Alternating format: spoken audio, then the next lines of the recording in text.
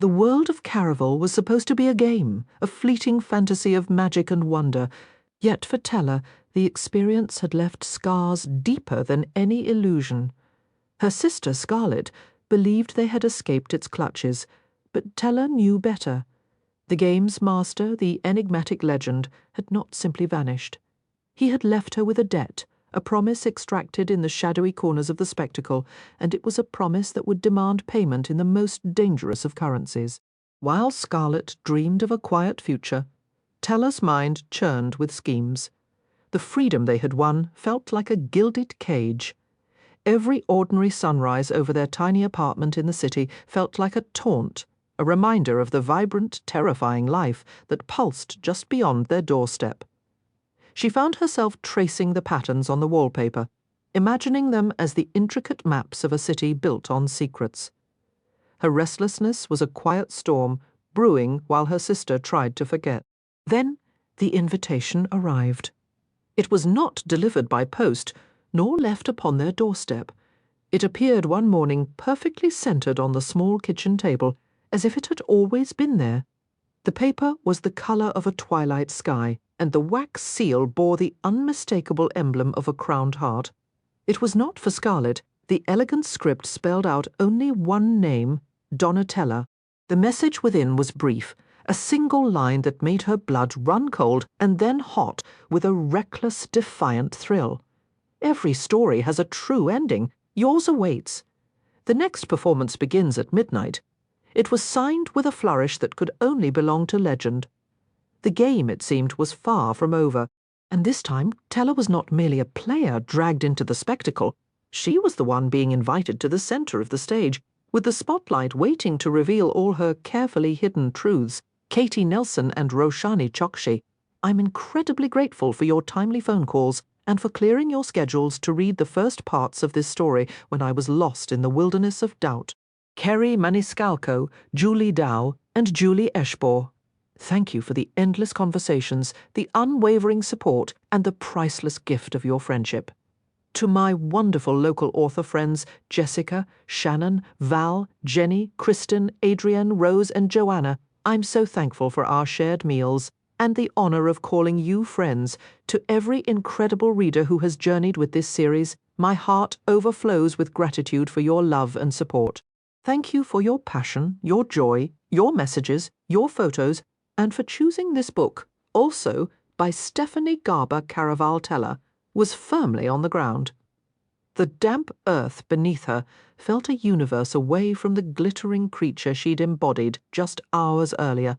Back then, Legend's private island had glowed with a honeyed light, exhaling enchantment and marvel, laced with just the right amount of trickery, an irresistible mix. Tella had bathed in it. At the party marking Caraval's end, she danced until her shoes were permanently grass-stained and drunk sparkling wine until she felt weightless. Now she was prone on the unyielding forest floor, the cold seeping into her bones, keeping her eyes shut tight. She moaned and picked pieces of foliage from her hair, wishing the other souvenirs from the night could be brushed off so easily. The air smelled of flat champagne, crushed pine, and poor decisions. Her skin prickled unpleasantly, and the relentless whirl in her skull was rivaled only by the deep ache in her back and shoulders. What possessed her to think sleeping under the stars was a stroke of genius? A low, discontented grumble came from beside her, the sound of someone fighting consciousness. Tella cracked one eye open, glanced to the side, and immediately squeezed it shut again. Oh, for heaven's sake, she was not alone. In that split second, amid the colossal trees and the wild undergrowth, she'd registered a head of dark hair, sun-kissed skin, a scarred wrist, and a young man's hand adorned with a tattoo of a black rose. Dante. It all flooded back in a chaotic, hazy torrent. The memory of Dante's confident hands gripping her waist, the press of his kisses against her neck, her jawline, and finally her mouth as their lips became thoroughly familiar. What on earth had she been thinking? Well, she knew exactly what she'd been thinking the night before. The entire world had tasted of pure magic and possibility, like every wish had been granted, yet underneath it all, Tella could still taste the cold, metallic hint of her own mortality. No amount of champagne or heat from dancing could fully erase the ghostly sensation of what it had felt like to die. Her fall from Legend's balcony hadn't been an act of hopelessness, it had been a calculated risk. But for a single evening, she'd wanted a reprieve from that weight, from the reasons it all mattered. She'd wanted to revel in her victory and forget everything else. And Dante had appeared to be the ideal vehicle for both. He was handsome, he possessed a certain roguish charm, and it had been an embarrassingly long time since she'd been thoroughly kissed. And good grief, did Dante possess a particular talent for that. With another soft groan, he shifted next to her. His broad, warm hand settled on the small of her back, a firm and unexpectedly tempting weight. Tella silently commanded herself to slip away before he fully roused. But even in sleep, the man had gifted hands. His fingers drifted lazily up the line of her spine to the nape of her neck, applying just enough pressure to make her involuntarily arch against him. His fingers froze. Dante's breathing shifted, becoming too measured and quiet, a sure sign he was now awake as well. Muffling a swear, Tella hastily scrambled up from the ground, putting distance between herself and his now stilled, dangerously skilled hands. A sudden, sharp memory intruded a moment during the party when Dante, mid-laugh, had plucked a fallen star-shaped blossom from her hair and tucked it behind his own ear with a wink, a silly, unscripted gesture that now felt oddly intimate in the harsh morning light. She didn't mind if he saw her slip away. It would be far easier than enduring any awkward small talk before one of them invented a reason to leave. Tella had enough experience with boys to know that anything said right before or after a kiss was usually unreliable, and she truly needed to go. Her memories might have been hazy, but she couldn't shake the thought of the letter she'd received just before things got interesting with Dante. A figure hidden by the night had slipped the note into her pocket and vanished before she could react. She longed to read it again immediately, but given what she owed the friend who sent it, that seemed like a very poor idea. She had to get back to her room. Damp soil and sharp pine needles poked at her bare feet as she crept off. She must have misplaced her slippers somewhere in the clearing, but she refused to waste time looking for them. The forest was bathed in a lazy golden light and filled with the sounds of heavy snores and sleepy murmurs, suggesting she and Dante weren't the only ones who had fallen asleep beneath the stars. She didn't care if any of them saw her leaving the handsome young man, but she didn't want word getting back to her sister. Dante had been particularly awful to Scarlett during Caraval. Since he worked for Legend, it was all an act, but even though the game was over, separating the real from the performed was still tricky. Tella didn't want to cause Scarlett more pain by having fun with someone who had treated her so badly. Thankfully, the world was still asleep as Tella reached the forest's edge and then Legend's turreted mansion.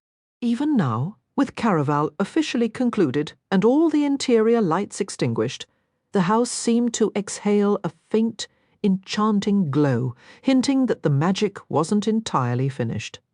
Until very recently, this estate had held the entire world of Caraval within it.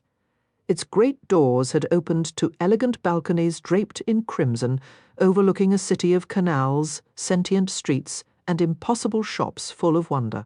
But in the short time since the game ended, the turreted house had contracted, and the temporary fantasy inside had vanished, leaving behind only what you'd expect in a grand home. Tella hurried up the nearest staircase. Her room was on the second floor, easy to spot with its rounded, robin's egg blue door. It was also impossible to miss Scarlett and Julian standing beside it, clinging to each other as if they'd forgotten how to part ways. Tella was genuinely happy. Her sister had found this moment of joy. Scarlett deserved every bit of happiness in the Empire, and Tella hoped it would last. She'd heard Julian didn't have a habit of leading girls on. He never continued relationships after Caraval, and he hadn't even been scripted to stay with Scarlett after bringing her to Legend's Isle. But he lied for a living, which made it hard for Tella to trust him completely. Yet, as they stood there wrapped in each other's arms, foreheads nearly touching, they looked like two perfect halves of a whole. Their eyes remained locked, even as Tella edged past them toward her door. Is that a yes? Julian murmured, his voice low. I need to talk to my sister first, Scarlett replied. Tella stopped right in front of her door. She could have sworn the letter in her pocket suddenly gained weight, as if impatient to be unfolded. But if Julian had just asked Scarlett what Tella suspected he had, then she needed to be part of this discussion. What is it you want to talk to me about? Tella interrupted. Scarlett pulled back slightly from Julian, but his hands stayed firmly around her waist, his fingers tangled in the blushing ribbons of her dress, clearly unwilling to let her go just yet. Julian leaned in with a conspiratorial smile. I've just asked your sister if you'll both join us in Valenda for Empress Elentine's 75th birthday celebration. There's going to be another Caraval, and I happen to have 2 tickets. He gave a playful wink. Tella couldn't help but flash a triumphant grin at Scarlett. This was the exact opportunity she'd been hoping for, though a sliver of doubt still nagged at her. Caraval was famously an annual event, and she'd never heard of 2 games happening in such quick succession. Then again, she reasoned, even someone as legendary as Legend might make a special exception for the Empress. Her eyes stayed fixed on her sister, full of hopeful expectation. Honestly, I'm surprised this is even up for debate. I thought you hated Elentine's Day because it always stole the spotlight from your own birthday, Scarlett pointed out. Tella tilted her head, considering her response. Her real motivations for wanting to go had little to do with the imperial holiday, though her sister wasn't wrong. For decades, Empress Elentine's birthday had been celebrated across the Meridian Empire as a full week of sanctioned revelry, Elentine's Day, marked by endless parties, rule-bending, and a general suspension of normal order. Back on their home island of Trista, the festivities were condensed to a single day, on the 36th day of the growing season. But it was still enough to completely eclipse Tella's own birthday, which fell on the unfortunate date immediately after. Seeing Valenda will make it all worthwhile, Tella insisted. So, when do we sail? In 3 days, Julian replied. Scarlett's lips pursed with immediate concern. Tella, we really need to talk about this first. But you've always dreamed of visiting the capital, the ancient ruins, the sky carriages. This will be the celebration of a lifetime. What could possibly be the problem? The Count. Julian's warm complexion visibly paled. Tella felt her own face might have done the same. Count Nicholas Darcy lives in Valenda, Scarlett said, her voice low. We can't risk him seeing you. Scarlett was always the more cautious sister, but Tella understood her fear all too well. Count Nicholas Darcy had been Scarlett's former fiancé, a match arranged by their father before the last Caraval. Scarlett had only known him through letters, and she'd convinced herself she was in love.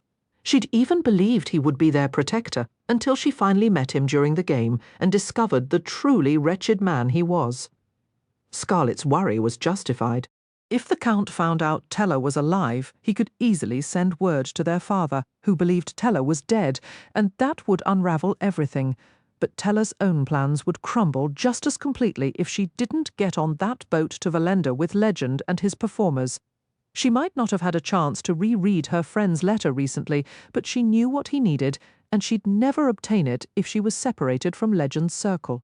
During the last Caraval, she hadn't been sure exactly who worked for Legend, but all of his performers would be on that ship. Legend himself might even be aboard, finally giving her the opening she needed to secure the one thing her friend required. The Count is so obsessed with his own reflection, he probably wouldn't recognize me if I marched up and slapped him, Tella argued, her tone shifting from earnest to lightly sarcastic. We met for what, a minute? And I was hardly at my best that day, if you recall. Tella. I know, you want me to take this seriously, Tella interrupted. I'm not making fun of you. I understand the danger perfectly, but I don't think we should let it paralyze us. We could just as easily be lost in a shipwreck, but if we let that fear control us, we'll be stuck on this island forever. Scarlett winced and turned to Julian. Would you mind giving my sister and me a moment alone? Julian murmured something directly into Scarlett's ear, too quiet for Tella to catch. Whatever it was brought a flush to Scarlett's cheeks. Then he slipped away, and Scarlett's expression settled into a firm line as the two sisters retreated into Tella's room. Inside, the space was a familiar chaos of scattered clothes and personal items. Stockings tumbled from the half-open drawers of a dresser crowned with bonnets, and a trail of capes, gowns, and petticoats led the way to her bed, buried under a precarious mountain of furs she'd claimed in a card game. Tella was aware Scarlett viewed her as undisciplined, yet Tella held a firm belief immaculate rooms were simple to ransack without a trace, since each carefully positioned item could be returned to its exact spot. A true disaster, however, was nearly impossible to perfectly replicate. With one assessing look, Tella confirmed no one had dared disturb her beautiful chaos. Everything remained exactly as she'd left it, save for the apparent addition of a second bed, which she assumed had either materialized by magic or, more practically, been hauled upstairs for her sister. She wasn't sure how long their welcome on the Isle would last. Part of her was relieved they weren't being ejected immediately, though she mused that an eviction might have made Scarlett more willing to journey to Valenda. Still, Tella didn't truly wish to force her sister's hand. She hoped Scarlett would choose the path herself. Tella understood the hesitation. After all, she had died during the last Caraval, but that had been her choice for a worthy cause, and she had no intention of repeating the experience. It had been as terrible for her as it had been for Scarlett, and there were still so many dreams Tella longed to chase and promises she needed to keep. Scar, I know you believe I wasn't taking things seriously earlier, but I think we need to start choosing joy over solemnity. I'm not saying we must dive back into Caraval, but I do believe we should travel to Valenda with Julian and the rest. What's the use of all this hard-won freedom if we don't savor it? Our father wins if we keep living as though we're still prisoners under his thumb. You're right. Tella wondered if she'd heard correctly. Did you just agree with me? Scarlett gave a firm nod. I'm tired of being afraid all the time. Her voice still carried a tremor, but her chin lifted with a new resolve. I'd prefer not to play the game again, but I want to go with Julian to Valenda. I refuse to imprison myself here the way our father kept us trapped on Trisda. A wave of pride washed over Tella. Back on Trisda, Scarlett had clung to her fears as if they were a shield. But now Tella watched her sister struggling to release them. The Caraval had truly changed her. You were right last night when you urged me to give Julian another chance. I'm glad I went to the party, and I know I'll always regret it if we don't go with him now. But, Scarlett added, her tone turning earnest, if we go to Valenda, you must promise me you'll be cautious. I can't lose you again. You have my word. Tella solemnly took her sister's hands and gave them a tight squeeze. I cherish my freedom far too much to gamble it away, and while we're in the capital, I'll make a point of wearing outrageously vibrant dresses, so I'll be absolutely impossible to misplace. The corner of Scarlett's mouth twitched toward a smile. Tella could see her sister trying to fight it, but then it broke into a light musical laugh. Happiness made Scarlett glow even more beautifully. Tella joined in, giggling, until their smiles mirrored one another, as if worries were invented for other people entirely. Yet Tella could not ignore the letter folded in her pocket, a constant reminder of a debt unpaid and a mother still waiting to be rescued. Night had fully arrived, with his playful mistress, the moon shining bright, when Tella stepped into the starlit stone garden where she was to meet Scarlett before their grand adventure began. The fated ball at Idlewild Castle would officially launch Caraval, but that evening celebrations would ignite all across the city. At every festivity, the first clues would be handed out, allowing people from every corner of Valenda to join the play. The very air hummed with eager anticipation. Tella could feel it tingling against her skin, as if it wished to sip on her own frenzied excitement. Anxiety wasn't her usual companion. She thrived on the adrenaline that came with daring leaps. The thrill of a truly daring act was intoxicating.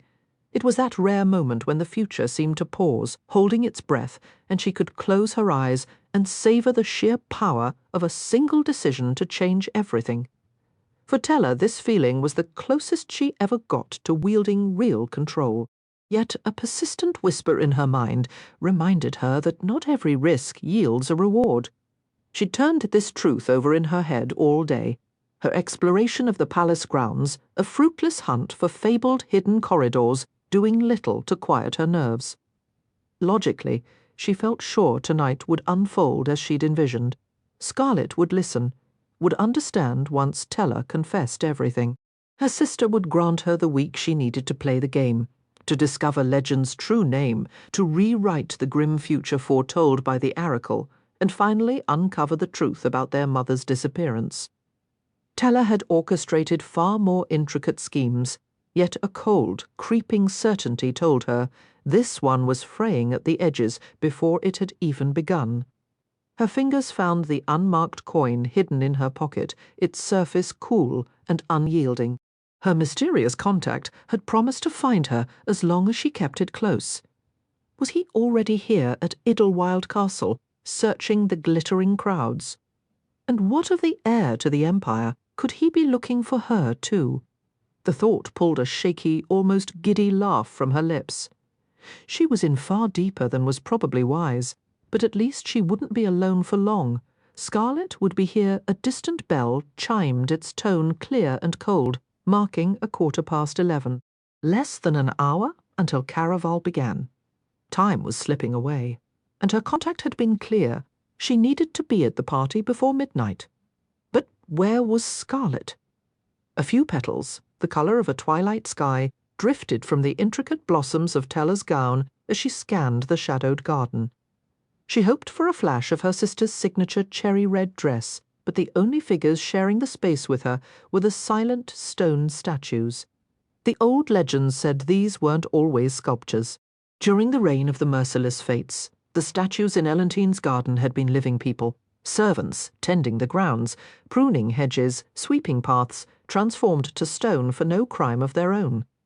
Storytellers claimed the undead queen was behind it, dissatisfied with the garden's artistry and commanding another fate to provide more lifelike decorations. Teller's eyes met the wide, sightless gaze of a young maid frozen in time, and for a heartbeat she imagined the statue's panic perfectly mirrored her own. Scarlet was never late, unless she wasn't coming, or unless something had gone terribly wrong. Anxiety propelled Teller to the garden's border. She leaned out, peering down the hedge-lined path that led back to the palace's glow, debating whether to go and search. But she wasn't the only one on the path. Dante, her stomach twisted. He had forsaken his usual black for a suit of sombre grey, but his tall boots and the silk cravat at his throat were a deep, smoky, blue-black, matching the elegant tattoos curling over his ungloved fingers. He looked like a storm given human form, or a breathtaking nightmare that had decided to stroll into her evening for the sole purpose of unsettling her.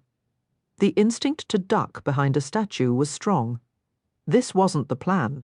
He was supposed to first see her from across a crowded ballroom, resplendent in her gown, deliberately charming someone else to spark his jealousy.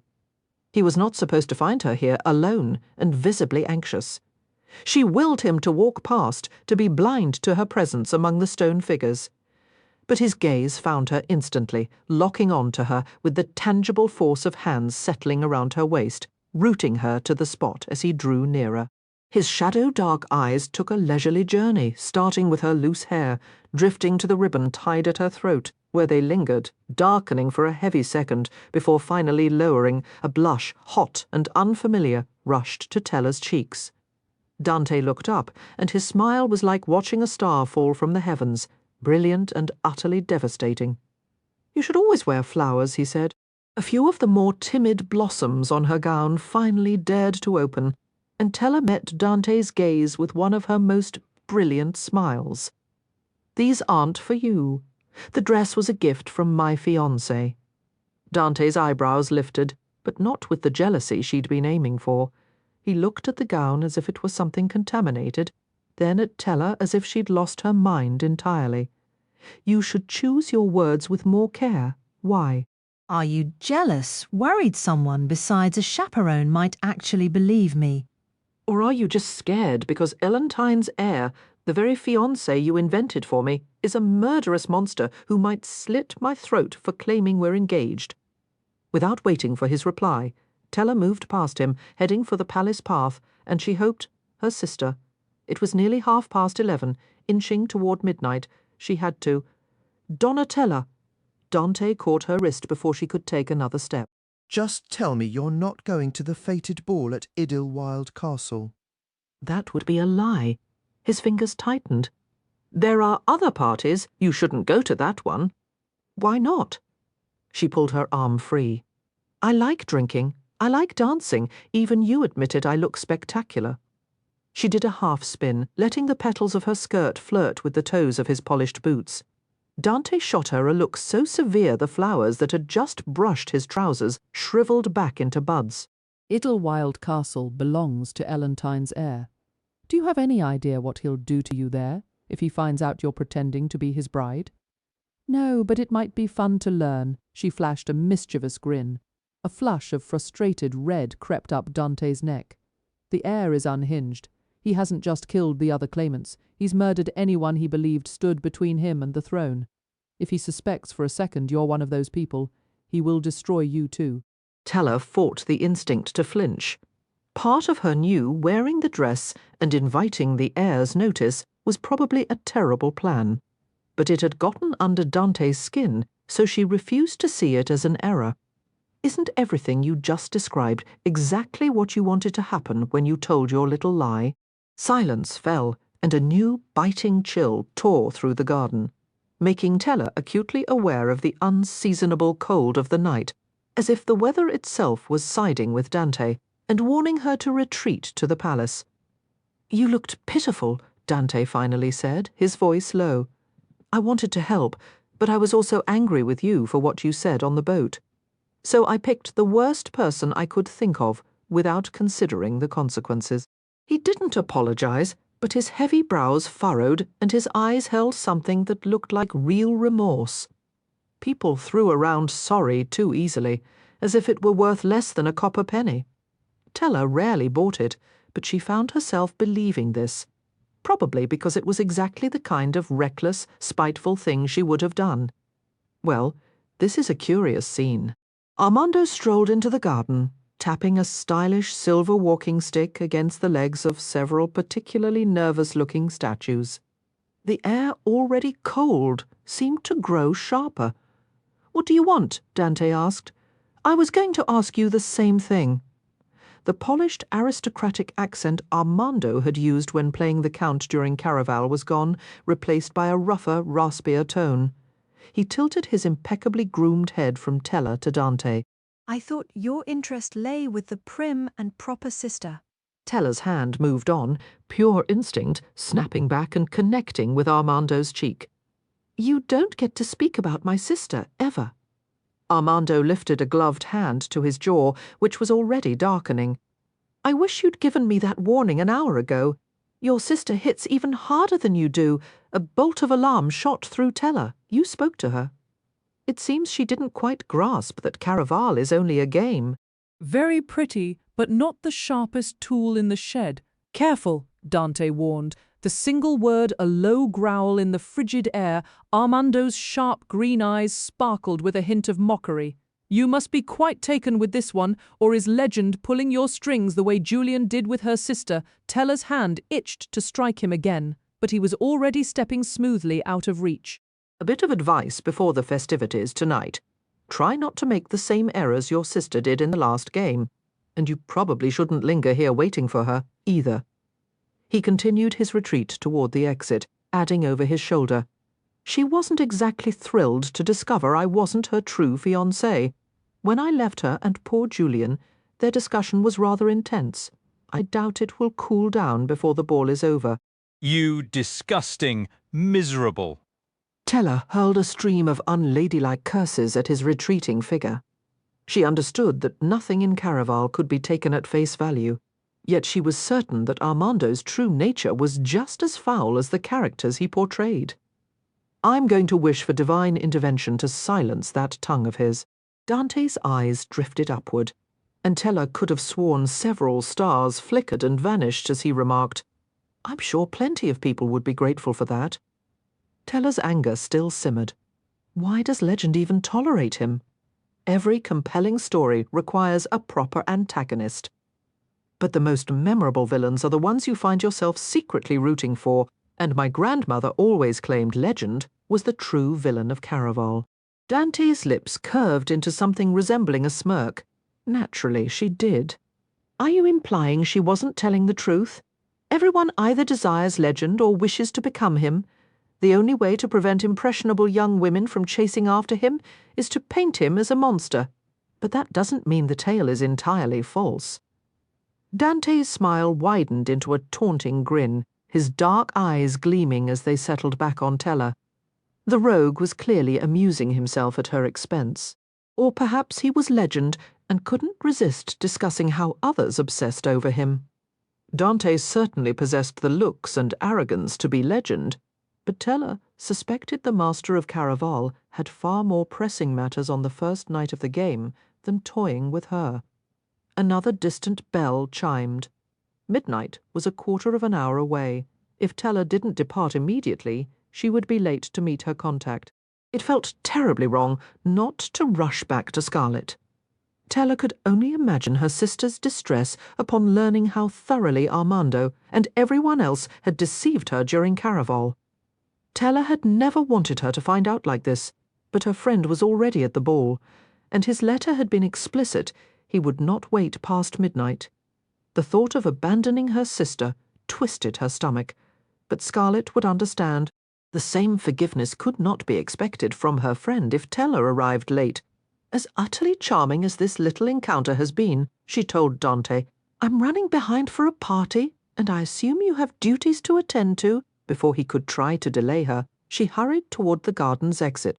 More stars seemed to wink out of sight as Teller made her way to the illuminated carriage house, where an attendant helped her into a topaz coach that still carried the faint floral scent of its previous passenger. Dante slipped in right after her. Will you kindly stop shadowing me? Maybe, for once, Armando was being truthful, and it's my task to keep an eye on you. Dante stretched out on the seat opposite hers, his long legs nearly consuming all the space between them. You know what I believe, Teller said. You're just looking for an excuse to spend the evening in my company. Dante's mouth formed a wry smile as he slowly dragged his thumb across his lower lip. I'd hate to shatter your illusions, but I view young women the way I imagine you view ball gowns. It's never wise to wear the same one twice. If Teller could have pushed him from the carriage and swapped him for that insufferable nobleman from the other day, she would have. Instead, she offered her most saccharine smile. What a delightful coincidence! I feel exactly the same way about young men. Dante held her gaze for a heartbeat, then laughed, that same richly low sound that never failed to send her stomach into a pleasant, unsettling somersault, trying to shut out his presence. Teller faced the carriage window as it rose into the starless dark. She couldn't say where the constellations had disappeared to, but between the garden and this ascent the heavens had emptied, leaving behind a void of deepest black, inky, absolute, and then the night sparkled to life. In a heartbeat, the world erupted in silver. Teller's eyes flew to the glass just as the missing stars reappeared, burning more fiercely than ever, swirling into fresh patterns across the sky. She traced over a dozen new formations, each one resolving into the same captivating emblem, a radiant sun cradling a starburst with a single gleaming teardrop at its heart. The unmistakable sigil of Caraval. A dry laugh almost escaped her. Once she'd heard a tale that legend had tinted the entire sky for a performance, but she'd never believed he commanded power enough to harness the stars themselves. Old stories claimed the stars were not distant lights, but ancient entities older than the fates, as dreadful and potent as they were dazzling. And here was legend bending them all to his will. I'm shocked he doesn't redecorate the heavens every evening, Teller remarked. He likely would if it were possible. Dante's reply was flat, but Teller caught a flicker of something heavier in his gaze as he stared out the window. Magic feeds on time, blood, and feeling. Right now, with everyone's hopes pinned on Caraval. Legend's power is at its height. These constellations will shift each night. Tonight, they mark the celebration balls launching the game. Tomorrow, only one pattern will remain, pointing players toward the next clue. Though Teller had never been an official player, she understood the fundamentals. The first and vital rule was to remember it was all a game. It unfolded after dark, beginning with a shared clue that sent everyone on a scavenger hunt for more hints, ultimately leading to a prize. Her sister Scarlett had needed 5 clues last time. Teller expected a similar challenge now. But first, she had to find her contact. The carriage jolted to a halt, or maybe it was the lurch of her own heart as the 12th and final bell tolled midnight. She slipped the unmarked coin from her pocket, clutching it tight, a silent plea that it would signal her timely arrival at Idlewild Castle to her waiting ally. Her fingers closed around the metal as she scanned the grounds, though she realized with a spike of frustration that she didn't even know what he looked like. All she saw were flickering torches outlining a castle that seemed caught between decay and enchantment. Its pale sandstone glowed under the artificial constellations, showcasing aged battlements, crumbling walkways, and slender towers tangled with vines of red roses dipped in black. The whole shimmering structure could have been stolen from a storybook, yet Teller's eyes dropped to the moat. Its waters were so profoundly dark they swallowed Legend's stars whole. Was the castle's beautiful face just a magical disguise, or were the stars themselves the illusion, and she'd already been fooled? Barely into the game, and the line between real and fabricated was blurring. She peered again at the water, looking for her friend or a boat, but there appeared only one way across, a sharply arched, slender bridge of interlocking diamond-shaped stones. Looking for your betrothed? Dante's voice cut in. Careful, Teller shot back. That almost sounds like envy. I'm hoping you'll regain your judgment, Dante said. This is your final opportunity to walk away. Our host certainly doesn't make it simple for guests to arrive or depart. Then it's fortunate I appreciate a good test of skill. It appears we've found common ground at last. Dante slipped Teller's arm through the firm bend of his elbow, a silent acknowledgement of a challenge. I was under the impression you avoided escorting the same lady to an event more than once. Teller met his stare without flinching. Dante's eyes, dark as pitch, gleamed with a roguish light as he bent closer, his warm lips grazing her hair and sparking a jealous pang in parts of her that betrayed her better sense. I perform whatever my role demands. Insufferable, arrogant man. Teller knew she should withdraw, but the bridge up close was alarmingly slender, far more than it had seemed from a distance, and utterly lacking guardrails. It reminded her painfully of the balcony she'd jumped from during Caraval, the jump that had ended her life. Her fingers pressed harder into Dante's sleeve. She hoped he'd mistake it for their usual playful sparring, that he wouldn't sense the raw fear lingering beneath her next question, asked in a desperate bid to distract herself before her knees gave out, or her breath failed. What does Legend want from me this time? That's not for me to share. But you can admit he ordered you to watch me? I never said that. Perhaps you were correct in the carriage, and I simply wish to spend the evening with you. Perhaps I believe you weren't entirely truthful with your sister about our kisses in the forest, and I intend to demonstrate the truth. Dante offered a smile, so shameless and disarming. Teller felt the very bridge might tremble, but she couldn't afford to let it undo her. The stakes tonight were far too high, and she'd already kissed him once. Even if I were inclined to believe you, I'd have to remind you I am engaged and I have no interest in being unfaithful. The brilliant smile vanished from Dante's face the moment the word engaged left her lips. Teller allowed herself a triumphant grin, giving his arm a light pat as she prepared to finally pull away just as they reached the bridge's highest point. Good heavens! Her breath hitched, trapped like a frantic bird in her throat. The walkway had grown even narrower, and she was certain they were higher than she'd ever been, with no rail, no safety net, nothing but the pitiless dark water far below to catch her if she fell. She struggled to take another step, but the view made her feel faint, dizzy, unsteady. And was it her imagination, or did the torches lining Idlewild Castle now smell sharply of sulphur, as if Death had decided to tend their flames himself? Another grim reminder he was always watching, waiting to reclaim her? "Don't dwell on it," Dante cautioned. "I'm not planning to jump," Teller insisted. "That wasn't my meaning." His lips brushed her ear. "I've died more times than I can count. I used to fear I wouldn't return each time, until I learned that fear is what gives him strength. It's the same way hopes and dreams empower legend during Caraval. I'm not afraid of dying." Yet, even as she spoke, Teller glanced down and saw, with a flush of shame, how tightly her arm was wrapped around his. He gave her arm a single patronizing stroke, both mocking and indulgent. But Teller refused to let him win this unspoken contest. "I just have an aversion to cages," she said, "and this entire place resembles a colossal dungeon." He laughed, but it was a quiet sound, different from the rich chuckle he'd offered in the carriage. Teller didn't know why, but she had a feeling she'd discover the reason for his subdued amusement the moment they stepped into the party. Teller believed she knew what awaited inside Idlewild Castle. She'd experienced Caraval before. During the last game, finding her had been the entire objective. While that might sound thrilling, in reality, Teller had spent most of her time like a captive princess in a tower, waiting to be discovered. She'd sneaked out a few times. But slipping through the back doors of Caraval's gaming halls and watching her sister from the shadows was nothing like being a true participant, entering Legend's lavish world with the intention of being carried away by it. Teller had no intention of being carried away now.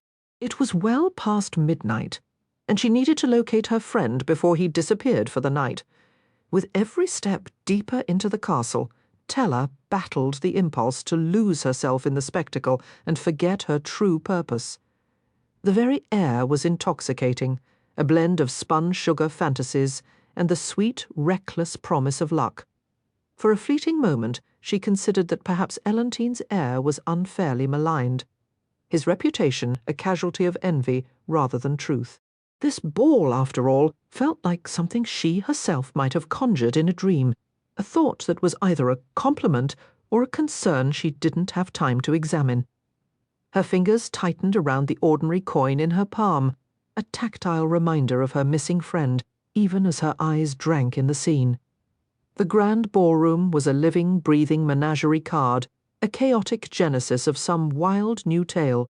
From the vaulted entrance, it appeared a fate had burst into existence in a frenzy of fur and vibrant plumage, performers adorned in feathers, with delicate horns curling from their brows, swung and spiraled from silken ribbons of gold and magenta that draped from the ceiling.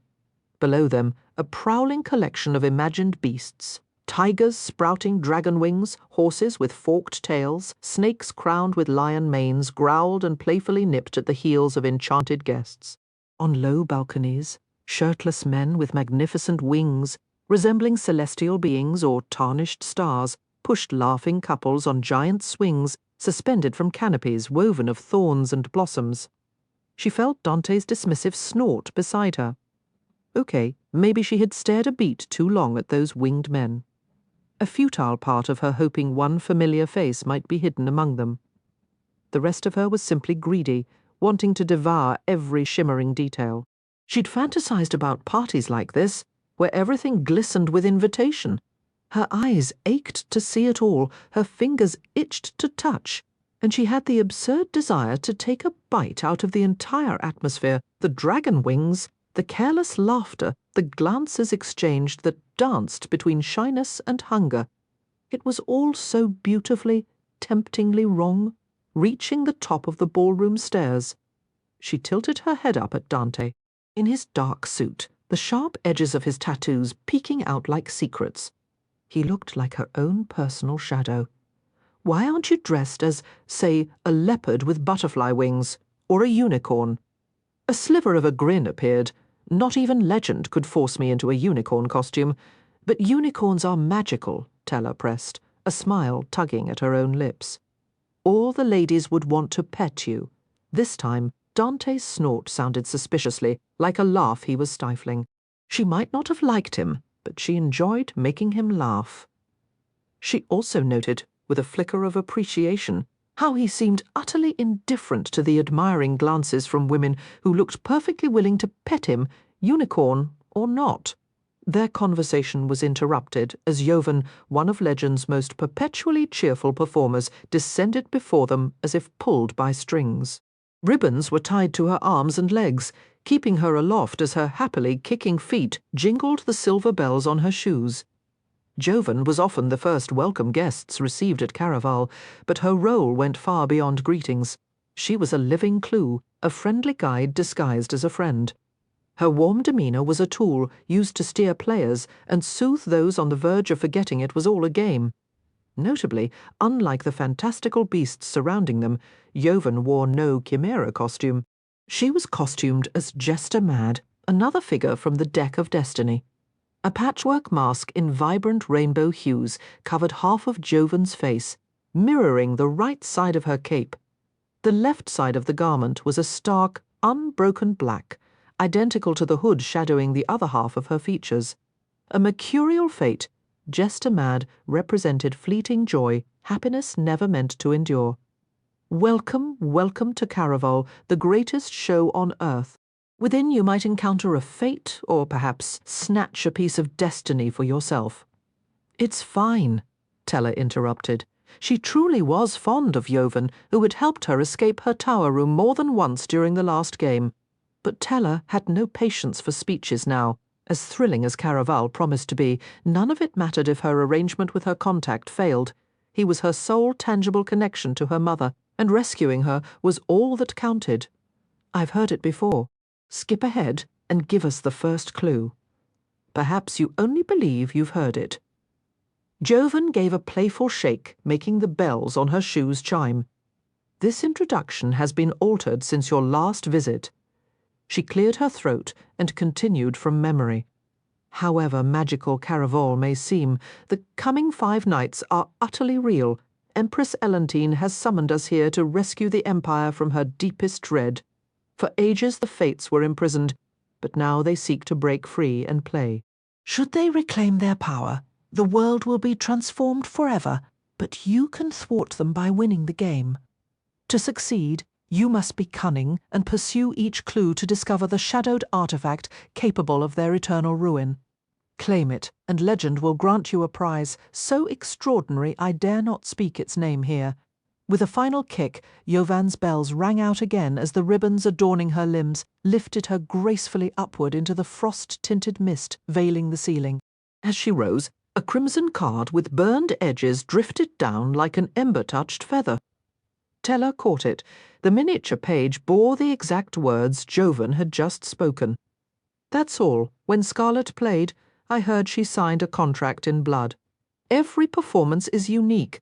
For your sister's game, we emphasized peril and drama, because back then it was merely a game. Tella let out a dismissive snort. If you're trying to convince me it's real this time, it won't work. I've already sat through the whole lecture about not getting carried away. But have you heard that lecture tonight? Dante's voice lowered as he moved nearer, his fingers lightly brushing the floral details on her gown. Tella's eyes dropped to the scorched welcome card in her hand. Just as Dante implied, it held no cautions about losing oneself. In fact, it stated the opposite. However magical Caraval may seem, the coming 5 nights are utterly real. Tella didn't buy it for a second, yet she couldn't stop herself from looking up at Dante and asking, "If the game is real, does that mean everything between us is real? You'll need to be more precise." He plucked a petal from her skirt, rolling it between his fingers before turning to descend the stairs alone. The unspoken answer was clear. No, nothing between them was real, because Caraval itself was not real. People adored Caraval precisely because it was a living fantasy. No matter how convoluted the game became, it remained only a game. Tella could not afford to be swept away by it. Reaching the base of the steps, she tightened her grip on her coin and swept her eyes across the gathering, hunting for anyone who might resemble a rogue, hoping to spot her contact. A nagging part of her worried he had already departed. It was long past midnight, and his final letter had cautioned he would not wait. But Teller refused to surrender. Her searching gaze drifted past stilt walkers, draped in cream and chestnut fur, and men adorned as swans with sharp fangs, paddling inverted polka-dot umbrellas along the flower-strewn streams flowing toward the heart of the ballroom. A sudden sharp pang of loneliness hit her, then a fleeting but acute sense of being utterly adrift in this manufactured wonderland. I wouldn't recommend heading that way. Teller spun around and almost collided with Dante's chest. He was right behind her again, standing taller than any young man had any business being. She had to crane her neck to follow his gaze as it moved past a woman grappling with a wolf man and a dapper gentleman tossing a ball for a majestic half-tiger, finally landing on the enormous silver cage dominating the ballroom's center. Teller went rigid. She'd noticed the cage's heavy bars when she entered, but she hadn't realized all the swirling dancers on the floor were actually inside it. From this distance they resembled captured creatures more than party guests. A shiver traced her spine. No wonder Dante had been amused earlier. "You truly weren't exaggerating about despising cages?" Dante inquired. "Who in their right mind enjoys them?" Teller shot back, though from her vantage point it looked like half the ball did. "They're idiots," she continued, her voice dropping. "This is Caraval. For all we know, Legend could lock them in there and announce they won't get the first clue unless someone volunteers to stay forever." This earned another rich, deep laugh from Dante. "Is that really what you believe Legend does? He attempted to keep me prisoner on a balcony during the last game, but you slipped away. If Legend had truly wanted to hold you captive, he wouldn't have allowed that. Maybe I'm just exceptionally good at sneaking." Or perhaps you only believe you are. Dante's fingers grazed the nape of Teller's neck. Just a feather-light touch, but it sparked a vivid memory of how his hands had felt right before she'd left him in the forest that morning. He had let her go. He'd acted indifferent, yet he'd found her again so quickly. He'd teased her about her swearing, and had been decent enough to return her coin, albeit with a little more mockery.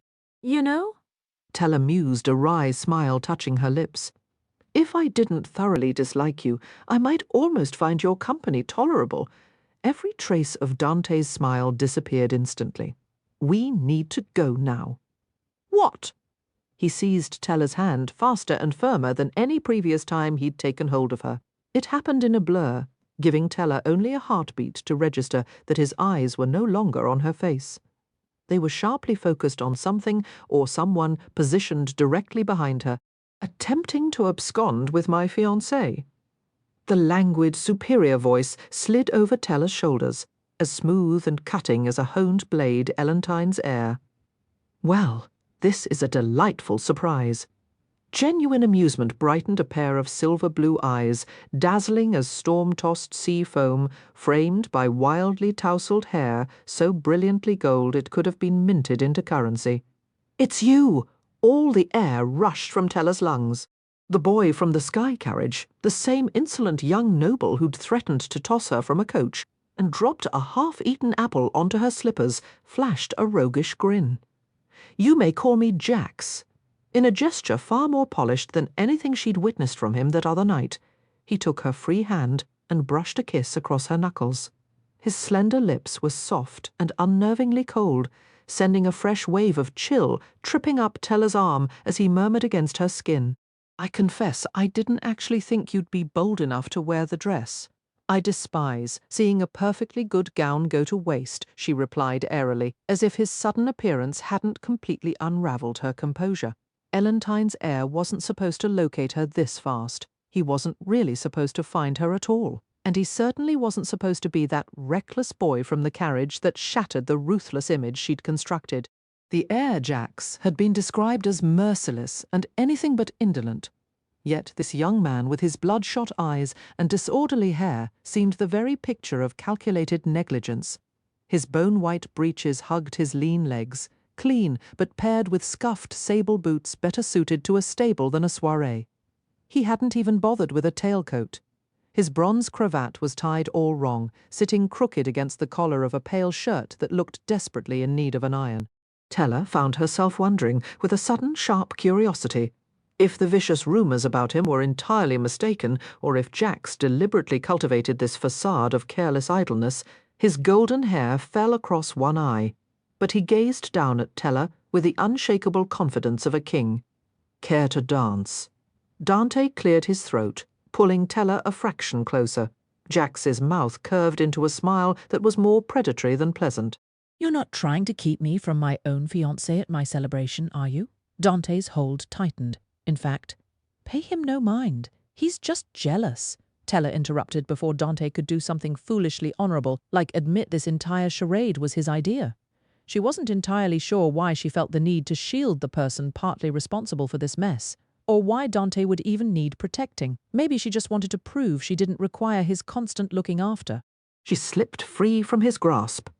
Dante's jaw clenched so hard she could hear the grind of his teeth. Teller didn't glance back. She could handle this herself. She extended her hand. Jax merely traced a slender finger over his sharp smile, leaving her hand hanging in the air. Instead, his cool, solid arm slid around her hips, drawing her scandalously close to his side. She could have sworn Dante let out an actual growl this time as Jax swept her away into the humid, pulsing crowd. When she and Dante had first entered, a few heads had turned their way. Now it felt as if every eye in the room was fixed on the reckless heir who held her waist with possessive ease. He kept her tucked against him as they moved past fountains that flowed with forbidden spirits and partygoers flirting with performers dressed as foxes and leopards. "I'm a little surprised you haven't tried to bolt," he remarked, his voice a low murmur. "Why would I do that?" Because He whispered into her hair, each word drawn out and lazy as his fingers traced the curve of her ribcage. "Our first meeting wasn't exactly my finest moment, and by now you've surely heard the rumours that I'm a heartless lunatic who'd do anything to claim the crown. Are you saying they aren't true? If they were, you'd already be dead." His lips stayed pressed against her hair. To anyone watching, it must have looked like genuine infatuation, teetering on the edge of impropriety, as if he were deliberately feeding the gossip. This was not what Teller had imagined would happen if the heir found her. "If I were a murderer," he continued softly, "do you honestly think I'd have let you live after hearing you pretended to be my fiancé to sneak into the palace? If this is your way of saying you won't punish a little white lie, then we should go our separate ways." I'm actually here to meet someone else. She felt Jax's cold mouth dip into a frown against her hair. I'm disappointed, Donatella. I thought we were friends. Not only were you late, but now you're trying to ditch me. His casual tone turned razor-sharp, and something awful coiled in Teller's stomach. Is this because you don't have what you owe me? He looked down with a smile so unsettling it could make a saint shudder. Unholy hell. Teller struggled to draw breath as every plan and hope she'd clung to began to fracture. Jax couldn't be her contact. She couldn't have been exchanging letters with the heir to the Meridian throne for over a year. Her steps faltered, but Jax's arm tightened, preventing her fall and holding her far too close as they wove through the revellers. This had to be a mistake. Her friend was supposed to be a common criminal who traded in secrets, not the volatile and allegedly murderous heir who, from the icy edge in his voice, did not sound willing to overlook her failure. Teller tried to pull away. Jax held fast, his deceptively slender fingers surprisingly strong. "Why do you keep letting me down?" His hands clung to her as if she truly were his betrothed while he steered her toward the enormous cage at the heart of the ballroom. The irony was not lost on Teller.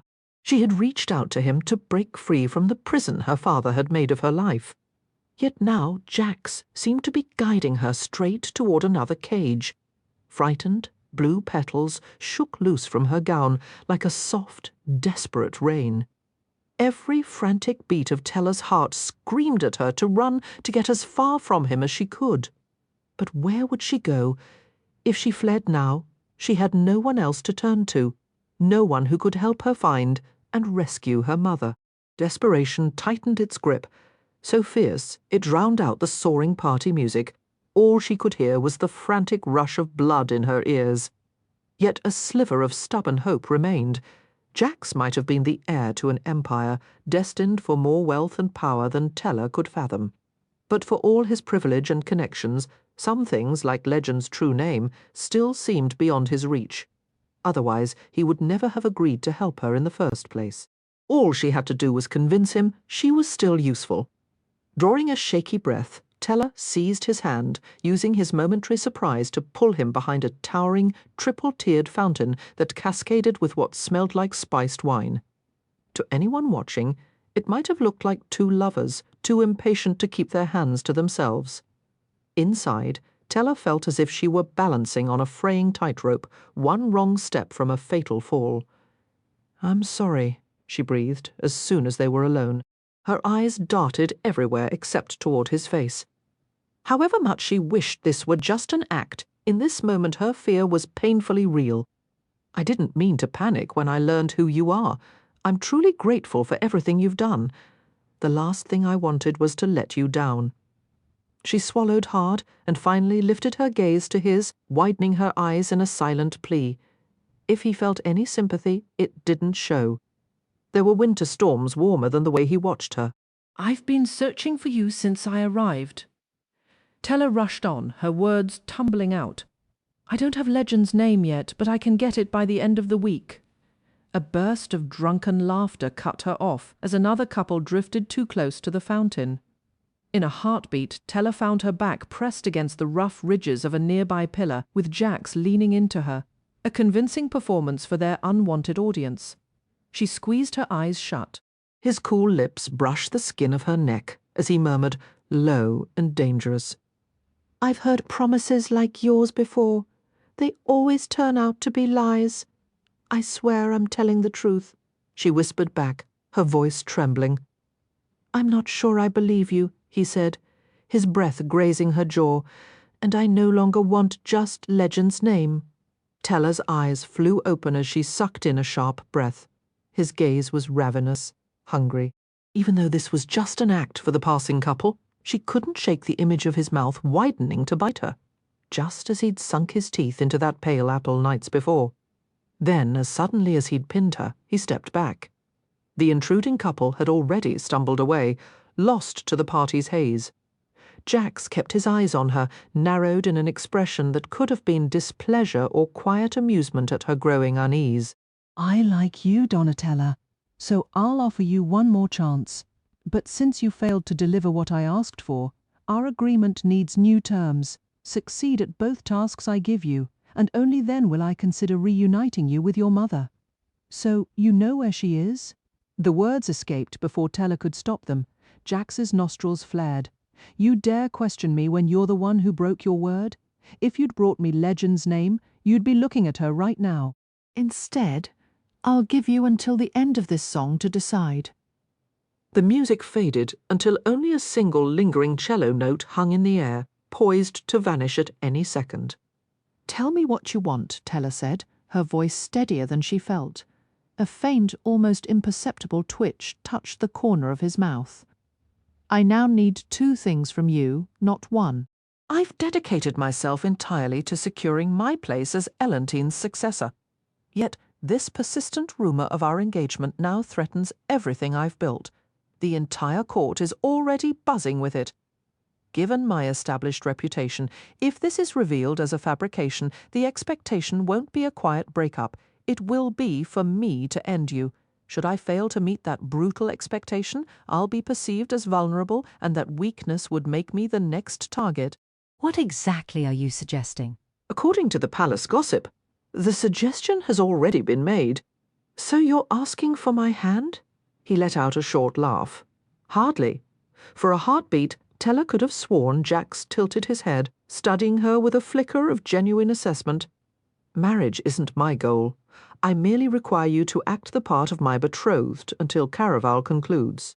When the game ends, we can announce our engagement was merely a theatrical element of the spectacle and part ways without consequence." On the surface, it should have been an effortless agreement. Teller was no stranger to fabricated romances. Yet this particular arrangement felt wrong. like striking a bargain with one of legend's trickster actors. It could never be as straightforward as Jax pretended. There was undoubtedly another layer he was withholding. What's the real price? She pressed. First, prove you can sell the performance. Convince every soul at this ball that we are passionately, irrevocably in love. Then I'll reveal the second thing I require. Jax captured her hand, his soft gloves, a firm contrast against her skin. Let's see just how talented an actress you can be. His dimples appeared, all careless charm and boyish grin.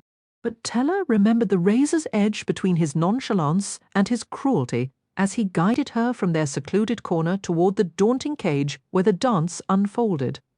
More delicate blue petals drifted from her skirts. She drew a fortifying breath, uncertain what failure would cost her, or what precise performance would make a room full of skeptics believe in a fairy tale love. The cage's heavy bars carried the scent of cold iron and naked ambition. The air within was oppressive, thick with heat, cloying perfume, and murmured intrigues. Jax's grip tightened as they crossed the threshold. For a fleeting moment, Teller imagined he too despised confined spaces, but it was far more probable he was simply ensuring she couldn't bolt. The interior was more densely packed than she'd anticipated. Neglected debutantes and a few entwined couples reclined on plush satin cushions lining the perimeter, while a whirl of vibrant gowns and tailored suits spun across the marbled green floor like blossoms caught in a capricious wind. Familiar faces stood out in the crowd. She first spotted Casper, who had portrayed both Legend and her fake fiancé in the previous game. Dressed in a russet suit that gave him a cunning fox-like air, he seemed to be imparting secrets to an oblivious young nobleman. Nearby, lounging on a cushion, Nigel managed to simultaneously repel and fluster the aristocracy by thoughtfully tracing the barbed wire tattoos encircling his lips. Then her eyes found Armando. A determined courtier in a crimson gown was clinging to his white coat with scarlet-tipped fingers, but rather than indulge her, his attention was locked on Teller. The cage seemed to grow hotter as his emerald gaze tracked her movement.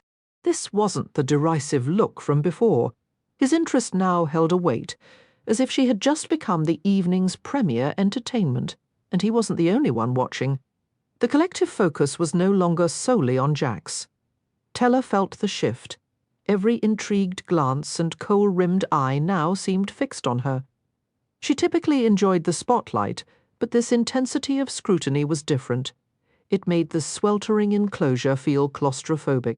The light had shifted from a warm, celebratory gold to unsettling hues of tarnished brass and bruised plum. She felt the women's assessments most acutely, their eyes critiquing her dishevelled curls and daringly backless dress as they whispered behind fans and gloved hands. Few forces in society are as merciless as a circle of judgmental ladies. A trio of girls her own age, practically dripping with envy, even attempted to subtly trip her as she passed by their cluster. Relax, Jax said softly, his voice a low murmur meant only for her. If you keep looking around like you're searching for an exit, no one will believe we're actually engaged. We're literally inside a cage, Teller replied, tilting her head toward the heavy bars arching overhead. Iron chandeliers hung from them, tangled with creeping vines of sapphire and ivory that swayed uneasily, as if they shared her desire to be anywhere else. "Don't look at the cage," Jax instructed, his gloved fingers gently lifting her chin. Even through the leather, his touch was cool. "Keep those lovely eyes on me around them." The air buzzed with whispered secrets and heated arguments, blending with the clink of glasses, subdued laughter, and the low growls of unseen creatures. But when Jax spoke again, his voice was all Teller could hear, a melodic whisper cutting through the noise. "I know it's not just the cage that has you nervous, darling. You're overestimating your effect on me. Am I?" His hand drifted from her chin to the side of her neck, the soft leather resting against her frantic pulse. He stroked slowly, a feather-light caress that, to her frustration, made her traitorous heart beat even faster. "Relax," he repeated. "Just remember you're the most captivating person in this room, Every single soul here wishes they were in your place. Now, you're really giving yourself too much credit. His laugh was unexpectedly disarming. Fine, then tell yourself everyone wishes they were me right now, dancing with you. With a grin that seemed borrowed from something truly wicked, Jax slid an arm around her waist and swept her onto the dance floor. It was surprising, given how much he'd claimed to care about his image, how little he seemed to care about anyone's opinion now. Another waltz was already in progress, yet he cut directly through the other couples without a second thought. He was utterly rude, and yet he moved with a careless grace she'd never encountered in a partner. His steps matched the rhythm of his words as he leaned close to her ear. The secret to a performance like this is to stop seeing it as an act. Welcome the lie. Live inside it until it starts to feel real. Don't think we're pretending to be engaged. Tell yourself, I'm in love with you. That I want you more than anything. He pulled her closer, his hand sliding up to toy with the ribbon at her throat. If you can make yourself believe it, you can make the whole world believe it. He spun her again, and as they moved, thick ribbons, the colour of wine, spiralled down from the cage's ceiling. Acrobats, adorned with feathers, descended from them, scattering handfuls of stardust and glittering glass that coated the world in a shimmering false magic. They whirled on, the room dissolving into a haze of golden petals, of fingers threading through hair. For one perilous moment, Tella let herself sink into the dangerous daydream Jax had painted. She recalled their first meeting, how he'd seemed both arrogant and lazily compelling, annoyingly handsome. If he hadn't been so impossible, she might have wondered if he tasted like the apple he was always biting, or like something far more perilous. For the sake of their ruse, she imagined he had felt the same pull. That from the instant he saw her in that carriage, Jax knew he wanted Tella more than he'd ever wanted anyone. This dance wasn't about preserving his deadly reputation to claim a throne. It was about claiming her. That was why he'd chosen this exquisite gown. Why he held her now. Tella let herself pretend that love was a destination she might explore, and she offered him a tentative, flirtatious smile. Jax answered with a dazzling, lopsided grin. I knew you had it in you. He brought his mouth to her ear, his kiss as tender and soft as a whispered secret. Her breath caught as his lips drifted lower, pressing with more intent against the delicate corner of her jaw, then her neck. Tella's fingers tightened against the fabric of his coat, curling into his back as the glittering world around them spun on. The music swelled around them, a lush and reckless symphony of strings that felt like it could sweep her away to another world entirely. Every eye within the gilded cage remained fixed on their spinning forms. The ballroom was a sea of hungry stares and mocking smiles as Jax's mouth continued its teasing path along her throat, mirroring the intricate steps of their waltz. Perhaps we should give the audience a proper show, he murmured. His knuckles grazed her collarbone, a deliberate touch that pulled her focus back to him entirely. Unless, of course, I still make you nervous. Tella answered with a reckless grin. Even as her heart hammered against her ribs, she was determined to prove she could match his game. You've never made me nervous. Is that a fact? Jax's gaze, sharp and glittering, dropped to her lips. A clear challenge. Tella's blood seemed to catch fire in response. Kissing was usually an impulsive act for her, a sudden meeting of mouths, followed by the familiar fumbling exploration. But she sensed this would be different. Jax's hands would know precisely where to go, how to touch her, with what pressure, and his lips, playful now, promised either devastating gentleness or thrilling roughness. The mere possibility made her pulse sprint. He cupped her cheek, spinning her in another fluid circle. "Help me! Sell the illusion!" he whispered against her ear. Tella wasn't sure why she paused. It was only a kiss, and her curiosity was a living, breathing thing. He was a future emperor, and he wanted to kiss her before the entire glittering court. She let her hand drift up to the nape of his neck. His skin was cool, almost trembling under her fingertips. The unflappable prince was not as composed as he pretended. "Seems you're the one who's uneasy." Tella teased, her voice low. "I'm merely considering whether you'll see me the same way after this," he replied. Then his mouth was on hers. He tasted of forbidden magic and crystallized starlight, of elegant ruin and promises better left unspoken. A soft sound escaped her as his tongue met hers, and she felt the hard planes of his body align perfectly with her softer curves. His fingers tangled in her curls, tugging just enough to make her gasp. Her own hands slipped beneath the hem of his shirt, finding the taut muscles of his lower back. This was the kind of kiss meant for shadowed corners and secret rooms, not for a brightly lit dance floor under the scrutiny of an empire. Yet Jax showed no concern. His fingers found the delicate ribbon at her throat and slid beneath it, pulling her mouth even more fiercely against his own. He wasn't just kissing her, he was consuming her, as if reclaiming something precious he'd long been denied. Then his hands, his gloves were gone. She realized, slid beneath the jeweled ropes crisscrossing her bare back. His touch was icy and daring on her fevered skin, clutching, claiming, making her question if any of this was merely an act at all. She whimpered. He groaned. It was a kiss she could have lost herself in forever, a kiss worth any consequence, a kiss worth dying for. Only one legendary figure in all the Empire's history was ever said to kiss like. Sharp pain flared as Jax's teeth sank into her lower lip, hard enough to draw the warm, metallic taste of blood. Teller jerked back, shoving a hand against his chest. There was no heartbeat, nothing. Holy hell! What had she just done? Jax seemed to glow before her. His always pale skin now shone with an unearthly luminescence. The ribbon from her neck dangled from his slender fingers like a trophy, and a single drop of her blood beaded at the corner of his cruel, beautiful mouth. Nausea washed over her. "What did you do to me?" she whispered, the words barely audible. Jax's breathing was ragged, his eyes fever-bright. Yet his voice came out slow and detached. "Let's not make a spectacle of this, my love. I believe we're well past that point." She almost called him the Prince of Hearts, but the name stuck in her throat. His dimples deepened, sharp and knowing, as if he'd plucked the thought right from her mind. She held her breath, waiting for him to deny it all, to laugh off the old tales, to tease her for believing he was some long-lost fate, to insist his kiss was harmless. Instead, he slowly ran his tongue over the drop of blood at the corner of his mouth. "You should have given me Legend's name." For a heartbeat, the entire world seemed to freeze.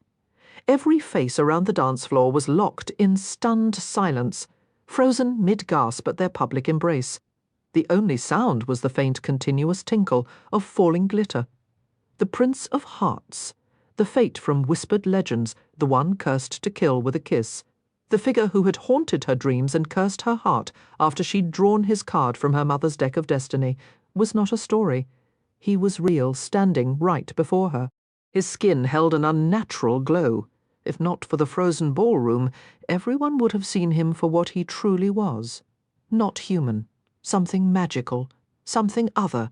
Something profoundly wrong. A fate. And she had kissed him. "I'm a little surprised you're so shocked," Jax murmured. "That coin I sent was hardly subtle." He reached out and gently tucked a stray curl behind her ear, his touch unexpectedly soft. She wanted to scream, to strike him, but it felt as if he'd woven a spell over her and the entire room. "What did you do to everyone?" she whispered. "Stopped their hearts. It's like pausing time. It won't last, unlike what I've done to yours." His cold eyes dropped to her chest. Teller drew a shallow breath. It was all she could manage during their dance. Her heart had raced, her blood had sung. Now it beat weakly, a faint and struggling echo. "Am I dying?" Not today. Her legs nearly gave way. Jax's smile turned radiant. "This is going to be entertaining. I almost hate to tell you there's still a way out." "How?" "Bring me the second thing I want." "What is it?" Teller ground out. His fingers lingered in her hair, and his eyes, once silver blue, now shone pure silver, glittering with delight, as her fear swelled. "I don't just want Legend's name, I want Legend himself. Win the game, and then hand him over to me." Before she could reply, the spell broke. Sound rushed back into the ballroom. All around, guests whispered loudly behind false smiles, pretending not to be scandalized by the scene. Only one person made no effort to hide his feelings. Dante, Teller's stomach twisted anew. He leaned casually against a metal bar near the cage entrance, but his jaw was tight, his gaze shadowed, his mouth set in a scornful line. He looked livid. His anger shouldn't have gotten to her, and her kiss shouldn't have mattered to him, given he'd helped create this mess, unless it was all an act, which made far more sense. The act of caring for her was likely just another part he was playing for Caraval. Jax's eyes tracked Teller's line of sight and grew keen. "It appears he still considers you his property." Jax's unnaturally pale skin seemed to glow as he rubbed a thumb along his jawline, the expression on his face suggesting a truly dreadful plan was forming. "He has no part in this. Dante is one of Legend's actors," Teller whispered fiercely. "He's performing a role. He doesn't have any real feelings for me." "That's not the impression I'm getting." Jax pressed his frigid lips to her forehead in a cruel imitation of a kiss as he spoke. "I'm not in the habit of offering second opportunities, but I'm making an exception for you. I was truthful when I stated our little performance must be believable.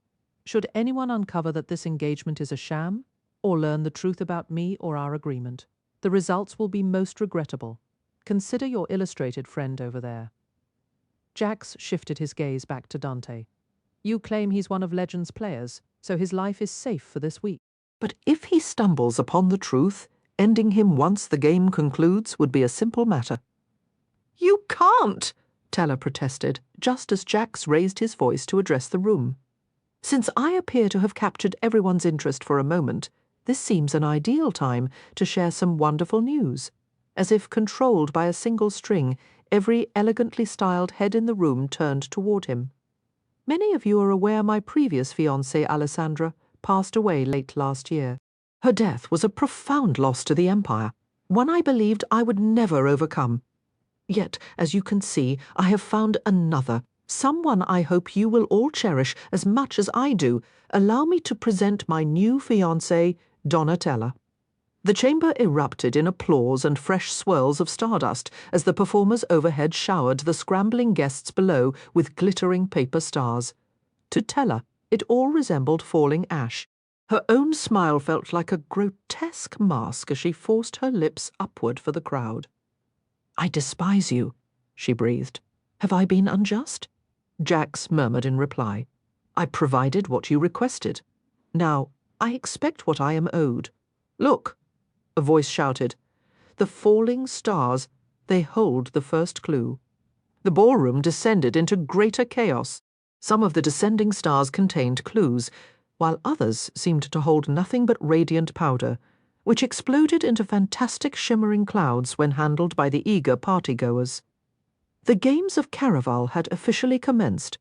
As everyone around her leaped for the falling stars, Teller remembered all the nights she and Scarlett had spent dreaming of Caraval and of Legend. Now Teller had to win the game, or she would never dream again. She feared her sister's dreams would perish as well. Teller had promised Scarlett she would be cautious, and already she had failed.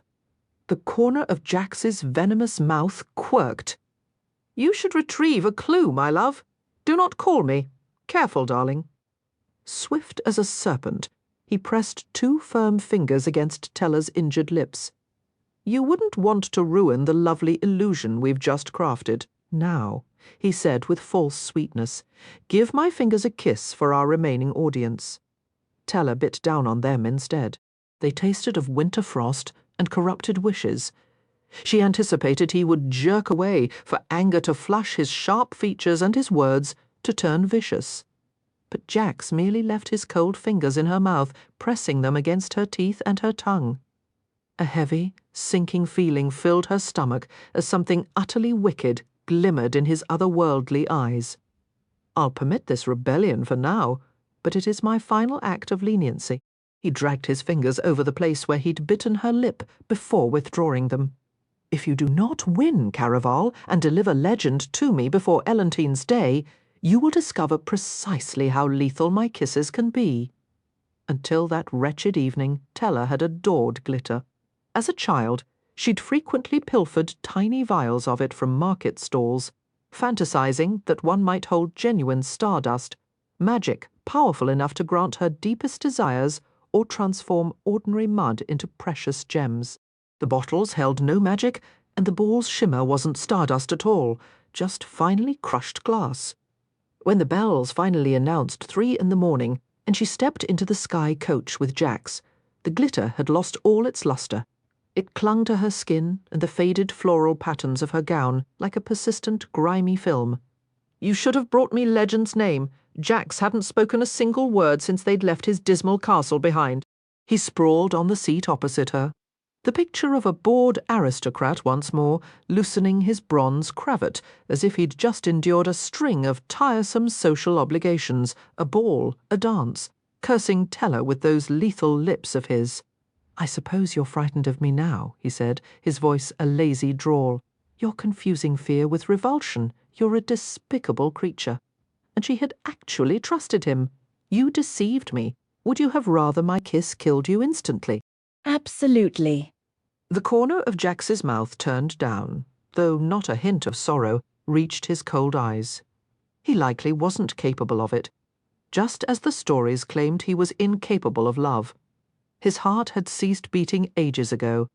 Only one person could ever make it beat again. His one true love. Legend said his kiss was fatal to everyone but her, his sole vulnerability. Oh, how Tella wished she were that weakness. She would have revelled in tearing him apart. People often took one glance at her honey-coloured curls, her youthful smile, and her charming dresses, combined with her love for a good time, and wrote her off as a frivolous girl. Tella was many things, but she was neither silly nor insignificant, no matter what labels people liked to pin on someone young and female. She liked to believe that defiance was a core part of her strength. She was daring, she was resilient, she was clever, and she was determined to emerge from this victorious, whatever it took. "If you'd brought me Legend's name," Jax remarked, his tone flat, "this entire evening would have gone very differently. If that's the case, why do you suddenly want more than just his name? Why settle for a mere name when you can win the entire game and hand Legend over to me?" Jax's voice was offhand, as careless as his lounging figure, but Tella was convinced there was far more to his demand. She wanted to push him for the real reason, but she doubted he'd reveal what he truly wanted with Legend. There were other, more pressing questions she needed answered. She settled back against the velvet seat, mirroring Jax's nonchalant posture. "How do I know any of this is real? How do I know you're not just another player in Legend's game? You want proof that I'm a fate, and that my kiss will actually kill you." A spark of genuine amusement lit Jax's eyes. It seemed he was capable of some emotion, because the prospect of proving his deadliness appeared to thrill him a little too much. "I'll pass on that demonstration," Tella said quickly. She didn't truly believe Jax was part of Legend's game. His kiss hadn't been worth dying for, though if Tella had never actually faced death, she might have argued the point. A kiss was supposed to be a fleeting thing, a brief, exquisite burst of pleasure. But she could have kissed Jax for an eternity. It wasn't only the way his lips moved against hers. It was the raw hunger behind them, the desperate wanting, the way Jax made her feel like she was the one person he'd been searching for across centuries. For that one moment, she forgot about being abandoned by her mother and the repeated wounds from her father, because Jax made her feel as if he would never let her go. It might have been the most persuasive lie she'd ever been told. Then she'd seen him glowing, and Tella knew she still didn't understand how no one else at the ball had seemed to notice. Even now, some of that unearthly radiance had faded, but Jax still looked utterly otherworldly, viciously, beautiful, perfectly capable of murder with a single touch of his lips.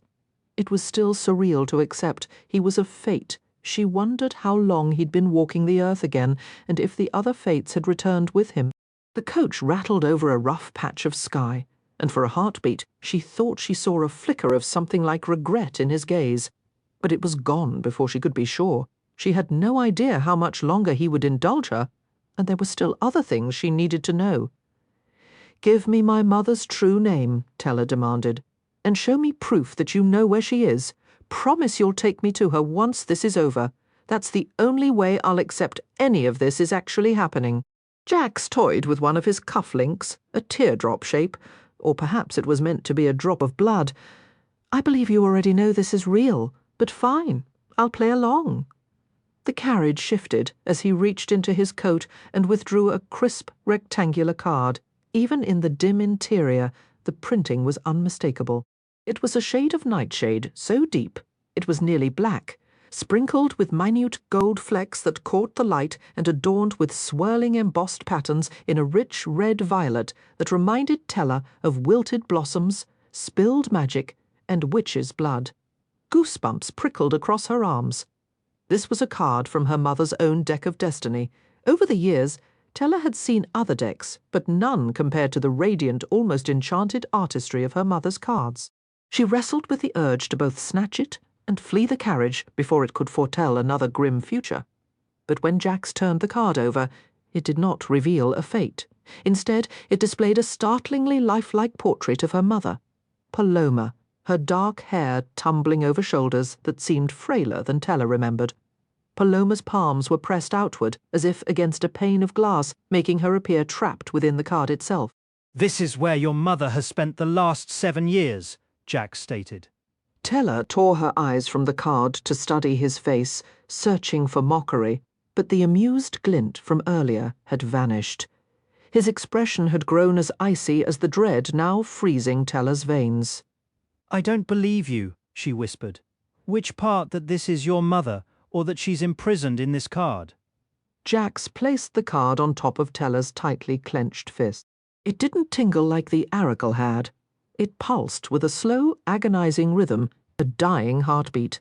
Teller knew it was fading because it matched the sluggish thud of her own heart. This couldn't be real. It shouldn't be real. Yet, as the card's feeble pulse continued to drum against her skin, she found herself believing it. "How is this possible?" "It's simpler than you'd imagine," Jax replied, "and I can tell you from experience, it's pure torture."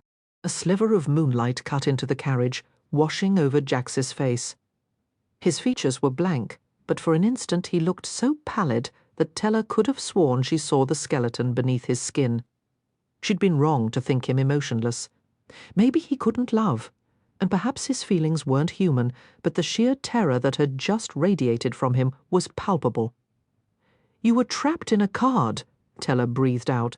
Jax tilted his head away from the moonlight, letting shadows cloak his face as he answered, "Where did you think all the fates went when we vanished so long ago?" Teller's stomach dropped as the coach began its descent. She'd heard rumours that a witch had banished them, that they'd turned on each other, even one fanciful tale that the stars had made them human again. But she'd never heard that the fates were all imprisoned in cards. "But that's a story for another night," Jax said. "All you need to focus on is winning the game and bringing me legend." His gaze fell to the crumpled star still in Teller's hand, the first clue which she hadn't even examined. "Open it." When she didn't move, Jax took it from her, unfolded the paper, and read aloud. "The other clues you'll need are hidden throughout the city. To Possis, the second one, venture somewhere. Pretty, this region of Valenda was once so tragic, but now it promises faith and magic." He paused. "That has to be the Temple District," he said. "Do you expect me to be grateful for that little hint?" Teller snapped, her voice sharp with frustration. "I'm trying to save you some trouble," he retorted, his own tone turning colder. "I may have held back the full force of my kiss, but you'll still feel its consequences. The game concludes at dawn on Elentine's Day, which leaves you 5 more nights to uncover the rest of the clues. Remember, I am the only one who can release your mother." "Fail this game and don't deliver legend to me, and she stays locked in that card for eternity, and you will perish." He stopped speaking abruptly as the carriage jolted to a halt. Teller's hand shot out to open the door. "Wait," Jax said, his eyes flicking to the card holding her mother. "Guard that with your life. If anything happens to it, even I won't be able to help her. When you win, have that luckless coin I gave you ready. I'll find you before legend does. Until then, my dear, do try to stay alive. With a mocking smile, Jax blew a kiss toward Tella as she stepped out into the frigid night air. Death came for Tella in her sleep. She felt the cold scrape of his fingers against her neck, and his dark presence seeped into her dreams, leaching all the vibrancy away until every scene crumbled into grey dust. You will be mine again soon. The grating, decayed sound of his voice jolted her awake. She sat up sharply, her mouth dry, strands of damp hair stuck to her skin. Her heart, however, didn't race. If anything, it seemed to beat a little slower than it had yesterday. A steady thump, thump, thump, followed by a worrying pause. Again, thump, thump, silence. That wretched, cursed kiss from Jax. One hand clenched the damp bedsheet while the other gripped the card containing her mother. She'd crumpled one corner in her restless sleep, creasing the area right above her mother's dark hair. It wasn't unbreakable like the auricle. She would have to guard it more carefully. "I'm sorry," she whispered to the image. Reluctantly, she decided it was too dangerous to keep on her. Tella moved to the small wooden chest where she kept the auricle and carefully placed her mother's card inside. Then she took out the auricle itself. After everything that had happened, she needed to see if her new bargain had altered her mother's fate. The card felt unusually warm in her hands, yet the future it revealed remained unchanged. Her mother's lifeless eyes stared back, just as empty as before. But she wasn't dead yet, only trapped. Tella pushed down the swell of despair. She would win Caraval. She would set this right, whatever the price, she vowed. The moment she spoke, the auricle seared her fingertips. Magic, hot and sudden, raced up her hand as the image shimmered and transformed. Instead of her mother's body, it showed Scarlet and Tella wrapped in their mother's embrace, holding her with the same joyful abandon they had as children. It felt so real Tella could almost smell her mother's perfume, a mix of jasmine and parchment. A choked sob caught in her throat. But just as swiftly, the image flickered back to the corpse. "No!" Tella cried out. The card shifted again, returning to the vision of their reunion. A heavy fist pounded on her door. "Miss Dragner, is everything all right in there?" "Fine." Tella called back, barely paying attention as the card continued to alternate between the two futures. She had never seen it behave this way. It cycled from despair to hope, as if telling her that the outcome rested entirely in her hands, on whether she could win this game for Jax. With a firmer sense of purpose, Tella returned the auricle to the trunk and retrieved the first clue. The other clues you need are scattered across the city. To obtain the second, seek out a place that's pretty. This part of Valenda once knew tragedy and pain, but now it offers both faith and magic again. The previous Caraval had provided Scarlet with a single card containing hints for all 5 clues right from the beginning. This time, however, the game was unfolding differently. Based on this first clue and Dante's words in the carriage, a new piece of the puzzle would be hidden in a different district of the city each night. To win and finally meet legend, Tella would have to find them all.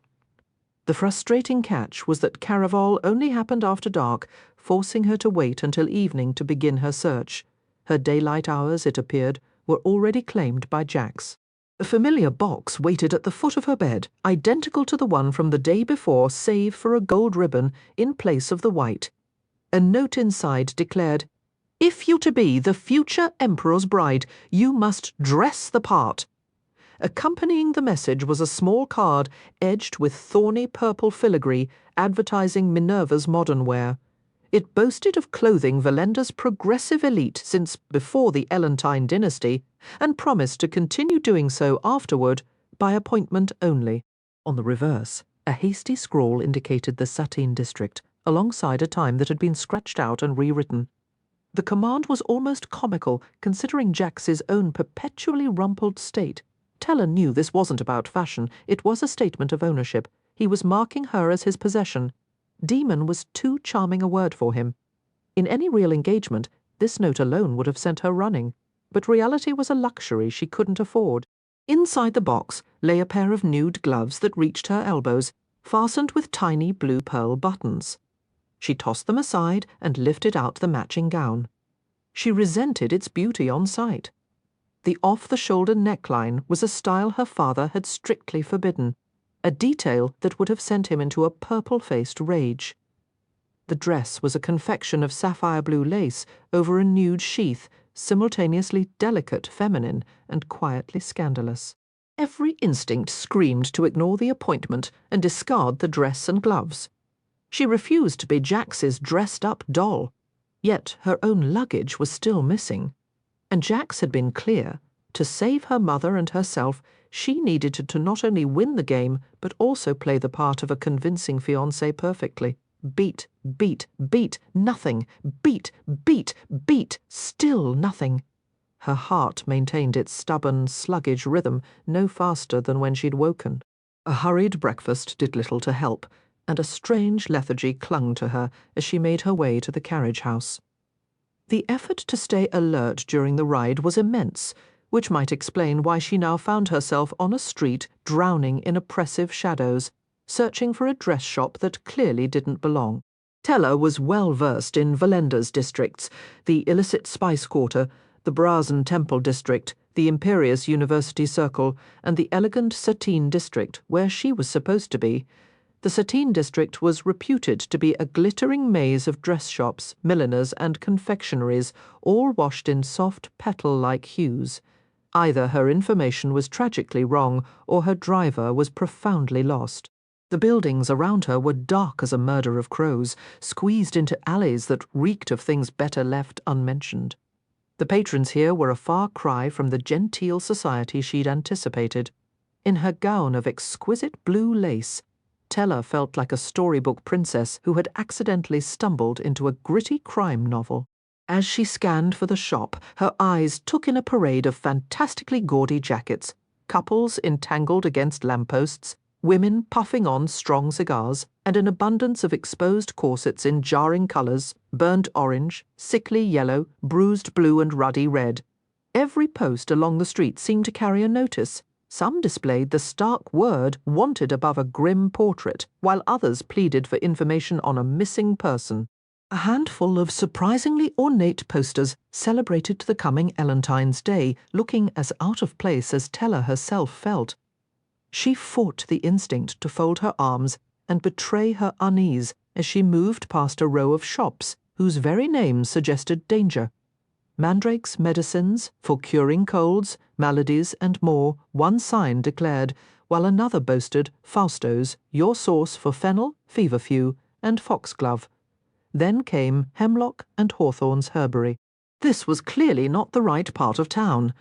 The air itself carried the pungent, spicy scent of Valenda's infamous spice quarter, a place where whispered requests could secure anything from an untraceable poison to a hired blade, or even the procurement of specific, unsavoury items. Gambling pits, drug dens and brothels thrived here as well, all operating illegally beneath the streets in ancient tunnels, accessible only through hidden doors and secret passwords from the legitimate-looking spice shops above. A pretty young thing like you shouldn't be walking these streets alone, not even in the daylight. Teller took an involuntary step backward, though the woman who spoke appeared far too elderly to pose a threat. The crone looked at least 5 times Teller's age, her hands wrinkled and stained with ink, her gleaming white hair nearly brushing the ground as she swept, back and forth. Her broom cleared the grime from the front steps of a shop called Elentine's Most Wanted. Teller released a shaky breath. While the spice quarter was unfamiliar territory, this dilapidated storefront called to her like a remembered friend. It was the exact address to which she had sent all her letters to Jax. She'd never been sure if it was a real business or just a cover for illicit correspondence. But its reality was now undeniable. The wanted posters plastered throughout the district all originated here. Drawn closer, Teller peered inside. Parchment posters fluttered on the walls, their black and white images flickering with life. The portraits were both alluring and disturbing, and she wondered if they were enchanted, for they tempted her to climb the steps and enter to examine them more closely, much like her mother's deck of destiny had tempted her to play years before. That, of course, had led to nothing good. "Are you lost?" the old woman asked, her voice low. "This is not a district where you want to be lost." In the distance, bells began to chime. If she counted, Teller imagined there would be 10 tolls. She was now decidedly late for her appointment. Perhaps she could return to explore the curious shop later. "I'm looking for Minerva's modern wear," she said. The woman's gaze turned sharp and assessing. "Not sure what you'd need from a place like that, but I believe it's just down that road." She tilted her chin toward a street sign labelled "Wrong Way." "Watch yourself," the woman called out as Teller turned to leave. Minerva's isn't. But Teller didn't hear the rest of the warning as she hurried down the indicated street. It wasn't long before a nervous sweat dampened her palms, and her heart began to pound a frantic rhythm against her ribs. She kept up a light jog until she reached a sun-drenched sidewalk lined with shops as pristine and inviting as gift-wrapped boxes. Minerva's modern wear occupied the corner. Its windows were shielded by closed lilac drapes, and heavy plum awnings shaded the doorway like drowsy ribbons. Scarlett would have despised it, given her pronounced aversion to the colour purple. A sharp pang of guilt struck Teller. Then she had left the palace without checking on her sister, especially after what Scarlett had discovered about Armando the previous night. But Scarlett had also likely heard the news of Teller's engagement. The moment they spoke, Scarlett would see through the ruse and undoubtedly attempt some heroic, dangerous intervention to stop it, a risk Teller could not allow. Scarlett was her person, the one constant in the world she could always rely on. Teller didn't believe in love at first sight, but she had staked her entire life on the certainty of her sister Scarlett's love for her. She would tear the world apart to keep her safe. "Excuse me." Teller managed between gasps for air as she arrived at the entrance of Minerva's. A man built like a barrel, with hair slicked back and clad in a plum-coloured suit that matched the shop's exterior, stood sentry at the door as if he were part of the architecture itself. "I'm Donatella Dragna. You're a bit ahead of schedule, aren't you?" the man remarked. Teller was quite sure he had it backwards. She felt decidedly late. That was the first odd thing she noticed. The second was the excessive number of locks he meticulously unfastened before finally swinging open the deep violet door to let her in. Minerva's modern wear was no ordinary boutique. Stepping inside, Teller questioned if it was a dress shop at all. The entryway was adorned with lavish lilac settees, carpets of amethyst pile thicker than untamed meadow grass, and violet vases holding blooms as large as saplings, their scent a mix of lavender and costly cigar smoke. Despite all the opulence, she saw no gowns or stylish accessories anywhere. "Don't you look absolutely striking?" Teller started as a pleasantly round seamstress floated through a set of double doors. Her orchid-tinted hair was cut in a sharp bob at her chin, and measuring tapes were draped around her neck like strands of pearls. "He mentioned you had spirit, but he failed to say how lovely you are. No surprise you caught his eye." Teller fought the urge to smile. Being here entangled in this arrangement with Jax wasn't her choice, but the flattery was admittedly pleasant. "You're earlier than I anticipated, so you might have a short wait. Could I offer you some wine or cake? I never refuse either. I'll have some brought right out." The seamstress guided Teller down another corridor, its walls covered in velvet paper, the colour of bruised plums, lined with doors as dark as black cherries. From behind them came hushed, sinister whispers. "Just how much toxin can these cufflinks hold?" a man murmured. Behind the next door, a woman stated crisply, "It's woven into the lace. A gentle pull, and you have a garrote." A few doors down, Teller heard a light giggle, followed by a voice with a faint accent. "The sleeves are this full, so you can conceal a derringer inside. Feel that little cradle right there. Concealed firearms, poison, strangling wires." This was certainly not normal, though. The same could be said about her fiancé. Her fictional fiancé, she corrected herself. Yet for a mere charade, Jax was putting in a remarkable amount of effort. The seamstress halted before the final door at the hall's end. "Why don't you go in and get comfortable, dear?" I'll return with your things shortly." The woman vanished, and Tella reached for the knob. She half expected to find a room where chandeliers dripped with vials of venom, where mirrors were framed with rapiers, and where dressing hooks were fashioned from silver daggers. What she did not expect was to see him. Her stomach dropped, and her heart performed its familiar treacherous somersault, the one that always happened whenever she encountered Dante. He didn't merely occupy a space, he commanded it. In the corner of the suite, atop a raised dais, he reclined in an absurdly large black leather chair as if it were a throne from which he governed the world. His broad shoulders and chest seemed to consume the chair rather than the other way around. His posture was effortlessly perfect, as if the very concept of slouching was foreign to him, his presence naturally expansive, arrogant, rogue. Yet even as the thought formed, a flush of warmth spread across her chest. "What are you doing here?" "Waiting for you. How could you possibly know I'd be here?" One eyebrow lifted in a slow, infuriatingly superior arch. Her world tilted on its axis once more. "You sent the letter?" Disappointed it wasn't from Jax. She slammed the door shut with a sharp crack. "Have you lost your mind? Do you have any idea what my fiancé would do if he found out about this?" "He'll only find out if you tell him," Dante replied, his tone cool and detached. "And there's no point in pretending with me that the two of you are actually engaged." A wave of silent panic washed over Tella as Jax's earlier warning echoed in her mind. He couldn't harm Dante during the game, but afterward the performer's life was forfeit if he learned the truth. "Maybe I'm not pretending," Tella said, abandoning her usual sweet smile for something sharper, a smirk she'd seen on the faces of arrogant young nobles. "When Jax kissed me, did it look like an act to you?" Dante's gaze remained steady, infuriatingly so, though Tella was certain she saw a muscle tighten along his jaw. "I don't know what game you're playing, but I don't believe for a second you're marrying him. Why?" Tella shot back, her pride stung. "Because you think the heir to the throne wouldn't want someone like me." A slow, knowing curl of his lips was answer enough. "Do you really want me to say it out loud?" Heat flooded Tella's cheeks. Here she was, trying to keep him alive, and he couldn't stop being cruel. "Did you come here just to mock me?" "Mock you? You jump to conclusions? Tella?" He leaned in, drawing out her name as if savouring it.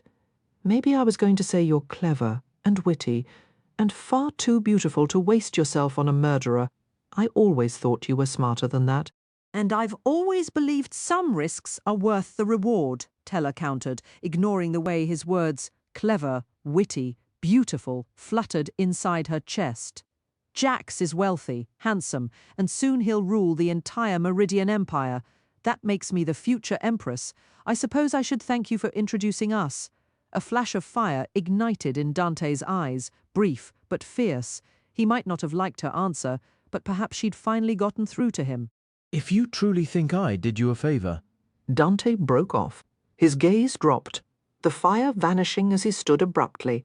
In one swift motion, he was off the platform and gripping her wrist. "What happened to your hand? Drip, drop, drip." Each sound seemed to sync with the slowing beat of her heart. Dark, relentless blood welled from beneath her fingernails, staining every fingertip on her right hand.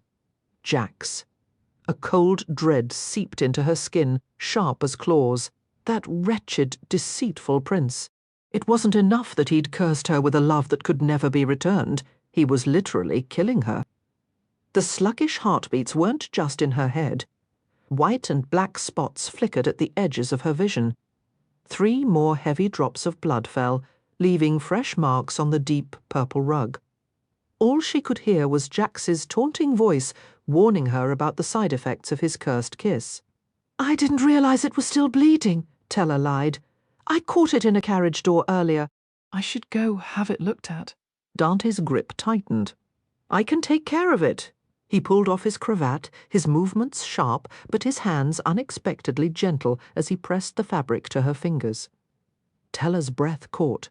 He shouldn't be touching her so tenderly or drawing her closer with each wrap of the silk.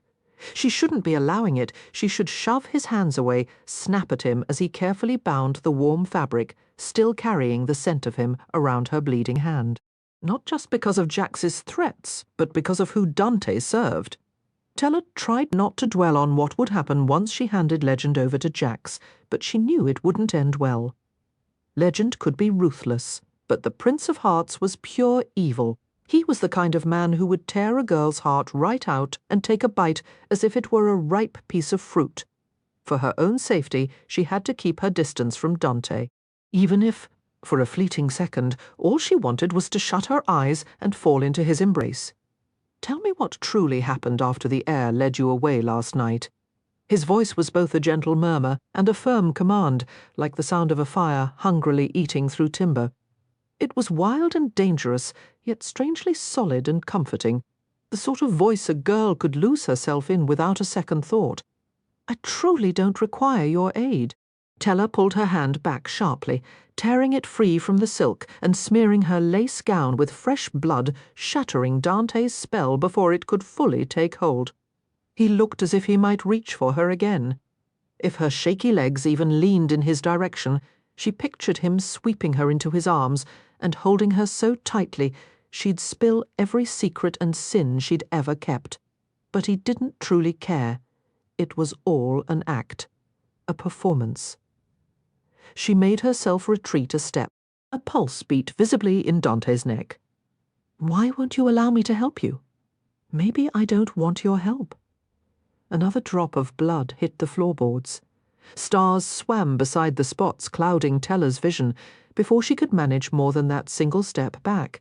Dante was there, his hand closing around her wrist once more, and perhaps he was holding her together a little too as he finished tending to her wound.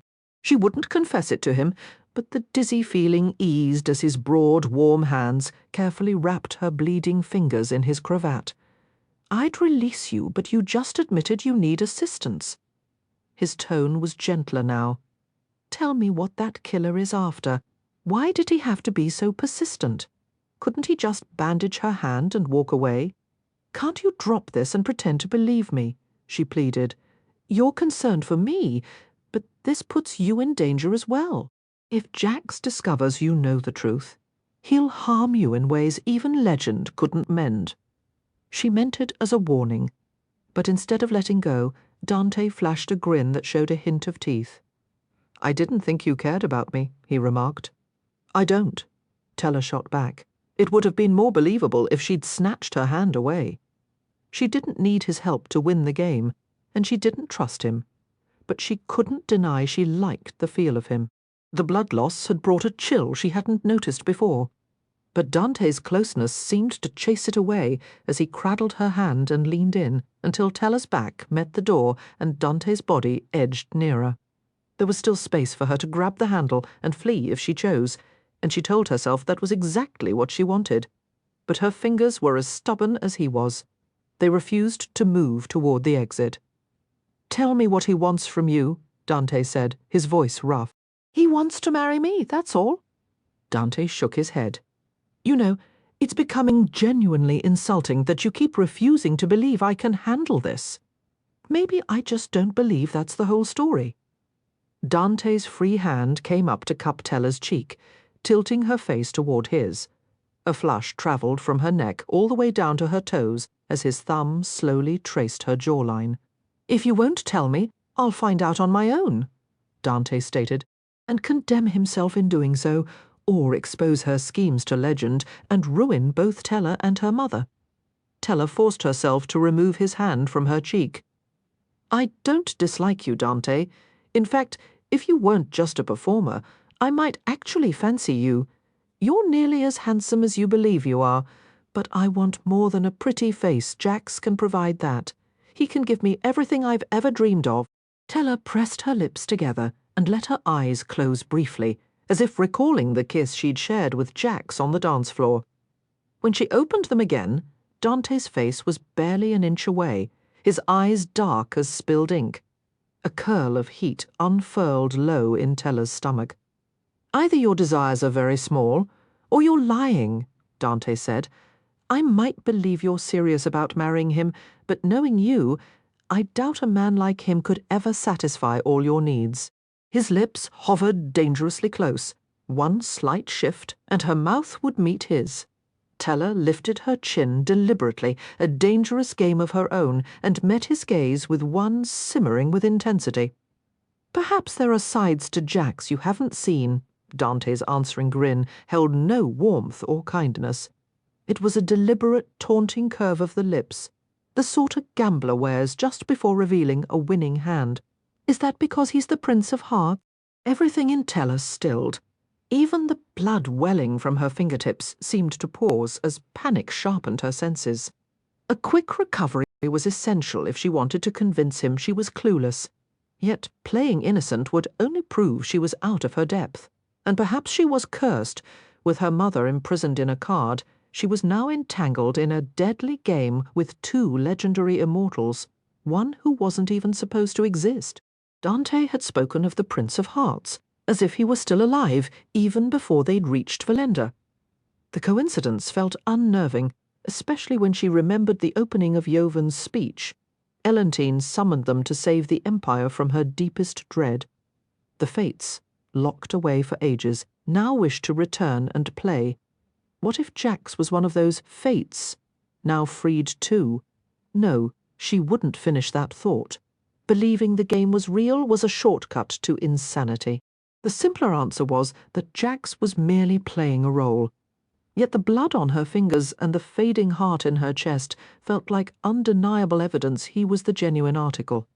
Dante had to be bluffing, dealing in lies just as he had with the palace matron when he first announced Tella's engagement. If Jax truly were the Prince of Hearts, his kiss would have killed me already. Maybe you're his one true love, or he's keeping you alive for another purpose. Dante's eyes drifted pointedly over the tailored lines of her sapphire lace gown, as if he somehow knew Jax had sent it. "Don't look at me like that," Tella snapped. "You're the one who announced my engagement to him."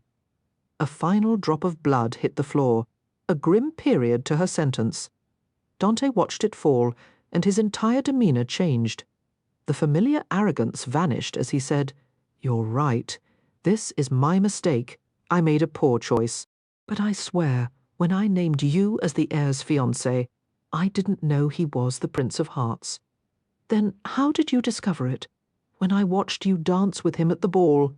The Fates aren't natural. They don't belong in this world, any more than those of us who have died and returned." Dante swallowed hard, and his voice dropped to an uncharacteristic whisper. "Everyone else might have been blind, but after he kissed you, I saw him glowing." Hurried footsteps echoed in the hallway outside. Dante's mouth snapped shut. The steps grew louder, closer. "You might want to act like you don't know me," he said. "Why?" Tella demanded. "I'm not exactly supposed to be here either. I thought you arranged this meeting." Dante's mouth twisted into a dry, humourless smile. "Did I actually say that? You absolute bastard!" He pushed off the wall as Tella's jaw went slack. She should have known he hadn't arranged anything. He'd just intercepted her note and altered the time before she could voice her fury. Someone shoved hard against the other side of the door. Tella stumbled forward as it crashed into her. Dante caught her immediately, his arms wrapping firmly around her waist, just as the seamstress stepped into the room. The woman's gaze swept over their entangled forms, then fixed on the crimson stains marring Tella's gown and the floorboards. "I have no idea what you're playing at, young man, but you have exactly half a second to vanish before I inform the heir of this little scene, and we both know precisely how that will end." "Careful now," Dante replied smoothly. "You're making His Deadly Highness sound almost dependable." His hands fell away from Tella as he leaned close, his voice a hushed warning meant only for her. "Believe what you will, but Caraval is no simple game this season. Whatever the Prince of Hearts has sworn to you, remember this, to the Fates. People like us are merely tools for their labour or their amusement." As Dante slipped from the room, Tella felt her heart stutter back into a steadier rhythm. If not for Jax's curse, she was certain it would have been hammering against her ribs loud enough to echo through all of Minerva's. The seamstress's demeanour shifted instantly. her expression softening into practised cheer as if the confrontation had never occurred. She produced a small table Teller hadn't previously noticed, setting upon it a slice of cake and a glass of wine. Teller couldn't shake the suspicion that every detail would be reported back to Jax. The woman chattered about him incessantly while she fitted the dresses, forcing Teller to stand for endless adjustments. To Teller's frustration, not a single hidden blade or clever weapon was sewn into the seams. Yet she couldn't deny the garments were breathtaking. There were gowns that shifted hue beneath sunlight and capes woven with stardust thread so they shimmered perpetually in the dark. According to the seamstress, however, the true marvels were yet to be seen. The woman disappeared into the hallway and returned moments later, guiding a magnificent three-tiered silver cart. A gasp escaped, undoubtedly Teller's own. She might have despised Jax with the fury of 1,000 scorned souls, but she had to concede that when he chose to, he possessed a genius for spectacle. The cart was a trove of the most exquisite masks, crowns and cloaks, crafted from supple leather, gleaming precious metals and fabrics as delicate as spider silk. Every piece was tailored to her measurements alone, each worth a royal ransom. Some were lined with downy feathers, others encrusted with jewels or luminous pearls. The entire collection was brutally beautiful, like artifacts looted from an enchanted fever dream, which she supposed Jax himself embodied. The seamstress beamed with evident pride. "His Highness wished for you to select your own costume for Elentine's Eve." Do take care, as everything was created specifically for you. The paint is still fresh on several of the masks. Teller moved nearer to the glittering display. She had never before worn a costume for the eve. On her home island of Trisda, Empress Elantine's birthday was celebrated for a single day. But here in Valenda, the eve was said to surpass the actual day in sheer wonder. Tradition held that everyone dons a disguise and becomes the character they portray for the night. It was whispered that Valenda's rulers were descended from the Fates, and on the eve of their birthdays, the Fates might return for one night to judge whether a monarch deserved another year upon the throne. Consequently, some believed that hidden among the revellers, a few genuine Fates walked the streets once more, emerging from wherever they had vanished for a single evening of chaos, mischief, and awe. Teller suspected this very tradition was why legend had chosen the Fates as the theme for this Caraval. She could easily picture his performers masquerading as the real deities, toying with the hopes and fears of the crowd.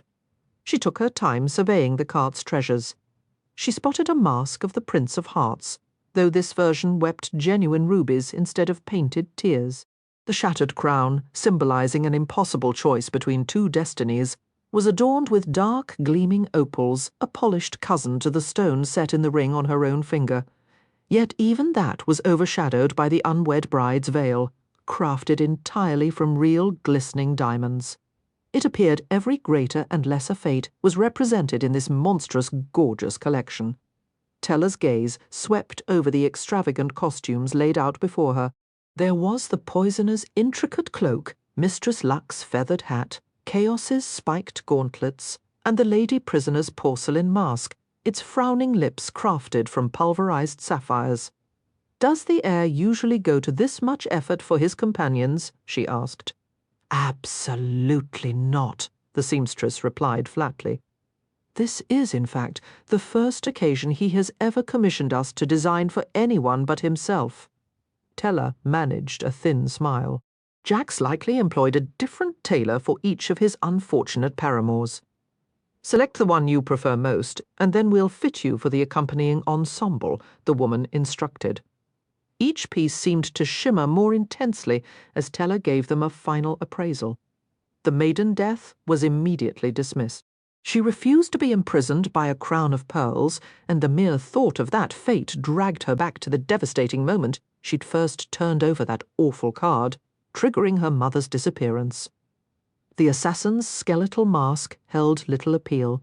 The handmaiden's masks, with their lips stitched shut by crimson thread, were more intriguing, but Teller disliked the notion that the Fates were ultimately puppets of the undead queen. The undead queen's bejeweled eye patch was tempting. Legend said she traded her eye for her dreadful power, yet Tella desired to make a stronger declaration. She admired the fallen star, but given how flattering the golden attire was, she suspected half the city's youth would be dressed as fallen stars that night. For once, Tella wasn't certain she wanted to look beautiful. What about this one? She lifted a long black veil attached to a plain metal ring studded with black candles. Initially, she thought it belonged to the murdered king, but his crown was fashioned from daggers and possessed a grim elegance. This piece was not elegant at all, and Tella doubted seeing through the veil would be easy, yet there was something powerfully compelling about it. She couldn't, for the life of her, identify which fate it represented. The seamstress went pale. That was not meant to be on this cart. She reached to snatch it back. Tella stepped away, her grip tightening on the crown. "What is it? Tell me, or I'll walk out without any mask at all." The seamstress's lips pressed into a tight line. "It's not a traditional costume piece. It symbolizes Elentine's missing child, the lost heir." Elentine had a child, of course not. It's a vile rumor spread by those who would rather not see your fiancé ascend the throne. Well, that sounds like the perfect costume to me. You're a fool, girl, the woman hissed. Whoever placed that on my cart did so as a warning to the heir. And to you. Don't fret. It's all in jest, Tella said, her tone light. My fiancé adores games. He'll find it immensely amusing when he sees me, and it will show whoever left this that I am not afraid. The seamstress's mouth twisted in disapproval. We have no gown to match it. If Jax hired you, I'm confident you can devise something. Tella placed the waxy crown of candles upon her head and turned to the mirrored wall. The gauzy black veil obscured her features entirely, transforming her into a living shadow. It was utterly perfect. If one costume could declare that, despite Jax's kisses and curses, he would never truly possess her. It was the crown of the lost heir. Perhaps it was a reckless choice, this blatant defiance, but it was one of the few choices Jax had left her. The seamstress shook her head, muttering again about Tella not understanding the game she was playing. But Tella knew precisely the nature of the game, one that would ruin her and everyone she loved if she did not emerge victorious. Tella rode back to the palace under a slowly sinking sun. It was late afternoon, that warm hour when the cerulean sky was typically brushed with gold, buttery yellow, and streaks of peach. Yet to Tella's eyes, the colours above might as well have been various shades of brown. The journey felt longer than usual, the rhythmic clop of the horse's hooves a monotonous drumbeat against the cobblestones, each step a reminder of the gilded cage awaiting her return. The sky had taken on a strange, muddy hue everywhere she looked, a washed-out brown that made Tella question whether the afternoon itself was out of sorts or if her own sight was failing. By the time the palace gates came into view, she was nearly certain this was another lingering effect from Jax, watching the vibrant world slowly drain of its colour. Then again, maybe the real symptom was just a creeping sense of dread.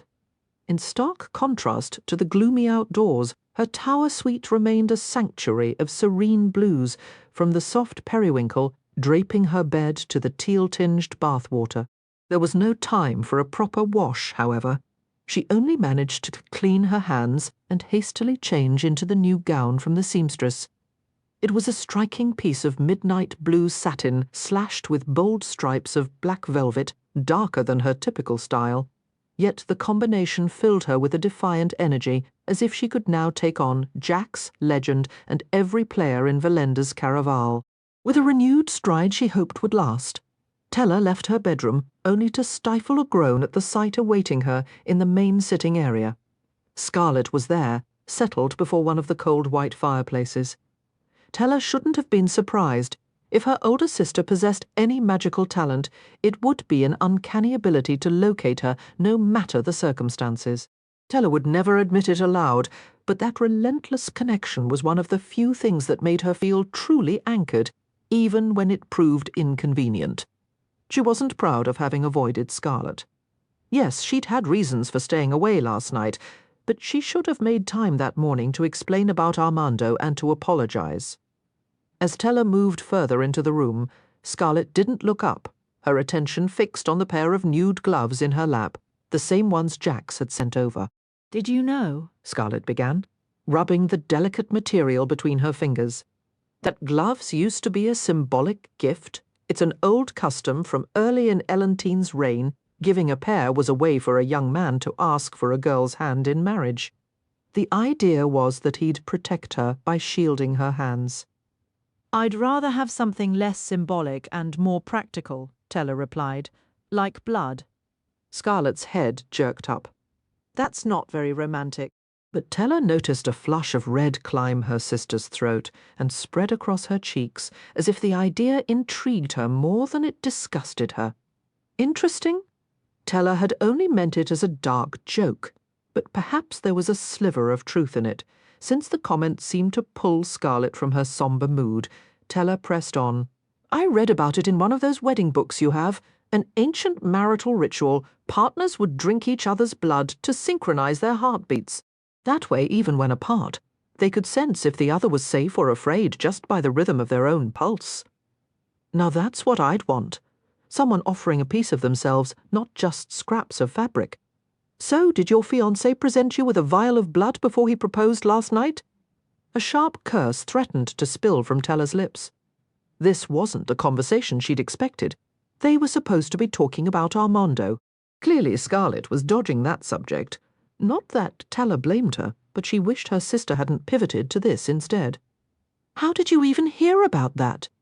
I might have skipped the ball, Scarlett said, finally meeting her eyes, but I didn't spend the night hiding under the palace.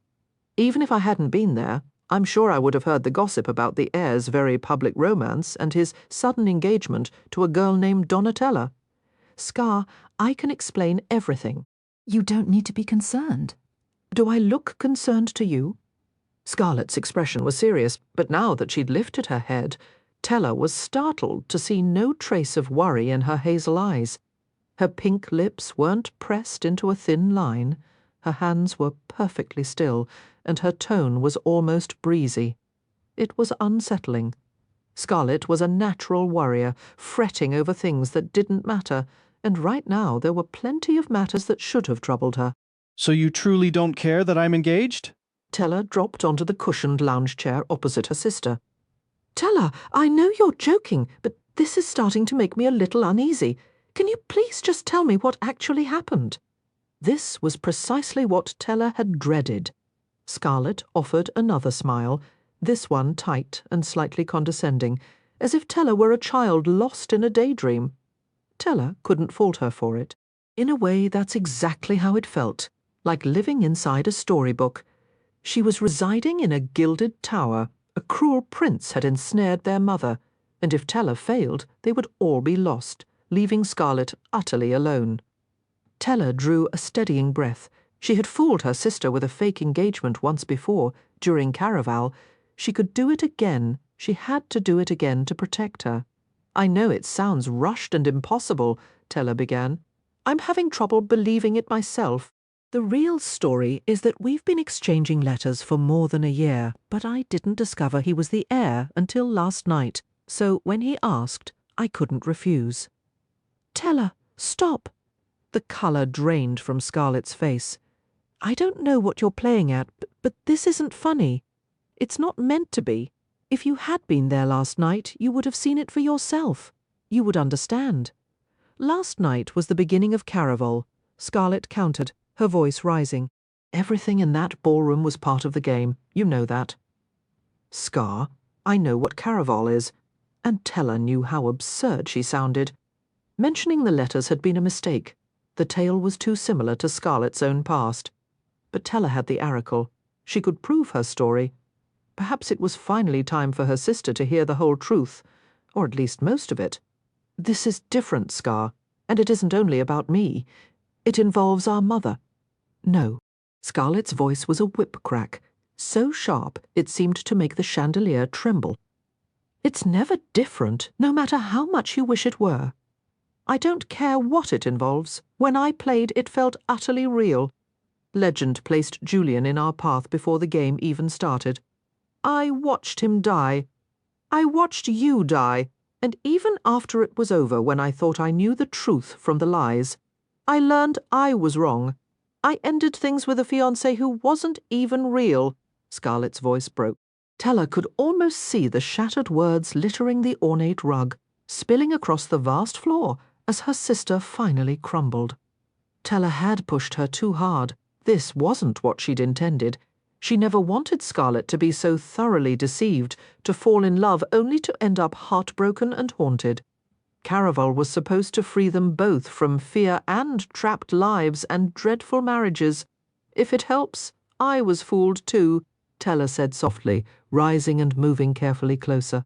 Scarlett was taller, but now she seemed small and strangely fragile, curled in front of the cold fireplace. "I swear, I didn't know the Count was an actor until it was all over. But I am so sorry." "I know," Scarlett whispered into her hands. "I'm not angry with you. I should have realized it myself. It wasn't as if no one warned me. It was all just a game. I know it's probably too late to talk you out of this, but Teller, please be careful." Scarlett's eyes lifted suddenly, sharp with concern. Caraval might seem like a world of magic and romance, but its enchantments have a way of clinging to you. Most people don't even realize they've been charmed until it's too late. If you're so sure it's all just a performance, then what's there to fear? Teller countered, a playful challenge in her voice. Unless, deep down, you don't really believe it's only a game? "It's not the game itself," Scarlett insisted, her tone softening. "It's your heart I'm worried about. I don't know the truth behind all these engagement whispers, but Caraval has a habit of making people fall in love, sometimes with illusions, with characters who aren't what they seem. Teller was too clever to declare such a thing could never happen to her.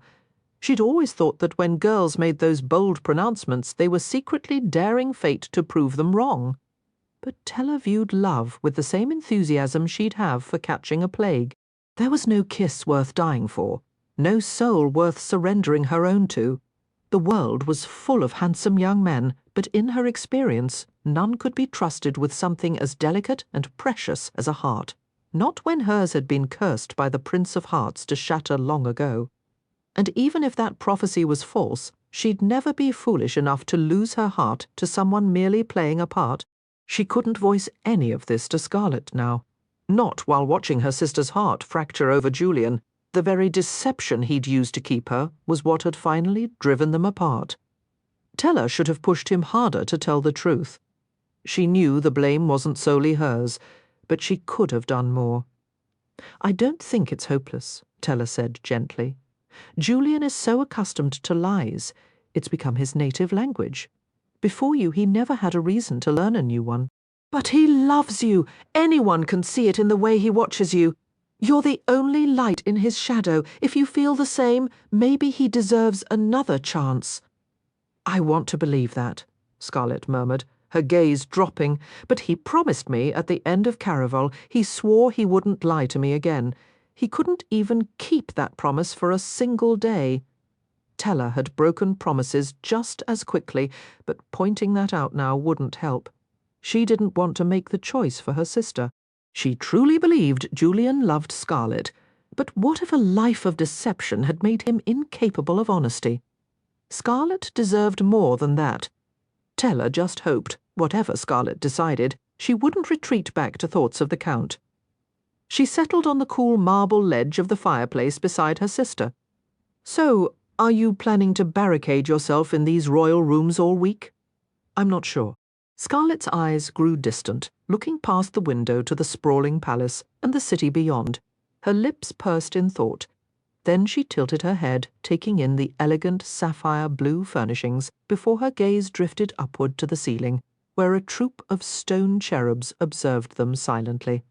"Maybe I will," Scarlett said, a hint of dark humour colouring her words. "This suite is practically a palace unto itself. I could build another one inside it and still have room to spare." "Which reminds me," Teller interjected, "how did you even get in here?" A ghost of Scarlett's real smile reappeared.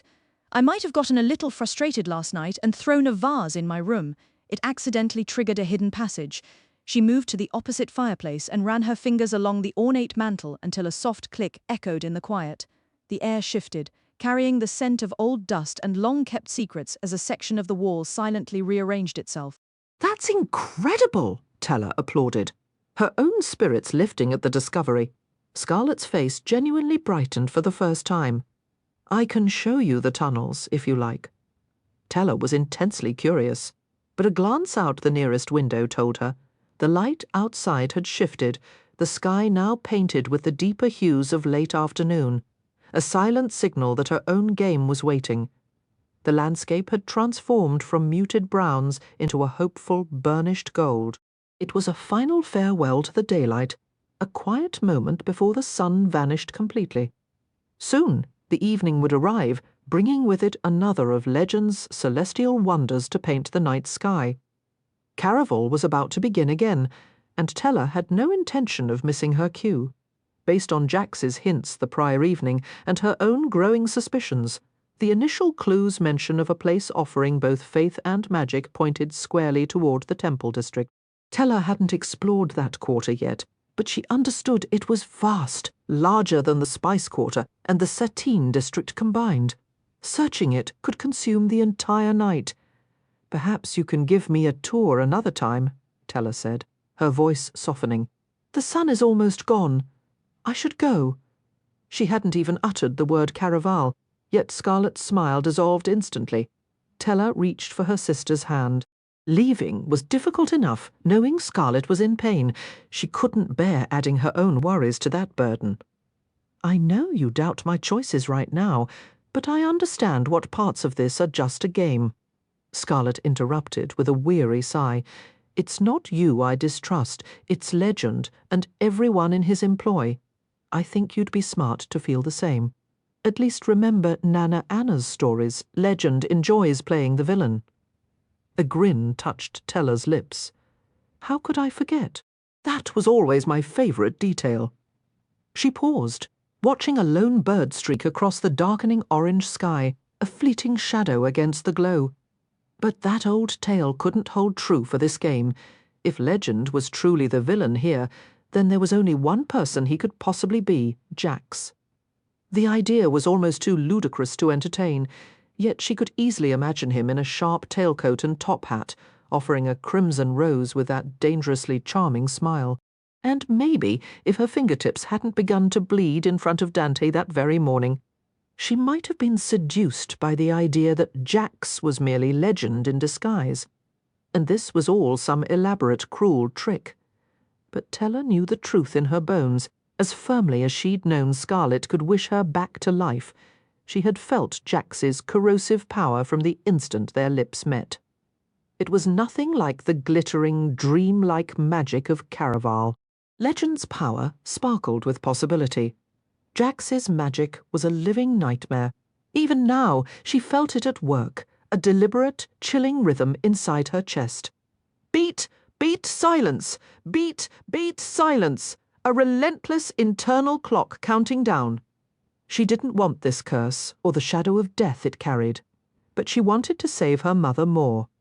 She longed to see her in person again, to finally learn who she truly was and why she had vanished. If Jax was just Legend or one of his performers, that hope would die forever. Jax could not be Legend. But if by some terrible twist he was, then Legend was a far more monstrous villain than any story had ever warned. A constellation of deep red stars glittered coldly above the Temple District. From the window of her sky carriage, it had resembled a cluster of enchanted, blooming roses. Now, standing directly beneath them, the illusion shattered.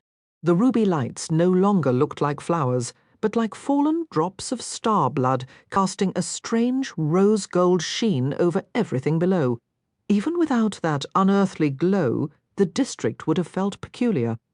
The air was thick with the sounds of wailing worshippers, the whispered confessions of sinners, and ancient rhythmic chants.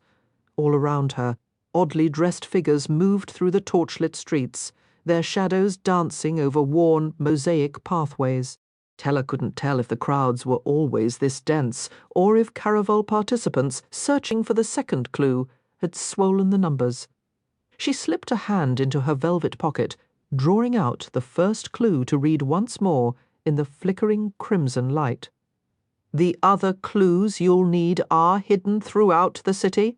To possis the second one, venture somewhere pretty. This region of Valander was once so tragic, but now it promises faith and magic. The temple district was a riot of faiths and performances, each more elaborate than the last. Tella moved past soaring cathedrals, weathered chapels, and gleaming sanctuaries, where patrons were promised purification in sacred waters, or so the signs proclaimed. Back on Trisda, belief was a straightforward affair. You prayed to a named saint for a specific need, and you confessed your wrongdoings on slips of paper for the clergy to burn. Here, the line between genuine devotion and theatrical spectacle was hopelessly blurred. The district supposedly welcomed all creeds, yet, to Tella's eye, only a handful seemed to involve any real reverence for a higher power. Most appeared designed to dazzle visitors and liberate their coin. She had come seeking the Church of Legend, rumoured to be the best place to find her next clue. Of course, it wasn't marked on any map. Locating it was part of the challenge. Normally, she'd relish such a puzzle, but her body betrayed her. Her legs felt unsteady, and her breaths came a little too quick and thin. As she pressed on, the district unfolded in a chaotic pageant. She passed houses of worship dedicated to the primal elements. The fire devotees captivated her, spinning and leaping with blazing staves before their charred stone temple. Next door, a church built from cascading waterfalls housed statues of merfolk, where pilgrims tossed iridescent shells as tokens of devotion. Then came a row of ancient, crumbling tabernacles honouring the fates. These structures, some mere ruins, felt older than time itself, relics from an era when the fates truly walked the world. Few congregated here now, save for a vibrant crowd in elaborate green-feathered caps and sweeping capes gathered before the shrine of Mistress Luck. Yet nowhere did Tella spot the symbols of Caraval. No black hearts, no top hats, no roses except the phantom ones staining the sky above. The streets were thick with people in what some called religious vestments. She saw horned helmets for warriors of old gods and necklaces of polished bone for acolytes of death. It seemed any attire one needed could be purchased from the bustling carts lining the way. "A ghost hood, miss?" a vendor called out. "Guaranteed to ward off evil spirits." "Just 3 coppers. Or if you'd rather invite them in, try these beads of depravity," his partner chimed in. Only 1 copper. Tella arched a brow, a weary smile touching her lips. "What gives you the idea I'm in the market for demons?" The vendor grinned, revealing several gaps in his teeth. "You're here, aren't you? Folks always say they're searching for salvation in these streets, but that's rarely what they leave with." "Then it's fortunate the person I seek has never pretended to be a saviour," Tella retorted. With a playful blown kiss, she melted back into the dense river of eager tourists, shrewd merchants, and Valendans caught up in Caraval's fever. The crowd was oppressive, a living, breathing entity, until she reached the stretch of pristine ivory pavement before the Temple of the Stars. Her steps faltered. She couldn't afford to pause, but the sight was irresistibly alluring. It was the district's most beautiful structure, a fortress of stone as white as a sacrificial gown. Yet Tella knew its beauty was a facade. Its interior was said to be anything but pure. The stars were worshipped as ancient entities, older than the fates, more myth than memory. But the whispers held a dark certainty. Look up at the night sky all you want. Those celestial bodies were not made of benevolent light and angel dust. They were something else entirely.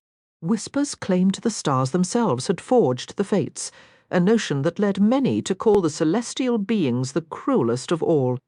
Despite this, a devoted congregation still gathered, clinging to the hope that the stars would one day return and lavish rewards upon their faithful. Tella had heard tales of the wealthy offering tithes of their own free will, their beauty, even their firstborn children, all for a chance to join their ranks. "You'll need the proper attire if you wish to enter." A voice shouted from across the crowded lane. "Acolyte robes for just 5 coppers. You don't want that, Temple. Not when I can give you something far superior for less." Another vendor called out, his voice jarringly familiar. Teller turned and immediately regretted it. There stood Julian, draped in trader's robes the shifting green of alexandrite, his arms wide as he directed her horrified gaze to a row of altars. Men were bound to them, their lips frozen in serene moon-pale smiles, their eyes fixed adoringly on the ruby-hued sky, as if they were the most eager of offerings. "Julian, what in the world are you doing?" Teller managed to stammer. "My apologies, lovely stranger. Have we met?" He studied her with a blankness that felt like a slap. She knew this was just his assigned role for Caraval, but it was chilling to watch his expression shift into something greedy, as if she were a lost lamb he intended to lead astray. "I don't recall you," he said smoothly, "but you're pretty enough for a discount. You can experience the same bliss as my devoted friends here for only 4 coppers. Or you can seek forgiveness for your sins without cost." A woman in a radiant white cowl pulled Teller's attention from this unsettling version of Julian toward another disturbing spectacle. She gestured to a line of cages and wooden stocks, the air around them thick with the scent of sweat, despair, and grime. The people trapped within did not look nearly as willing as Julian's celestial sacrifices. Teller wasn't searching for redemption or penance. She was there to find legend. "I wouldn't stare too long," a voice advised dryly. "They might take it as consent and toss you in one of those prisons, too." Teller turned to find Dante, leaning with a casual grace against a tarnished silver door the colour of shattered illusions and poor choices. Or perhaps he himself was the poor choice. He stood opposite a fountain known as the Bleeding Throne. In the decks of destiny, the fallen star was always depicted as a treacherous deity clad in a glimmering golden cape and a thin white sheath. But as Teller looked at Dante, swathed in ink-dark shadows that melted into the night, she thought the artists might have gotten it wrong. Gold always shines, but it takes a particular kind of person to make darkness glitter the way he did. "You need to stop following me," Teller said. "Maybe I'm actually helping you," he countered, straightening the crisp black cravat at his throat. His eyes drifted meaningfully to the door behind him, where a Caraval symbol was etched into the bulbous brass handle. The entrance to the Church of Legend. "I would have found it myself," Teller huffed. "Without a doubt," Dante agreed, his grin a little too triumphant as she stepped nearer. He remained planted directly in front of the door. "Weren't you the one who claimed you see girls the same way we see party dresses, something to be worn only once? Clearly, I see you differently." He reached out and captured one of her stray curls, winding it slowly around a tattooed finger. The black rose inked on his hand seemed to spin and bleed into crimson under the strange starlight. With each gentle twist, he drew her closer. He made it easy to forget her aching legs and her faltering heart. He twirled the lock of hair just as she imagined he'd like to twist her around his finger as if she would ever allow it. He was arrogant, impossibly vain, and overconfident. She despised how he shrugged off her insults as if they were compliments, and how his interest in her was plainly just part of the game. And yet, frustratingly, she could never quite bring herself to truly push him away. A part of her buried deep wondered if his persistence was the only real thing in this entire manufactured spectacle. "If you're looking for information about legend," he began, "I can tell you far more than anyone in that building ever could." "Would you tell me his real name?" Teller asked. "You know, I can't do that. You could if you were legend yourself." Dante's laugh was a low, warm sound. "If I were legend, I'd make sure you never found out." "Because you don't trust me?" "No," he said, his voice softening as he drew her a little nearer. "I'd keep the secret because I'd want the game with you to go on. Telling you the truth would ruin everything." His gaze held hers, steady and intent. If any other young man had looked at her like that, she might have felt chosen even for a moment. People so rarely held eye contact, it could feel more intimate than a touch. When Dante looked into Teller's eyes, the rest of the world seemed to vanish. He wasn't guarding himself or scanning the surroundings. He was risking a piece of himself, focusing entirely on her. It made her wonder if this was the real magic of Caraval, not the illusions or the puzzles. but the way its players made you feel. During the last game, Julian had constantly challenged Scarlet, pushing her past her limits. Dante was challenging Teller too, but his method was different. He wasn't pushing her away. He was pulling her in, weaving a spell that pretended he cared, that he didn't just desire her, but somehow needed her. She felt it in the slight catch of his breath as he waited for her reply. It was frightening how such a tiny detail could wield so much power. He was undoubtedly skilled at his role. She knew it was all an act. He didn't truly care. And yet, instead of stepping past him into the Church of Legend, she found herself wanting to stay in the moment a little longer. So, if you were Legend and we were partners, would you be helping me win or secretly working against me, helping you without a doubt? Dante gently untwisted a strand of her hair, his warm fingers grazing her neck before settling lightly against her pulse. Even if I weren't Legend, I'd want you to win. He kept his eyes on hers, as if there were more words poised on his tongue, and it scared Teller how badly she wanted to hear them, even though she knew better than to believe them. She didn't truly believe Dante was Legend either. As clever and engaging as Teller was, there were countless other girls just as clever, and she imagined the master of Caraval had far more important things to do than shadow one of them through the city. And yet she couldn't entirely dismiss the possibility, because a part of her, a foolish, hopeful part, wanted it to be true. She wanted to believe that something within her shone brightly enough to capture the attention of someone famously uncapturable. The thought made her sluggish heart give an uneven thump. With his fingers on her wrist, she was sure he felt it. His eyes gleamed brighter than his smile, but perhaps that was because he sensed her beginning to yield, to fall for the inevitable performance. "I wish I could believe you," she said, forcing a light tone as she leaned back, breaking his touch. Her hand moved toward the door. Then his fingers closed around her wrist, drawing her back. There was a hint of desperation in his grip. "What if I told you the real purpose of this game? Would you believe I wanted to help you then?" Dante, I never believe a word you say, but you remember my words well enough to quote them back to me. Teller stayed silent, which he took as permission to continue. Do you know how Legend acquired his power? I thought it came from a wish, she said skeptically. That one impossible wish we're all supposed to get if we want something badly enough. Her sister had used a wish to bring her back in the last game, but a part of Teller had always doubted that Legend's legendary magic sprang from something so straightforward. The air between them felt charged, as if the very cobblestones underfoot were listening. Teller found herself drawn to Dante's reactions when she pushed back, the way his eyes lit up and his grip on her wrist tightened, as if he had no intention of releasing her until he'd won the exchange. Everyone receives a wish, Dante explained, but every wish requires a bit of magic to bring it to life.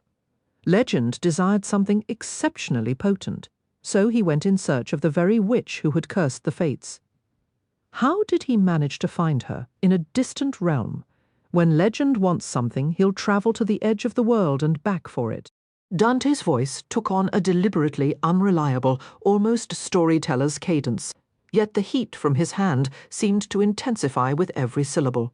He maintained that careless tone, but the substance of his words carried a gravity that overshadowed everything else he'd shared that evening.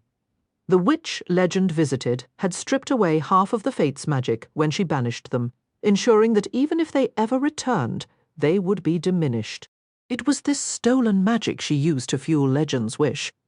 But she gave him a warning. If the Fates ever broke her curse, they would slaughter anyone to reclaim what was theirs.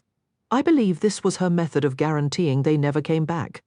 She knew that, for Legend to keep his power forever, he would one day have to eradicate the Fates, or be eradicated by them. Dante leaned in, his final words a whisper. He didn't speak Jax's name, but it hung in the air between them. Teller couldn't stop herself from connecting the dots, merging what she already knew about the Fates with Dante's tale. The puzzle pieces aligned with an unsettling perfection. Jax had told her the Fates were imprisoned within a deck of cards. If Dante's story held any truth, then half their power had been taken as well, which might explain Jax's obsession with Legend. Perhaps Jax had escaped the cards, but was operating at only a fraction of his strength, desperate to reclaim what was lost. Jax had implied the other fates remained trapped, but Legend must have been aware the Prince of Hearts was free. For Legend, that single loose thread was likely enough to decide it was time to burn the entire tapestry. For centuries, the fates were locked away, but now they wish to come out and play. If they regain their magic, the world will never be the same, but you can help stop them by winning the game. Tella gave a sharp shake of her head. This was precisely the trap. Scarlet had warned her about the line between reality and the game blurring into madness. She knew Jax was real, but starting to believe the game itself was real. That was a dangerous path. She pulled her wrist from Dante's grasp. "Thank you for the fascinating history lesson. Wait, before you." Dante fell silent. Tella stiffened, a flash of fear that her wound had reopened, but his attention was fixed elsewhere. She followed his gaze over her shoulder and caught a glimpse of a figure she thought was Jovan.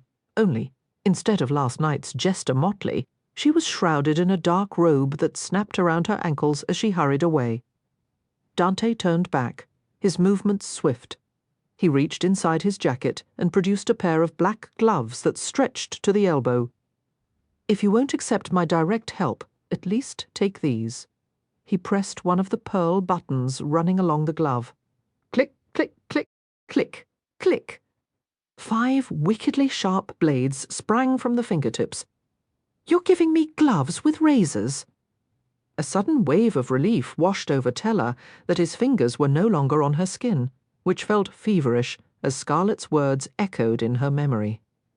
Gloves are a symbolic gift, connected with asking for a girl's hand in marriage, a young man's way of saying he'll take care of her, by giving her gloves to protect her hands. Her skin burned hotter as the torchlight caught the razors, making them gleam. 10 tiny, deadly promises of protection. But Tella knew Dante's desire to marry her was about as genuine as Jax's had been. He'd probably just swiped these from some girl's dressing room at Minerva's. A girl who, by sheer coincidence, had arms and fingers exactly her size.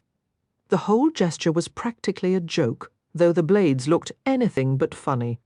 Maybe I just want to be certain our paths cross again. Dante pressed the pearls once more, the blades sliding silently back into their sheaths before he folded the gloves into her hands. Then the infuriating man was walking away, his long strides carrying him in the same direction as the cloaked figure who had looked so much like Jovan. Tella felt a powerful urge to follow, but that was likely his entire design, to pull her attention from the Church of Legend and the clue she needed to find. She turned back to the heavy door, but the symbol of Caraval had vanished, as if it had never been there at all. That disappearance felt like the final confirmation she was exactly where she was meant to be.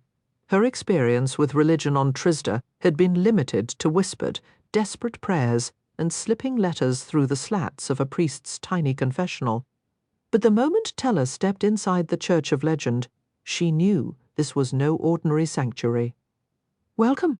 The greeting came from a dusky-skinned girl in a ridiculously dainty top hat, who offered a curtsy composed entirely of narrowed eyes and a cascade of red ruffles.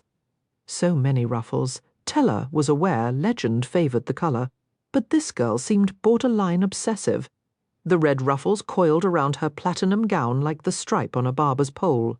"Congratulations on locating our door," the girl said, her voice sugary. "But now you must choose wisely if you truly wish to enter." With a flourish of her ruffled sleeve, several tarnished brass candelabras flared to life, revealing more than a dozen staircases. All were draped in thick crimson carpets, and they twisted in every conceivable direction, up, down, sideways, like severed arteries vanishing into a dark void. Some steps looked more travelled than others, yet each gleamed with the same muted, oak-coloured light, a hint of former brilliance long since faded. "Only one of these will lead you to your destination," the girl intoned. "And the others?" Tella asked. The girl's crimson smile seemed to melt at the edges. "That is the mystery you must risk if you wish to join our congregation and serve the great Legend." Tella had no desire to join anything, Certainly no plans to serve Legend, and she really wasn't in the mood for a climb, but she'd heard finding the church was supposed to be a game. She studied the ruby staircases. Each possessed a distinct character. The playful, golden-trimmed corkscrew to her right, the adventurously carved case stretching straight ahead like a bridge to a storybook kingdom, the rickety, dubious-looking stairs to her left, and the treacherous, twisting wrought-iron spiral without handrails that she wouldn't touch on a bet. Finally, her gaze landed on a case of lush black marble, polished to a mirror finish and covered by a deep, untouched garnet carpet. These stairs descended. Teller tried to catch where the girl's eyes flickered, curious which path she might secretly recommend, but the girl's narrowed gaze remained fixed on Teller. "Your decision?" Teller's eyes returned to the pristine marble descent. The girl's expression didn't change, but Teller swore her shoulders tensed. She didn't want Teller taking those steps, and Teller felt certain it wasn't out of concern for her safety. "Are you quite sure you wouldn't prefer another set?" The girl asked, a note of strain in her voice. "I have a feeling I'll appreciate what I find at the end of these." The girl's laugh was tight and unconvincing as Teller swept onto the flawless black marble staircase and took her first step downward. The marble didn't feel particularly like Legend's style, but Teller sensed it was making an effort. With each flight, the air grew sharper and colder. Wall candles snuffed out one by one, while mysterious black stains began to spot the once perfect carpet and the smooth banister, mimicking spatters of dried blood. But Teller had seen enough real violence to know how blood typically fell and the rusty brown it turned when dry. This wasn't blood, it was an illusion. Just in case, she pulled out Dante's razor-tipped gloves. They still carried his scent, like old parchment and hidden truths.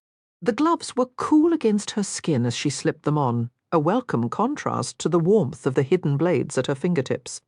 She took a few more steps before snatching a waxy candle from a wall sconce.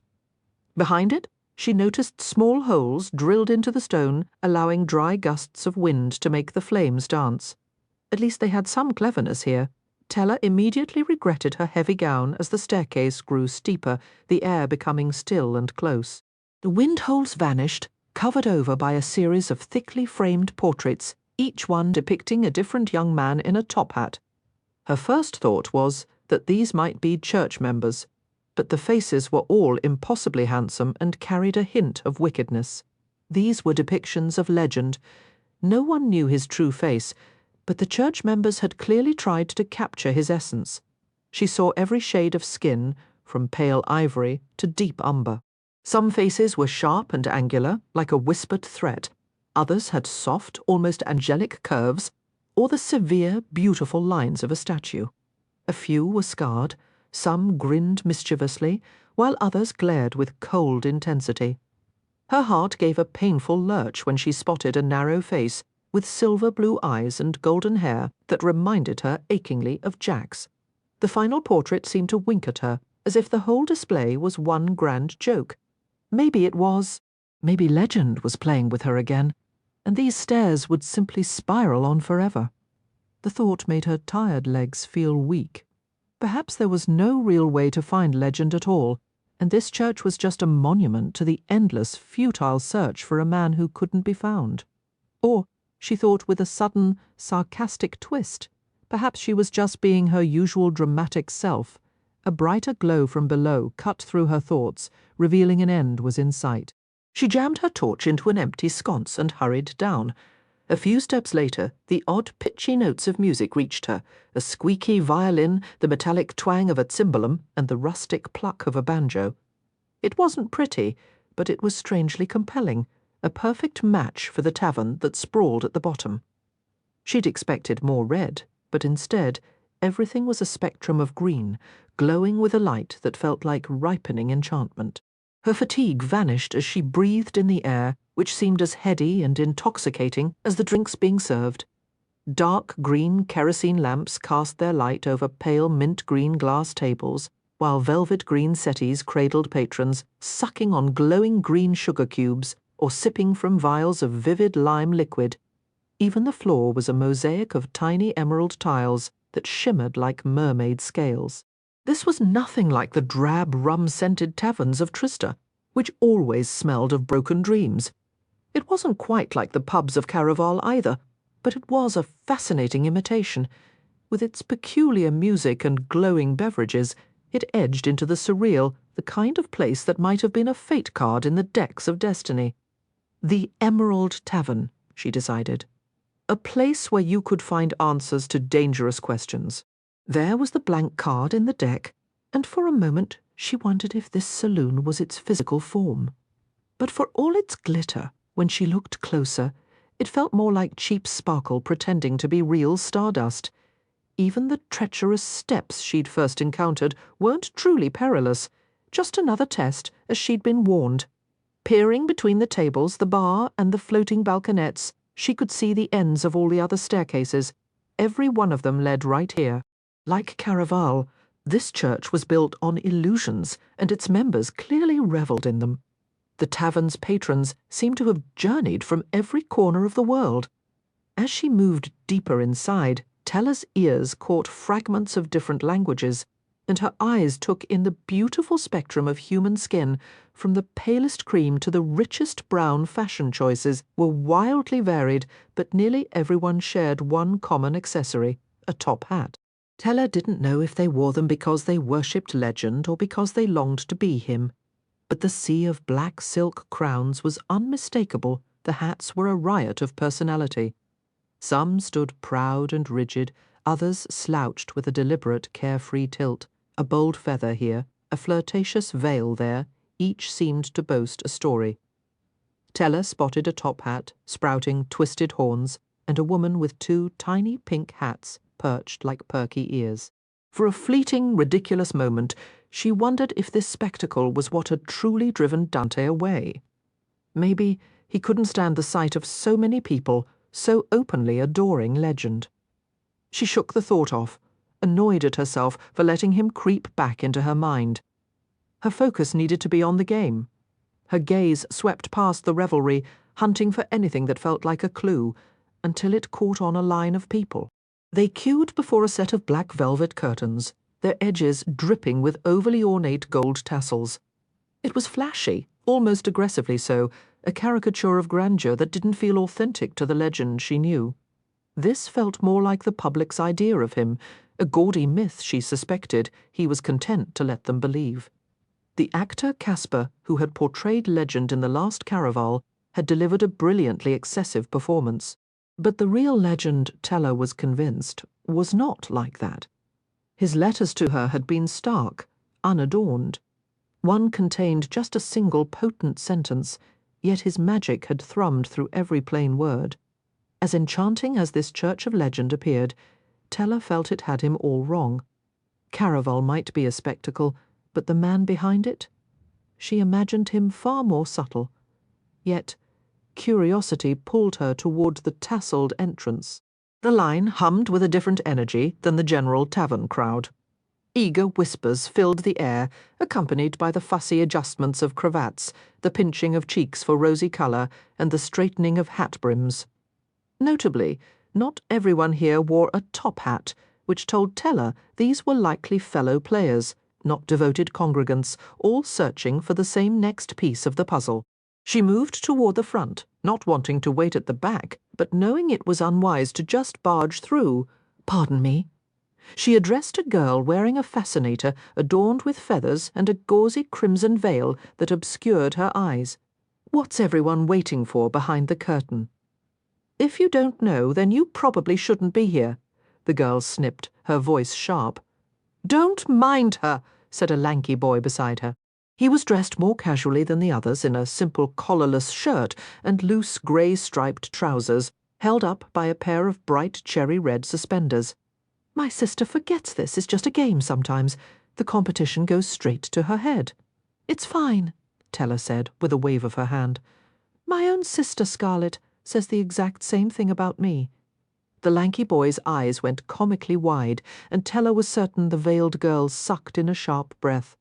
"Did you say Scarlet? As in the Scarlet who won the last game?" "Oh, my sister and I didn't participate in the last game," Tella clarified. but she let her voice waver just enough to plant a seed of uncertainty. It was a gamble with her anonymity, but winning Caraval was never about playing it safe.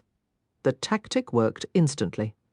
The lanky boy took a protective step back, making space for her in the line. "I'm Fernando, this is my sister Patricia, and our friend here is Caspar." Teller fought to keep her expression neutral as a very familiar performer reached for her hand. "A genuine pleasure," Caspar said, his voice carrying a lilting musical accent she'd never heard from him before. He treated her with the same blank courtesy Julian had, as if their history was a clean slate. It wasn't as unsettling as Julian's act had been, but it still threw her, creating a dizzying sense that maybe this was a stranger. This was the man who had once pretended to be both her fiancé and legend. Yet now he stood in rugged clothes mirroring Fernando's, his former posh elegance entirely shed. "Caspar's the one who told us," Fernando explained, leaning in conspiratorially, "that the fellow who founded this whole church is waiting right on the other side of that curtain." Caspar smoothly interjected, "This man is an authority on the fates as well." Fernando quickly added, "He's aware of the artifact we must locate, the one with the power to eradicate them." With an exaggerated eye-roll, Patricia sighed, "You both keep missing the point, that this is just a game, that object is merely a symbolic token required for victory. Legend isn't actually trying to destroy the fates, they're already exiled. Talking like that makes you sound ridiculous." Fernando's face flushed with embarrassment. While Teller agreed with his sister's logic, she disliked how Patricia seemed to relish humiliating her brother. Ahead of them, a couple disappeared behind a velvet curtain trimmed in gold tassels, signalling that Fernando and Patricia were next. All of Fernando's earlier excitement had vanished, his eyes now fixed on the intricate emerald tiles beneath their feet. Meanwhile, Patricia looked up at Caspar, seeking approval as if she'd delivered a brilliant remark. To his credit, Caspar offered no encouragement. Feeling compelled to intervene, Teller believed siblings should uplift one another, not undermine. "I disagree," she stated firmly, directing her words at Patricia and speaking swiftly to prevent any interruptions. "Legend has never scheduled 2 Caravals in such rapid succession. Seasoned players are speculating that this one is different. It's genuine. If you're attentive, you can sense it. The magic in the air isn't solely Legend's, it's the Fates attempting to return, and the only way they can achieve that is by seizing Legend's power." Caspar's eyebrows shot up in surprise, his gaze sharpening on Teller as if she'd inadvertently revealed a closely guarded secret. "Where did you hear that? I've heard a similar theory," Fernando chimed in, his voice gaining strength. "But I was told that if Legend manages to destroy the Fates, he won't just retain his own power, he'll absorb all of theirs as well." Dante hadn't mentioned that particular detail. Not that Teller had fully committed to believing his story, but it was hard to ignore how Caspar's face had lost all its colour. What if the Fates' abilities are connected to the elusive final prize? Patricia cut in, her tone dripping with a confidence that made it unclear whether the group's intensity had swayed her or if she simply refused to be excluded. "Maybe Legend will grant the winner one of the Fates' powers. I'd choose the Undead Queen's. She never grows old." "None of the Fates are supposed to age," Teller, Caspar and Fernando replied in unison. Now it was Patricia's turn to blush. "You didn't let me finish, by all means. Continue," Caspar said politely. But Patricia clearly didn't know that the Undead Queen's true power was the ability to dominate anyone foolish enough to pledge allegiance to her. She fell silent, her cheeks still pink as Caspar turned to Fernando. He regarded the young man with a smile so genuine it made Teller question whether she'd imagined his earlier pallor. "How about you?" Caspar asked. "Which Fate's power would you want?" Fernando fiddled with his suspenders, considering the question. "I think I'd choose Maiden-Death." Teller felt her body tense. Patricia stared at her brother, aghast. "You'd want to murder people. Maiden-Death doesn't kill anyone," Fernando explained patiently. "She's one of the benevolent Fates. She senses impending tragedy and warns people. I'd want to have that ability. If only Fernando were correct. In Teller's experience, Maiden-Death didn't prevent fate. She confirmed it." Perhaps things might have unfolded differently if Tella had truly understood what maiden death symbolized when she first drew that card from her mother's deck of destiny. Maybe then she could have taken action to stop her mother from leaving. Caspar shifted his attention to Tella. And you? Which power would you desire? Though fascinated by the fates, Tella wasn't certain she wanted any part of their dreadful gifts. The very idea felt like inviting a storm into a room you were trying to keep dry. The fates were a complicated bunch. Mistress Luck, for instance, could grant fame and fortune, but given how unpredictable luck could be, even her gifts might eventually sour. The oracle offered Tella useful glimpses of what was to come, yet it had also delivered wave after wave of heartache.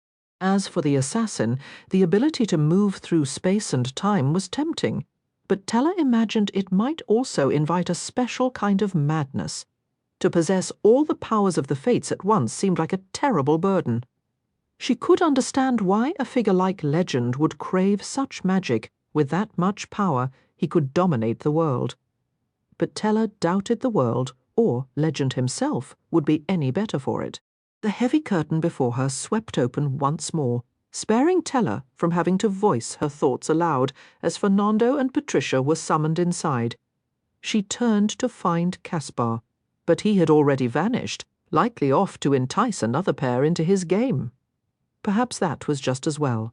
His reaction to her story had stirred up questions she was better off not examining too closely. Tella didn't know what awaited her beyond the black tasseled curtain, but if it held the next clue, she expected her mind would be twisted into even more knots. She needed to keep her wits firmly about her before stepping through. No clocks hung on the tavern walls, only mismatched mirrors, flickering lanterns, dusty bottles, and yet more amateur paintings attempting to capture Legend's likeness. So Tella had no measure of how long she stood there, just that it felt like an eternity before the curtain finally parted again, and a familiar voice called her inside. 7 years had passed since Tella and Scarlett's mother, Paloma, vanished. There was a time, beginning about a year after her disappearance, when Tella found a strange comfort in the idea that her mother was dead. If Paloma was alive, Tella reasoned, then she had consciously chosen never to return to her daughters, which meant she couldn't have truly loved them. But if she was dead, then perhaps she had meant to come back and was simply never given the chance. If she was dead, it was possible she had still loved Scarlett and Tella. For years, Tella clung to the hope of her mother's death, because no matter how she tried, she could not stop loving her mother, and the thought of that love being unreturned was an agony too sharp to bear. Tella retrieved the letter from her friend.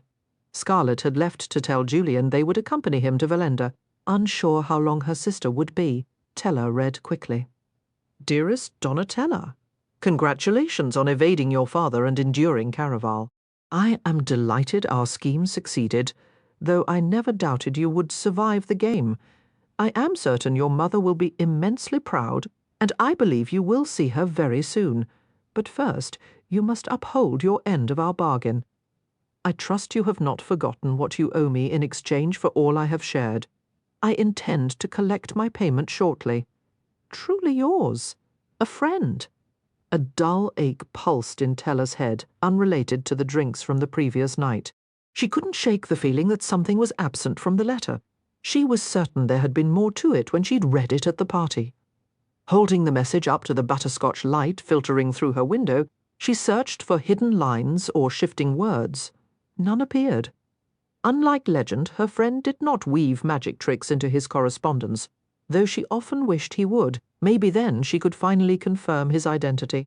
She had first reached out to him over a year ago, seeking help to escape her father's control, yet Tella still had no idea who he was. For a time, she had wondered if her mysterious correspondent was Legend himself.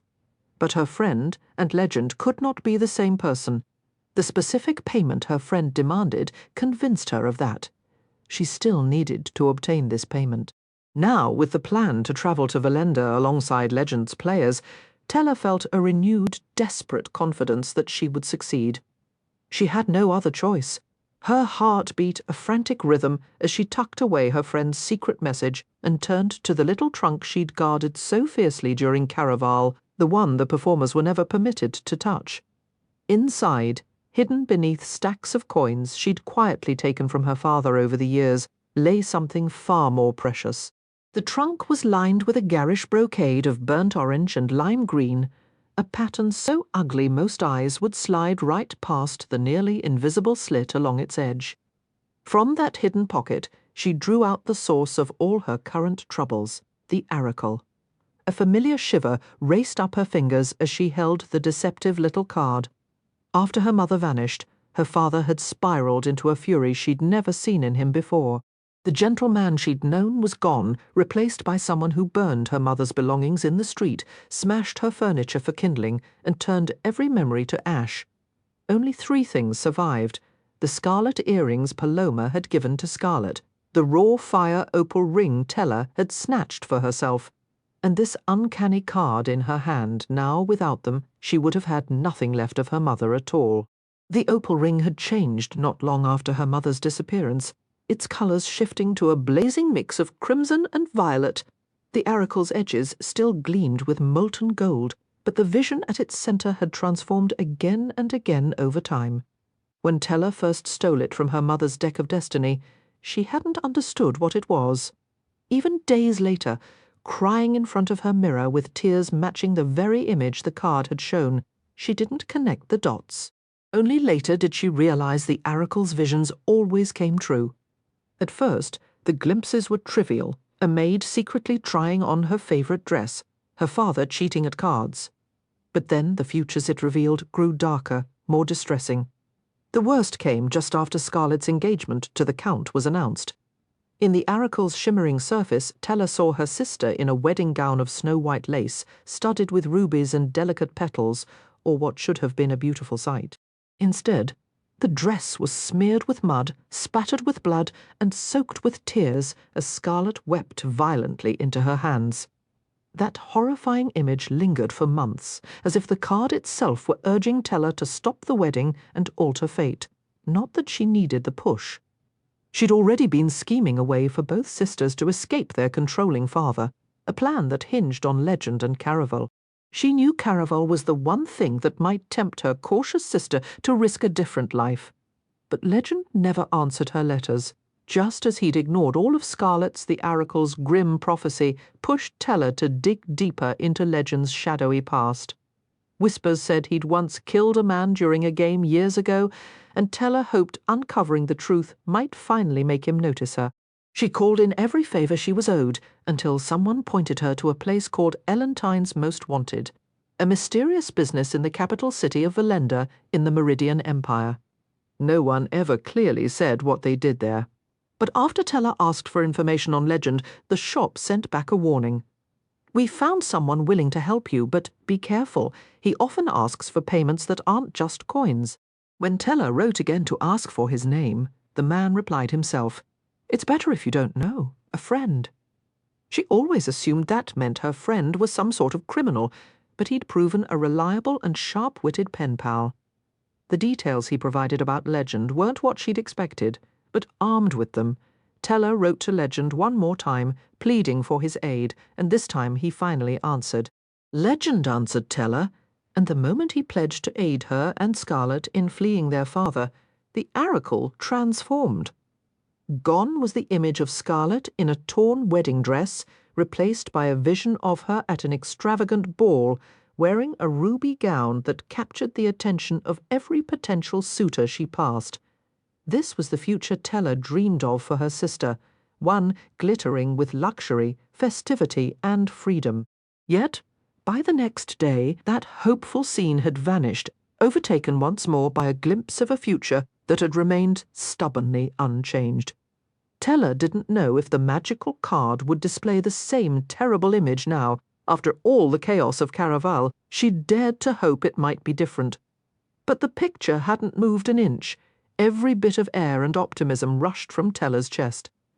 The card still revealed her mother, She appeared like a brutalized copy of the lady prisoner from the decks of destiny, smeared with blood and trapped behind the unforgiving iron bars of a gloomy cell.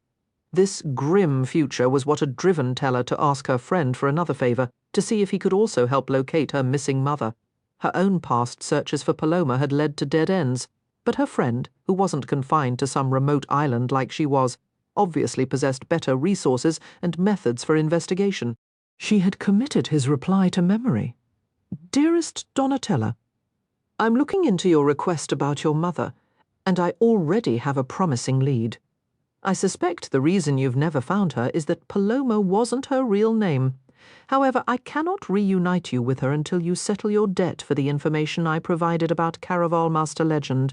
In case it slipped your mind, I require Legend's true name. Everyone else I've assigned this task has failed. But since you'll be staying on his private island, I'm confident you'll succeed. Once you have the name, we can discuss my payment for finding your mother. Yours, a friend. The revelation about Paloma's name was the first real clue Teller had uncovered about her mother since she disappeared 7 years ago. It sparked a genuine flame of hope within her. She had no idea why her friend wanted Legend's name, whether it was for his own purposes or for another client, but Teller didn't care. She would do whatever it took to discover it. If she could manage this, she truly believed she would see her mother again. Her friend had never failed her before. Good heavens. Teller glanced up to see her sister's eyes widen in shock as she stepped back into the room. Where in the world did you get all that money? Scarlett pointed at Teller's open trunk. But at the word money, Teller's mind instantly raced elsewhere. Her friend had included a peculiar coin in his last letter. That's what she was missing. It must have fallen from her pocket when she was rolling around on the forest floor with Dante. She needed to return to the woods and find it immediately. Tucking the aracle into her pocket, she bolted for the door. "Where are you going?" Scarlett called after her.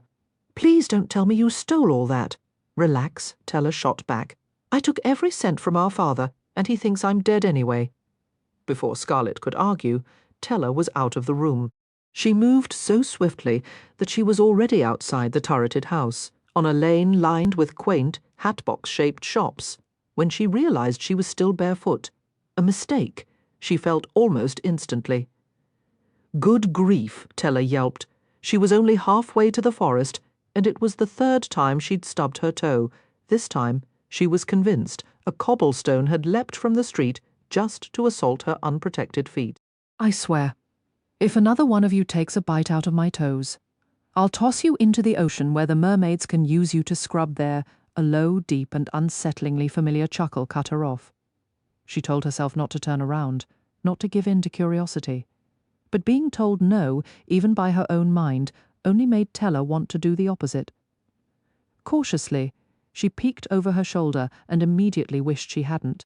Dante was sauntering down the other side of the quiet street, his eyes fixed on her with unmistakable amusement. Teller quickly looked away, wishing that if she pretended he wasn't there, he'd keep walking and act as if he hadn't just caught her shouting at a stone. But he didn't.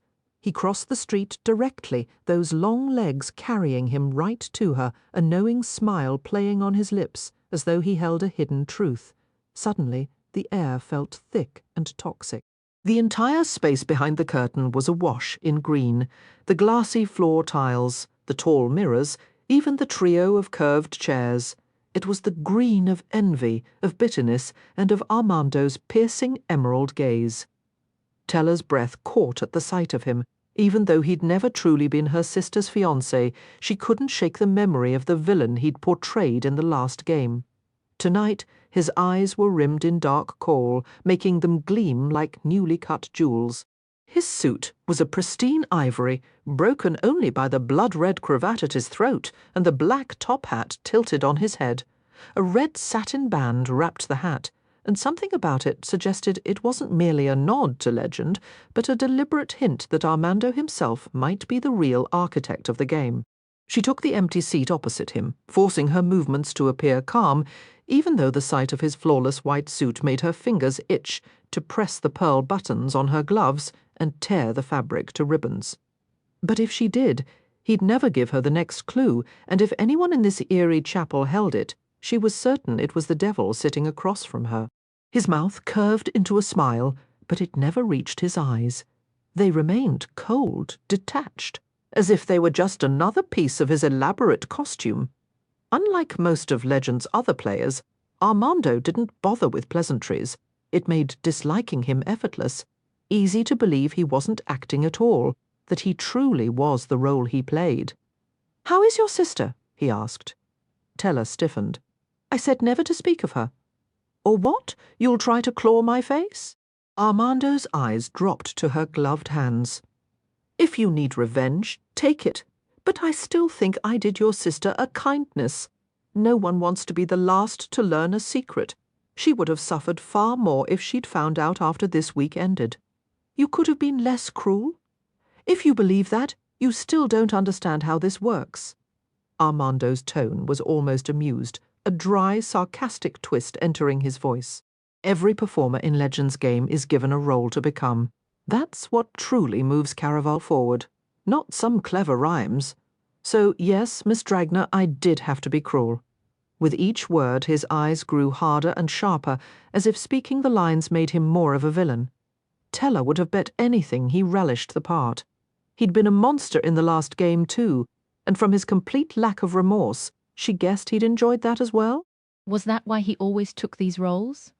Or was there something deeper? As she pondered, the voice of her Nana, Anna, echoed in her memory, retelling a familiar warning.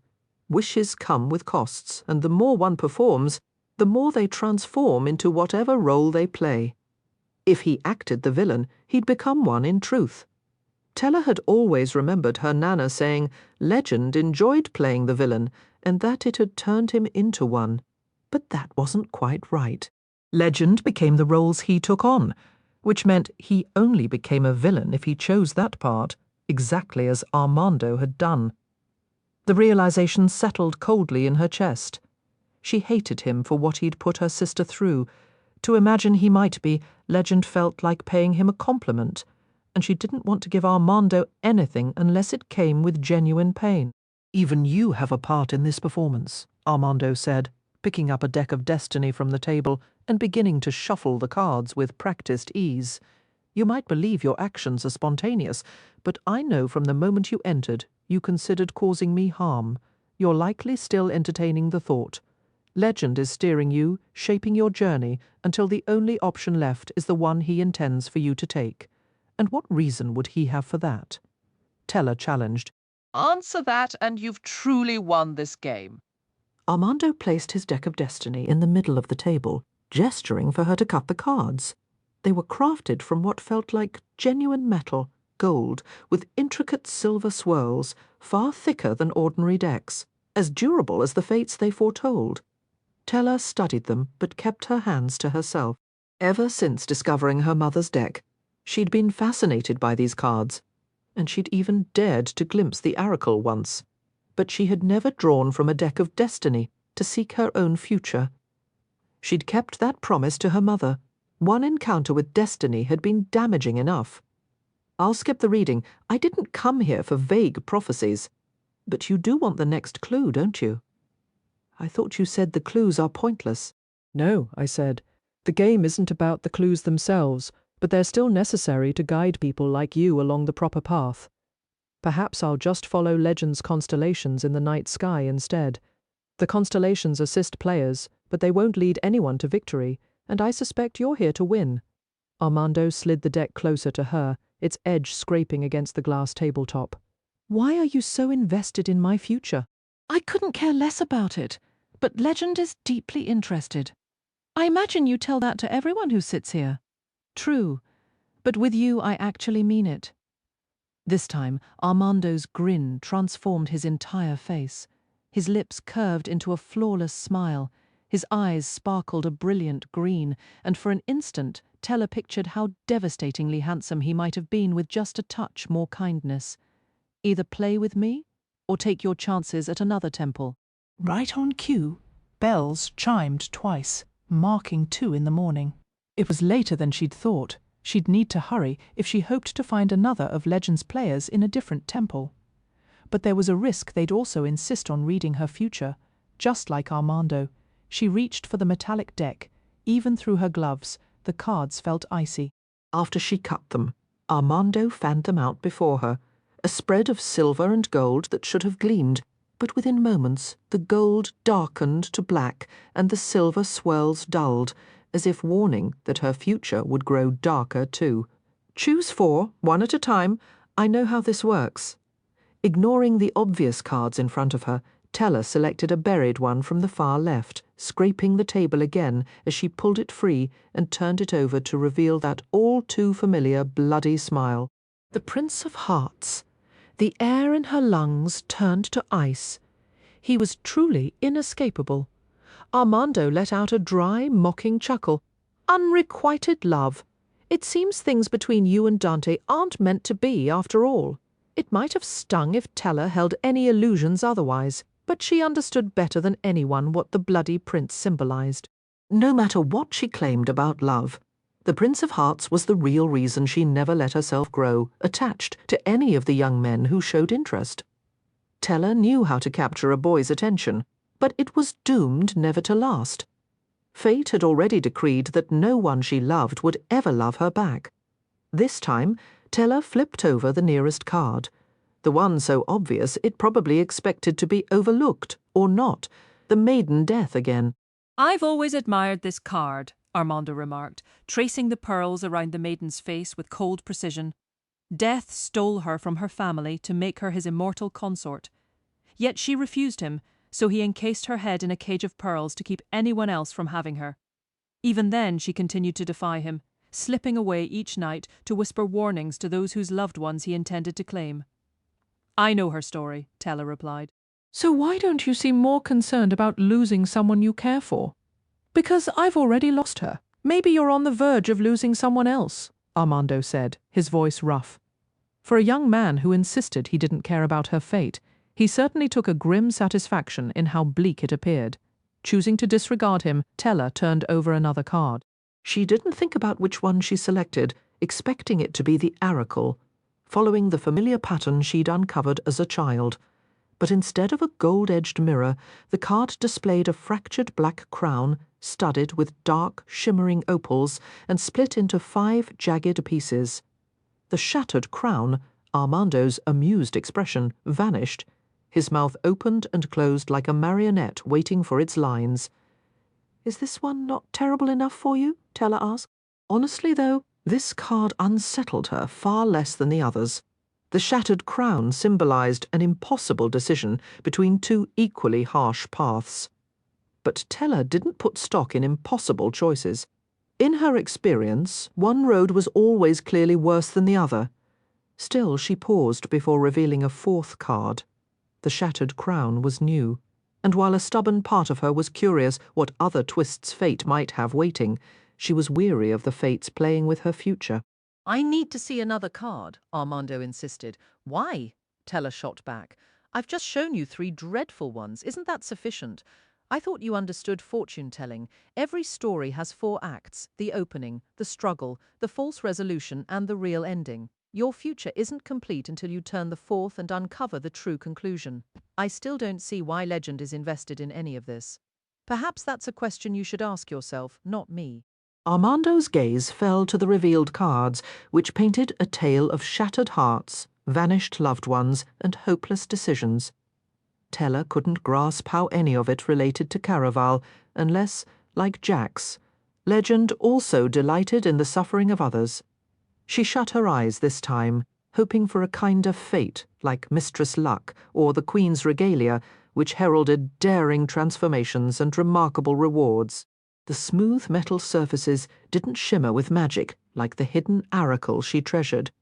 Yet she sensed something as her fingers brushed over them. Most of the cards felt cool, but a few were colder, and some held a subtle warmth.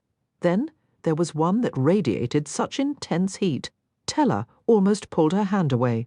She flipped it over instead.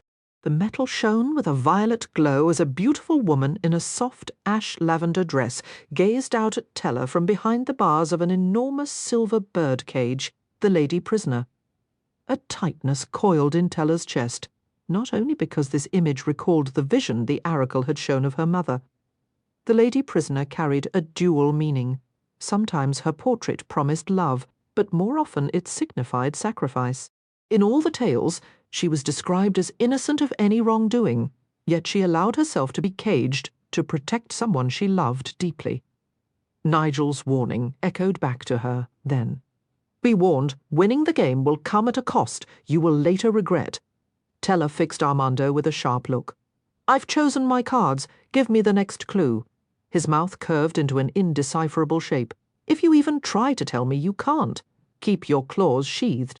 Armando stood and crossed the cramped room to press his palm against one of the wall mirrors. It slid open with a soft hiss, revealing a cool, earthy tunnel draped with old spiderwebs. Teller had heard rumours of secret passages woven throughout all of Valenda. This must be one of them. Follow this path until something tells you to stop, and there you'll find the next clue. But remember, Miss Dragner, Caraval isn't about the clues. Your sister didn't triumph by merely solving simple riddles. She won because of what she was willing to give up for those riddles, and what she was willing to sacrifice to find you. The line between the game and reality was dissolving, the edges bleeding into one another. Teller could feel the pieces of both worlds clicking together with an unsettling precision. She knew the game wasn't real. Everyone knew that. Yet, as she navigated Armando's concealed passageway toward the second clue, a treacherous thought took root. What if the game held more truth than she was comfortable admitting? Teller had entered Caraval convinced her deal with Jax was authentic, that winning the game and delivering Legend to him was the key to saving her mother. After the masquerade ball, she'd even grown to believe Jax was the genuine Prince of Hearts, a fate who had slipped his confines. But that was where she had drawn the line. To entertain the notion that any part of this spectacle was real was to risk a dangerous descent into madness. Legend wasn't actually waging war against the Fates, and the Fates weren't truly plotting his ruin. But if Teller's suspicions were correct, and this was all an elaborate performance, would she truly encounter Legend if she won? Or would he just be portrayed by another actor? Legend was always played by actors. Still, Teller had felt deep in her bones that this time was different. Nigel had sworn to her, if you win Caraval, the first face you see will be Legend's. When he spoke those words, Teller felt the very air change, charged with the same prophetic magic she sensed whenever she touched the oracle. She would meet Legend if she won. But if the real Legend appeared at the game's conclusion, did that imply the rest of it was real too? Did it mean other fates besides Jax were striving to return? And if they succeeded, would Legend be destroyed? Lost in this whirlpool of questions, Teller paid little attention to the distance she travelled or the winding path of the serpentine tunnel. It was the sound of voices echoing off the ancient, damp stone that finally pulled her from her thoughts. She quickened her pace, following the murmurs until they led her to a door shrouded in dust and cobwebs. It wasn't the first door she'd passed, but it was the first that made her halt. She knew the voices on the other side. Scarlett and Julian. They were muffled by the thick, grimy wood, but unmistakable. Teller knew her sister's voice better than her own, and Julian's voice was an instrument all its own. When Teller first met Julian back on Trisda, she hadn't felt the same pull her sister did, but she had always appreciated the sound of his voice, velvety and resonant, a voice crafted for enchantment. Tonight, however, it sounded broken. It was like finding salt abandoned on a shore, rough and utterly alone. The scent of old soot and decay filled her nostrils as she leaned closer, imagining her sister's palace chambers lay just beyond. "Thank you for letting me in," Julian said, his words strained. "I didn't think you'd want to see me again." "I always want to see you," Scarlett replied, and the pain in her voice was a physical thing. "That's why this hurts so much." In the heavy silence that followed, Teller pictured her sister. It was well past 3 in the morning. Scarlett would be in her nightgown, though Teller knew her well enough to guess she'd have snatched a blanket to wrap around herself for comfort. Teller could see her clutching it tightly, her practical mind and wounded pride warring with her heart's desperate longing for Julian. My sister thinks I should give you another chance. I happen to agree with your sister. Then give me one good reason to trust you again. I want to, Julian, but you lied to me after a single day." Scarlett's tone trembled, hovering on the edge of tears. Tella knew she was intruding on a painfully private moment. She needed to leave, to continue down the tunnel and give them space. But then Julian spoke again. "What about your sister?" Tella froze. "How many times has she—" "Don't bring Tella into this," Scarlett interjected, a sharp edge cutting through her sadness. "I just need to understand why this is different." Julian pressed, his voice laced with a frustration that felt entirely new. Scarlett's voice sharpened with renewed defiance. "Because she's my sister. You, of all people, should get that." "Isn't that exactly why you spin so many lies to protect your own brother?" Legend, Tella's thoughts ground to a halt. Julian and Legend were brothers. How had Scarlett held that back? Tella had never pressed her, but it still felt like the kind of secret a sister should share. If it were true, everything could shift. Tella wouldn't need more clues to win. She'd just need Scarlett to coax the truth from Julian. But Julian was a liar in Legend's employ. Could anything he said be trusted? This might be another layer of the game, a clever distraction to steer her away from the real clues, or maybe it was a clue itself. Armando had promised the tunnel would lead to the next piece of the puzzle. Tella held her breath, straining to catch Julian's next words. "Crimson," he begged, his voice frayed. "I'm doing everything I can to keep you safe. Maybe that's the whole problem." Scarlett shot back. "I don't want you to keep me. I want to know who you really are." Julian's reply was too muffled to make out.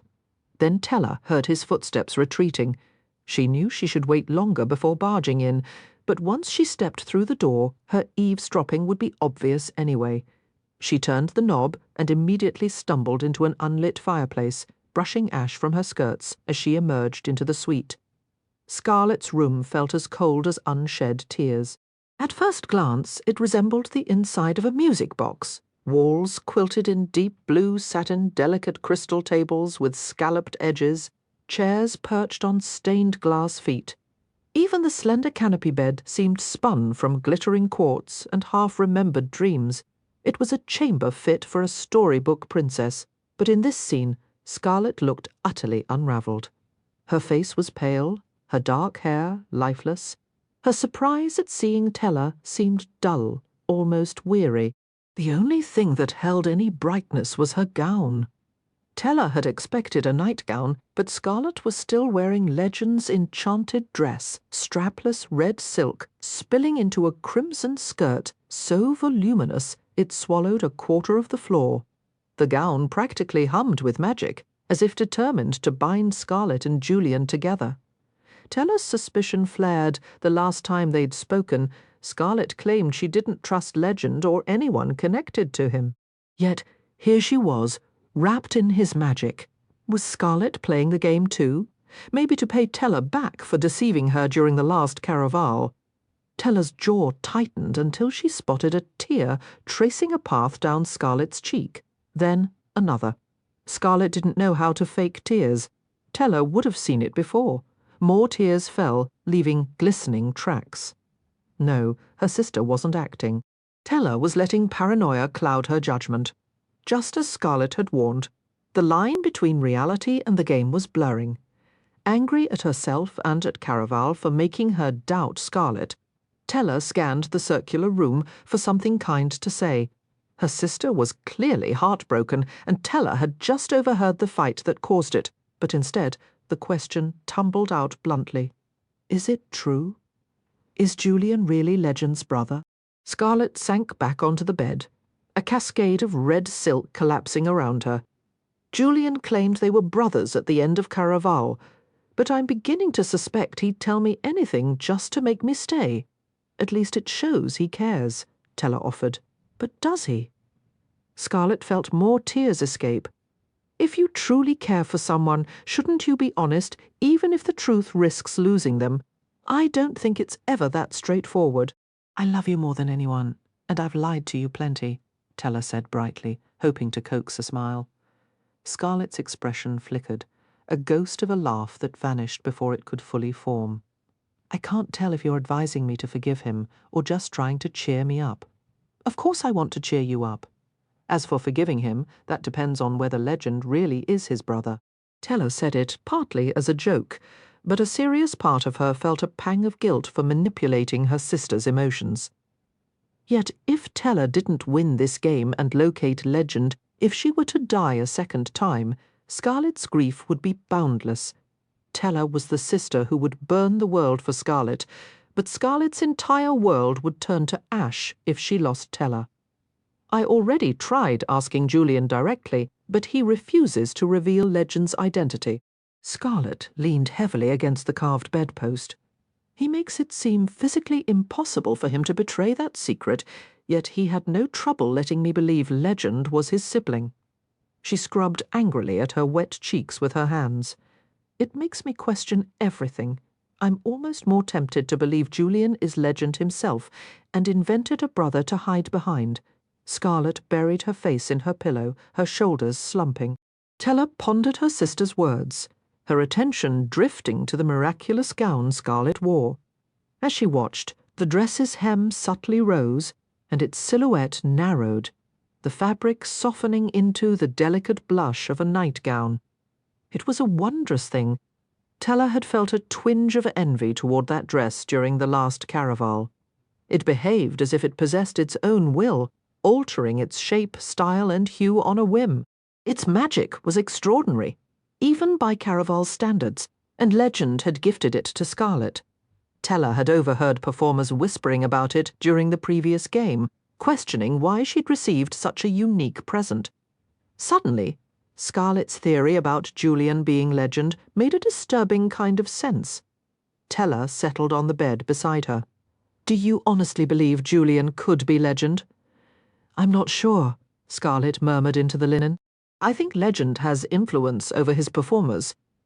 I don't believe he dictates their every move, but I get the sense he can stop them from revealing specific secrets. So if Julian were truly Legend, I doubt he would have permitted Armando to tell me the truth about the part he played in the last Caraval." "I despise Armando," Teller declared. "He was merely doing his job. But I can't claim to like him much either." Scarlet punched the pillow she'd been crying into, a spark of her old defiance returning. "Do you think he could be Legend?" "I think anyone could be Legend." Scarlet drew a sharp breath, swallowing the last of her tears. When she looked at Teller, her gaze was resolute. "I believe the only way to know for sure who Legend is to keep using Julian to win the game. You want to use him?" Teller almost fell off the mattress. This was entirely unlike her cautious sister. Where is this coming from? "I thought you didn't even want me to play." "I don't. But if you win and finally meet Legend, then we can learn the truth about Julian." Scarlet produced a folded slip of paper, as if it were a hidden blade. This was a decidedly new facet of Scarlet. Teller found she rather liked it. "Julian gave this to me," Scarlet said. "It's the next clue. He claimed he wanted to help you, but I think he was trying to bribe me with it." Teller took the page, immediately recognizing the elegant handwriting from the first clue card she'd received at the party. The game's true purpose was not what it appeared to be. To uncover the secret, you must find the woman of parchment and ink. She alone possesses the next clue, left specifically for you. Teller immediately thought of the woman she'd encountered at that peculiar shop in the Spice Quarter, Elentine's Most Wanted. It felt like more than a coincidence. It felt like a message meant for her ears alone. She doubted every other player had stopped at that exact, obscure location. The connection was unnerving, as it was the very place that had first linked her to Jax. The game was blurring the line between illusion and reality once more. Teller forced herself to remember the elaborate deceptions she'd just witnessed from Legend's performers in the Temple District. Believing Caraval was anything more than an elaborate game would be the height of foolishness. It was all one magnificent lie, yet she could feel its allure trying to draw her in. She held up the clue card Scarlet had given her. "Come with me tomorrow night to look into this." Scarlet's lip disappeared between her teeth. "Do you have other plans or something?" "Who would I possibly have plans with?" Scarlett's reply was oddly sharp, and Tella could have sworn her sister's nightgown flinched, its colour shimmering from a soft pink to a sudden inky black. Tella didn't know what secret her sister was guarding, but the feeling that Scarlett was hiding something grew stronger. "I just don't want to go out after dark," Scarlett added too quickly. "I can't risk being pulled into the game again." "I understand," Tella said, but understanding and believing were two very different things. Honestly, Tella would have gladly bargained away another year of her questionable future for just one more hour of sleep. She didn't even care about the ominous clock ticking inside her chest. All she wanted was to remain buried in the blissful blue sanctuary of her bed, surrounded by soft blankets and downy pillows. The previous day had been exhaustingly long, but she'd already slept too much, and if she never got up, that dwindling future would vanish entirely. Beat, beat, nothing, nothing. Beat, beat, silence. Beat, beat, more silence. Her heart was even more sluggish than the night before, but it was still beating, and Tella was determined to keep it that way. It did make her movements a little slower, but after downing a full pot of strong tea and devouring several toffee tarts and berry puffs, she began to feel slightly more like herself. She finished dressing just as twilight began to paint the sky. For the evening, she'd chosen a slender, corsetless dress, the deep, sorrowful blue of storm cloud tears. It was perhaps too delicate for the night air, but it allowed for easy movement. Even so, she was a little breathless by the time she reached the sapphire wing where Scarlett was staying. Only Scarlett wasn't there. Tella knocked for a solid minute, her knuckles nearly bruising against the heavy wood. Given how adamant Scarlett had been about not leaving the palace at night and avoiding the game, Tella fully expected to find her sister safely sequestered. But either Scarlett had lost all track of time, highly unlikely, or she was indeed keeping a secret. Tella hated doubting her sister, but it made no sense for the ever-cautious Scarlett to be out, especially on a night like this, when all of Valenda seemed to be Legend's personal game board. Unlike the previous nights, where the constellations had been confined to specific districts, tonight they blazed across every quarter in shimmering bursts of celestial blue. Tella found herself unexpectedly grateful to Armando for pressuring her into earning that second clue. Without it, she'd have no idea where to even begin. As her sky carriage left the palace, she saw stars forming all the classic Caraval symbols: a dazzling blue top hat, a bouquet of blue roses, a blue hourglass. But those weren't the only shapes in the sky. Constellations that hauntingly resembled the Fates now hovered over Valenda's hills and districts as well, a silent, mocking audience to the night's events. Tella's gaze swept over a glittering array of costumes: a jeweled eye patch, a dagger-adorned crown, a skeleton key, a cage of pearls, lips stitched closed, and a pair of shimmering wings the color of a midnight sky. Those wings were likely meant to symbolize the fallen star, but their resemblance to the tattooed wings on Dante's back was so sharp it sent a jolt through her fading heart, pushing a sudden, warm rush of blood through her veins. By the time her carriage landed in the Spice Quarter, she was scanning the crowds for him, half expecting his familiar silhouette to emerge from the shadows. He was nowhere to be seen that night. Her eyes lifted to the star-dusted heavens, wondering which constellation he stood under now, and whether he stood there with someone else. She could almost see his broad, tattooed hands tracing another girl's throat, his voice a low murmur as he repeated the same words he'd given Tella just the night before. "Even if I wasn't Legend, I would want you to win." The thought twisted her stomach into a painful knot. Not that she wanted Dante here distracting her with his cryptic taunts or that gravelly voice. The Spice Quarter itself was distraction enough. Every narrow lane and cramped alley was packed tighter than she remembered, thrumming with life. Locals in vibrant attire mixed with holiday vendors shouting over one another, hawking overpriced costume pieces to prepare the city for Elentine's Eve. 5 coppers for the murdered king's crown. 3 coppers for the maiden Death's pearly cage. 4 coppers for a Prince of Hearts mask. 2 coppers for the gauntlets of chaos. 1 copper for the unwed bride's veil of tears. Teller didn't recognize any of Legend's performers among the sellers, but she suspected other players were nearby. More than once she heard a quick rap on a brick wall, followed by the hushed phrase, "Legend sent me," like a secret code meant to unlock some hidden door to the next clue. She envied their lively, carefree energy. Whatever path those people were on, it felt entirely different from her own. Either Legend was playing a special, twisted game just with her, or they weren't all following the same rules. Her second clue had directed her to seek the woman of parchment and ink, clearly pointing to the elderly proprietor of Elentine's Most Wanted. But when Teller arrived, the shop stood empty. The air smelled of old stories, charcoal, and dry paper as she stepped inside. One corner was arranged as a cluttered yet well-equipped art studio, while every other surface was buried in paper. Even the ceiling was plastered with aging posters that looked older than the missing shopkeeper. Teller studied them while she waited. These weren't crude sketches. They were detailed portraits of criminals. Some she knew only from rumour, others completely new to her. Each parchment seemed to whisper a story both marvellous and grim. Augustus the Impaler lived up to his name. Then there was the Duchess of Dow, wanted for inland piracy, poisoning, and seduction. I didn't realize seduction was a crime. Teller murmured aloud. That depends entirely on who you're trying to seduce. Teller whirled around.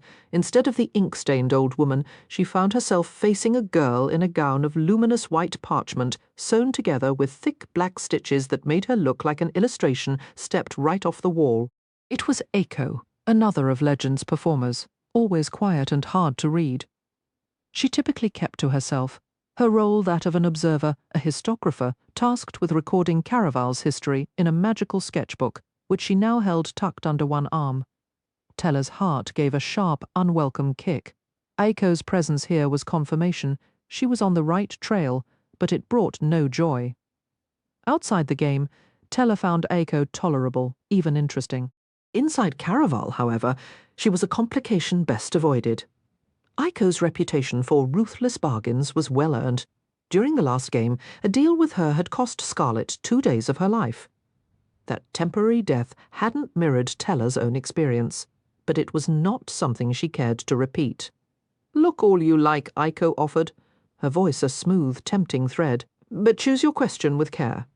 The first one is a gift. Every question after will cost you something you can't get back. Can you just give me the next clue?" The words left Teller's mouth before she could stop them. "I could," Aiko replied, a sly smile playing on her lips. "But I won't. I can only point you in the right direction if your next question is worthier." A flicker of annoyance warmed Teller's cheeks. She pressed her lips together, letting her gaze travel over the gallery of wanted posters. The crimes listed were a grim catalogue: blood-drinking, cannibalism, dark magic, fraudulent enchantments. She scanned for any image resembling a fate from the deck of destiny, hoping for a lead, but found none. Then she saw it. All thought of clues, crimes, and fates evaporated. Her breath caught, trapped in her chest. Her body went still, forgetting how to function. Centered on the back wall, framed by a border of silver stars, was a portrait more beautiful than the others. The face beneath the bold wanted was achingly familiar. It was the face of her and Scarlet's vanished mother, Paloma, Paradise the Lost. The charges listed beneath the name were a brutal litany: thievery, kidnapping, murder. Teller's eyes refused to leave the paper. After a lifetime of questions, here was a concrete answer, and it was a nightmare. Her mother was a criminal, a thief, a kidnapper, a murderer. Every part of her wanted to reject it, to believe the poster was a cruel fabrication. The mother she remembered was gentle, her hands always smelling of lavender and ink. But Jax's words echoed. "The reason you couldn't find her before is because Paloma was not her real name." Paradise was Paloma. The resemblance was undeniable. It wasn't just the oval face or the cascade of dark hair. It was the specific enchanting curve of the smile Teller had spent her childhood trying to copy. The eyes, clever and thoughtful, narrowed, just so at the corners. A sudden sharp pang of jealousy struck her. In this image, Paradise looked almost exactly like Scarlet, and she appeared to be Scarlet's age. Did her sister know? Was this the hidden reason Scarlet never spoke of their mother? What can you tell me about Paradise the Lost? Tella asked, her voice tighter than she intended. She was special. Echo drifted closer, tracing a bare finger down the portrait's cheek. I never saw it until now, but she looks quite like your Scarlet, though Paradise was far more daring. What else do you know about her, your sister, or Paradise? I know my sister better than she knows her own mind. Tella snapped, the frustration lending her words an edge. I want to know about Paradise. Aiko's dark eyes glittered with a familiar, cunning light. With her enchanted notebook, the girl was nearly as slippery and magical as one of the Fates. For a wild second, Tella wondered if Aiko could be Legend himself or herself. What a brilliant twist that would be! I'll tell you everything, Aiko said, the gleam turning predatory. But I require payment first. You can't have a day of my life, Tella stated flatly. Aiko's smile didn't waver. You're not really in a position to set terms, if you want the truth. Paradise disappeared nearly 18 years ago. Most people have forgotten her. But I, she said, tilting her head, come from a long line of storytellers. Tella merely shrugged, feigning an indifference she did not feel.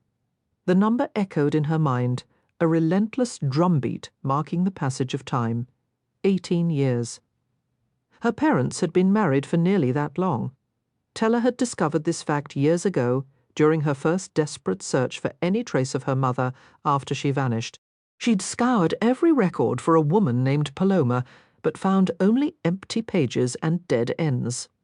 The truth, as Jax had cruelly revealed, was that before arriving on Trista, her mother had been someone else entirely.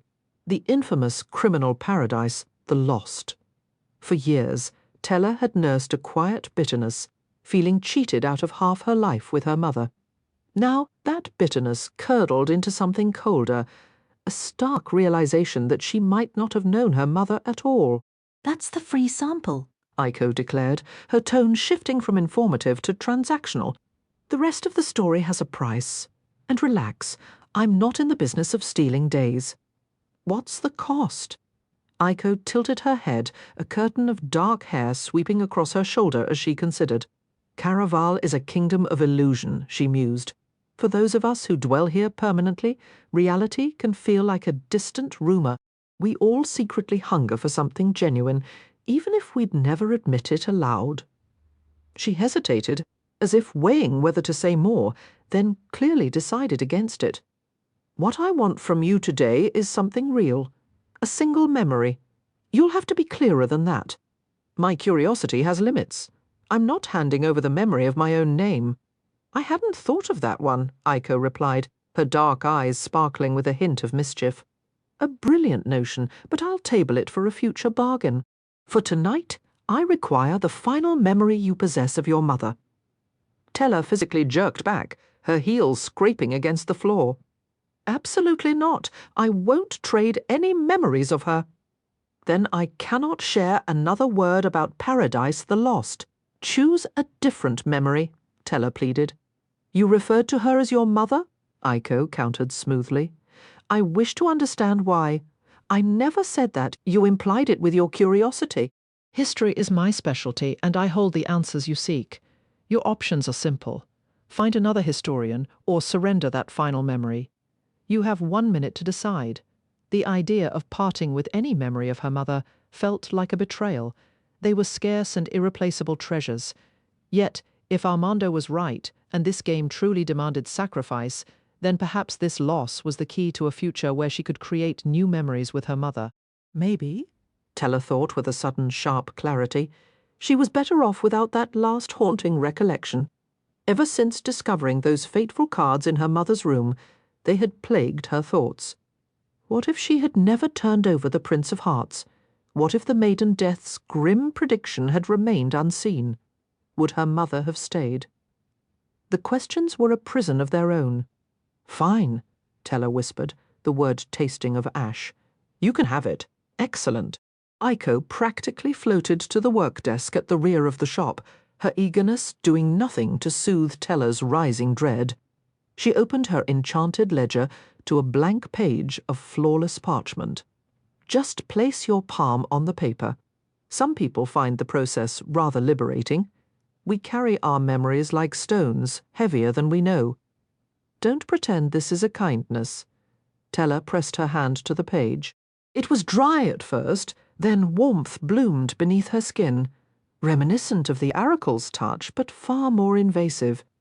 The heat travelled up her arm, wrapped around her throat, and seeped into her skull like warm honey, leaving her thoughts pleasantly blurred. The book must first locate the memory before it can claim it, Aiko explained. But her voice now seemed to come from the far end of a tunnel. Tella's eyelids grew heavy. When they opened again, she was no longer in the curiosity shop, but standing once more in her mother's magical suite on the Isle of Trista. The scent of night-blooming jasmine, a detail she'd forgotten, hung thick in the air, a cruel and beautiful anchor to the past. Tella's mother sat on the floor opposite her, more vivid than any memory Tella had ever held. The air was thick with the scent of plumeria, a fragrance Tella believed she'd lost forever. Her father had banned the blossoms from the estate after her mother's departure, and Tella hadn't recalled their perfume in years. She longed to press her face into that smell, to embrace her mother so tightly she'd never forget it again. But this was just a recollection, and no amount of wishing could change a single detail. Only moments before this scene began, her mother had made Tella swear never to touch another deck of destiny. That was the memory Tella assumed Aiko would take, but this was something else entirely, a moment buried so deeply Tella had forgotten it existed. She'd forgotten how her mother had taken her small hands, lifting Tella's fingers to examine the opal ring she'd just stolen. "Oh, what have we here?" Paloma asked. "I was going to return it," Tella promised. "No, my darling, you should keep it for me. Guard it well." She pressed a kiss to Tella's fingers, as if that act alone made the ring officially hers. Her mother always sealed things with kisses. Another detail Tella had misplaced. "Now," Paloma whispered, leaning close, "I'll tell you a secret about the cards I just put away. The fates pictured on them once ruled the earth, and they were terribly cruel. They used to trap people inside playing cards for sport. Only a fate could free them, unless no." Tella fought to cling to the memory as it began to dissolve before her eyes. Her mother's olive skin turned translucent, her lips forming words Tella could no longer hear. No, no, no. These were the words she needed, the answer she was desperate to find. She didn't know what her mother had been about to say, but Tella felt certain it was vitally important. She clawed at the fading image, trying to dig her fingers into the past. But the harder she struggled, the murkier it became, shifting into smoke that slipped through her grasp and then vanished completely. When Tella opened her eyes, she didn't feel unburdened. She felt as if something precious had been stolen, as if she'd been cut, yet nothing bled, and nothing seemed missing either. The memory she'd expected Aiko to take was still intact, and though Tella had been prepared to lose it, she was relieved it remained. So why did she have this nagging sense that Aiko had taken something far more valuable? Aiko's cursed notebook was now firmly closed, but Tella swore it looked thicker than before, even glowing faintly. "What had she taken?"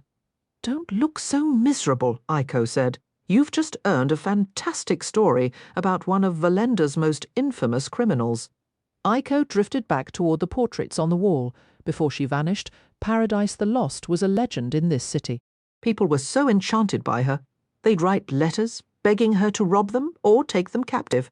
Paradise was criminal royalty. There were even rumours that princes from distant continents sent offers to the lords of the Spice Quarter, proposing marriage. As Aiko spoke, Tella tried to hold on to her anger over the lost memory, but instead she began to picture her mother clearly, as if Aiko was sketching the scene in that wretched notebook. Tella saw Paloma as young and wild, leaving a trail of glittering stories as she stole her way into history until she became a shimmering part of it.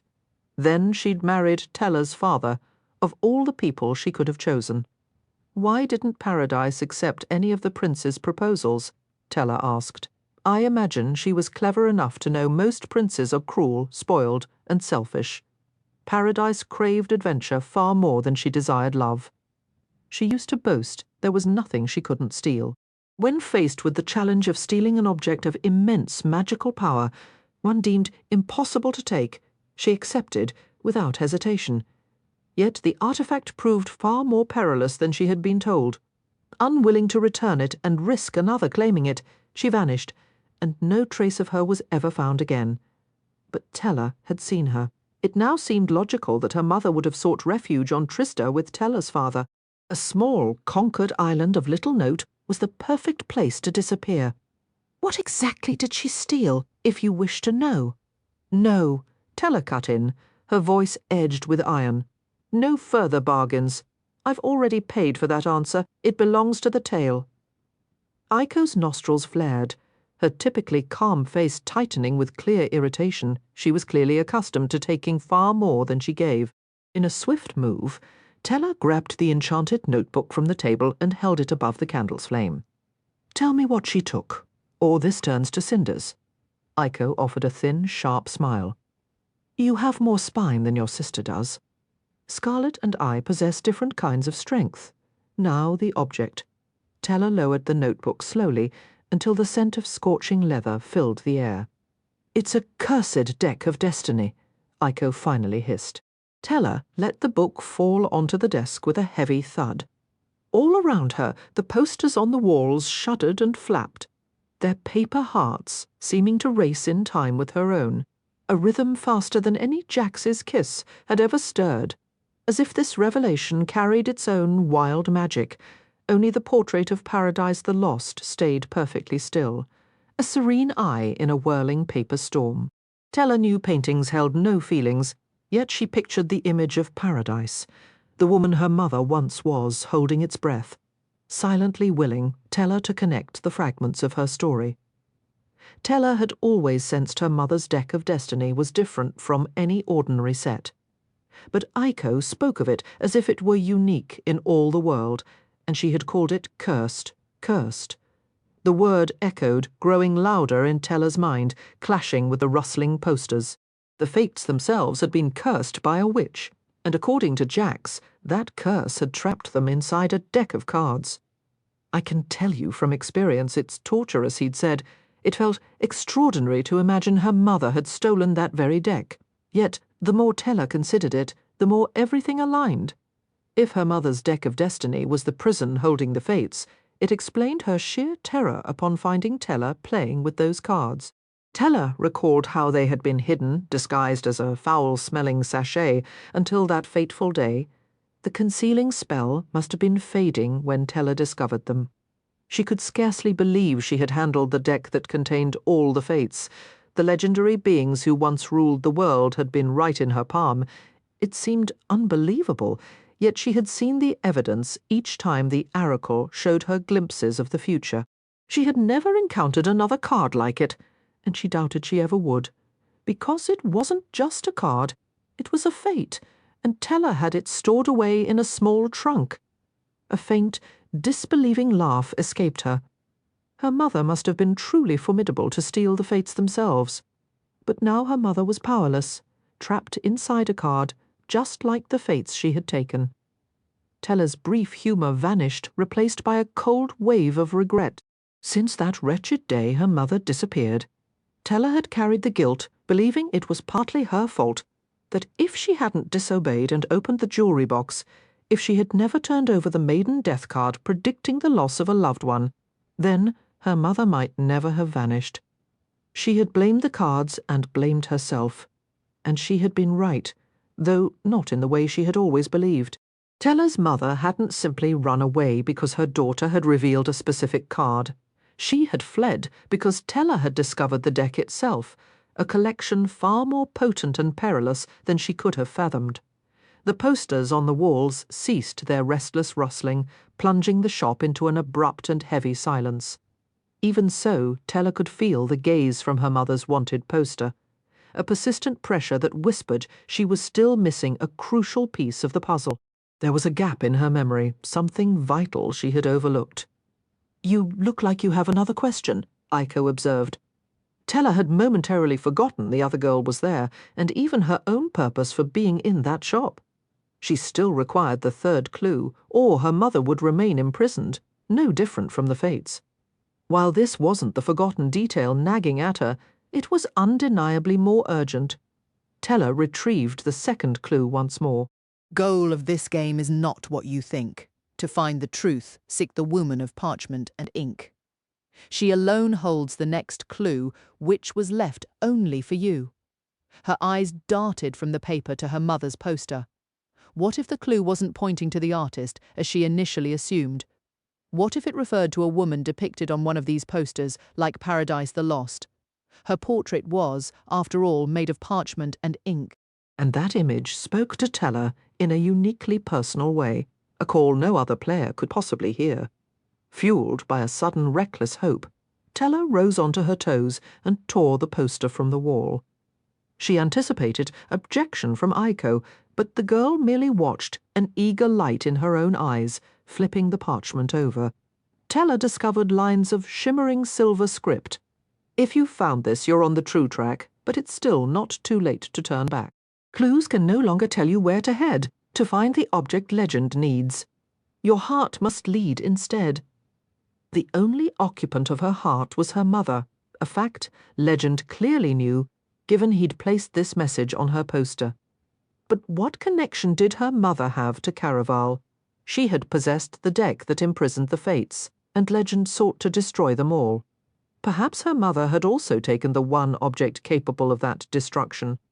But if that were true, why would she— No. Teller violently shoved the thought aside. Buying into the game's reality was a shortcut to insanity, and yet maybe she was already losing her mind, because her convictions were crumbling like old parchment. She needed to pass truth from illusion before taking another step. She needed Scarlet. Her sister would help her untangle this mess, especially if Teller's earlier hunch was correct, and Scarlet had been hiding her own deeper knowledge of the game. Teller turned toward the door. "Before you leave," Aiko interjected, her voice soft, "you should hear the rest of Paradise's story." "I think I know how it ends," Teller replied curtly. "What you know is only the near ending," Aiko corrected. "The true ending hasn't been written yet." "Then what's left to say?" "I omitted a part from the middle. After Paradise used the deck to read her own future, she understood its true power and peril. Some say she fled not to protect the cards, but to escape the destiny she witnessed." What she never learned was that with this particular deck, a foretold future is fixed. It cannot be altered unless the cards themselves are destroyed. Thank you, but I fear that warning might be a little late for me. Aiko's expression shifted, becoming grave and pitying. Teller felt it then, not tears, but something far worse. A warm, thick wetness pooling in her ears before tracing a slow, dreadful path down her neck. Blood. Her heart stuttered, missed several beats in a dizzying succession, and her breath caught in her throat. She pressed a hand against the nearest wall to steady herself. The blood she'd lost before was a mere drop compared to this crimson tide, now soaking her bodice in relentless, silent streams. The Prince of Hearts had left her with a brutal reminder this was no game for amusement. Teller's return to the palace was a haze of wet echoes and the phantom ache in her ears. Even once the bleeding ceased, a deep fatigue clung to her bones. Her heart seemed to labour, each beat followed by a hollow pause, then another, then nothing but the creeping dread that soon there might be no beat left at all. She'd purchased a plain cloak from a street vendor, but back within the palace walls she felt exposed, convinced every passing guard and servant could see the bloodstains on her bodice right through the wool. After washing and changing into one of Minerva's gowns, a cascade of elegant topaz blue layers, the sensation of dried blood inside her ears persisted. It felt cursed, just as she was, for stubborn traces remained on her neck and hands, no matter how she scrubbed. She would have soaked in the tub until the water turned cold, but time was a luxury she didn't have. She allowed herself only a brief rest in the scented water, just long enough to gather a sliver of strength. She needed to find Scarlet.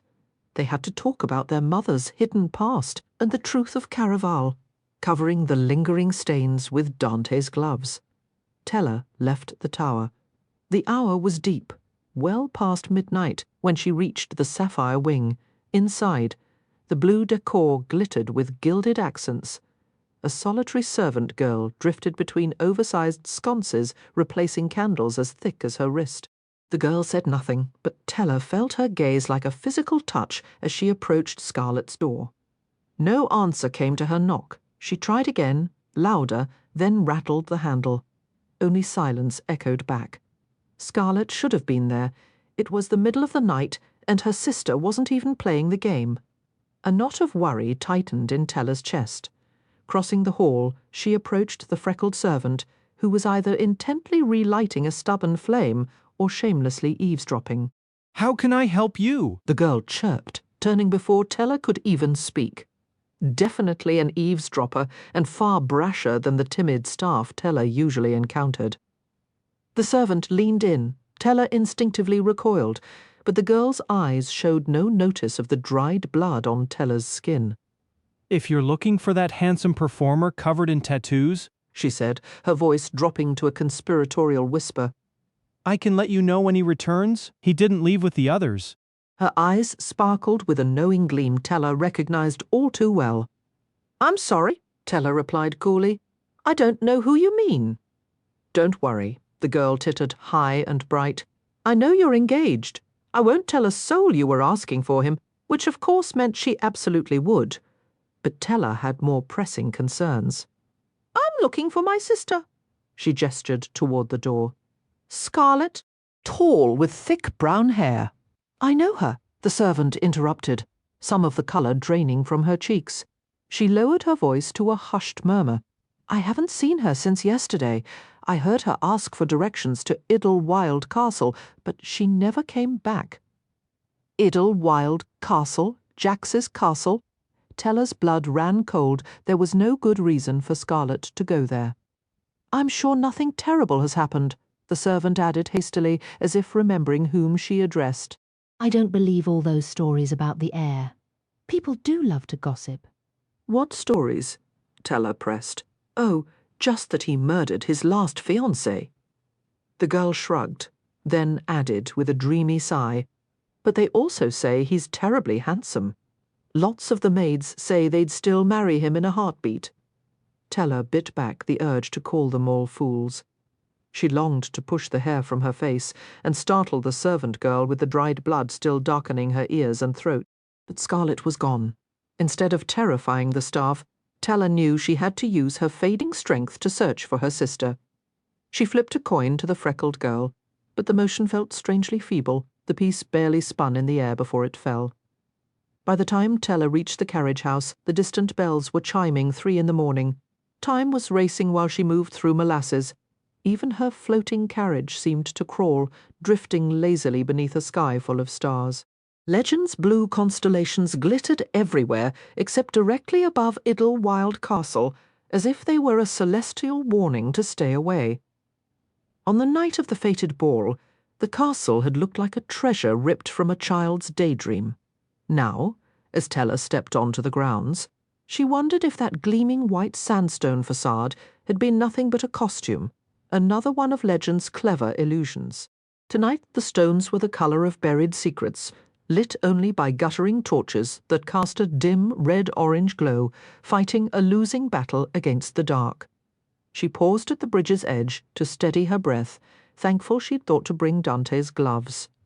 Not that she spotted any immediate danger. In fact, the castle felt too still. Aside from the wind tangling her hair and teasing the layers of her wild topaz skirts, everything was drowned in a deep, unnatural quiet.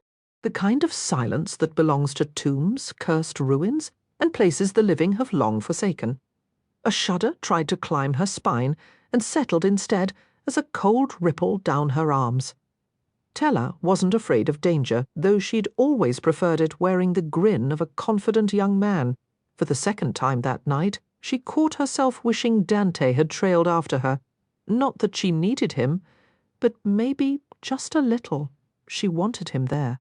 She took a heavy step forward and felt a dull, unsatisfying pang of victory that he'd finally chosen to leave her alone. She'd known his attention was just part of the role he played, and even if his interest had been genuine, she had no doubt he'd eventually give up on her. Everyone gave up on her except for Scarlet, who somehow never stopped caring. Tella supposed that was another trait the sisters shared. Neither knew when to walk away from a hopeless cause. If she had better instincts for when to abandon a doomed pursuit, she might have turned back right then. Or she might have questioned whether the freckled servant had been telling the truth when she claimed Scarlet never returned from the castle, a castle that now looked emptier than a discarded doll's glass eyes. The bridge leading to it was narrower than Tella remembered, and taller, arching high above black waters that weren't nearly as calm as they'd been on her first visit. But she recalled Dante's advice and refused to let thoughts of death take hold, unwilling to hand him any more power. Her steps were unsteady, and her breathing was ragged, but she would not fall or jump or do anything else that would send her into the treacherous depths below. She was going to reach the end, knock on that door, and bring her sister home if Scarlet was even there. Tella finally crossed the bridge. For a slow, tense moment she could have sworn she heard ghostly footsteps, but there was no guard, no living soul in sight. Clenching her hands, she gathered her strength and pounded on the heavy iron doors. "Hello," she called, forcing cheer into her voice. "Nothing. Is anyone here?" She tried again, sharper this time. Only the sound of waves crashing below answered her. "This is Donatella Dragna, the heir's fiancée."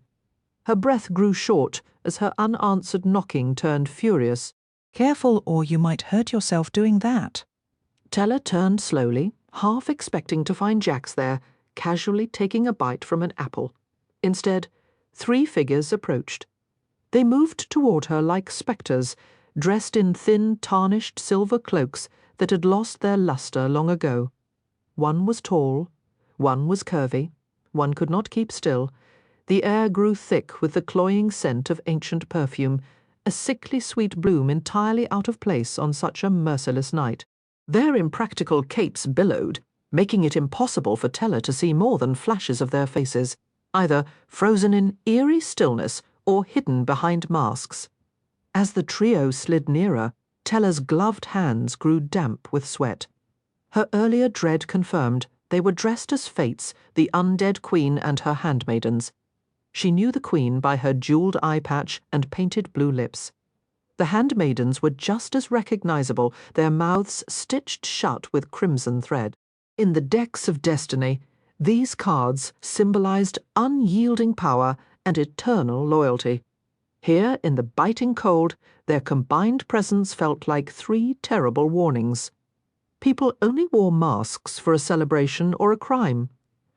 "You're a bit ahead of schedule for costumes," Tella called out, her voice sharper than the wind. "Elentine's Eve isn't for another 2 nights. Or are you just hiding your faces because you're too hideous to look at?" "By sunrise, you'll be the only one anyone calls unsightly," retorted the false queen, her voice a low rasp, "unless you hand over what belongs to us." Tella spun back to the door and hammered on it again, the sound desperate against the stone. "That's pointless," the queen said. "He isn't home." With her words, all 3 figures drifted closer, their overwhelming stench pushing away the clean, cold air.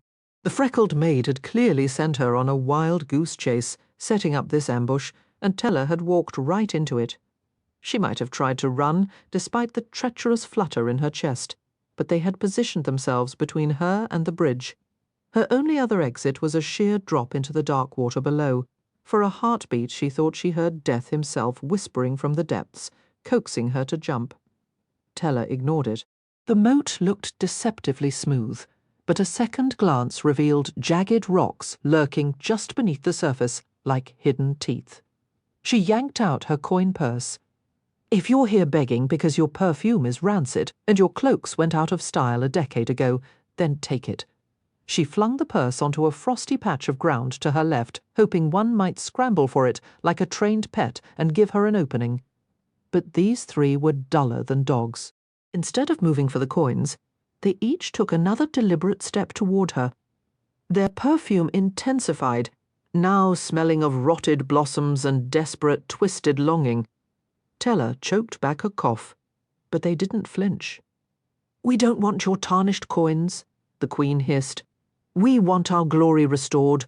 We want the cards your mother stole, the ones you planned to give to Legend so he can erase us and claim the last fragments of our magnificent power." "Good grief," Tella muttered.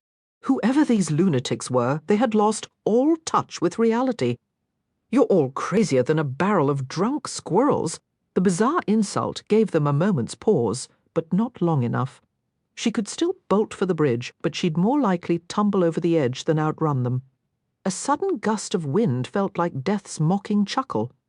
"Tell us where the cards are," the Queen said calmly, "and we'll only mar one side of your pretty face." With a flick of the Queen's wrists, her maidens drew their hands from their cloaks. Their skin was a ghostly white, glowing under the moon, and they flashed thick, black fingernails, long, tapered, and sharp as poisoned thorns. This was no part of any traditional costume. Thankfully, Tella had her own weapons. She pressed the black pearls on her gloves, sending a silent word of thanks to Dante as 10 sharp razor blades snapped out from her fingertips. The handmaidens, however, didn't even blink. With another dismissive gesture from the undead Queen, her handmaidens advanced, their movements unnervingly precise, like puppets on a deadly string. A low hiss escaped their stitched mouths. Tella was still weakened, but she gathered every shred of her remaining strength. She lashed out with her hands, and a swift kick, initially hoping to intimidate rather than truly engage. That hope shattered within moments. The Queen's threat to disfigure her was no bluff. The handmaidens targeted her eyes and cheeks, their claws tearing in a frenzy of searing pain. Tella fought back more desperately, her own claws raking across one attendant's arm with a force that should have drawn blood. Instead, only a plume of dark smoke billowed from the wound. Tella stumbled back as the handmaiden dissolved into nothing. Dirty hells! Almost instantly, the figure reappeared, her form slightly translucent and wavering at the edges, less substantial than before, yet undeniably solid. Ghosts couldn't inflict physical wounds like this. Gasping for air, Tella continued her frantic defense. "What are you? I'm disappointed you have to ask." The undead Queen clenched her fist. In response, a handmaiden drove a punishing blow into Tella's stomach. The impact slammed her onto the hard ground, driving the air from her lungs in a painful rush. Crunch! A slipper came down on her wrist, grinding with impossible pressure. Tella's scream tore through the air. The bones in her wrist were shattered. Her heart laboured, her vision swam. Yet, even pinned, she kept swinging her other arm, fighting with a wild, clawing fury. Each time she managed to injure a handmaiden, the creature would vanish in a wisp of smoke, only to rematerialize seconds later. Tella wanted to reject the truth. She'd had enough shocking revelations for one lifetime, but this was no game gone too far. These were the genuine fates. Their lack of blood proved they were not human. If she hadn't already been on the ground, the realization might have dropped her to her knees. How were so many fates now free? Jax should have warned her that others were loose, harboring murderous intent. Why don't you just give in? The seductive whisper of death coiled through her mind. "Never!" Tella spat through gritted teeth. "What was that?" demanded the undead Queen. "Those cards you crave will never belong to you." Tella groaned, the words a painful effort. "Once I give them to Legend, he'll ensure you vanish for good." Her declaration provoked another chorus of hisses, and the handmaidens redoubled their vicious assault. Yet for a fleeting second, the pain receded as the full meaning of her own words crystallized. Her mother's deck of destiny was not merely the prison for the fates, according to the Queen. It was also the very object that could destroy them. Her world was a haze of agony, but her path forward snapped into sudden, brutal clarity. To win Caraval, she didn't just need to play the game, she needed to find that deck. That was the prize Legend sought. But the flicker of triumph was instantly snuffed out. "If you refuse to aid us, we will use you as an example for all who dare defy the fates," the Queen declared. A ragged, pained laugh escaped Tella. No wonder a witch sealed you in a card. I'd lock you away just to stop your talking. Her entire body was a symphony of torment, still trapped on the ground, but her relentless claws had so far prevented the handmaidens from fully seizing her. She just had to hold on a little longer until help arrived. Where was Dante this time? Had he even followed her? Perhaps he was on his way. If he showed up now, she swore she'd be kinder. Dark spots swirled in her vision. With a final surge, she slashed at a nearby calf. But it only caused another brief disappearance. Finish her, the Queen commanded, her voice edged with impatience. We're running out of time. The slipper twisted harder against her pulverized wrist, grinding bone into powder, a pain so profound it threatened to pull tears of pure anguish from her eyes. Both handmaidens leaned in, their sharp claws descending slowly, deliberately toward her face. Tella understood their intent had shifted from merely harming her to ending her life entirely. For a single vital second, she stopped swinging her good arm. Then, gritting her teeth against the agony, she forced both arms up and sank her claws deep into the ankles of both handmaidens. Their shrieks dissolved into wisps of smoke. She had only a frantic heartbeat before they would materialize again. Using her uninjured arm, she pushed herself up from the jagged ground, each breath a ragged gasp, and sprinted directly over the cliff's edge. The instant she struck the water, it felt like a colossal error. She had avoided the rocks, but the cold was paralyzing. Her wrist screamed with broken pain. Her heart felt frighteningly frail, and her heavy dress was an anchor trying to pull her under. Yet she fought with a fury that belonged to something clawing its way from the underworld toward the sky. She ignored the grasping things at her ankles and the slithering sensations against her bare feet. Tella had not evaded her father, outwitted a trio of fates, and survived every other hardship in her life just to be defeated by frigid water and a shattered bone. If death wanted her back, it would have to exert far more effort, and she was determined not to make it easy. If she died here, who would look after Scarlet? Who would ensure her sister experienced all the grand adventures and kissed more boys than just Julian? Scarlet deserved every wonderful kiss, and maybe Tella admitted to herself as the water tried to claim her. She wanted more kisses too, the kind that didn't lead to a grave. She didn't merely wash up on the muddy bank. She fought her way out of the water in a furious tangle of soaked curls, heavy skirts, and fresh bruises. Her chest heaved, her skin, tinted a faint blue from the cold, shivered violently, but she was upright, breathing, and stubbornly alive. The irony, of course, was that she wasn't alone in doing any of those things. The undead queen and her handmaidens of horror were patiently waiting. Tella tried to convince herself she could outrun them, but her body betrayed her, capable only of a shaky stagger as they advanced. Her limbs felt like water, trembling from pain, exhaustion, and the sheer misery of the situation. Her lungs struggled to draw in the damp air. A gentle breeze could have toppled her. If she were Scarlet, a rescue would have arrived by now. Julian would likely have descended in a whimsical hot air balloon, perhaps even growing wings to swoop down and carry her to safety. But Tella wasn't the kind of girl people saved. She was the one they left to fend for herself. A bitter laugh almost escaped her. She was also the kind they consistently underestimated. She reminded herself she was the daughter of two notoriously dangerous criminals.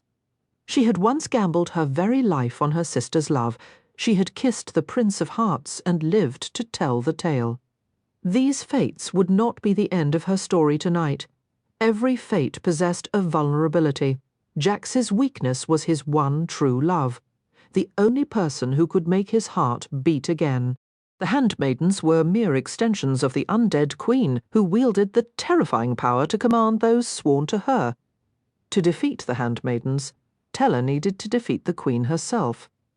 The queen had spoken of running out of time, and from the way her minions dissipated into smoke when injured, Tella wondered if they were still somehow bound to her mother's enchanted cards.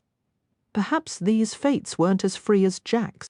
Maybe if she struck at the queen, all three would be forced back into their paper prison. Fortunately, Tella knew the undead queen's weakness. Legend said she had traded her eye for her dreadful powers. All Teller needed to do was drive a blade into that jewelled eye patch, and with any luck she would live to see another dawn. If you're truly an all-powerful fate, Teller taunted, flashing the few remaining razors on her gloves. Come fight me yourself. Only 4 were left. The undead queen tilted her head, a picture of utter disdain. Another razor dropped away, leaving just 3, and then Teller was finished. She could have possibly remained standing, but she'd been hit enough times in her life to recognize the strategic moment for a performance. She dropped to her knees and then collapsed into the water, a graceless mound of sopping fabric and feigned defeat. Foul-tasting water lapped against her face as one of the figures drew near. Teller kept her eyes firmly shut. She couldn't risk opening them. Not yet. She could only pray it was the undead queen drawing near, finally ready to do the dirty work herself. Teller felt a pair of cold, clumsy hands groping for her in the foul water, long, probing, intrusive fingers seeking the beat of her heart. She cracked one eye open, just a sliver. Against the gloom, the slender column of her attacker's throat shone pale. It was the undead queen, her mask now lifted. Teller glimpsed a lovely face twisted by malice. She drew the deepest breath she dared. Her veins quivered, her fingers shook. For all her bold talk, the old Teller would have never attempted something like this. She'd always been more inclined to flee than to stand and fight. The girl who'd never died might have surrendered and taken her chances with death itself. But that girl was gone, quite literally. Teller struck with both eyes wide open. The shriek that ripped through the air was horrifying, swallowing the sound of her own splash as she collapsed back into the shallow water. Filthy human. The undead queen howled, clutching at her destroyed eye patch as dark blood poured down her cheek. What have you done? I should have mentioned. I'm more trouble than I'm worth. Teller lifted the shattered remains of her claws, just as the undead queen and her handmaidens dissolved into smoke and vanished, this time for good. She'd actually done it. A hot blur of tears gathered at the corners of her eyes. She couldn't tell if she was crying from the agony of her mangled wrist or from the hollow ache of this wretched victory. Winning had never felt so much like losing. She'd never been hurt this badly and lived to feel it. Her muscles felt like frayed rope. Her skin, a canvas of bruises. Staring into the night made her eyes burn, exhausted tears tracing paths through the grime on her cheeks. The path to the carriage house was a dim, miserable stretch that seemed to have grown longer during the fight. Scarlet had clearly never made it to Idlewild Castle. Teller could only hope her sister was back at the palace now, ready to piece her back together. She just had to reach her. Her legs, however, had different plans. Her knees buckled, sinking back into the water, which didn't feel nearly as cold as she remembered. The mud was unexpectedly soft, almost welcoming. She'd just close her eyes for a moment. She'd rest only until she found the strength to stand or crawl back to the carriage house. The gentle lapping of the water was strangely comforting, numbing her throbbing wrist and washing away the blood, the dirt, the stench as she sank deeper into boot steps. Heavy, deliberate ones. Donatella. The voice was annoyingly familiar, but her mind was too foggy to place it. Was it Dante or Jax? It had Jax's sharp edge, yet Dante's commanding resonance. She needed to open her eyes, but the effort felt monumental. If it wasn't Dante, she just wanted to sleep, to sink Donatella. The voice was closer now, urgent, accompanied by 2 insistent hands. They hauled her from the water, wrapping her in a scent of ink and deep sorrow. Dante, Teller could have sobbed his name, but everything hurt too much. She might have tried to shove her face back under the water, but the stubborn fool wouldn't release her. He cradled her dripping head against his chest. "Can you open your eyes for me? Maybe I'd rather sleep right here," Teller slurred. "I bet it's safer than being in your arms." "What's so dangerous about my arms?" he murmured, his voice low. "Everything," Teller breathed. She slowly lifted one heavy eyelid. Threads of early morning fog wreathed Dante's dark hair like a sombre halo. How long had she been lying there? And why did he look like some wrathful angel? His eyes were black pools, his jaw a series of unforgiving angles as his mouth curved into something close to a snarl. This wasn't the boy whose eyes had danced when he told her she should always wear flowers. He looked fierce enough to battle the dawn itself, and yet Teller was certain his harsh gaze turned fragile, almost glassy, as it fell upon her ruined wrist and battered face. "Who did this to you?" he demanded. "The undead queen and her handmaidens," she whispered. The words tasting of mud and exhaustion, a fresh, sharp memory flashed, not of the fight, but of a stray, taunting remark. One of the handmaidens had hissed about a weakness in the queen's own fortress, a detail Teller filed away even now through the pain. "I'm beginning to think," Teller's words began to slur, thick and heavy on her tongue. This might be more than just a game. Her eyelids fluttered shut. "Don't you dare fall asleep on me." Dante's voice was a command as he hauled her completely from the water. Drip, drip, drip. She felt like a soaked cloth, limp and useless, and she sounded even worse. He pulled her tight against him.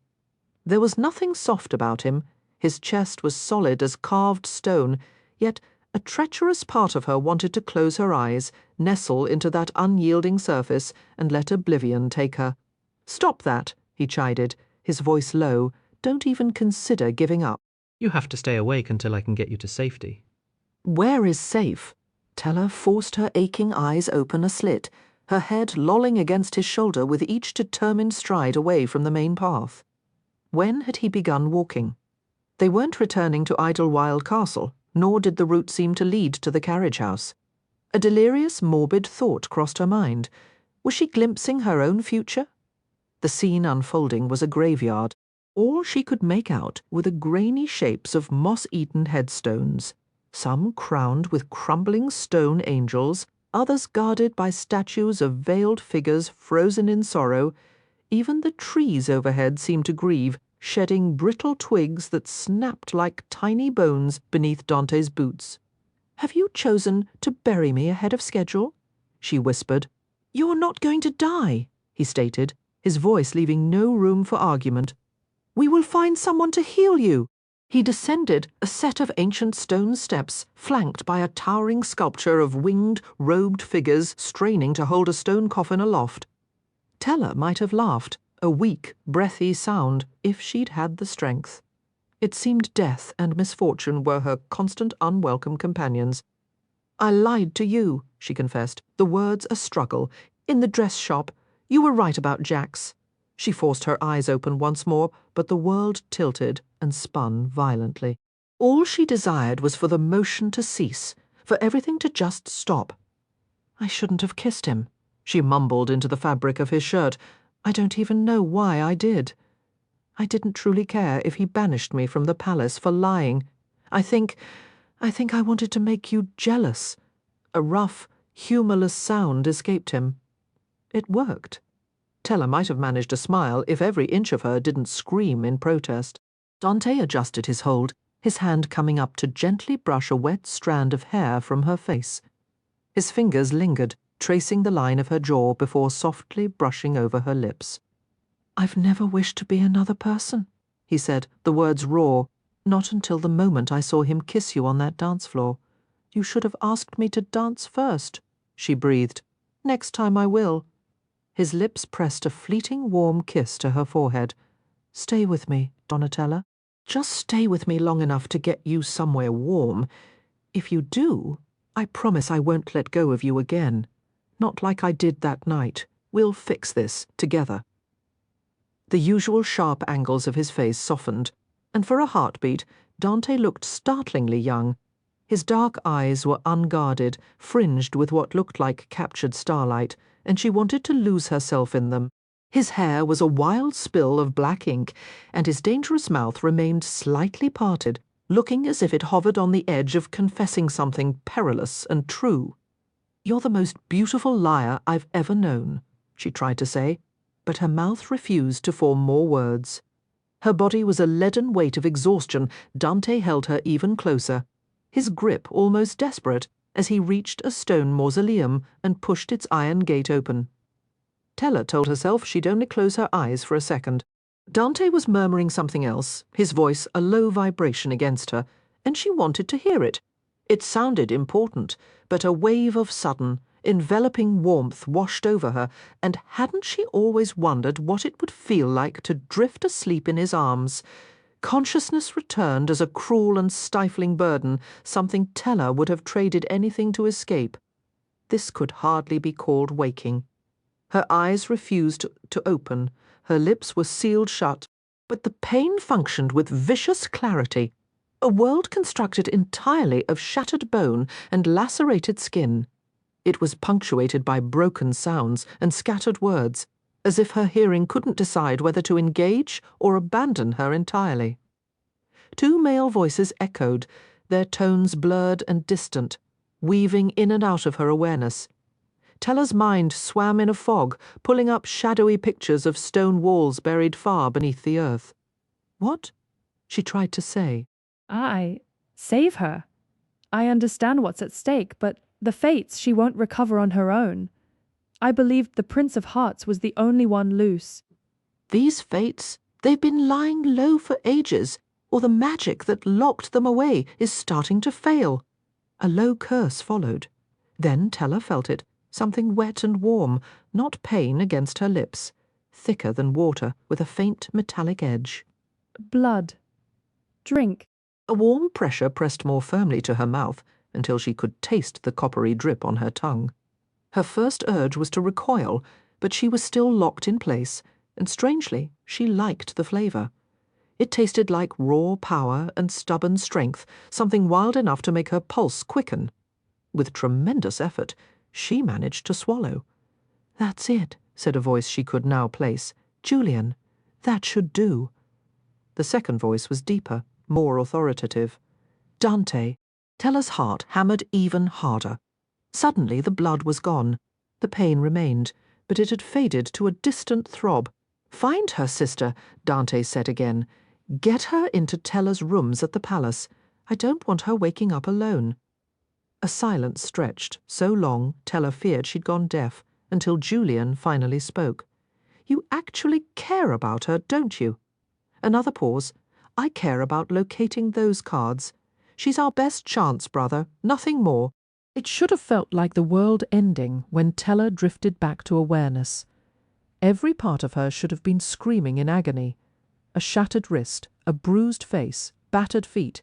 Instead, her body felt surprisingly whole, even rested, and her heart drummed a stronger, steadier rhythm than it had in days. This new place was wonderfully snug and sweet, as if she'd been tucked into the heart of a festive celebration. A fire crackled nearby, scenting the air with cinnamon and clove. Then came laughter, breathless, uneven giggles. Her sister's laugh, the one she only used when truly amused. If Scarlet was laughing, things couldn't be all terrible. Tella carefully opened her eyes and immediately tried to shut them again. But her eyelids refused to obey, glued to the vivid scene before her. Scarlet, draped in enticing crimson, and Jack's gleaming faintly as he lounged across one of the plush chaises in Tella's tower suite. They were chatting and smiling, utterly absorbed in each other. Honestly, it was almost nauseating. Tella pushed herself up. She seemed to be perched atop her bed, not in it. She decided not to wonder who had changed her out of the ruined gown or how it was done. Somehow she now wore a new dress, the colour of sea salt and silver, with sleeves tied simply, a flowing skirt, and a bodice laced with dark thistle ribbons that made her look like a half-unwrapped gift. Dante was nowhere to be seen. Julian was absent too.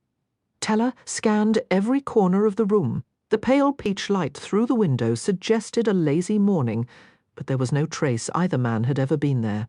Just thinking of Dante brought a wave of dizziness.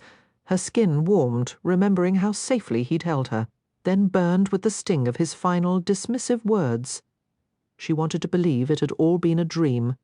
But if so, who had healed her, and how had she gotten here?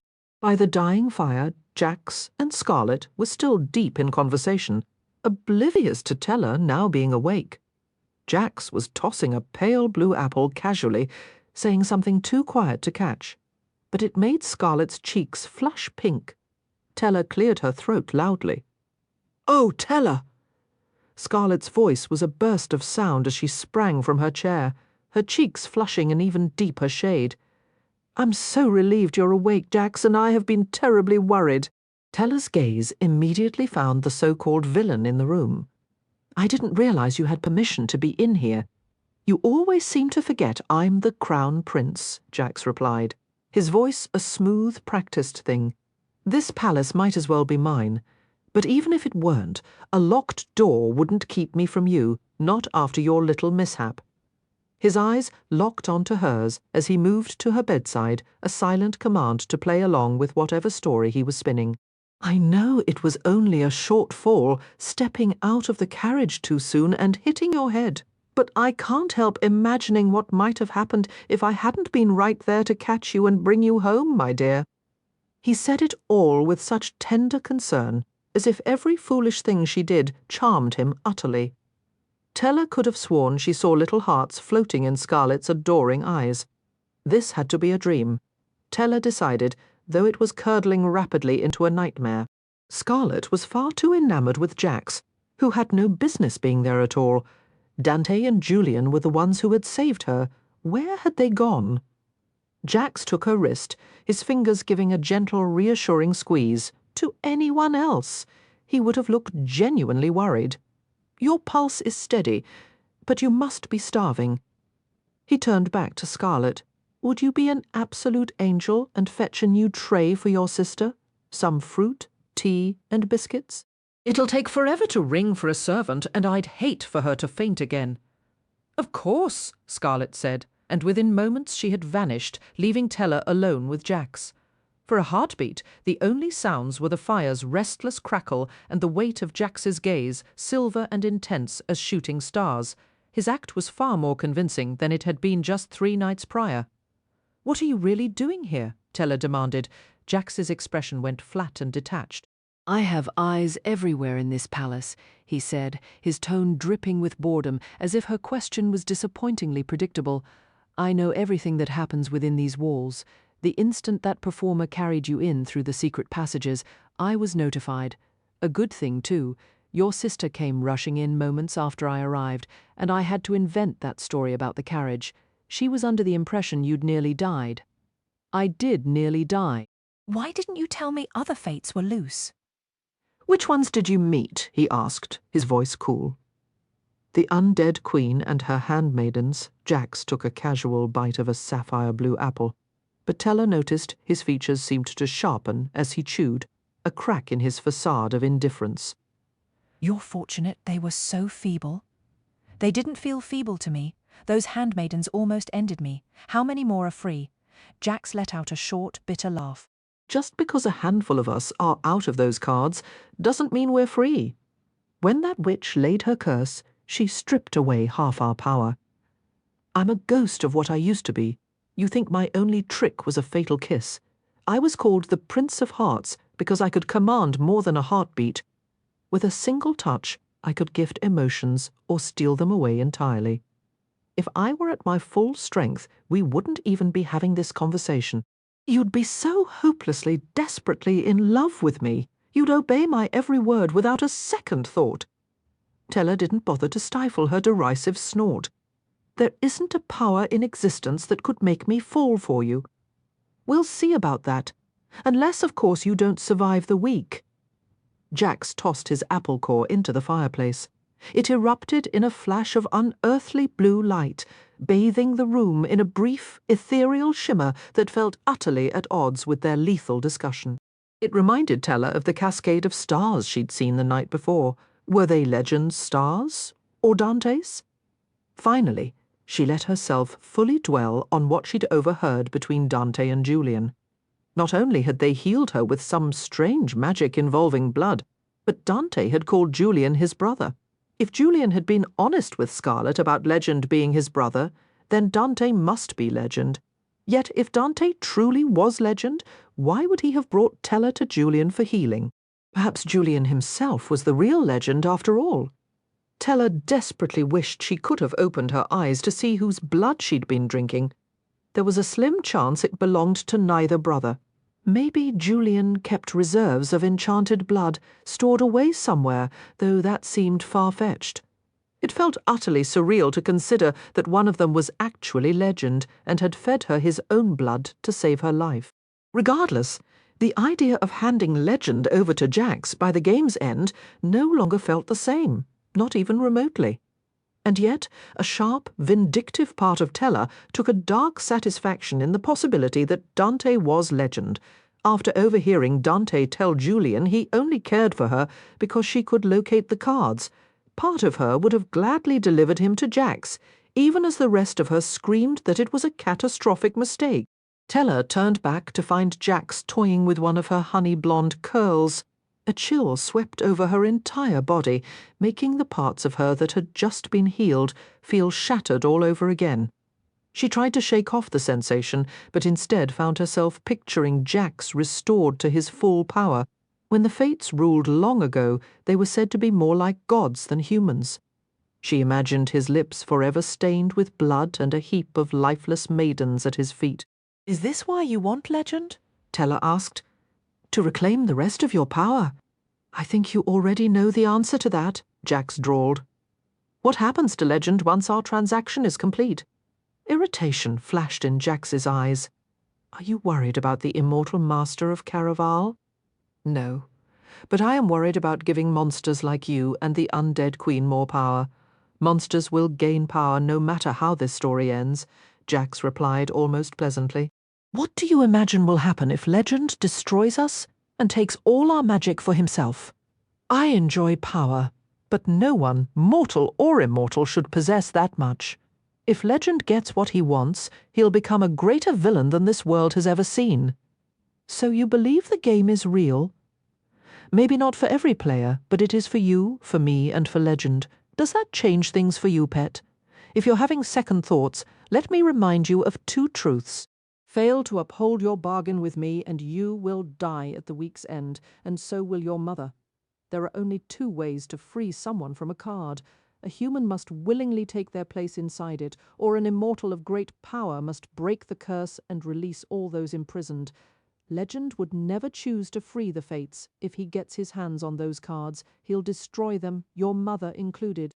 Jax leaned in, his cold lips brushing Tella's ear as he tucked a strand of hair behind it and whispered, "The card that holds your mother is linked to the entire deck imprisoning the Fates.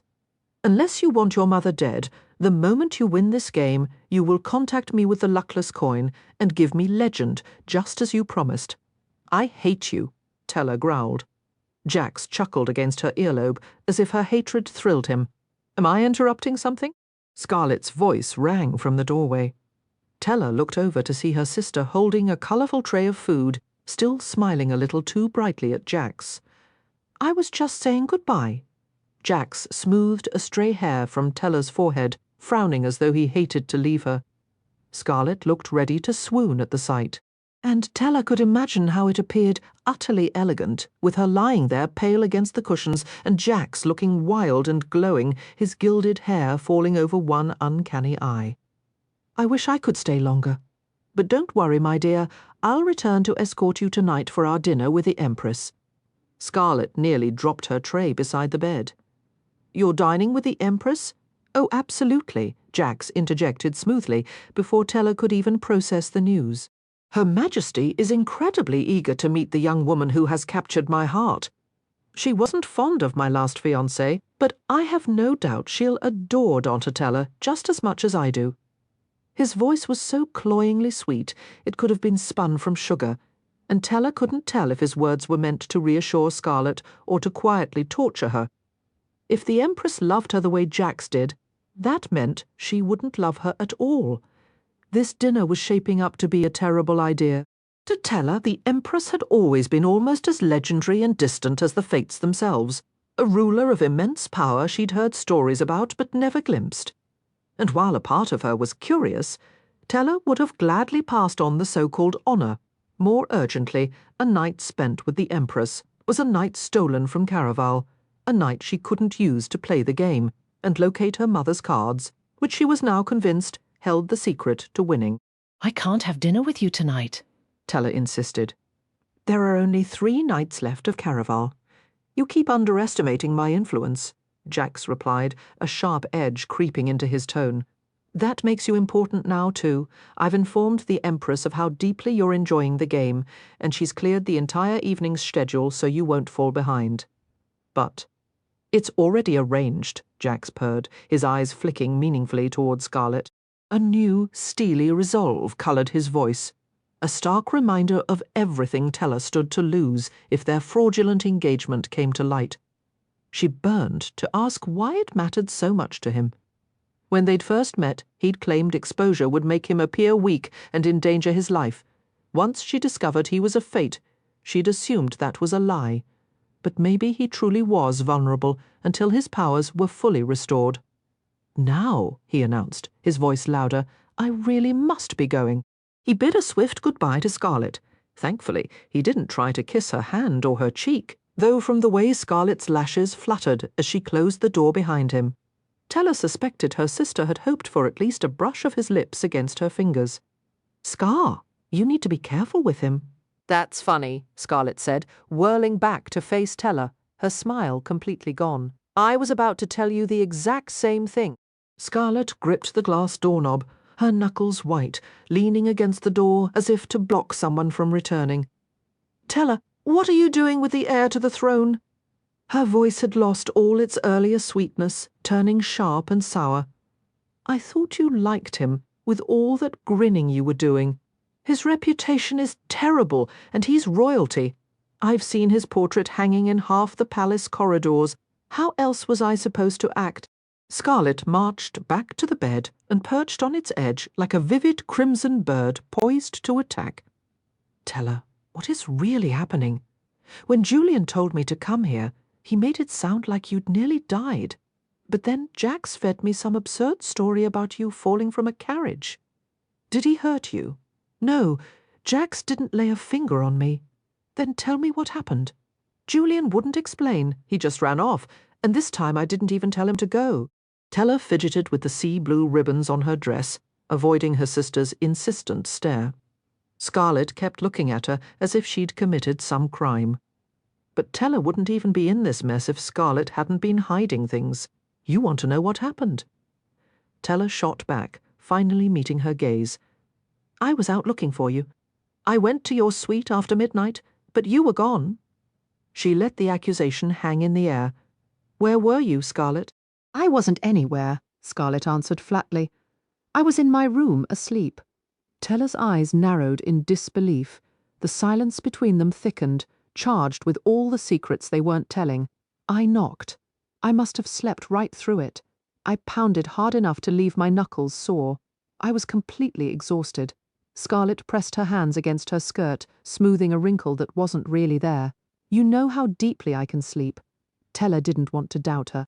Scarlet's voice sounded sincere, but the way her hands kept fidgeting with the perfectly even folds of her gown gave Teller the feeling that even if she was telling the truth, it wasn't the whole story.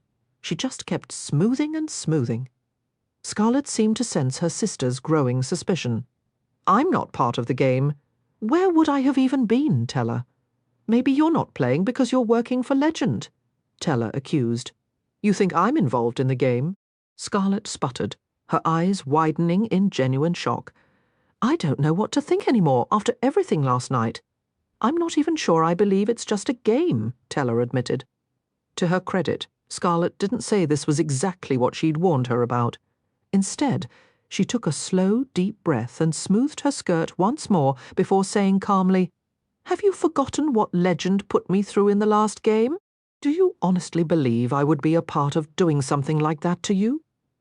Don't answer. It's clear from your face that you do. But I would never hurt you like that, Teller. I swear I'm not working for Legend, and if you believe otherwise, then his tricks are working on you. Scarlet reached for Teller's hand, her grip warm and firm, but with a slight betraying tremor. Teller could have taken it as a sign of dishonesty, or as proof that Scarlet, who almost never lied to her, was genuinely wounded. A sharp arrow of guilt pierced Teller's chest. I'm sorry, she said. You're right.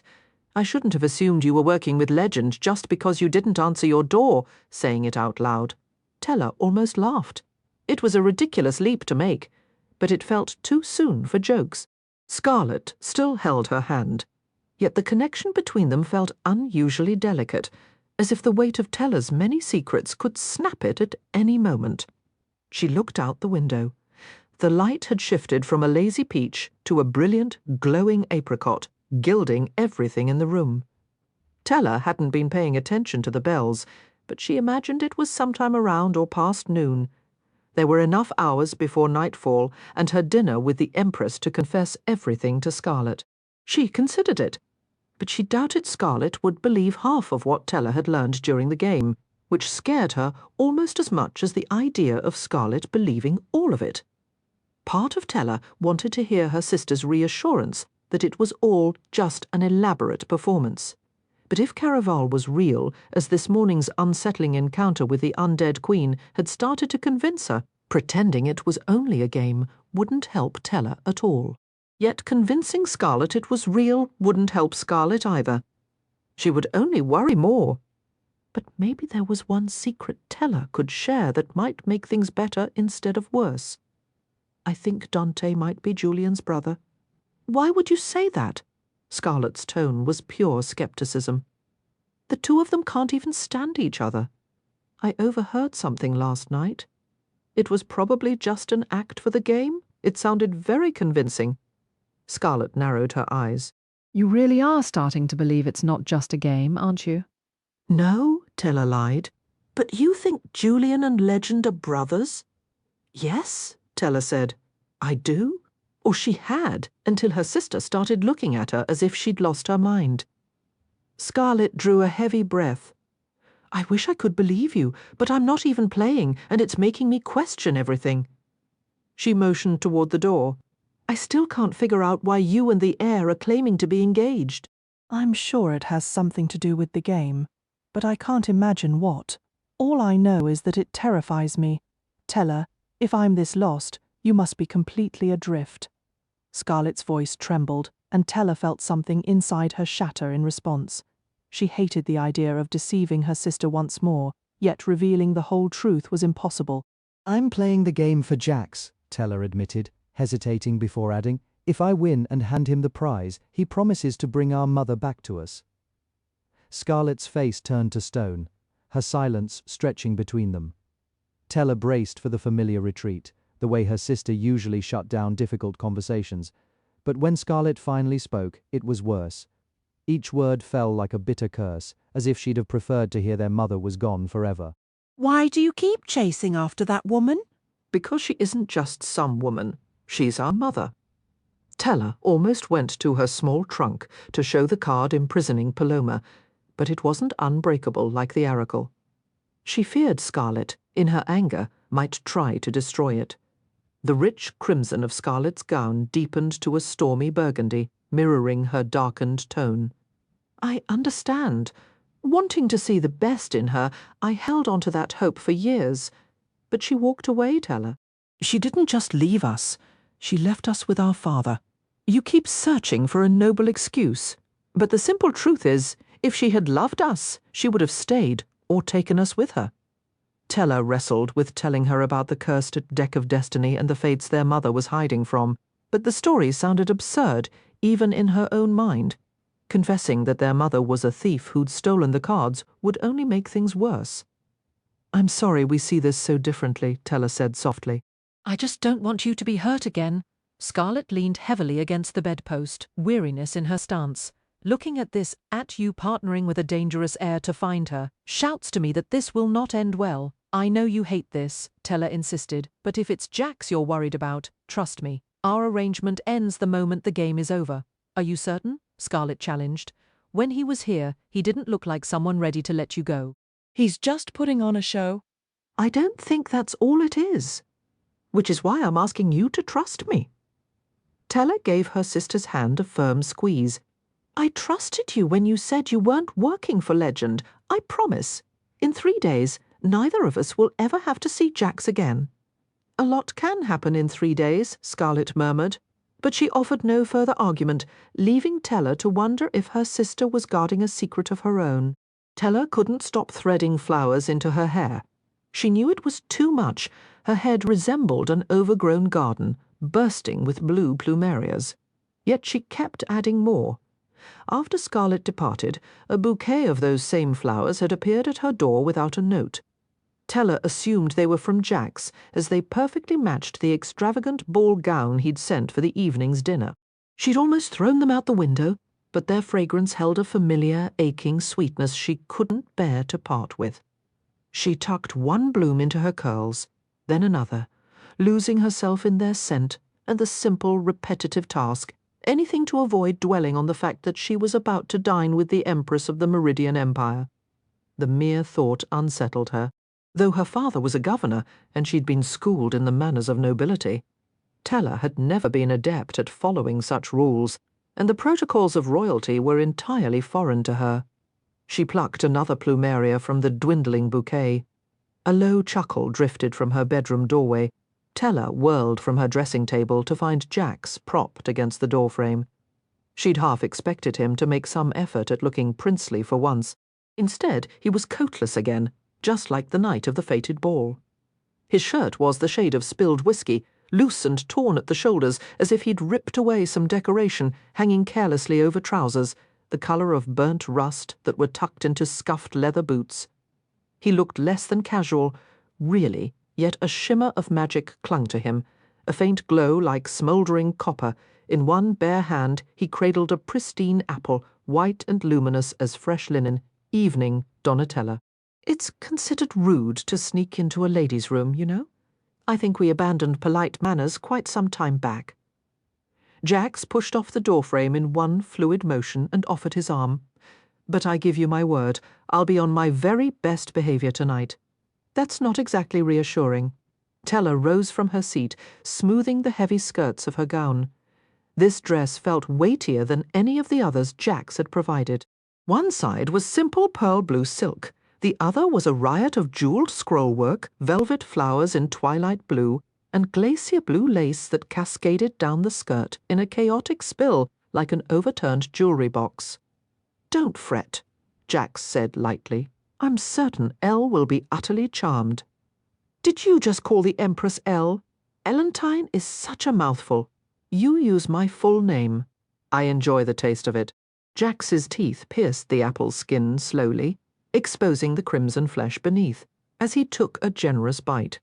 Tella made herself take his arm, aware that any show of unease only seemed to amuse him. But to her surprise, he acted the perfect escort as they ascended the steps of Elentine's golden tower toward the top floor. His grip was light, allowing her to pull away easily, his attention more on his apple than on her, until they'd climbed several flights. Abruptly, he released her arm and turned. His sharp teeth caught his lower lip instead of the fruit, and his mercury-coloured eyes swept over her hair. A few of the flowers she'd pinned had come loose on the climb, probably for the best. Yet Jax's expression darkened as he studied her. "What?" Tella asked. "The Empress must believe we're in love." He paused, weighing his words. "My history with Elle is complicated. If I could end her, I would, but she's protected from that. And though she's aged, she isn't near death. She is, however, close to naming me her heir. That won't happen until I present someone she deems a suitable partner to share the throne. And you think that's me?" A laugh escaped with her words, but Jax didn't smile. "You persuaded legend to aid you? You died and returned? You had the nerve to kiss me. Of course it's you." He held her gaze briefly before his eyes drifted past her. Tella followed his look to a wall mirror reflecting them both. To her shock, Jax appeared altered in the glass, as if it couldn't quite capture his true nature. With his torn shirt and dusty boots, he still looked like he'd tumbled out of bed or climbed through a window. But younger, somehow, more boyish, mischievous rather than wicked. His eyes were a clear, bright blue without any frosty silver. His pale skin held a touch of colour in the cheeks, and his mouth held a subtle curve, as if he were about to whisper something delightfully improper. "You're looking at the wrong one, darling." Jax gently cupped her cheek. turning her face until she saw her own reflection. She'd spent over an hour before a mirror fixing flowers into her hair, but she hadn't truly looked at herself, not until now. Staring into the mirror, she had grown accustomed to seeing the spectre of death staring back. But this time, the reflection was different. Her cheeks were flushed, not merely from the exertion of the climb, but with a vibrant, undeniable vitality. It promised future days, entire seasons of experiences yet to come. Beside her, Jax's immortal pallor only made her own glow more pronounced. His was the cold light of eternity. Hers was the warm radiance of a life fully lived. "The world may constantly undervalue you, Donatella," he said, "but I never will." She fought to keep her emotions in check. A lifetime of being underestimated had carved deep grooves by a father who saw her as frivolous, a sister whose love was always tinged with worry, a Nana who considered her more burden than blessing. Even she doubted her own strength on her darkest days. The cruelest twist was that the being who voiced this faith in her was also the one methodically draining her life away. "If I disappoint you," she asked, her voice steady, "will you end me ahead of schedule like you did your last betrothed?" A cold mask slid over Jax's features. "I did not kill her." "Then who did?" "Someone who wished to keep the throne from me." He let the apple fall from his hand, watching it tumble down the steps before taking her arm. His grip was firmer now, almost possessive, yet he offered no more words as they ascended. The mention of his lost fiancée seemed to have struck a genuine chord. Part of Tella wondered if she should feel remorse for prying, but she quickly dismissed it. This was the Prince of Hearts, a figure from legends that spoke of a heart incapable of true love. He'd spoken of ending the Empress's life with unsettling nonchalance. The loss of one mortal woman surely meant little to him. Why does a crown matter so much to an immortal fate? She pressed after another flight. Mortal power seems like a tedious distraction. Perhaps I simply enjoy the aesthetics, Jax mused, tossing his golden hair from his eyes with a practiced tilt of his head. "Have you ever seen the Emperor's crown?" I can't say I've had the privilege. She'd seen how he dressed, with a deliberate, careless elegance. The idea that he'd wage this battle for mere jewelry was absurd. She opened her mouth to question what made this particular crown so significant when their climb finally ended. They had to be near the tower's pinnacle. Before them stood a pair of doors, black and lacquered, flanked by silent guards in full-plate armor, who opened them without a word. The room inside was a captured dream. From a white, domed ceiling, hundreds of candles hung like frozen drops of glowing wax, casting the space in a shifting marigold light. Her eyes darted from the steam rising off a lavish feast to an ornately carved stage across the chamber. But she had only a heartbeat to absorb it all before a cheerful voice shattered the quiet. "At last you've arrived." Empress Elentine rose from the head of the banquet table. Tella had braced for a gaunt, icy spectre, but the woman before her was all warmth, rosy, full cheeks, rich olive skin, and a comfortably rounded frame that looked like it would offer a wonderfully soft embrace. "My dear, you are absolutely enchanting." Elentine's smile was dazzling, as if she'd been hoarding her joy just for this moment. It illuminated her entire face, making the golden diadem on her brow and the jewels adorning her royal blue cloak sparkle with renewed fire. Tella dipped into a curtsy. "The honor is mine, Your Majesty. Jax has spoken of you often. Did he mention his detailed plans for my murder?" Tella's breath caught in her throat. "Don't look so alarmed. I'm only teasing. Jax is by far my favorite candidate for the throne." The Empress gave a conspiratorial wink and then pulled Tella into a surprisingly tight and genuine hug. Tella had always pictured the elderly as delicate, like her slender Nana Anna, but Empress Elentine shattered that image with a hug that was both fierce and warm, uncaring of the wrinkles it left on her flawless gown. After embracing Tella, she turned to Jax, ruffling his hair as if he were a child. "You'd be so handsome with just a bit of effort," she teased to Tella's surprise. A faint blue blush tinted Jax's pale cheeks, a reaction she hadn't believed possible to fake. He covered it with a crooked smile. playing the part of the bashful young man who appreciated the attention. It was unsettling how convincingly he wore the mask. Elentine's smile softened. "You look too thin, Jax. I do hope you'll eat more than an apple tonight." She glanced at Teller. "You must keep an eye on him. People are always trying to poison my dear Jax at these gatherings, so he never touches a thing. But tonight I've ordered a feast fit for an empress." With a laugh, Elentine guided them to a table overflowing with food. Honeycomb towers, adorned with edible flowers, stood beside a candied pig holding an apple in its mouth. Miniature fruit trees bore chocolate-dipped plums and peaches glazed in brown sugar. Pastry treasure chests spilled over with cheese, turtle shells served as soup bowls, and finger sandwiches were shaped like actual fingers. Plates of salted pink and red radishes added colour, while lavender bubbled water and peach wine with sunken berries filled the glasses. "You'll notice there are no servants," Elentine said, taking her seat at the head of the table. "I wanted this to be intimate, so we could truly get to know one another." Only 2 other chairs faced the stage at the room's far end, where a wooden arch carved with bare oval masks, frowning, grinning, scowling, laughing, looked down upon a closed fairy tale green curtain. "Now, tell me about yourself," the Empress began. "Jax mentioned you're in Valenda searching for your missing mother." But before Teller could answer, Elentine launched into a detailed list of everything Jax had shared. Teller's upcoming birthday, which prompted a promise for a small celebration, and even her fascination with the fates. "I once owned a special deck of destiny myself long ago," Elentine mused. It never seemed to predict anything pleasant. Her laughter rang out again, light and unexpected. Teller hadn't anticipated such good humour from Her Majesty, or such obvious affection for Jax. The Empress nodded and chuckled at his every word, piling food onto his plate like a doting grandmother, though Teller noticed Jax never took a bite. He plucked the apple from the pig's mouth but only rolled it in his palm.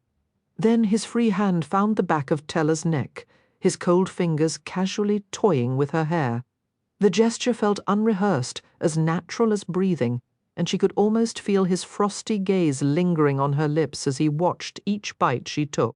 "You both must try these," Elentine insisted, pointing to a tray of palm-sized cakes decorated like presents in vibrant colour combinations, tangerine and teal, silver and sea frost, the exact shade of Jax's eyes. "These are a traditional engagement dish reserved for royalty. Only the royal baker is permitted to make them. It's illegal for anyone else to even commission one." Each cake held a unique surprise, a symbol of what the future might bring for the couple. Some were filled with sweet cream, promising a life of happiness, while others contained candied eggs, a sign of great fertility. Elentine gave another playful wink, and Teller almost choked on her water. Jax, who hadn't eaten anything since the apple on the stairs, selected a jewelled cake frosted in blue velvet, the exact shade of Teller's gown. He took a bite, revealing a thick ooze of raspberry jam. Elentine applauded softly. "It seems passion will always be part of your story. Now it's your turn, my dear." Teller had no intention of ever marrying Jax. She'd prefer to be sealed inside a playing card, so the choice shouldn't have mattered. Yet she hesitated to pick one at all. Her future already felt weighed down by too many prophecies. Under the combined gaze of Jax and the Empress, however, this felt less like a request and more like a dare. "How intriguing," Elentine murmured. Teller glanced down to find her fingers had already chosen a cake as black as a starless night, adorned with a bow of midnight blue frosting, the precise colour of the wings tattooed on Dante's back. "It reminded me of the moonless evening I first met Jax," Teller said quickly, fabricating an excuse. "Oh, I wasn't speaking of the cake." Elentine's regal focus shifted to the starburst-shaped opal ring on Teller's finger. "I haven't seen one of those in many years." "It was an heirloom from my mother," Teller offered, "and she gave it to you." Elentine's tone remained as warm as it had been all evening, but Teller could have sworn the corners of her eyes tightened slightly, as if her smile had grown strained. "Did she explain its purpose?" "No, it was simply one of the few things she left behind when she vanished. You wear it to remember her." Elentine's expression softened. You truly are a precious thing. When Jax first mentioned his new engagement, I was doubtful. I worried. Well, my fears are unimportant now. I can see why he would choose you. But be cautious with that heirloom. Her voice dropped to a whisper. It appears to be one of the keys from the Temple of the Stars. If it is, your mother must have paid a steep price for it. Tella's eyes fell back to her hand. It seemed impossible, yet a stubbornly hopeful part of her wondered if the ring she'd worn for 7 years could truly unlock her mother's deepest secrets. The moment was shattered by a raspy voice from the stage. Pardon the interruption. Tella looked up to see Armando dressed as the murdered king, a fate symbolizing either bitter betrayal or the unexpected return of something lost. He offered a smile to his small audience, an expression as cold as his costume. A sword dripping with crimson hung from his waist, a deep gash of blood stained his throat, and a crown fashioned from sharp daggers sat upon his head. What a pleasure it is to be here tonight. Tella told herself the sudden flip in her stomach was only because she'd skipped breakfast. Dante might have slept on a forest floor, but not a single speck of dirt clung to his polished boots. Dressed in deep, inky blacks, without even a loose cravat, he looked like a fallen angel who had been cast from the heavens and landed squarely on his feet. A sudden memory flashed of how he'd approached her at the party the night before, and her insides twisted again.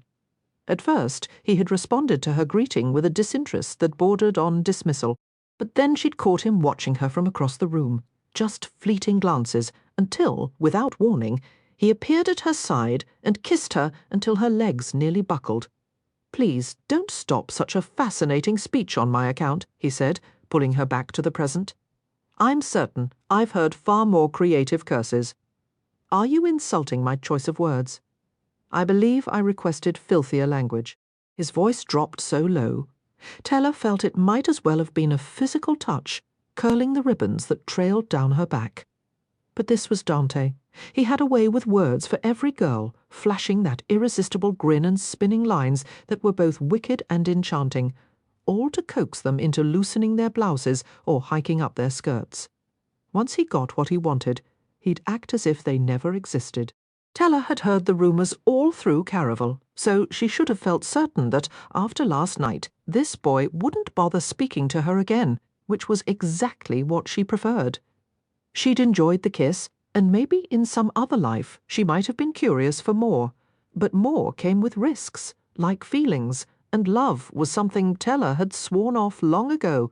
She'd decided it wasn't written in her stars. She allowed herself the liberty of kissing as many boys as she pleased, but never the same one twice. "What are you after?" Tella demanded. Dante's eyes widened just enough to show he was taken aback by her edge, though his tone stayed smooth. "You left this behind in the woods last night." He opened his palm, revealing a heavy, brassy coin stamped with what looked like half a face. He had her coin.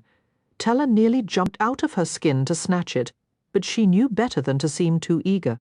"Thanks for finding it," she replied, keeping her voice even. "It's not worth much, but I carry it as a good luck token." She reached for it. Dante drew his hand back, tossing the disc into the air before catching it again.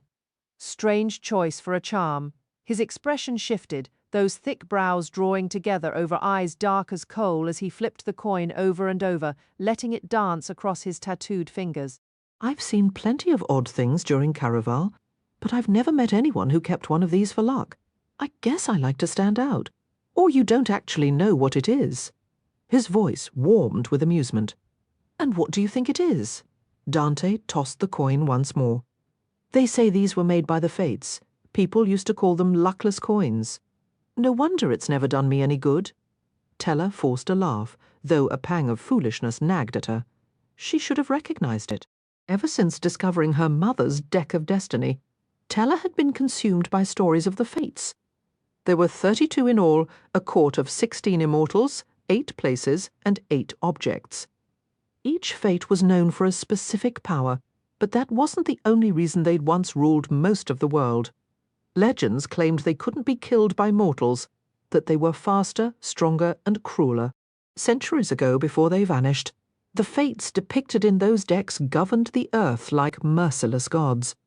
Tella had read everything she could find about them, so she'd heard of luckless coins, but admitting it now felt embarrassingly late. People called them luckless because finding one was considered a bad omen. Dante went on. Rumour was these coins could magically track someone's location. The fates would slip them into the pockets of their servants, their lovers, anyone they wanted to follow or control. I've never held one until today, but I've heard if you spin a luckless coin, you can see which fate it belonged to. Dante balanced the coin on the edge of a nearby bench. A shiver, equal parts dread and thrill, raced up Tella's spine. She couldn't tell whether Dante actually believed in the power of the fates, but she did. The maiden death was said to foretell the loss of someone dear. And just days after Tella had turned over that card, the maiden with her head caged in pearls, her mother had disappeared. She knew it was childish to think flipping the card had caused it. But not every childish belief was wrong.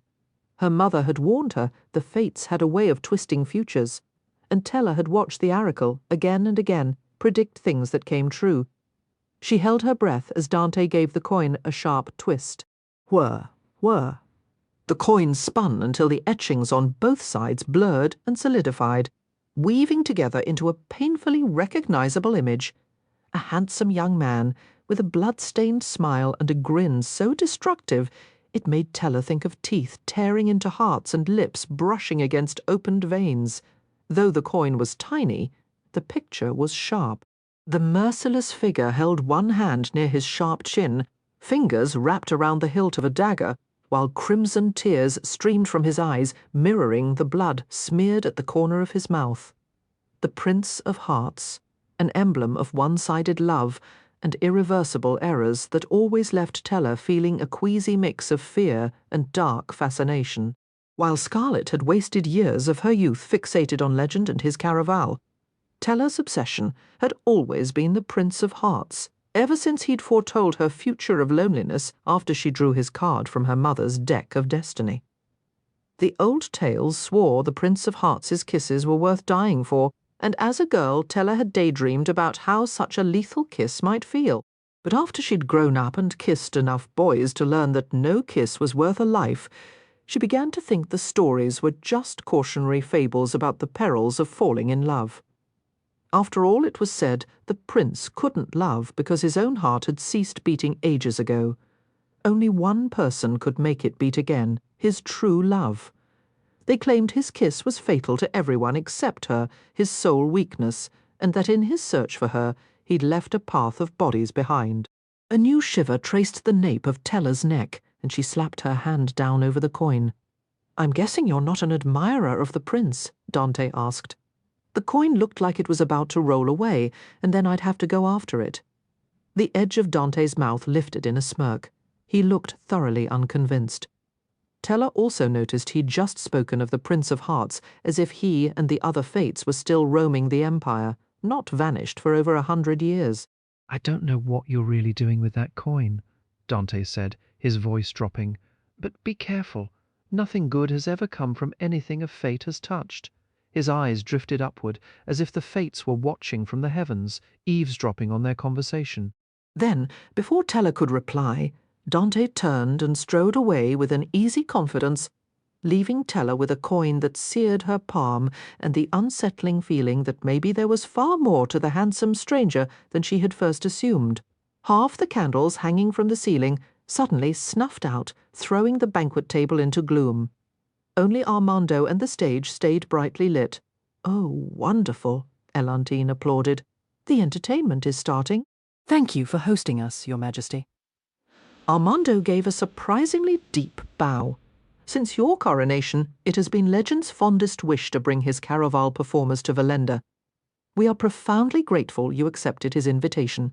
To honor your Majesty tonight, we have prepared a unique performance to show what life was like when rulers were less wise and gracious.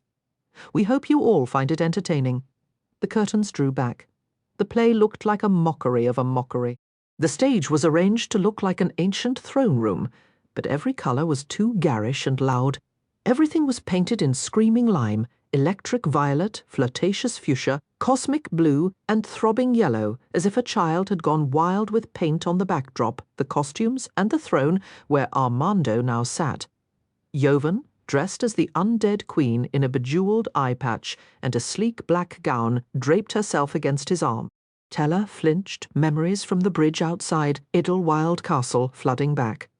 Jovan's lips curled into an uncharacteristically cruel smile, just like the real Fate, as she scanned the court, assembled on stage. Tella forced her eyes away. She recognized several of the other actors. Some were dressed as nobles, but many were costumed to resemble more Fates. Tella's eyes swept across the small gathering, spotting the pregnant maid, her attendants, and the poisoner blending into the audience. Dante, however, was nowhere to be seen, and she felt a sharp pang of irritation at herself for even scanning the crowd for his familiar face. On the makeshift stage, Jovan, portraying the undead queen, let out an exaggerated, weary sigh. I am profoundly bored. Perhaps I can alleviate that. Caspar strolled into the scene, clad in a tailcoat of deep crimson velvet that perfectly matched the fresh blood trickling from the corner of his mouth and the edge of one eye. He was, it seemed, taking on the role of the Prince of Hearts. Tella risked a glance at Jax, curious to see his reaction to this theatrical depiction of himself. His face was a mask of cool indifference, but the arm he had draped over her shoulders turned to solid ice as Caspar, with a flourish, summoned two young performers onto the platform. Tella didn't recognize either of them. They were just kids, a boy and a girl slightly younger than herself. Their costumes, however, sent a chill down her spine that had nothing to do with Jax, while every other performer was clearly dressed as a fantastical character. This pair looked as if they were wearing their absolute best Sunday clothes, meticulously pressed, yet subtly outdated compared to the courtly garb around them. It gave the unsettling impression that they rarely had occasion to dress up, so their wardrobes had simply stalled. They seemed heartbreakingly real, like two street urchins Caspar had lured with the promise of candy and a copper coin. "And what is your name, my dear?" Caspar asked the girl, his voice dripping with false honey. "Agath," she replied, her voice small. "What a perfectly lovely name. And yours, young man?" "It's Hugo, sir." "Another excellent choice." Caspar's tone shifted, the sweetness evaporating into something slick and predatory. "In fact, I like both your names so very much. I think I shall write them down to ensure I never, ever forget them." Agath and Hugo exchanged a confused, wary look, a flicker of instinctual fear passing between them. But the desire to please a legendary fate won out, and they both gave hesitant nods. Caspar produced two blank slips of paper from his pocket, each precisely the size and shape of a playing card. "Oh dear," he lamented with a theatrical pout. "It seems I've no ink." "I suppose my own immortal blood will have to suffice." He drew a jewelled dagger and pricked the tip of his finger. A bead of blood swelled, and Caspar made a grand spectacle of using it to scrawl on the first card. As he finished the final letter, a cloud of silvery stage smoke billowed up, obscuring half the platform. When it dissipated, Agath was gone. In her place lay a single ornate card. Caspar scooped it up and flashed it toward Jovan and Armando with a wicked grin. "You turned her into a card!" Jovan shrieked, but it was a shriek of delight. "Do it again, immediately." Hugo tried to bolt, but Caspar's bloody finger was already moving, etching the boy's name onto the second blank card. Another puff of smoke, and Hugo vanished. Caspar casually strolled over and plucked the new card from the floorboards. Jovan applauded with glee. "How long do they stay like this?" Caspar glided toward her throne, the picture of casual cruelty. "You may keep them this way for as long as they amuse you." He flicked out an unnaturally long pink tongue and gave one of the cards a slow, deliberate lick before handing it to Jovan.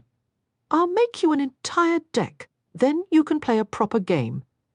The arm around Tella's shoulders became a leaden, frozen weight. "Was it like that?" she whispered, her voice barely audible. "Is that what you truly did? You turned living people into cards and used them for sport?" Jax leaned in, his breath cold against her ear. I never licked a card so theatrically. It's terribly unsanitary. But the rest of it. Teller twisted to look at him directly, her eyes searching his face for any glimmer of regret. She knew the fates were monstrous. Jax had cursed her without a second thought. But this concept of entrapment, of reducing a person to a helpless piece of paper to be shuffled and played with for mere amusement, felt like a fresh, unique brand of evil. Jax responded with a languid, razor-sharp grin and murmured, "What are you hoping to discover, Donatella? A scrap of decency buried deep within me. You'll strain your eyes looking. It isn't there. It never was. You don't need to tell me that. I already know. Then why do you keep staring at me as if I'm a riddle you can solve?" He arched a pale brow, his gaze utterly unreadable. Instead of answering, she sharply turned her attention back to the horrifying pantomime on the stage, her jaw set. "Is this your grand scheme for Legend's true name? To lock him away in a card?" "He intends to destroy me," Jax replied, his voice low. "I'm only protecting myself. Then why are you suddenly asking for more than just his name? Because I can take more." As he spoke the word more, the cold arm encircling Teller tightened its grip. "How?" Teller pressed. "How do you plan to steal more from Legend?" "My explanation will only upset you further. In this case, I'd rather have the truth than comfort. I intend to drink his blood directly from his veins. That is how power is truly given and stolen. A bottled sample wouldn't suffice. I might borrow a trace of his magic that way, but it would never become my own. He was entirely capable of it." Teller recalled how he'd stilled the hearts of every soul in the ballroom after their kiss. It had lasted mere moments, but that was all the time he would need. Without another word, Jax turned back toward the stage, a smile playing on his lips, as if amused by the performance. Yet Teller felt certain her own discomfort was his real entertainment. He relished tormenting her, much like the Prince of Hearts in the play, delighted in toying with the children he'd imprisoned in cards. Legend wasn't just skirting a line with this production, he was charging right over it. She might have been reading too much into the spectacle, but Teller suspected the play wasn't truly for Empress Elentine. It was for her, a calculated performance designed to show her just how monstrous the fates could be, ensuring she'd help Legend destroy them rather than assist Jax in reclaiming his power. A new, chilling thought struck her. Earlier that day, Jax had stated there were only two ways to free someone from a card. A human must willingly take their place inside it, or an immortal of immense power must shatter the curse and liberate all those imprisoned. Jax promised to free her mother, but Teller knew he would never sacrifice himself for Paloma. What if his desire for Legend went beyond restoring his own strength? What if Jax wanted Legend's power so he could break the curse on the cards and release all the fates? Perhaps his true aim for the throne was to restore the fates to their former reign, exactly as they were before. The idea settled in her stomach like a stone. On stage, the play marched on. A soft pop signalled another burst of smoke. When Teller looked back, all the courtier nobles had vanished, replaced by more playing cards. She watched, horrified, as Caspar gathered and began shuffling them for Armando the murdered king and Jovan the undead queen. "If you grow bored with these, I can always make more," Caspar offered. "Or we can easily swap one out, just by writing another person's name upon the card. Could you imagine ruling that way?" Empress Elentine began to laugh, a wild, unfettered sound that abruptly twisted into a ragged cough as the green curtains swept closed for intermission.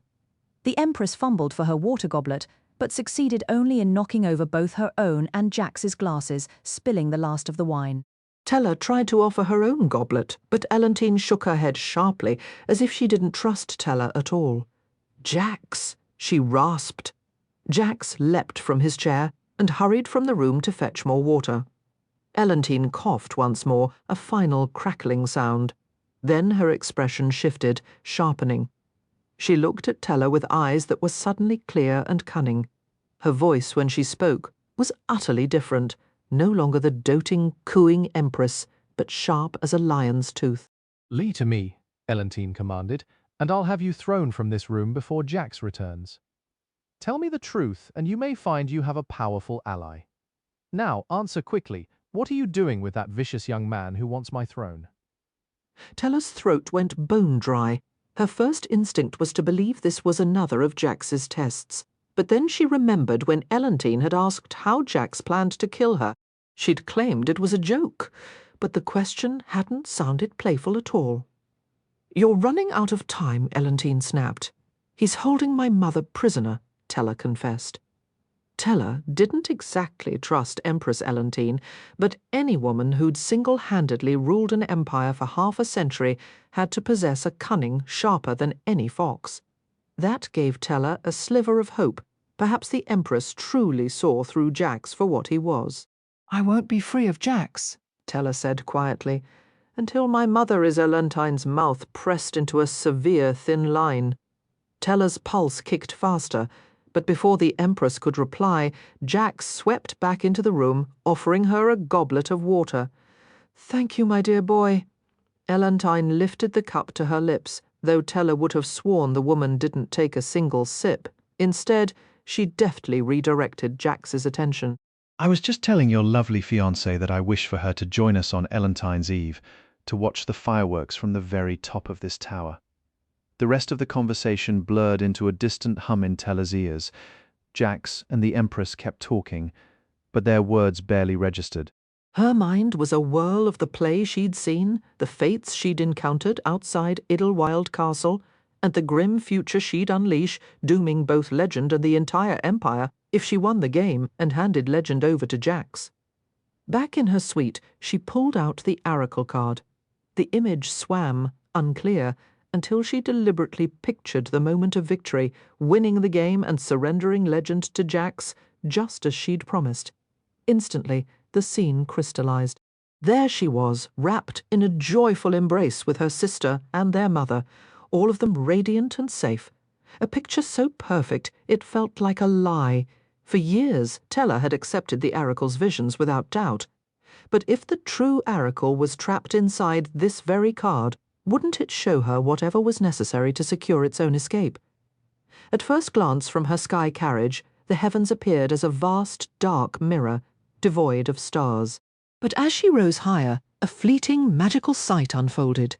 A delicate constellation of white stars glittered overhead, tracing the outline of a heart. It embraced most of Valenda below, dusting the edges of the ancient city with a faint, enchanted light, the kind that whispered of spells and long-forgotten childhood dreams. Tella leaned closer to the window. Even with that incandescent glow, it was too dark to make out the figures in the streets. But she imagined them, the remaining players dashing through the night.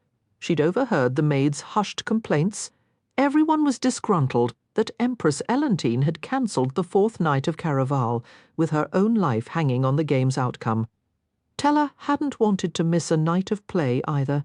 Yet her body had demanded the rest after that tense dinner she'd slept deeply, for hours on end. She half expected to wake up with blood trickling from her eyes. But either Jax had granted her a temporary reprieve, or the blood Dante and Julian had given her was still fighting the effects of his murderous kiss. She wasn't completely free of the curse, though. Her heart beat out a treacherous, slowing rhythm. Beat. Beat nothing. Beat, beat nothing. Beat, beat nothing, nothing. Clutching her chest, she cursed Jax under her breath. That extra missed beat felt like his cruel way of nudging her, of whispering, "Hurry up." As her carriage descended into the Temple district, she drew out the third clue. She'd copied it from the back of her mother's poster to carry it more easily. If you found this, you're on the true track, but it's still not too late to turn back. Clues can no longer tell you where to head to find the object Legend needs. Your heart must lead instead. By now, Tella felt certain the object she needed to win was her mother's cursed deck of destiny. This was no mere game piece. Legend truly desired that deck. She suspected he didn't know its location. So, through this clue, he was instructing her to follow her heart, banking on the hope that she alone might guess where her mother had hidden the cards.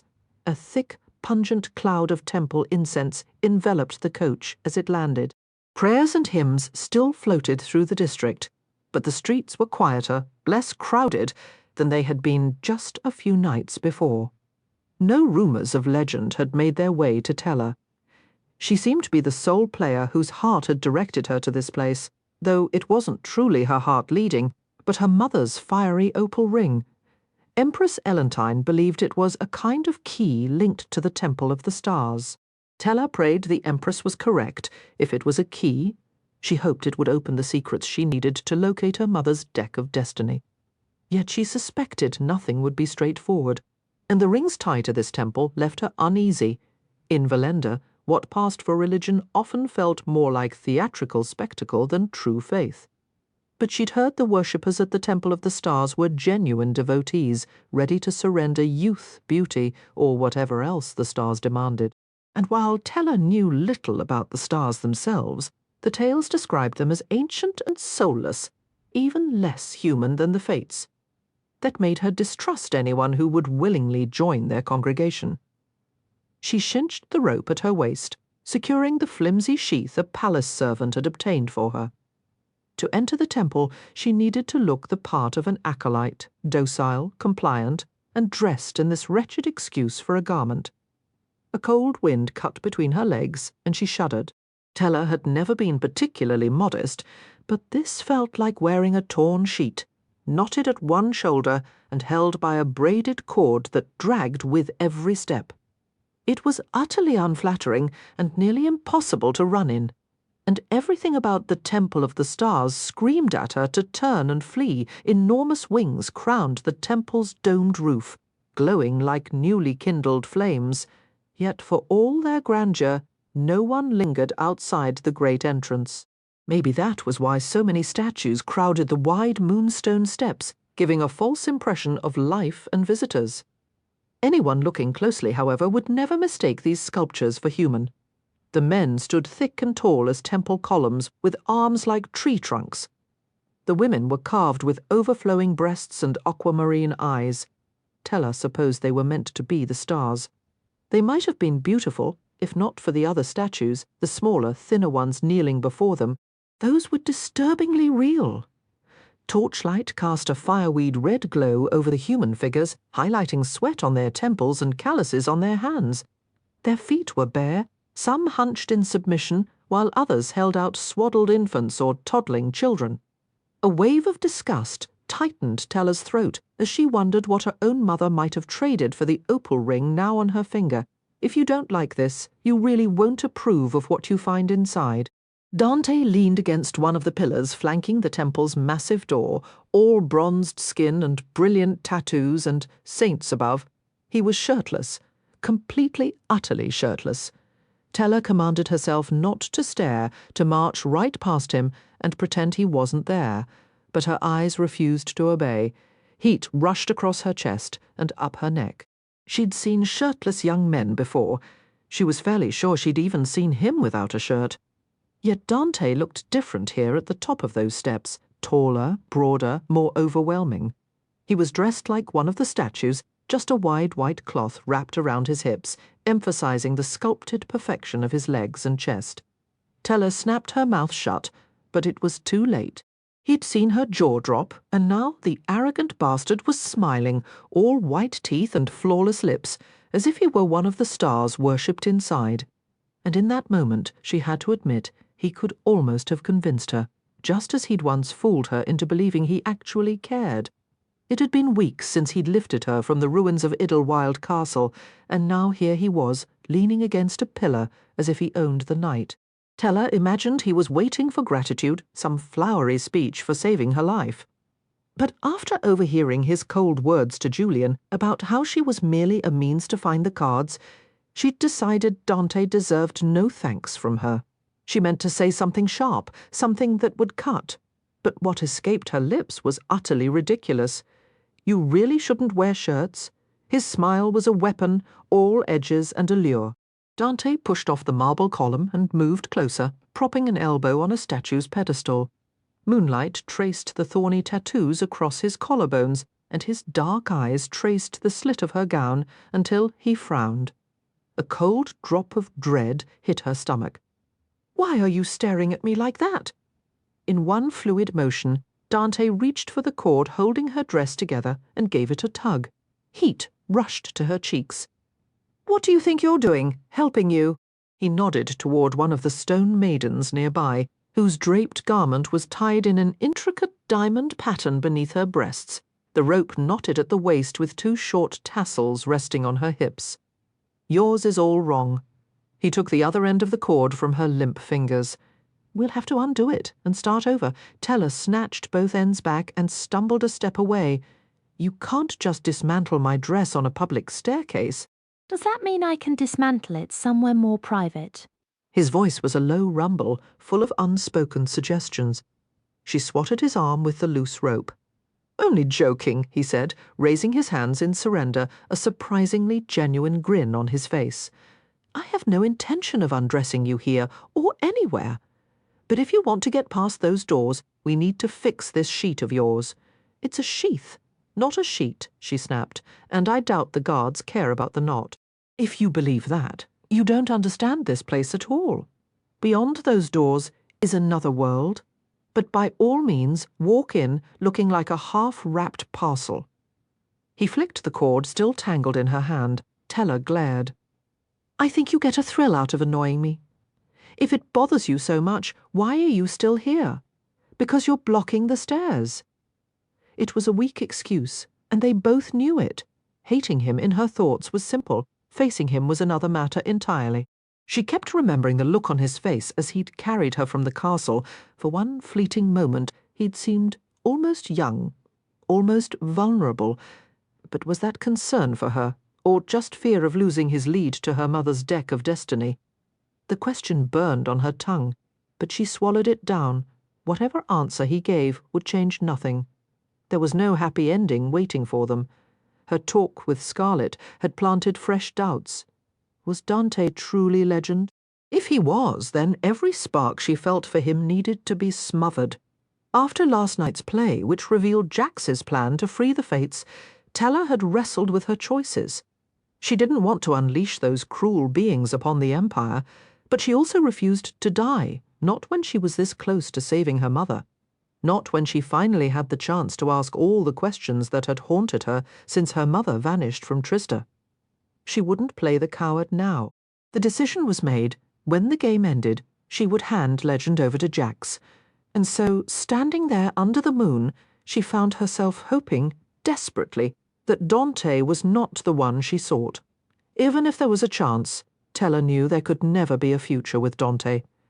She wasn't proud of her choice to avoid the unspoken truths between them, but it felt like the easier path. She hadn't mentioned how close she'd come to death, or how he had saved her, and he hadn't asked. Maybe this silence was what he wanted too. "Fine," Teller said, tossing him both ends of the rope. She could allow him this one small thing before sending him on his way. Just make it quick. She gripped the top of her sheet, telling herself she wasn't the modest type. Yet it felt as if she were holding herself together, not just the fabric. Her skin grew intensely aware as he neared, prickling with every movement. He carried the scent of ink and something deeper, something dangerously alluring. Teller clutched the thin material tighter while his fingers found the knot at her waist and began to slowly work it loose. He tugged gently until she stood so close that all she could see was the story etched across his chest, a shattered ship with torn sails wrecked upon his abdomen, while fractured stars watched from above. One side of his ribcage was a forest engulfed in flames, and beneath his collarbone a black heart, matching the one on his arm, wept blood so vividly she almost heard its pulse. When he turned slightly, she caught a glimpse of indigo feathers belonging to the magnificent wings spanning his back. Teller ordered herself not to stare, but closing her eyes only heightened every sensation. The brush of his knuckles against her hip made her heart pound. The press of his thumb at her waist stole her breath as he worked the cord free, until finally the rope slid from her body into his hands, leaving her in nothing but the sheet. Her eyes flew open. Dante ran his tongue over his lips, like a cat that had just outplayed its prey. Teller tightened her grip on the fabric. "Don't you dare walk off with that cord," He arched a brow. "Do you really think, after all this effort to earn your trust, I'd leave you stranded on these steps?" "I thought you were working for Legend." He moved closer, his voice dropping. "Believe what you want, but if you think that's the only reason my hands are on you right now, you're not half as sharp as I imagined." Then the rope was circling her again. A feverish rush swept through her as Dante's arms wound behind her, pulling the cord snug beneath her chest. Too tight. No? Are you sure? You stopped breathing for a second. Or do I just have that effect on you? His lips grazed her ear, his low chuckle tickling the sensitive space near her jaw. She would have slapped him if it wouldn't have sent her dress tumbling down. "You're enjoying this, aren't you? Would you prefer? I hated having your arms around me." Dante's hands returned, and this time they did more than just skim the fabric. She felt the deliberate pressure of his fingers tracing her ribs as he wrapped the cord around, crossing it just above her navel. It shouldn't have made her flush head to toe. This was supposed to be an ending, not a new beginning. Dante drew the rope behind her once more, his hands lingering at her waist. "How does that feel?" "Good. I meant the cord." "That's what I meant too," Teller said, though her breathless tone gave away the lie. "Tell me about your tattoos," she asked, desperate for a distraction as he finished. "Do they mean something? Or are they just for show? Did you just call them pretty?" Is there a problem with the word? "Not if you're using it to describe me," he replied. But Teller felt the rope cinch a little too firmly at her back as he spoke. "I wear so many masks that the tattoos are my anchors. Each one is a true story from my past. The black heart with the bleeding tear," Teller said. "Is that for someone you loved?" "That story stays locked away, but I'll tell you about the ship with the torn sails." His fingers brushed lightly against her sides, a silent reminder of where that particular ink lived on his skin. "When I was a boy, my father sold me off to a noble family from across the sea. Destiny must have been feeling playful that day because pirates attacked their vessel. They weren't the sort to take prisoners. I should have been killed, but I told them I was a runaway prince. And they bought that? Not for a second, but they found it amusing enough to let me live." Teller couldn't help a small smile at the image of a young Dante trying to bluff his way past a crew of cutthroats. "So does that mean you know pirate tricks?" "I know all kinds of tricks." Dante finished the knot, but his hands lingered at the curve of her waist, warm through the thin fabric. "If you'd stop trying to shove me away, I might even teach you a few. Do I look like I'm shoving you away?" "No, but you want to." He lifted her chin with 2 fingers, turning her face toward his. One hand stayed on the rope at her waist, while the other traced a slow line along her jaw. She'd always thought his eyes were nearly black, but in the torchlight they were rimmed in gold and held something that felt like yearning. He looked at her as if he wanted her to lose herself in his gaze, so he could be the one to find her. But Teller knew this wasn't about being found. This was about a deck of cards, about fates and power and life and death. A part of her ached to know what it would be like to truly let go with someone like Dante and trust he'd be there to catch her. But the only person she could trust was herself. "Thank you for your help," she said, pulling her chin free and taking a step back. "I think I can manage from here." She swept past him without looking back. When her heart stumbled over its next beat, it felt more like grief than any pressure from Jack's. But she forced herself to keep walking. The air grew thick and sweet, almost drowsy, as she reached the doors and knocked. She sensed Dante move to her side, but refused to face him. "Why won't you just leave me alone? I could, but I don't want to, and I don't think you want me to, either." Before she could argue, the pearlescent door swung open. Everything beyond was as pale as dove wings or as golden as fallen stars.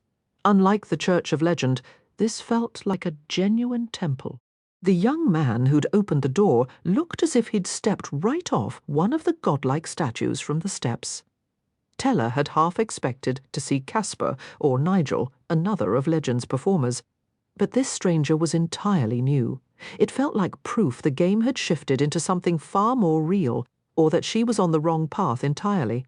She wanted to believe that winning Caraval just meant finding her mother's deck of destiny, but wanting something didn't make it true. Doubt prickled at her as she stepped into the Temple of the Stars. The man at the door truly could have been a statue brought to life. His visible limbs emerging from the leather that covered his chest and thighs had the smooth, hard look of carved stone. He wasn't quite as towering as the statues outside, but he stood taller than Dante, tall enough that Tella had to tilt her head to see his face. She swallowed a gasp when she saw his cheek. The right side was nearly flawless, from the strong line of his jaw to his aquiline nose and the dark kohl accentuating his upswept eyes. Tella's gaze was drawn not to the man's face, but to the brutal mark upon it, a stark, 8-pointed star branded into his cheek, its centre a tangle of intricate knots she couldn't decipher. She tried to look away, but she knew he'd caught her staring. In response, he slowly traced the harsh lines of the scar with a single fingertip, a silent, mocking gesture. Despite the brand, authority radiated from him. A silver circlet rested on his brow, and a cloak of deep royal blue was fastened at his right shoulder with a silver pin that matched the signet ring on the very finger he'd used. This was a man of power which twisted her nerves tighter. If the rumours about this temple's wickedness were true, then this severe young man had likely committed terrible acts to climb so high within it. "I'm Theron." With a casual flick of his wrist, accustomed to obedience, he motioned for Tella and Dante to proceed further into the cavernous foyer. Overhead, the ceiling soared in arches that resembled interconnected wings, painted a profound black and dotted with flecks of gold like captured constellations. The octagonal room was dominated by a triple-tiered fountain that seemed to drip liquid candlelight. Underfoot, the white soapstone floors gleamed, perfectly mirroring the glowing metal gate that sealed the double doors at the far wall. The air itself felt hushed, demanding whispers. Tella had a ridiculous, fleeting impulse to remove her shoes, as if they might dirty the pristine stone, yet for all its shimmering beauty, a sinister undercurrent pulsed through the space. More statues lined the walls, as unnervingly lifelike as those outside, but these were frozen in postures of pure agony, their faces etched with shock and horror. "Our temple draws its power from the ancient magic of the stars," Theron stated, his voice cutting the quiet. "The vaults below are the most secure in existence, though occasionally fools believe they can breach them and steal what is ours. Good thing we're not here to steal anything," Tella said quickly. Theron's expression didn't soften in the slightest. "Then state your purpose. I need to ask about—" "If you seek the game, we hold no clues," he interrupted. "We are not a spectacle for tourists like the other basilicas. To go beyond this hall and have your questions answered, you must first prove your motives are pure and your quest for the stars is genuine." He led them to a solitary ivory pedestal holding a hammered copper bowl, worn and battered, a stark contrast to the surrounding opulence. "For our examination, we require 1 drop of blood." Dante shot Tella a warning look from the corner of his eye. She didn't need the reminder. She knew the potent dangers bound in a single drop, how Dante and Julian had used blood magic to heal her after the attack, but also how it could be wielded to steal things far more precious, like days from a life. "A mere prick of the finger is all," Theron said, extending his right hand. On his finger was a ring with a black-banded, starburst-shaped opal, its edges sharp enough to draw blood. The sight of it was a physical shock, bitingly familiar. It looked almost identical to her mother's ring. Elentine's warning had been right. Tella's eyes darted to her own hand. Both stones were raw and starburst-shaped, but the colours were different. Theron's was a dark canvas of black, threaded with pulsing blue embers and veins of green. Hers was a furnace of fiery lavender encircling a core of burning cherry, split by a thin line of gold that made it look like a spark, ready to ignite. Even before it changed hues after her mother vanished, it had always been lighter than his. "Your ring?" Tella asked, her voice tighter now. "Is it only for drawing blood, or does it mean something more? You have not earned the right to that answer." "What if I have one like it?" Tella held out her hand. Dante's gaze sharpened, locking onto her finger. A deep crease appeared between Theron's coal-lined eyes. "How did you come by that? It belonged to my mother. Is she dead? No. Then she should never have given it to you." "Why not? What does that imply?" Teller asked, her voice edged with urgency. "It means an unpaid debt remains between your mother and our order," Theron replied, his tone as unyielding as stone. Dante shifted beside her, his posture tightening. This wasn't the answer they'd hoped for, yet it was something. A thread to pull. "The ring you wear functions as a key," Theron continued. "If it was truly your mother's, then she secured something within our vaults that only this ring can access. But its current hue indicates a curse has been laid upon it. How do I remove the curse?" "By settling her debt," Theron stated plainly. "Until that price is met, the key on your finger will not turn in her vault's lock." "Teller." Dante's voice held a note of caution, but she brushed it aside. Her mother had been here. Something of hers waited behind those ancient doors, perhaps the very deck of destiny Teller sought, or some other clue that would unravel the mystery of who Paloma truly was. "What does she owe?" Teller pressed. "What did she leave with you?" "Those answers are not mine to give," said Theron. "But the ring holds a memory, one awakened by blood. If it belonged to your mother, your blood should summon a vision of her pledge. Prick your finger on one of its points and let a drop fall into the bowl." "Teller, don't." Dante's warning came out as a low growl. But Teller was already pressing her fingertip to the ring's sharp edge. A bead of blood, vivid as a rose petal, welled up and fell into the copper basin, where it bloomed into a milky white. She held her breath as the droplet transformed into a swirling mist, and within it an image solidified, a woman standing before a bowl identical to the one before them. It was Paloma, older than the portrait Teller had seen in Elentine's Most Wanted, closer to the age she'd been when she vanished from Trisda. Yet this version of her mother was severe, unfamiliar, no trace of her enigmatic smile, no light in her dark eyes. Cloaked in deep blue, Paloma seemed to be conversing with a figure that was little more than a shadow. "Paradise the lost," the shadow said, its voice like living smoke, thick, heavy, suffocating. "I thought you vowed never to bargain with us again."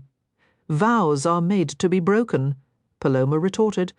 "Apparently so are spells, since the one you cast to conceal my cards has weakened." That is precisely why we recommended storing them in our temple vaults, alongside the other items we hold for you. Recommended? Paloma let out a derisive snort. "I was told I couldn't place them in my own vault." "No. We said it would require an additional price." Paloma went rigid.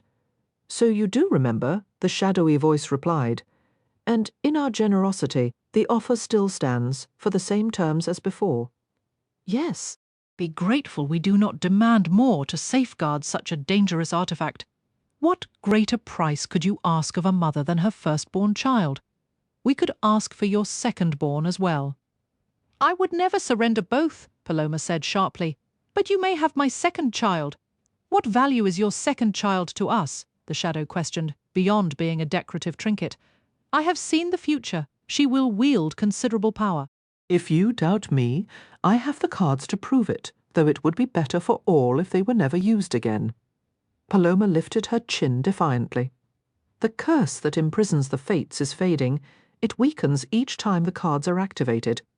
That is not our concern. It should be.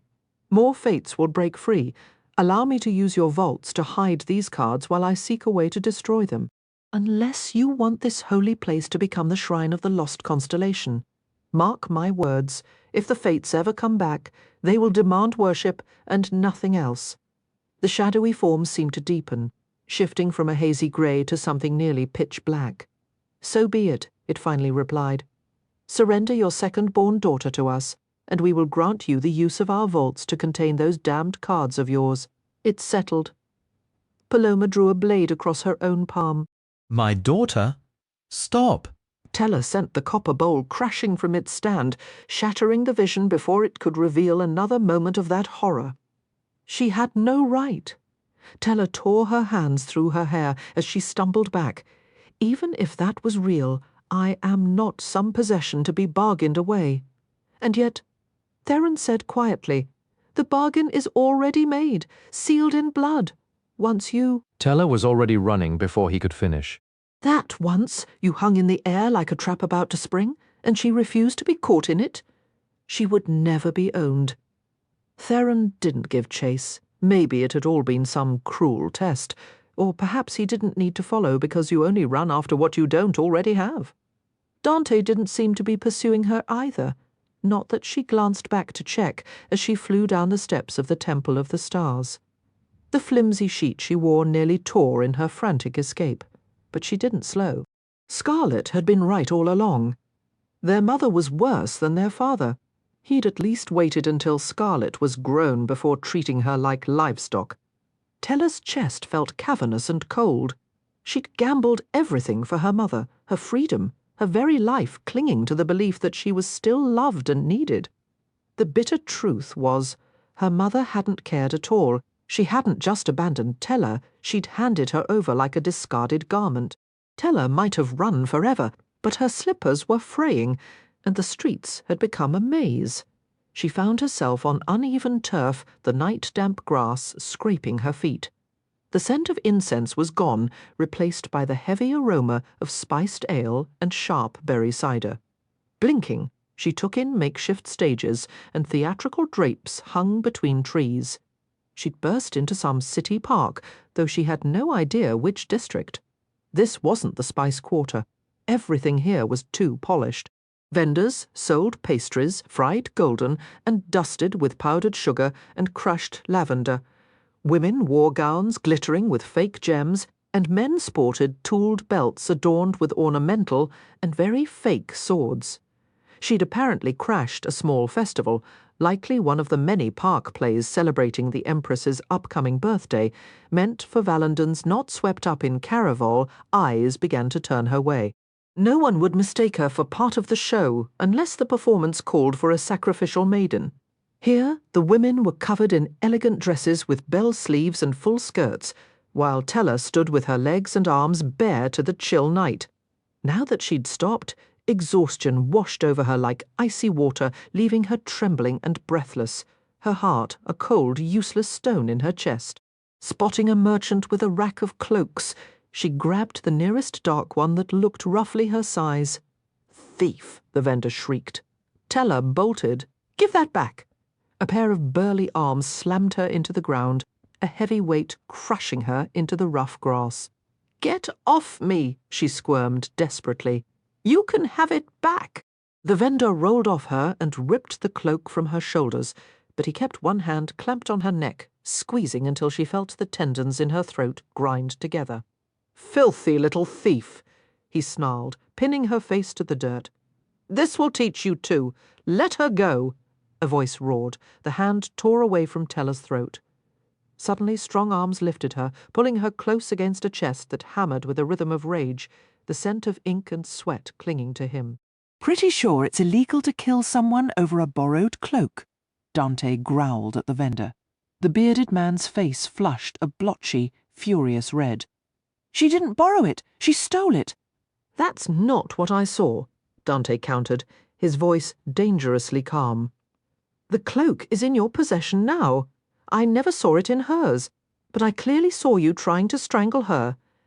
The vendor erupted into a stream of curses. "Hand it over, and I won't call the city guards," Dante demanded. Tella, pressed against his chest, could only imagine how he looked, shirtless and formidable, like some wrathful deity descended from the stars. "Fine," the man grumbled bitterly. "I don't want the filthy thing now anyway, and I'll take one for myself, in black." Dante's tone was ice, a merciless edge Tella had never heard from him. Yet his hands were gentle as he wrapped the reclaimed cape around her trembling shoulders and bare legs. "Are you hurt?" he asked softly. Tella wished she could laugh it off, make some teasing remark about his concern, but when she tried, the sound caught in her raw throat. Her attempt to nod ended with her forehead resting weakly against his chest. She refused to cry. That wretched vendor didn't deserve her tears, and neither did her mother. Yet while the feel of the man's rough hands faded, her mother's cruel words clung like a poison. Her mother hadn't just left, she'd sold her. Not Scarlet. That possibility was never even entertained, it seemed. Her mother hadn't been incapable of love. She simply hadn't loved Teller. Hot tears escaped despite her resolve. I hope she dies. Teller didn't know if it was a whisper or a snarl.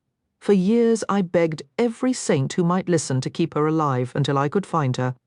I wasted every prayer on her, and she tossed me aside like a soiled scrap of cloth. But I take it all back, she shouted then, the words tearing from her. I take every word back. Let her die in that paper prison. I don't care. I don't care any more. She lost count of how many times she repeated those final words. Dante just held her, his strong fingers stroking her hair and back in a soothing rhythm as he carried her away.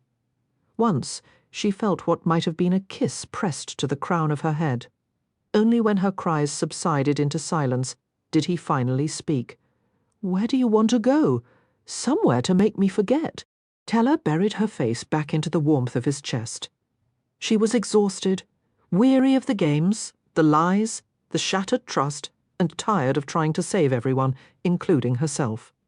She wanted to forget it all. Perhaps she slept, or perhaps he moved with preternatural speed, because it felt like only moments passed before his low voice rumbled near her ear.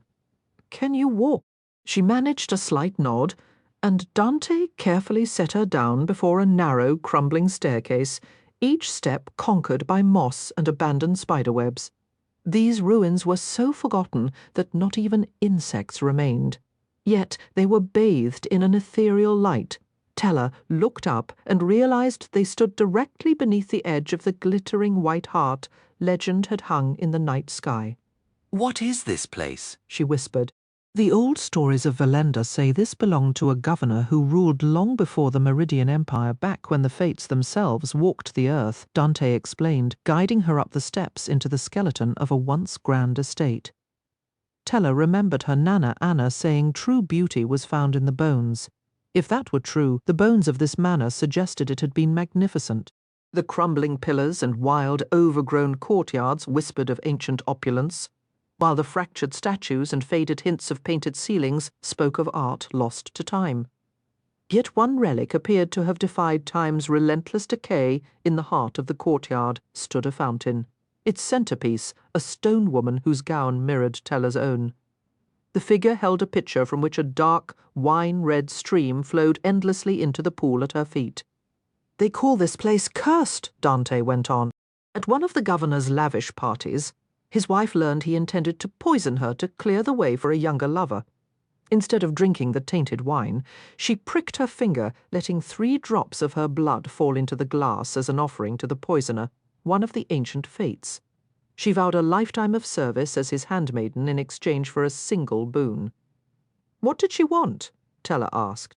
The wife didn't know the mistress's identity, only that she was there among the guests. So she wished for her husband to remember only her, his wife, and no one else.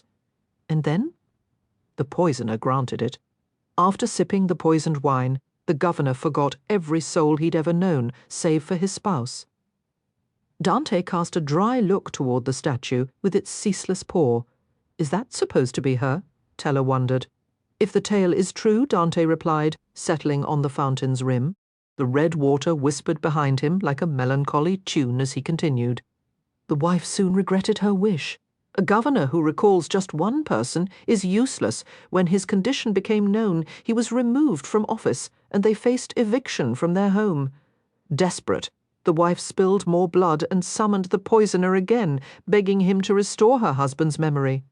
The fate warned that if he did, her husband would surely try to kill her once more.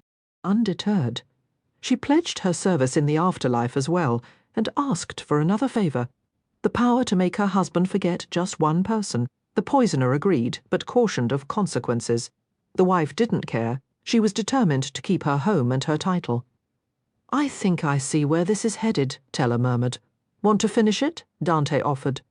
"No," she said, sitting down beside him on the cool stone edge. "You tell it better.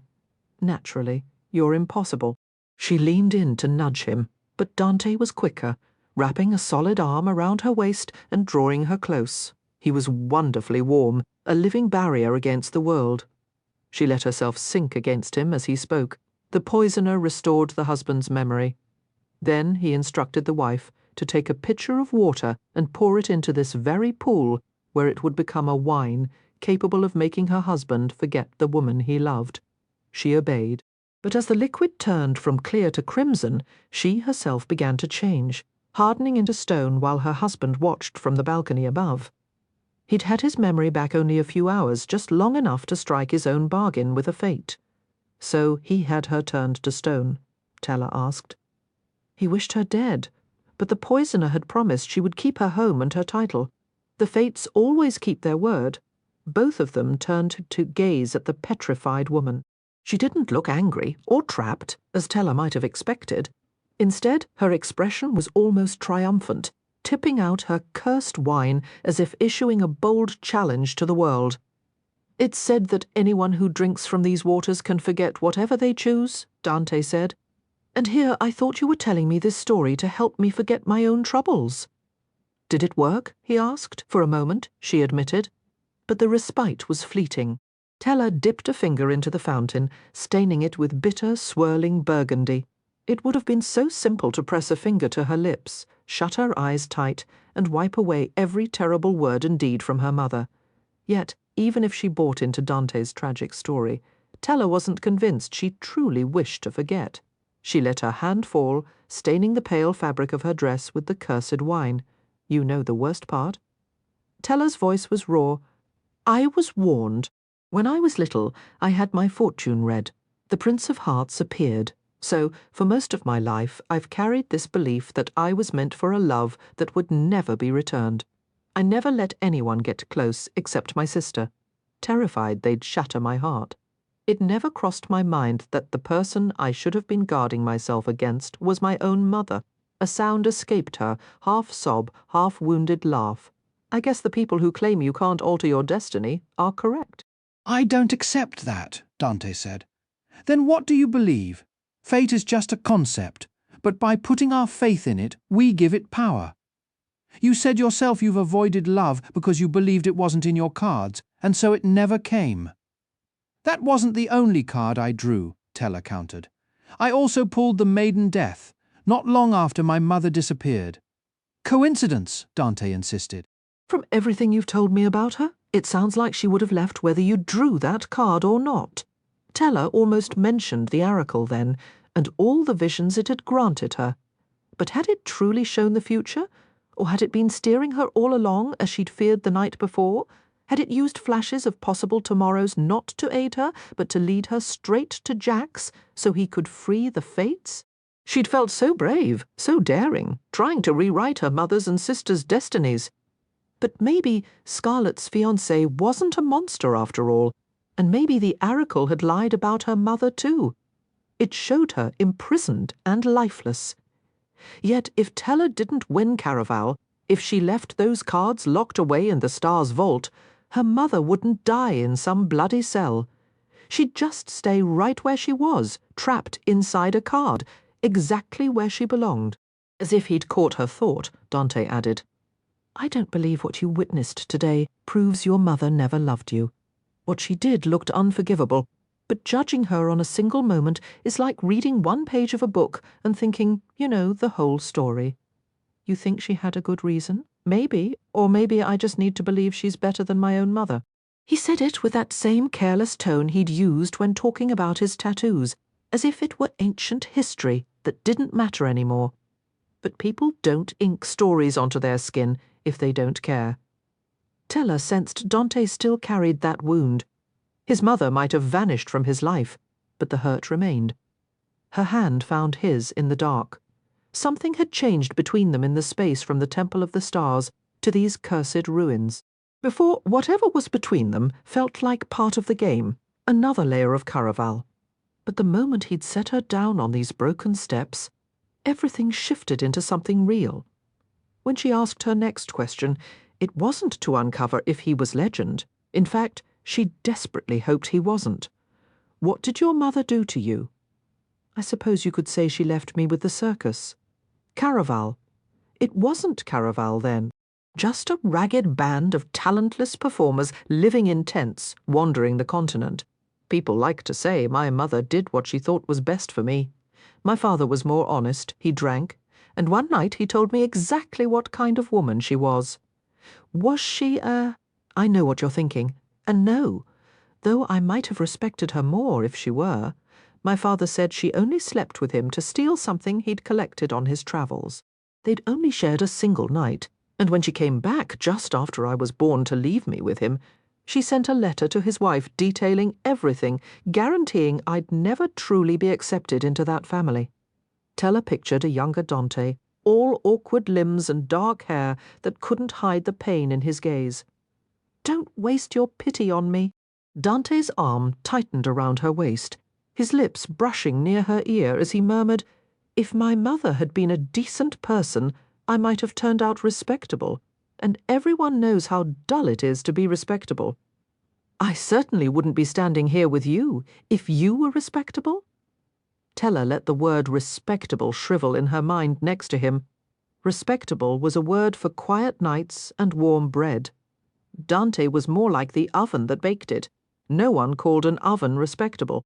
Ovens were scorching, dangerous things children were warned to keep away from, and yet, for once, the thought of pulling away didn't even cross her mind. She used to think it was absurd, the notion that a girl would hand her heart to a boy knowing full well it gave him the power to shatter it.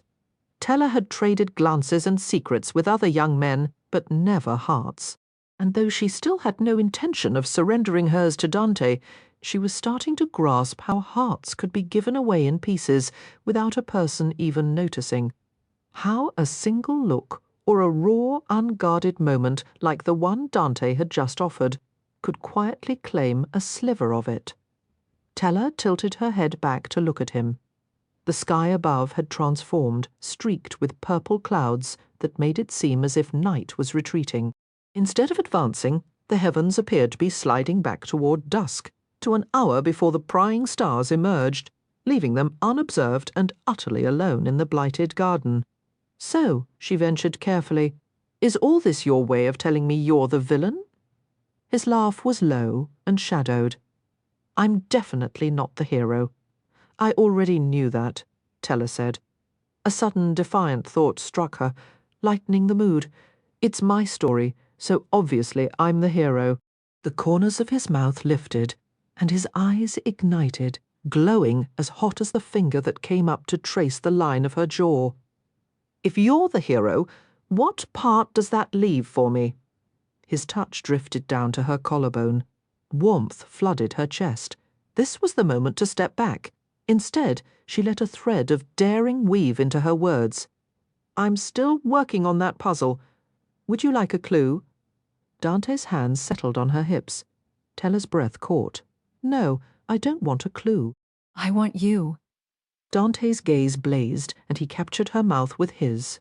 This was nothing like their clumsy, liquor-fueled kiss on the forest floor, that rushed mix of hunger and boredom. This kiss felt like a truth told in the dark, fierce, unpolished, and more genuine than kisses usually dared to be. Dante wasn't attempting to charm her. He was demonstrating just how irrelevant virtue was, because nothing his hands were doing could be called virtuous. Yet every press of his lips was tender. Where others had taken, Dante inquired, moving his mouth over hers with a slow certainty until she opened for him, letting his tongue meet hers as he drew her onto his lap. Perhaps the fountain's magic was at work, because Teller imagined that by the time this kiss ended, she'd forget every other boy whose lips had ever touched hers. Dante's mouth travelled to her jaw, his teeth grazing lightly, his tongue soothing the spot as his fingers found the cord knotted at her waist. Twining his hands in it, he drew her nearer until the world dissolved into nothing but the two of them, into their tangled hands, and seeking lips, and every point where their skin connected. Their lips had barely parted, and Teller was already craving more, not just another kiss, but the chance to trace every tattoo and scar with her mouth, to lose herself until the world dissolved into shadow and smoke. She wanted to forget the feel of his cloak sliding from his shoulders, the heat of his skin beneath her palms, and the taste of promises whispered against her lips. For the first time, she hungered for something deeper. She wished the night would never end, that Dante would keep telling stories about the fates, his past, anything at all. In that breathless moment, she wanted to know every part of him. She wanted him, and the desire didn't frighten her any more. He had been right. She tried to blame the fates for every heartache, but the truth was, she had always been the one running from love. It wasn't really about ancient curses or magical decks. It was about her mother walking away and never glancing back. Teller liked to claim love was a trap, that it controlled and shattered hearts. But secretly, she also knew it could mend and bind people together, and part of her wanted that more than anything. She enjoyed the thrill of a kiss, but a piece of her always hoped the boy would chase after her, beg her to stay, and vow never to leave. She'd accepted the cards she was dealt and called it fate, because after her mother left, it felt like the only way to shield her heart. But what if she chose to defy the future she'd seen? What if she could craft a new destiny, one where love wasn't something to fear? When the kiss finally ended, their cloaks lay in heaps on the ground. Their arms were wrapped around each other, and the sky had settled into the deep indigo just before dawn. Only the moon remained, probably wishing it had lips of its own after witnessing what had just unfolded. Dante's voice brushed against her mouth, clear enough to hear this time. "I think I'd like you even if you were the villain." A smile touched her lips. "Maybe I'd like you even if you were a hero." "But I'm not the hero," he reminded her softly. "Then perhaps I'm here to save you." This time she initiated the kiss. But it wasn't sweet. It turned bitter, metallic, wrong. Teller pulled back sharply, and in that instant she swore the stars reappeared just to mock her, shining with a cruel, bright gleam. The growing light fell over Dante, illuminating the slow, cursed trickle of blood from the corner of his mouth. Teller pushed away from the fountain and turned, stumbling blindly as she wiped her lips with the back of her hand. The blood kept coming, a relentless reminder of her reality and of the game that placed her and Dante on opposing sides. Her mother might not deserve saving anymore, but Teller still desperately needed to be saved. Beat nothing, beat nothing, beat nothing. It felt as if Jax were watching, waiting for her one fragile moment of happiness, just so he could tear it away. Between the faltering beats of her heart, she heard Dante's heavy footsteps as he rose and came to stand behind her. "Teller, please, don't run." His voice was as gentle as the hand he placed on her bare shoulder. Her whole body had gone cold, except for the warmth of his touch, a stark contrast to Jax's forever chill and silent heart. Yet in the end, Jax would still win. Teller might be the only one who could retrieve her mother's deck of destiny from the stars' vault and claim victory in Caraval, but Jax and the fates he meant to unleash would be the true victors. Once she handed Legend over to Jax, her curse would lift, but she'd be forever bound to the stars for using her mother's ring. The freedom she had struggled for was slipping away.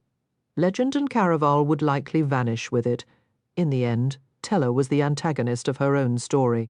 She might have convinced herself that handing Legend over to Jax was the correct, if terrible, choice, if she truly believed her mother was worth the cost. But in that sharp, painful moment, the idea of leaving Paloma imprisoned in a card felt preferable. "Teller, just say something," Dante urged, his voice low. "I'm not leaving, but I need a minute." Teller turned her back to him, walking to the edge of the stone fountain. She scooped the dark wine into her palms, rinsing the metallic taste of blood from her mouth without swallowing. She spat the stained liquid into the shadowed bushes, then used the edge of her discarded cloak to dry her lips before swinging it back over her shoulders. She was delaying, and they both knew it. Dante had already witnessed her tears, her blood, her brush with death. A little more blood wasn't going to frighten him off. "You still don't trust me," he stated, not asked. Finally she faced him. The night had deepened, but she could see the tension etched across his forehead. His hands clenched rigidly at his sides, as if physically restraining himself. "I don't trust myself," she confessed. Dante moved a single deliberate step closer. Is it because you finally believe this isn't a game? What difference would my answer make? Teller countered, her voice barely above a whisper. If I asked you if any of it was real, would you tell me the truth? If you were asking, then you probably wouldn't believe me. Try me, Teller challenged. Yes, another step. To all of it, even this, even us. His head tilted slightly. After everything that just happened, I thought that part was obvious. Maybe I still need to hear it. More than that, she had to hear it. Teller accepted the game was real. She desperately wanted whatever was unfolding between her and Dante to be real as well. But wanting it, even admitting that want to herself, didn't make it true. The game's magic could be genuine while their connection remained part of the illusion. Dante, please. I need to know if you're only here for legend or if this is real. What makes something real, Teller? Dante's finger hooked into the rope belt at her waist. Does seeing it make it real? He gave a gentle tug, drawing her nearer until his face filled her vision. Does hearing it? His voice grew husky. Or is feeling it enough to make it real? His free hand slipped beneath her cloak, coming to rest, warm and sure, over her heart. If her heart had been functioning normally, it would have hammered against his palm from the intensity in his rough voice and the fathomless darkness of his eyes as he leaned closer. I swear to you, this us, it was never part of Legend's design. The first time I kissed you, I'd just died and come back. But I didn't feel alive. I needed something real. Tonight I kissed you because I wanted to. I haven't stopped wanting you since the fated ball, when you were ready to risk everything just to provoke me. After that I couldn't stay away. His hand slid slowly from her heart to cradle the back of her neck, his fingers pressing against her sensitive skin as he closed the last bit of distance between them. I kept coming back to you, not for Legend or the game, but because you are so fiercely, brilliantly alive. You're fearless and daring, and if what's between us isn't real, then nothing in this world is. His fingers tightened slightly, and he kissed her again, as if words had finally failed him. The kiss was too brief, yet it utterly unravelled her. It made her think of precious gems locked in velvet boxes, secretly yearning for a thief's daring touch, because he was stealing her heart piece by piece, and she found herself desperately hoping he would take everything. When the kiss broke, his hand settled softly at her waist, a tender counterpoint to the sharp edge in his voice. Tell me now, he demanded. Why were you bleeding? Teller drew a shaky breath. The moment for truth had arrived. It started the night of the ball with Jax's kiss, she began. Her intention was to be brief, but once she started speaking, the story flooded out, uncontrolled and messy, like wine spilling from an overturned bottle. She recounted the entire tangled history with Jax. The initial deal, her failure to uphold it, the card imprisoning her mother, and every dire threat Jax had made should she fail again. Dante listened, as still and enigmatic as the stone statue behind them, its eternal stream a silent witness. Only the mention of Jax's name provoked a reaction, a subtle tightening of his jaw. Otherwise, he was a portrait of unnerving calm.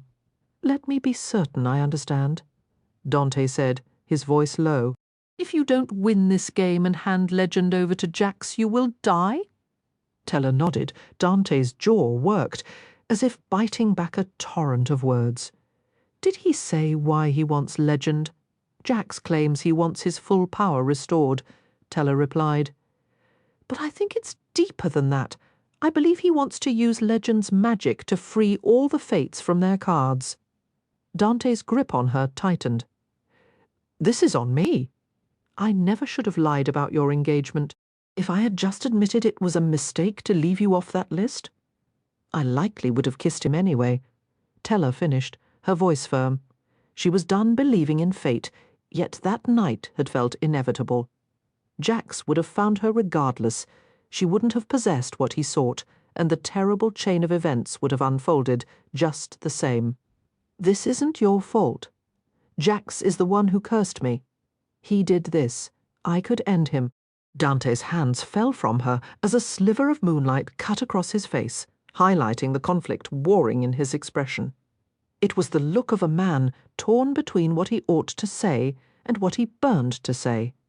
Then, as if reaching a sudden irrevocable decision, his hands returned to her. "Do you trust me?" Tella's breath hitched. In his absence, she longed for him. In his presence, she craved his closeness. She loved the feel of his hands, the cadence of his voice, the promises he made. She wanted desperately to believe them, to trust him completely, even if a sliver of doubt remained. "Yes," she said, hoping the declaration would make it so. "I trust you." A faint, determined smile touched his lips. "Good. There is a way to fix this, but I need that trust. Legend's power peaks during Caraval, and his magic shares the same ancient source as Jax's. If you win the game, Legend can heal you. You don't need Jax." "But to win, I have to surrender myself to the stars," Tella argued, a fresh wave of fear chilling her. "I don't know if I can do that." "You won't have to," Dante vowed. "I'll find another path for you to reach their vaults." "How?" "You heard Theron. Only my ring can open the vault, and it's cursed until my mother's debt is paid. Then I'll find another way to settle the debt." "No!" The word burst from her, laced with panic. Dante's grin turned wry, almost teasing. "If you're worried I plan to offer myself to the stars in your place, don't be. I'm not that noble." "Then what is your plan?" "Every curse has a method to be broken, and a loophole," he explained, his tone shifting from serious to one of cunning resolve. "If the stars refuse an alternate payment for your ring, I'll find the back door, the exception they never anticipated." The concept was new to Tella, yet it resonated. It aligned with what Jax had said about the two ways to free someone from a card: break the curse or take their place. The latter must be the loophole. The very idea terrified her more than the curse itself. "Don't worry," Dante murmured, his lips pressing a hot, reassuring kiss to her forehead. "Trust me, Tella. I'll make sure you're safe," he promised. But in that moment, Tella found her worry shifting toward him instead. Trusting someone with her secrets was one thing. Trusting them with her life was another entirely. She could feel Dante wrestling with something himself. As a cloud swallowed the last sliver of moon, his face vanished into shadow when he stepped back. Yet the tension in his posture told her the battle inside him was far from over. "Can you get back to the palace alone?" "Why?" she pressed. "Where are you headed? My work tonight isn't finished." Don't worry, I'll find you tomorrow on the steps of the Temple of the Stars, right after the fireworks. Tomorrow was the final night of Caraval. The midnight fireworks would signal the end of Elentine's Eve and the start of Elentine's Day, leaving only a handful of hours before the game concluded at dawn. Tella wanted to protest, but Dante was already moving toward the garden's edge.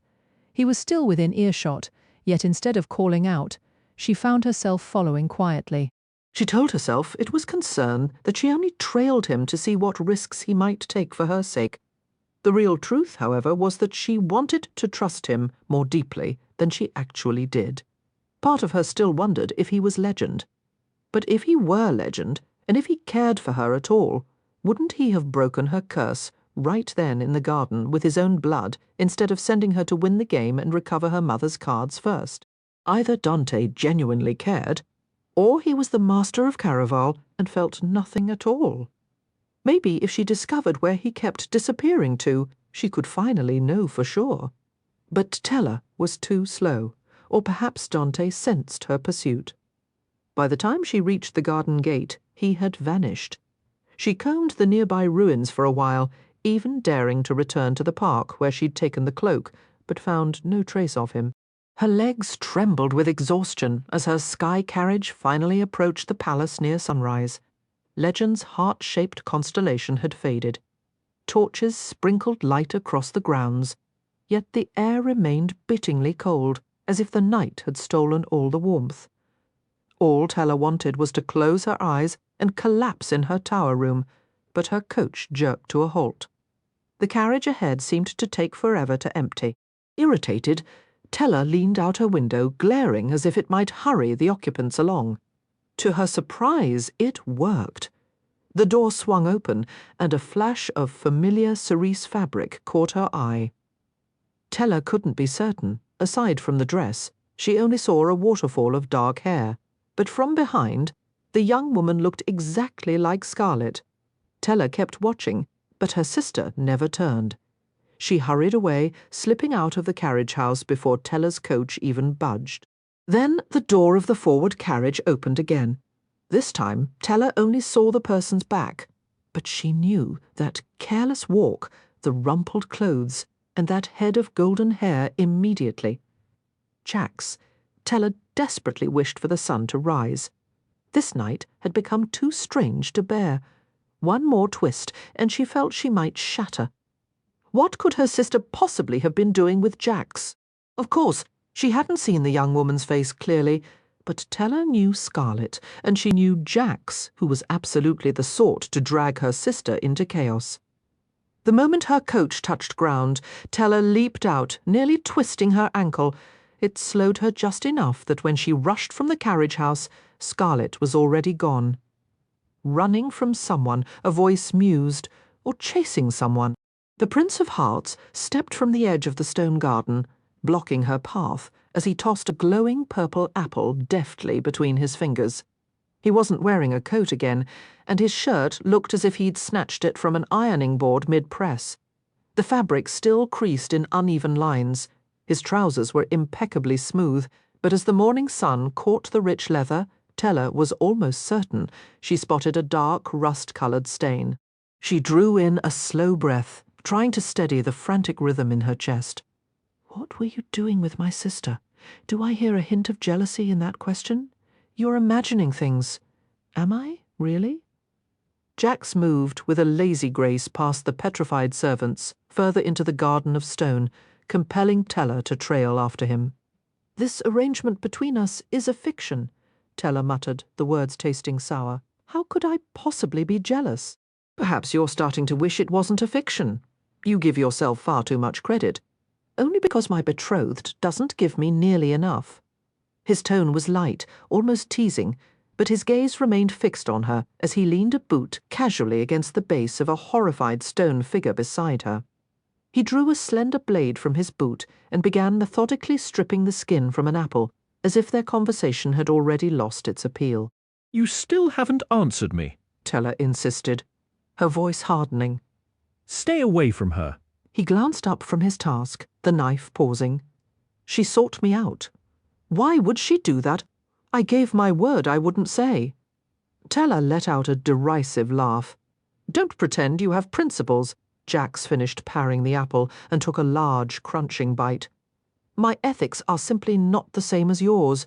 That doesn't mean they don't exist. Perhaps you need a better set, Tella shot back. Most would agree murder is a greater sin than breaking a promise. Have I killed anyone in your presence? Jax ran his tongue over his pointed teeth before biting into the fruit again. A bead of crimson juice, vivid as fresh blood, escaped the corner of his mouth. He chewed slowly, deliberately, his entire demeanour a calculated provocation. He played the part of the careless libertine, but Tella knew he was the most shrewd and self-assured person she'd ever encountered. He probably saw her the way he saw this apple, a temporary, tantalizing diversion to be consumed and then forgotten. Another drop of red fell, and something in Tella snapped. She lunged, swatting the apple from his pale grasp. Her hands flew toward his throat. His fingers closed around her wrists in an instant, his grip firm but not crushing. You can't kill me, but I can make the attempt.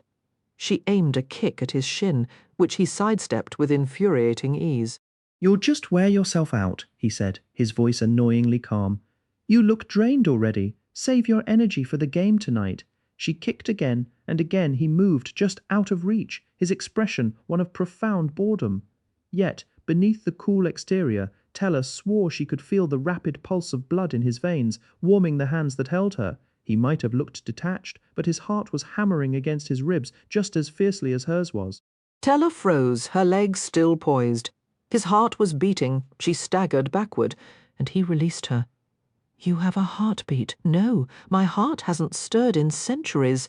You're the one who's lost touch with reality now. His voice was colder than winter stone, but the frost in his words couldn't extinguish the searing imprint his warm hands had left on her skin. I know what I felt. Tella insisted, her own conviction growing. The old tales whispered that only one person could make it beat again, his one true love. They said his kiss was death to all but her, his singular vulnerability. A wild, triumphant realization burst within her. "I made your heart beat," she declared, the idea both ludicrous and electrifying. She felt the truth of it echoing in her own chest, where her heart was now drumming a frantic, exultant rhythm. It had never felt so powerful, so utterly unrestrained. "I'm your one true love." Your kiss can't harm me. Jax's frown turned thunderous. "You shouldn't put faith in every fairy tale you hear. Do I look like a man in love to you? You always look like a nightmare to me, but that doesn't make the legend false." And it occurred to Tella that she didn't need to love him to be his destined match, given that he was a fate, a creature of ancient and potent magic. Love for him was likely not the tender human emotion she knew. That detail, however, seemed almost irrelevant now. The true love revelation meant she was now immune to his deadly kiss. Winning the game was no longer a matter of life and death for her.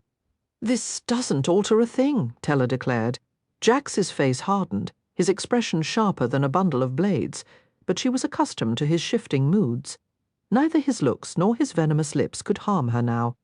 "Actually," she countered, "this changes everything." Not for your mother, Jax retorted, grinding the fallen apple beneath his boot until it was little more than pulp and sticky juice. You still require my assistance if you wish to free her. Perhaps I've stopped caring about saving her. The words left a bitter taste in her mouth. Not entirely a falsehood, yet not the full truth either. Jax clearly detected her hesitation. A dimple appeared as he edged closer. "You labelled me a monster, Donatella? Even I find that remark chilling." The dimple disappeared. For a heartbeat, his features hollowed with a familiar dread, the same look he'd worn when first describing his imprisonment within a card. "If you ever hoped to see your mother alive again, reconsider your choice. Legend dreads the fates' return and craves their power above all else. Should he ever obtain the deck of destiny containing them, he will obliterate every fate, and your mother along with them. The sole path to her salvation is to win the game and aid me in their release. Unless you're reckless enough to take her place, which, given your earlier statement, I doubt you'd ever do," with a slender finger. He tipped her chin upward before strolling from the garden as if their exchange had been utterly inconsequential. As Tella wearily re-entered the palace at dawn, the golden tower had been lavishly decorated for Elentine's Eve. Banisters dripped with shimmering fabric, eerily reminiscent of the unwed bride's tear-soaked veil. To her unease, every maid she passed now wore painted red stitches across their lips, transforming themselves into her handmaidens.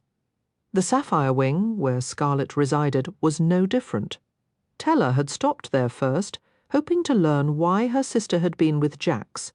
Unsurprisingly, Scarlet didn't answer the door. Tella might have knocked more insistently or waited longer, but exhaustion tugged at her bones, and perhaps Jax had been honest. Maybe Scarlet had sought him out, only to warn him against harming her sister. That sounded exactly like something Scarlet would do. More maids with stitched lips lined the halls as Tella approached her tower room. They must have begun their work well before sunrise. When she'd left the previous night, every doorway had been bare, but now masks adorned each arch and entrance. An old tradition meant to honour the fates in hopes of receiving blessings rather than curses. Hanging above her own door was the maiden Death's cage of pearls. Tella knew it was merely part of the celebration, yet it felt like a pointed warning, another grim reminder of what she stood to lose if she abandoned the game. She no longer needed to win Caraval to survive, but could she truly leave her mother confined to a card? Part of her wanted to despise Paloma. She'd meant it when she'd screamed at the sky that her mother could decay in that paper prison. Yet another part of her longed to free her, more desperately than ever, to prove she wasn't just some decorative object to be bargained away, but someone fearless, clever, brave, and worthy of love. Her mother's cursed ring felt heavy on her finger. Perhaps Dante would uncover the loophole he'd hinted at, a way to bypass the curse's terms. But if he failed, Tella knew she couldn't enslave herself to the stars to rescue a woman who might never love her in return. Yet, what if Dante succeeded? What if he found a method for her to use the ring and access the stars' vaults without surrendering herself completely? And if Dante truly was Legend, could she then betray him, handing him over to Jax, knowing full well what Jax intended to do? The questions swirled, leaving her more unsettled than before. As the morning light painted the palace in shades of gold and doubt, the world felt tangled in knots. Tella reasoned that if Dante truly was Legend, it meant his feelings for her were nothing but a performance. Yet perhaps he hadn't offered to heal her that evening because he believed the curse was already broken. He might have assumed his blood given before had been the cure. But if that were the case, why had the bleeding returned? She wanted to believe in a better version of Dante, but whether he cared was almost irrelevant. If Dante was Legend, he would not flinch at destroying the fates. Tella had never been one for the safe path in her life. Playing it safe felt like surrendering, like quietly conceding the board to those with more power. Both Legend and Jax held more power than she could ever claim. Yet they each needed her for the same prize, her mother's deck of destiny. Without Tella, that cursed deck was untouchable. Without her, Legend couldn't shatter the fates and her mother along with them, and Jax could never free the fates or steal Legend's magic to restore his full power, the power to command hearts and orchestrate emotions. They both expected her to win their game for them, but maybe true victory meant refusing to play at all, leaving her mother imprisoned in her card and leaving the deck sealed in the stars' vault where neither prince nor showman could reach it. A sharp pang of guilt needled her at the thought of abandoning her mother to that fate. Yet Paloma had treated Tella's very life as bargaining chips. Her mother was no different from Jax or Legend, and Tella would be damned if she let any of them use her as a pawn again. She jolted upright in bed, heart hammering against her ribs, pulse racing in her ears. 2 more signs the curse was truly gone. It should have filled her with a conqueror's confidence. Instead, a leaden dread settled over her, the distinct feeling that the world was sharpening its claws for her. Her first impulse was to consult the oracle to see if her future had shifted, but she could no longer trust that card. She was finished letting the fates pull her strings. The long shadows stretching across the floor and the deep creases on her arms showed she'd slept for hours. Even though she'd decided to quit the game, she hadn't meant to sleep so long. Twilight was approaching. The light bleeding through her window stained her entire suite a haunting crimson, except for a single object, a pearly white letter resting calmly at the foot of her bed, as if it had been patiently awaiting her wakefulness. Tella tore it open, her eyes still bleary as she began to read. After the first few lines, however, her vision cleared and her mind snapped to full alertness. My dear Donatella, thank you for the gift of your company at my little dinner the other evening. Meeting you was an unexpected delight. It wasn't until after you departed that I realized how vividly you reminded me of someone very special from my past. You don't greatly resemble her in face, but you share the same indomitable spirit and radiant vitality as Paradise the Lost. It made me wonder if she might be your missing mother. I probably shouldn't say this given her history, but Valenda lost a part of its light the day Paradise vanished. She was a treasure. If she is your mother and I can aid you in your search, please do let me know. Until we meet again, Elantine. By the time she finished reading, Tella was utterly awake. She might have read the words twice. When she finally looked up, the sun had nearly vanished.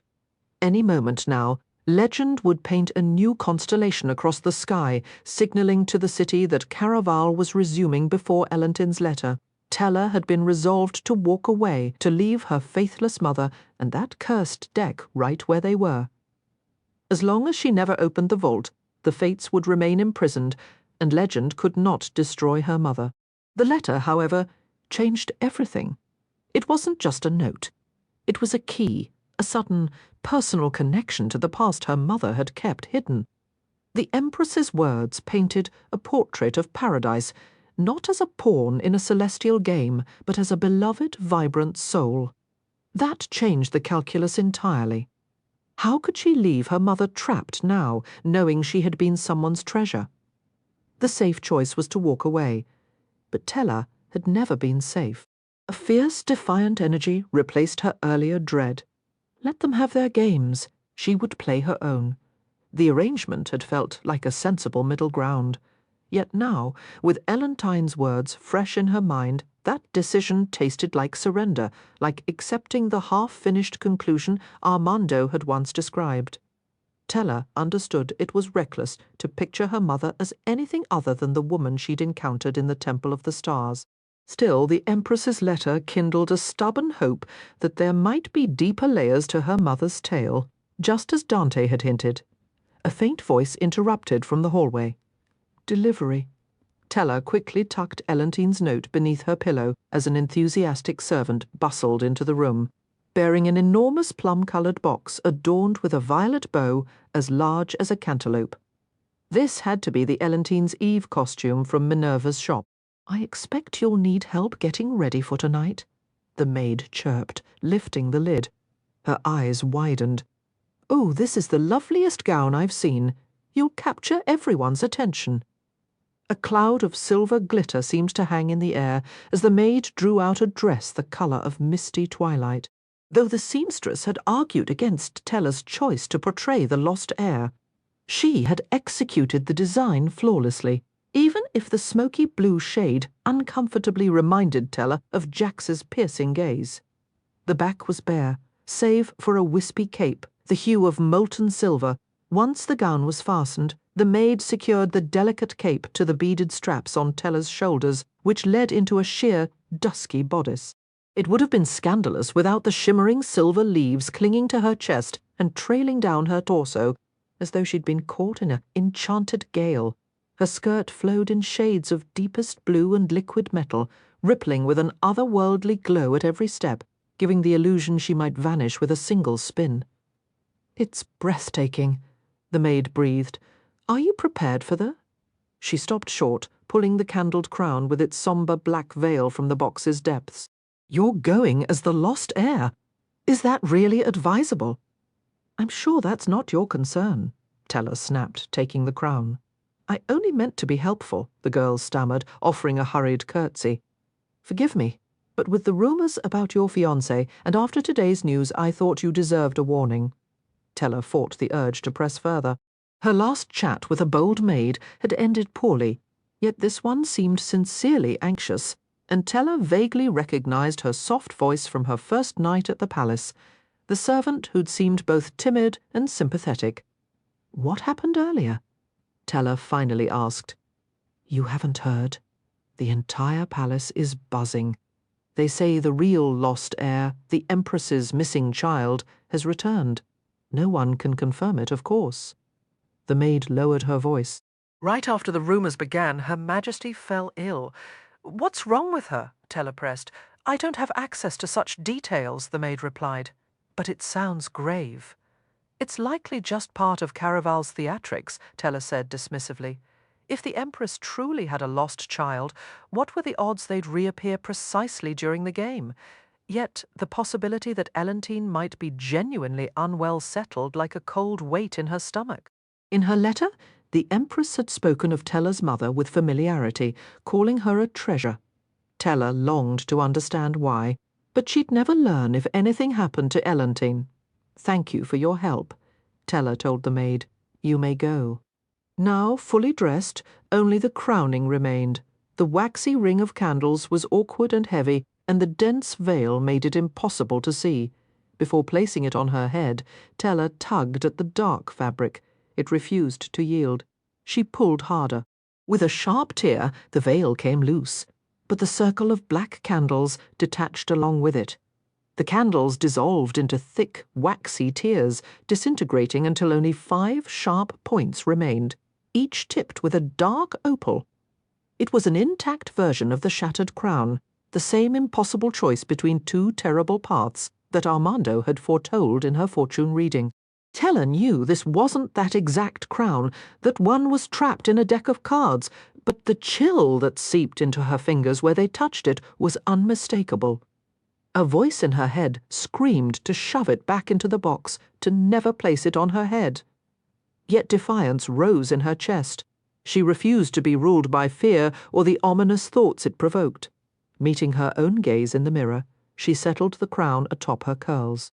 It was lighter without the candles, but the moment it touched her, a profound stirring began, as if this simple act was the first step onto a path toward a choice she desperately wished to avoid. She shook off the dread.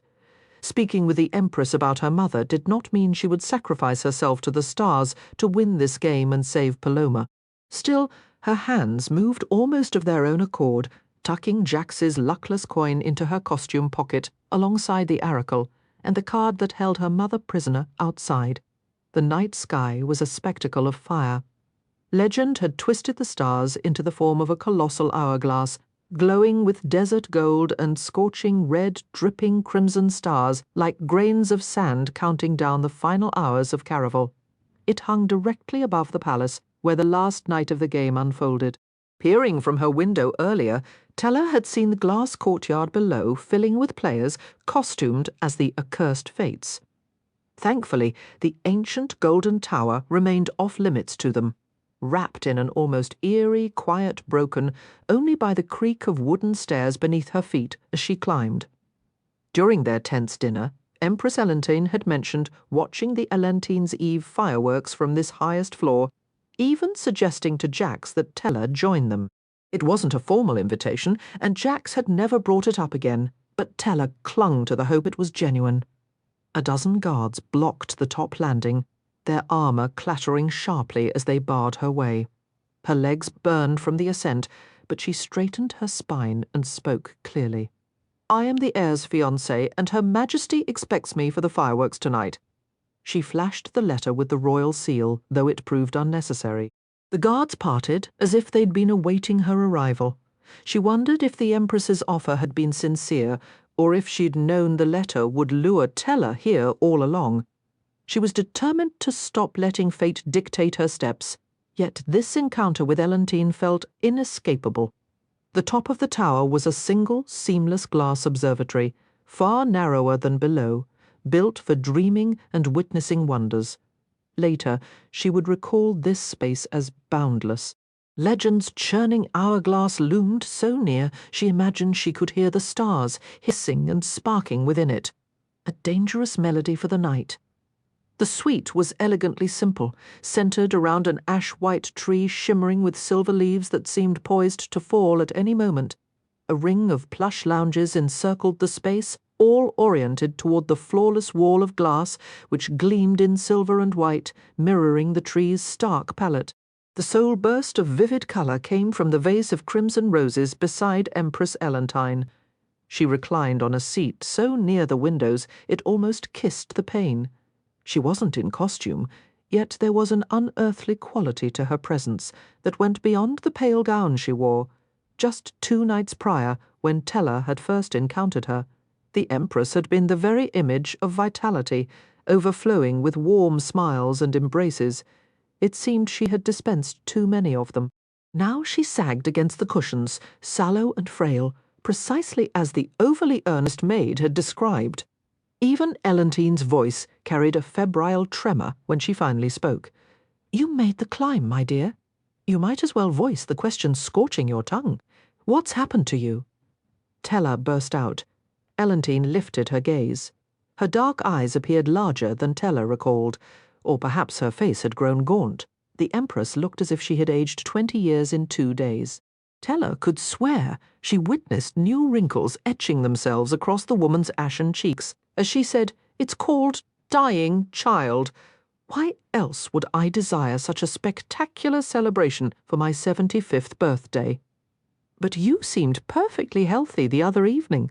A tonic, provided by Legend?" Elentine's eyes flicked toward the red roses on the adjacent table. "He has been assisting me in concealing my decline from Jax." "Then you've actually met Legend?" A creased smile touched the Empress's lips. "After all his aid, even if I knew his identity, I would not reveal it. And I don't believe you scaled this tower merely to inquire about him." Her focus dropped pointedly to the letter clutched in Tella's hand. Tella's mind still swirled with questions about Legend, that elusive figure who seemed to permeate the city, yet remain utterly unseen. But though Elentine was fading, her next words were honed sharp enough to slice through any further debate. Paradise the Lost is your mother, is she not? I knew her as Paloma, Tella admitted, though it always upset my father when I used that name instead of mother. Elentine gave a soft, disapproving click of her tongue.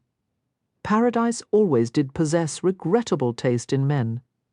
Tella might have agreed, but she had no desire to dwell on her father. How did you know her? She asked, settling into a lounge across from the Empress. The formal protocols for addressing royalty still eluded her, but it felt wrong to stand over the woman who ruled the entire Meridian Empire. Elentine drew a shaky breath, her frail frame trembling with the effort. The last time I saw Paradise, she was stealing the very deck of destiny I mentioned to you. I warned her those cards would bring nothing but trouble, though I should have selected a stronger word, misery perhaps, or agony.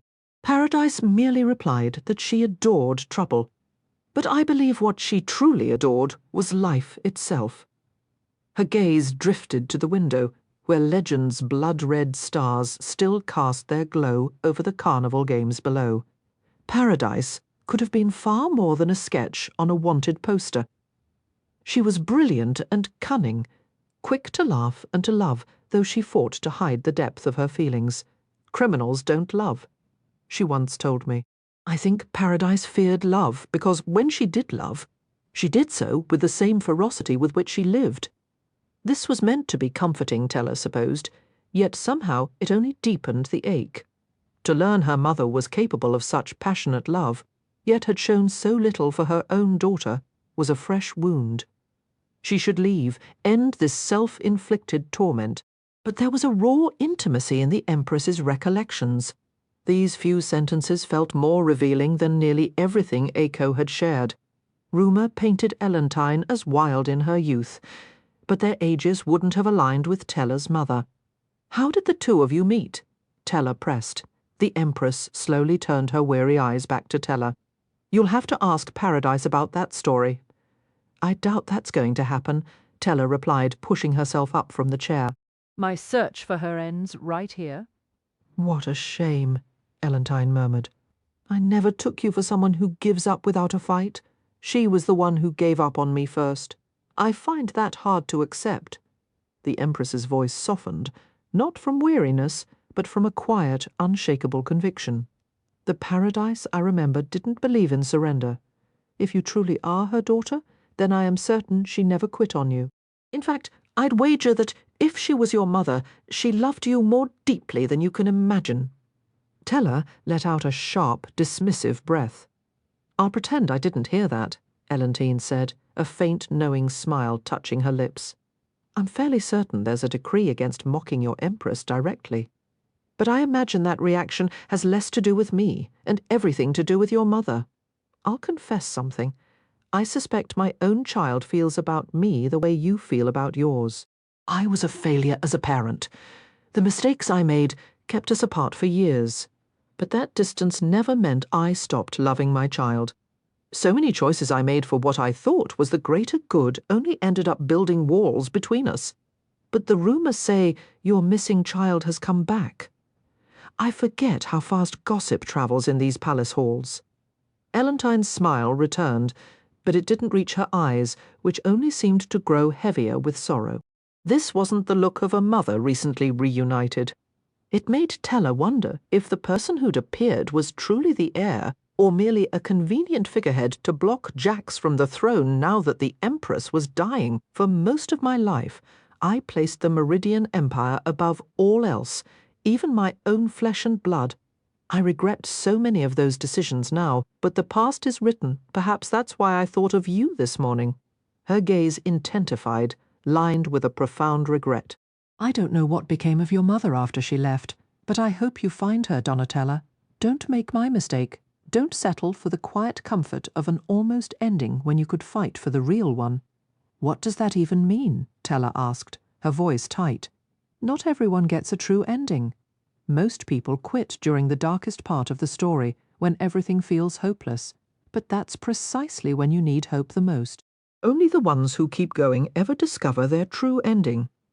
Elentine's expression shifted, the sadness giving way to something warmer as she glanced at Tella's hand.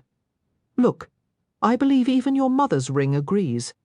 Tella stumbled back as the opal on her finger suddenly pulsed with light. The colours within the stone began to swirl. A golden line at its centre erupted like a captured flame, consuming the violet and cherry hues at its edges until the entire gem blazed a luminous, fiery amber. The tower shuddered, the floor trembling beneath Tella's feet for a single, heart-stopping second. In that moment, even the stars outside the window seemed to flicker.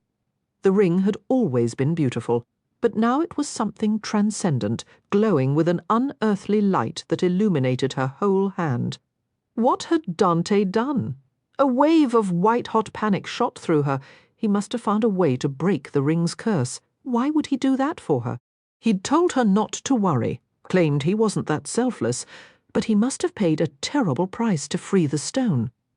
Tella trembled, and the delicate crown on her head wobbled unsteadily.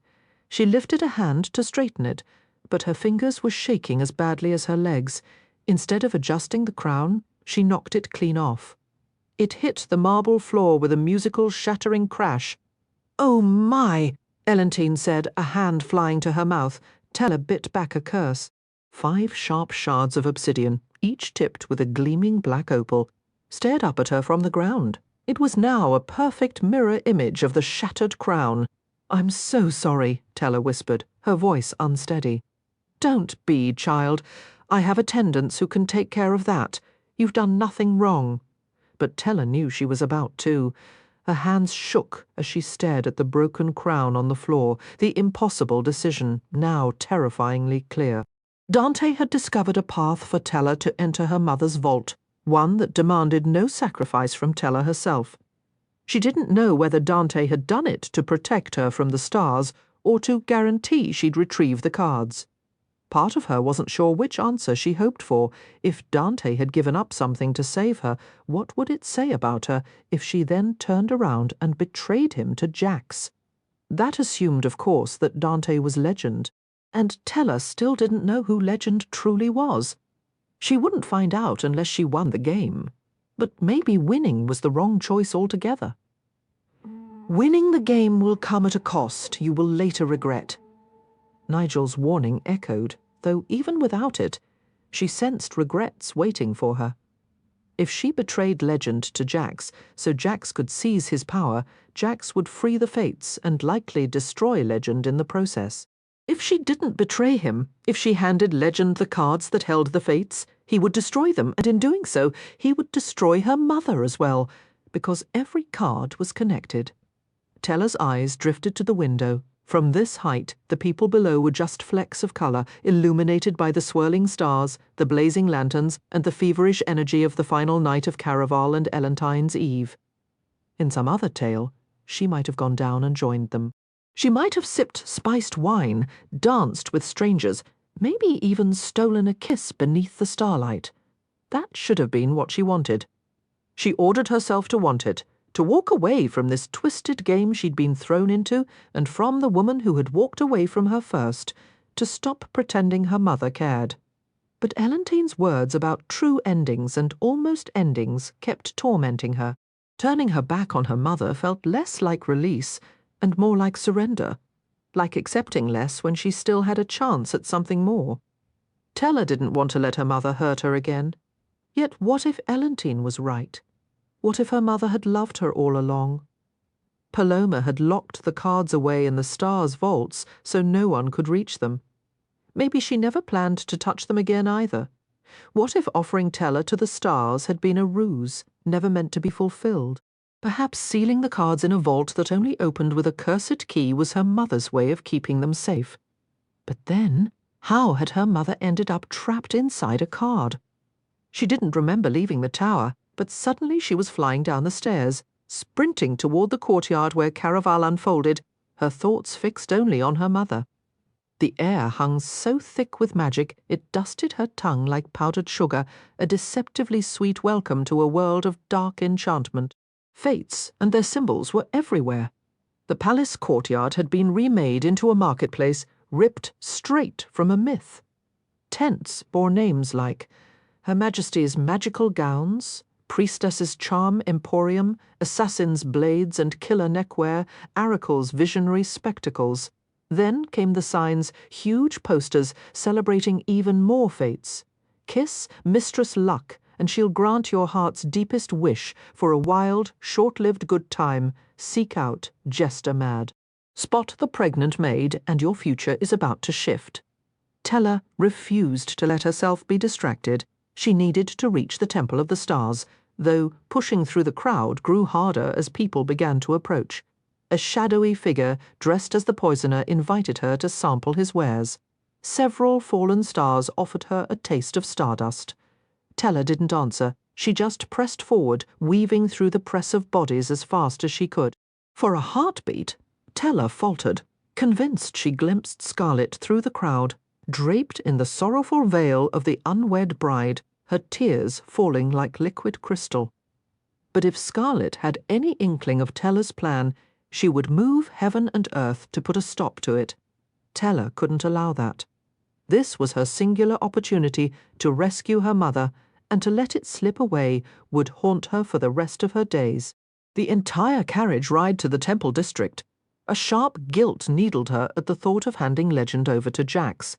She tried to convince herself it was merely her lingering infatuation with Dante colouring her judgment. Betraying Legend felt intimately like betraying him. Yet a stubborn, defiant part of her whispered that perhaps they weren't the same man at all. And if Dante truly was Legend, then he was the one who had been deceiving her from the very start. The irony of that thought left a bitter, metallic taste in her mouth. She arrived at the Temple of the Stars just as the 10th bell finished its mournful clang.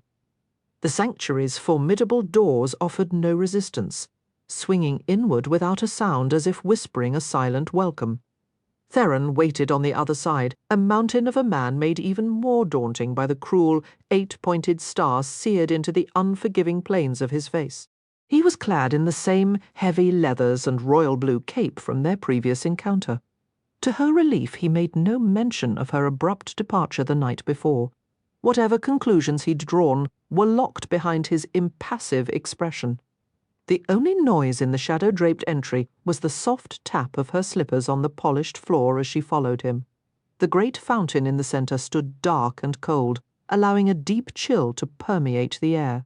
She'd lost her cape in the royal courtyard, leaving her back and arms bare, yet a nervous sweat trickled down her neck as she announced, "I've come to open my mother's vault." Theron's gaze fell to the ring on her finger. "You are fortunate to have a friend so devoted." A fresh wave of unease, cold and sharp, joined the sweat on her skin as Dante's face flashed in her mind. "What did he give you to break the curse on this ring?" "Some curses cannot be broken, only circumvented," Theron replied, his voice low. "We made an exchange that has temporarily suspended its power. Now, do you wish to continue with questions, or would you prefer to see your vault? First, tell me what Dante promised in this exchange. He gave his word on a matter I cannot disclose. If you care for him, you will hope he keeps it, and if he doesn't." Theron's finger traced the raised edges of the star on his cheek. "Should your Dante fail us, the price will be his life." Tella's mouth went utterly dry. Without another word, Theron led her to the rear of the foyer, past the tormented stone sentinels, and used his own ring to unlock a heavy gate. The octagonal chamber beyond was washed in warm air that smelled of ancient secrets and magic far older than memory. This space was not adorned in gleaming gold or pearly white, but was panelled in dark aged wood, holding the same solemn gravity as the lower halls of the Empress's tower. A primal dusty light drifted across the grainy floorboards, and a magic more ancient than Legend's or Jax's brushed against her hands like invisible curious tongues. Theron had spoken truly. This was no place for tourists. The vaults lay deep below. From the annex, he guided her through a door and onto a tightly winding staircase. that smelled of damp earth. She didn't count the steps, but the descent was long enough to make her legs ache beneath the weight of her glittering gown.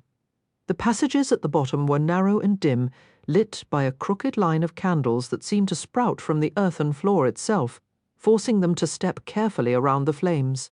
In a corridor so dark she could barely see Theron's outline, he finally halted before a seamless stone door.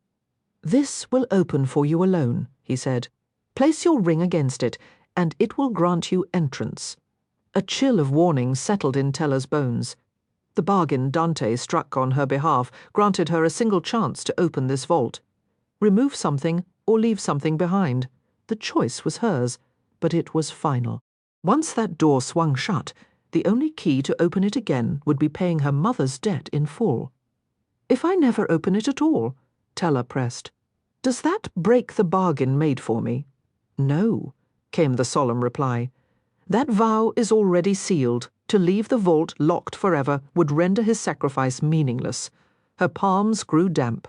Dante shouldn't have intervened, yet his action fed a fragile hope within her, hope that he wasn't legend. The master of Caraval was not known for personal sacrifices. As thrilling as the thought might be that he could change for her sake, she prayed silently it wasn't true. She couldn't afford to be swayed. She was here for her mother, and that goal outweighed everything else. After waiting for Theron's footsteps to fade, Tella turned the handle. The vault was nothing like the cramped hall. It was a wide, radiant chamber, glowing as if light sprang from the air itself. The center stood empty, but the walls were lined with shelves of milky white, crowded with impossible treasures. Lifelike portraits watched her. Golden instruments gleamed beside elaborate blades, and tiny figurines seemed to dance in place. Ancient relics rested next to jeweled crowns, heavy leather-bound books, and unmarked bottles whose contents swirled with a life of their own. This was Paloma's life before Trisda, a stolen history displayed on shelves. For a heartbeat, Tella let herself absorb it all, her curiosity burning bright. She felt a sharp tug of desire for a sapphire diadem winking in the light, but she clenched her hands tightly in front of her. Time was precious, and touching anything cursed, like her mother's deck, was a risk she wouldn't take. Her search ended when she found the box. A phantom breeze whispered across her shoulders. It was a plain wooden container, utterly unremarkable, except for the halo of pulsing darkness that clung to it, as if the room's light refused to go near. Tella saw nothing else. She crossed the floor, lifted the lid, and there they were. The cards looked exactly as she remembered. A shade so deep it was nearly black, like midnight petals, sprinkled with flecks of gold that caught the light. Swirling embossed patterns in a rich red-violet made her think of wilted roses, old magic, and secrets best left buried. A part of her wondered what future they might reveal if she dared to turn one over now, but she didn't touch them. With careful precision, she placed the aracle on top of the deck. Then, from the hidden pocket inside her gown, she retrieved the single card that held her mother captive. The dark halo around the deck pulsed, growing deeper and more dense, as if the added cards had awakened a dormant power. Tella shoved down the unease that crawled up her spine. She exhaled slowly, forcing out the heavy pressure in her chest that screamed for her to stop. She was so close. All that remained was to pick up the deck and claim her victory. Then her mother would be free. Her hand hovered over the small stack. How long would it take legend to find her? Dante must have told him the cards were here. He could be waiting on the temple steps right now. And Nigel's promise echoed in her memory. If you win Caraval, the first face you see will be Legend's. She took a steadying breath. For her plan to work, she needed to summon Jax before she officially won the game or left the temple. Her fingers dipped into the pocket of her silver gown, fumbling for the cold, luckless coin. Theron's voice instantly filled the vault, sharp and commanding. "Do not use that foul magic here. If you try, I will seal this door, and you will never leave." Tella snatched her hand back, fingers trembling. She should have called for Jax before entering. This felt like one last chance to reconsider, a final exit offered and then snatched away. But her mind was made up. Once she took those cards and stepped outside, there would be no turning back. She would just have to be swift, grab the coin the moment she was clear of the vault. Yet the gamble remained. The moment she crossed the temple's threshold, the world would tilt on its axis. If Jax reclaimed his full power from Legend in time, every fate and soul imprisoned within the cards would go free, including her mother. If he failed, Legend would obliterate them all and ascend as the most powerful mortal to ever walk the earth. No wonder the stars had shuddered earlier. She could almost feel them trembling again as she reached into the wooden box. Her fingers closed around her mother's cursed deck of destiny. With that single defiant act, she had officially won Caraval. Her heart hammered against her ribs as she stepped into the night, a frantic rhythm that defied the evening's exhaustion. The cool air swept against her face, stirring the silver leaves adorning her gown. Shoving aside the chill, she fumbled in her pocket for Jax's luckless coin. "Tell The voice that rose from the foot of the steps was low, achingly familiar, followed by the heavy, echoing tread of Dante's boots. She froze. The old warning echoed in her mind. If you win, Caraval, the first face you see will be Legend's. No, it couldn't be. She squeezed her eyes shut before the sight of him could sear itself into her memory. Maybe if she refused to look, he would simply vanish. Another face would appear, and this terrible suspicion would prove false. She heard his ascent boots, striking stone, eager and relentless. "I thought our meeting was set for after midnight," she called out, her voice tighter than she intended. "I had a feeling you'd finish early." His reply came, closer now. "You shouldn't have come here. Tell her, look at me." Another step. Then she felt it, the intoxicating warmth that always radiated from him. It pressed against her shoulders and chest as if he stood directly before her. I can't have a conversation with you like this. She kept her eyes sealed shut. This was all wrong. She'd entertained the dreadful possibility that Dante was Legend, but she was never supposed to be right. "I don't wish to speak to you," she managed. "I want to speak to Legend. Then open your eyes and speak to me." Her legs buckled. His arms caught her, holding her upright as the reality she knew shattered. Dante was Legend. Legend was Dante, and he was still holding her. One hand left her waist, his fingers tracing a path up to gently brush her cheek before settling beneath her chin, tilting her face toward his.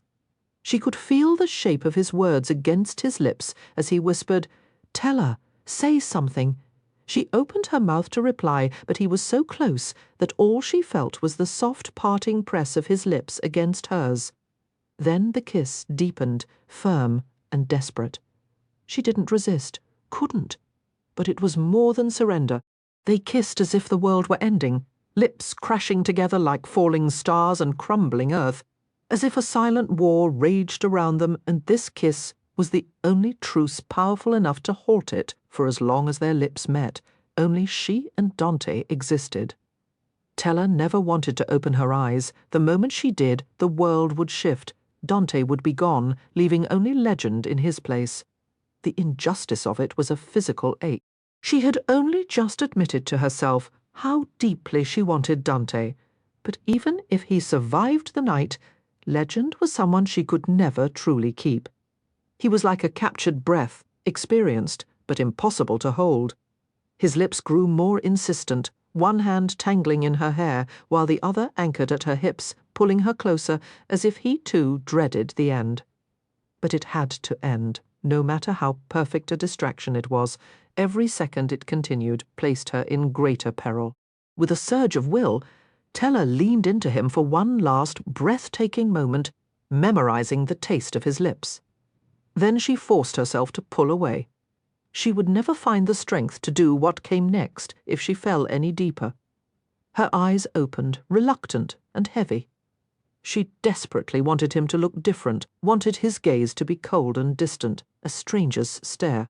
She wanted him to look at her with the smug triumph of a victor, his lips twisting into a cruel smirk as he tried to wrest the deck from her grasp. Instead, his gaze never left her face. His hand remained on her waist, burning through the chill of the night. "You won," he said, his voice low. His free hand lifted toward her cheek, and she saw the dark rose tattooed there, a clue to his identity she'd foolishly overlooked. A laugh almost escaped her at the obviousness of it, but then his arm turned, revealing the pale underside of his wrist, just below the scar from the last Caraval. She seized it. He flinched, but didn't resist as she pushed back his sleeve, the breath caught in her throat. God's blood!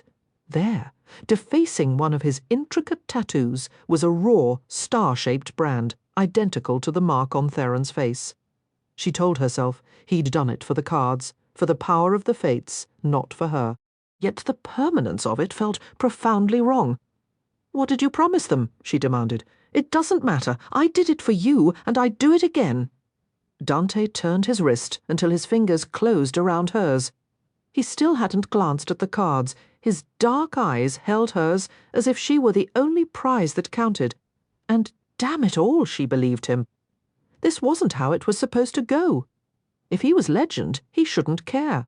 He should be laughing at her naivety, not looking at her as if her kiss had unravelled his world. He should be snatching the cards and leaving her stranded on these moonstone steps, breaking her heart without a second thought. He shouldn't be leaning closer as if he'd fallen just as hard. She wasn't supposed to be the one breaking his. Her frantic heartbeat stilled. She couldn't do this. She couldn't take anything more from him. Jax would have to find another way to free her mother and the fates. "You need to leave now." Teller tore her hand from his. "I used Jax's luckless coin right before you got here. He's on his way. When he arrives, he'll steal your power and release all the fates." Finally, Dante's eyes dropped to the cards clenched in her hands. She still struggled to fully see him as legend. Legends were supposed to be polished dreams, crystalline hopes too perfect for reality. She might have painted him that way if not for the raw, shattered look that crossed his face, something far deeper than disappointment. "You want to give the cards to Jax?" "I'm sorry," Teller whispered, holding the deck tighter. Dante didn't reach for it, though. Tension corded his jaw and his knuckles whitened as if fighting the impulse. "This is about your mother, isn't it?" he asked. "I thought I could let her go, but she's my mother. I have so many questions. Despite everything, I can't stop loving her." Teller's voice broke. "I can't let you destroy her with the rest," his expression fractured, torn between regret and a fierce resolve. "If I could free her, I would. But the only way to release someone from a card without breaking the curse is to take their place." "I'm not asking you to free her," Teller said. "I'm asking you to go before Jax gets here." She shoved against his chest, but he was unmovable. Her panic surged. She pushed again. He wouldn't fight, and he wouldn't flee. He wasn't afraid. He was something far more dangerous, hopeful, believing she might still choose him. He stayed because he wanted her to hand him the cards. Maybe he even believed that if Jax showed up, he could win that fight. No matter how she looked at it, Teller was facing a loss. Her mother or Dante, unless of course she found a way to save them both. The notion felt delicate at first, a wisp of possibility. But as she turned it over in her mind, it solidified into something real and undeniable. She had always assumed Jax was the sole key to her mother's prison, yet there was another path. Teller could take her place. Caspar had revealed the method during the performance. All it required was her name, written in blood upon the card. Dante and Julian's blood still flowed within her, a potent healing force. If her own mortal blood proved insufficient, theirs would surely complete the ritual before the very idea had been unthinkable. The fear of being trapped had paralyzed her, but perhaps love was a force as vast and inevitable as death itself. Now that Teller had finally opened her heart to it, love refused to be ignored, and its power felt far greater than any fear of an end. She had misunderstood love, in the past, reducing it to a deeper kind of desire. This, however, had nothing to do with wanting and everything to do with a choice. Saving Dante and her mother mattered more than saving herself. For the first time, that knowledge made her utterly brave. Using the sharp edge of her mother's opal ring, Teller pierced her fingertip deeply, drawing a bead of crimson. "Teller, what are you doing?" Dante's voice cut through the quiet. Take the cards. But you have to leave before Jax gets here. She ignored him, pressing her bleeding finger firmly against the card that held her mother captive. Tell her, Dante said again, urgency sharpening his tone. What are you doing? I'm being the hero. No. The roar tore from him the instant he understood her intent. Don't do this. Your mother would never want this for you. He lunged for the card, but he was too late. Her name was already etched upon it in dark, glistening red. It's done, Tella said softly. She attempted a smile. She was finally the hero of her own story. The price, it seemed, was everything she had. Her lips trembled, and hot tears traced paths down her cheeks. Tella, Dante rasped her name, his own voice thick with unshed tears. Please believe me, I never wanted this for you. When I created the game, I knew your mother had hidden the cards, but I had no idea she was trapped inside one. He cupped her face, his thumbs brushing away her tears, only for more to fall. I failed you. I am so sorry. She leaned into his touch. She hadn't expected Legend of all people to apologize. But this wasn't his failure. It was her choice, made freely. She could have walked away. She didn't know how long the magic would take, but she sensed it would be soon. Since her story wasn't destined for a happy ending, she would seize one last, perfect moment before her, almost end. I lied to my sister about our kiss, Tella confessed. Dante pressed his lips to her forehead. I know. I'm not finished, she chided gently. I need you to understand why I lied. It wasn't shame. I said it so my sister wouldn't worry because I think, even then, part of me knew I could have. The night vanished. The world, the watching stars, everything dissolved into nothing. Then Tella was gone too. Later, Tella found herself spinning the Prince of Hearts' luckless coin on the very same bench Dante had used, her thoughts circling unreturned affection and kisses that felt worth dying for. Why had her friend given her a relic from such an old tragic tale? She hoped it wasn't because he distrusted her and wanted a way to monitor her movements.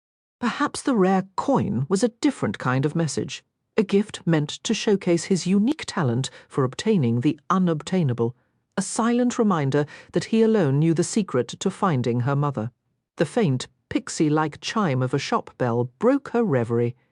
In an instant, Tella snatched up the coin, and her eyes darted down the street. A young man swaggered out of a storefront. Her gaze travelled up the deep crimson lines of his morning coat to meet eyes of a green so vibrant they rivaled freshly cut emeralds. A wave of crimson fury clouded Tella's vision. She knew this young man. He'd abandoned the eye patch after Caraval, yet he still possessed the same jet-black hair, the overly ornate aristocratic attire, and that impossibly self-satisfied expression that belonged to Count Nicholas Darcy, Scarlett's one-time betrothed. Tella's fingers curled into tight fists, her nails pressing half-moons into her skin. She had only formally encountered the Count on a single occasion, but she had watched him from the shadows multiple times throughout the game. She'd witnessed him pursue her sister, and learned that once he had her, he was prepared to commit terrible acts to make her stay. Scarlett had gotten away, but Tella had fantasized about strangling him or slipping something into his drink, or ruining that handsome face of his, had Legend not explicitly warned in his letters that any deviation from her role would result in her sister's removal from Caraval. So Tella had been compelled to stand by. Now the game was concluded, she was free to act. The Count was a few storefronts down, utterly absorbed by his own reflection in a shop window. The smart move would be to slip onto another avenue and avoid being seen. Yet Tella had meant what she'd said earlier. She doubted the man would know her if she marched up and struck him. For everything he'd put Scarlett through, he deserved far worse than a slap, but a quick inventory of her pockets revealed no convenient vials of toxin. She moved closer. Perhaps a precisely placed kick would suffice, and a hand sealed over her mouth while another locked around her middle. She thrashed, but it didn't prevent her attacker from yanking her backward into a crack-thin alleyway. "Get your hands off me!" Tella stumbled forward as the grip released. "Easy," came a low, accented voice. "I won't hurt you, but don't run." She whirled around. Julian's dark hair was still tousled from Scarlett's touch, but his eyes were no longer the warm amber they'd been when looking at her sister. They were sharp, strained at the edges. "Julian, what in the world are you doing?" "Stopping you from a choice you'd come to regret." His gaze flicked down the narrow red-bricked passage toward the street where the despicable Count lingered. "No," Teller countered. "I'm fairly certain this is a mistake I'd enjoy.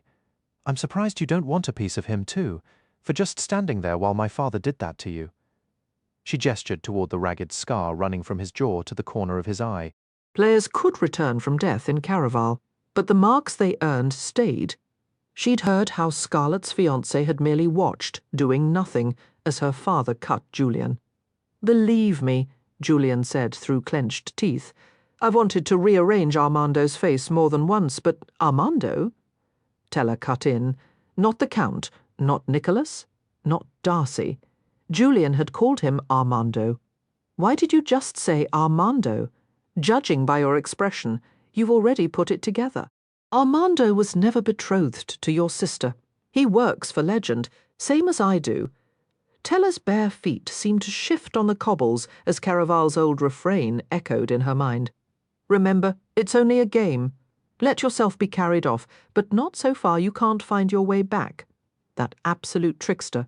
She'd thought herself exempt, having corresponded with Legend as he designed the game. Clearly, she'd been mistaken. Legend had duped her as thoroughly as he duped everyone else. The possibility that an actor had been playing the part of her sister's fiancé had never crossed her mind.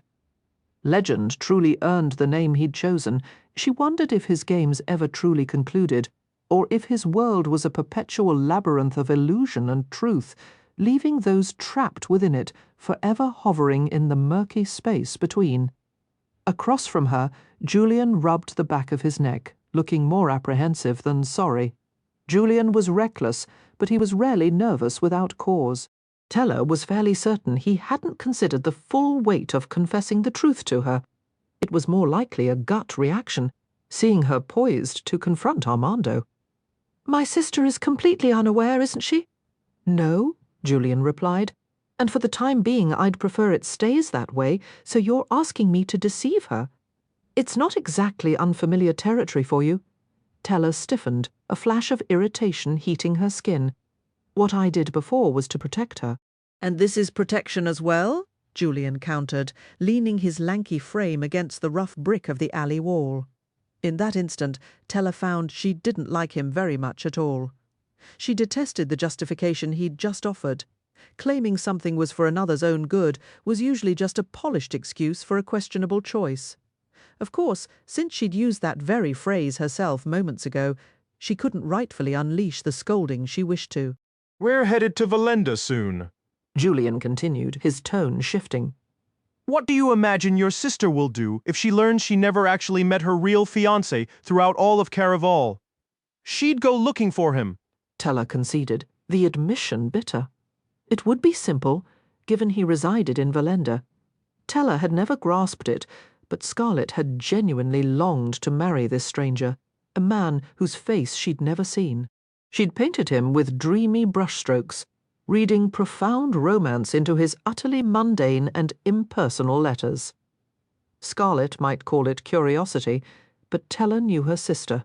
Deep down, she'd feel obligated to give the man a proper chance, and that could only lead to ruin the haunting vision from the oracle card flashed once more.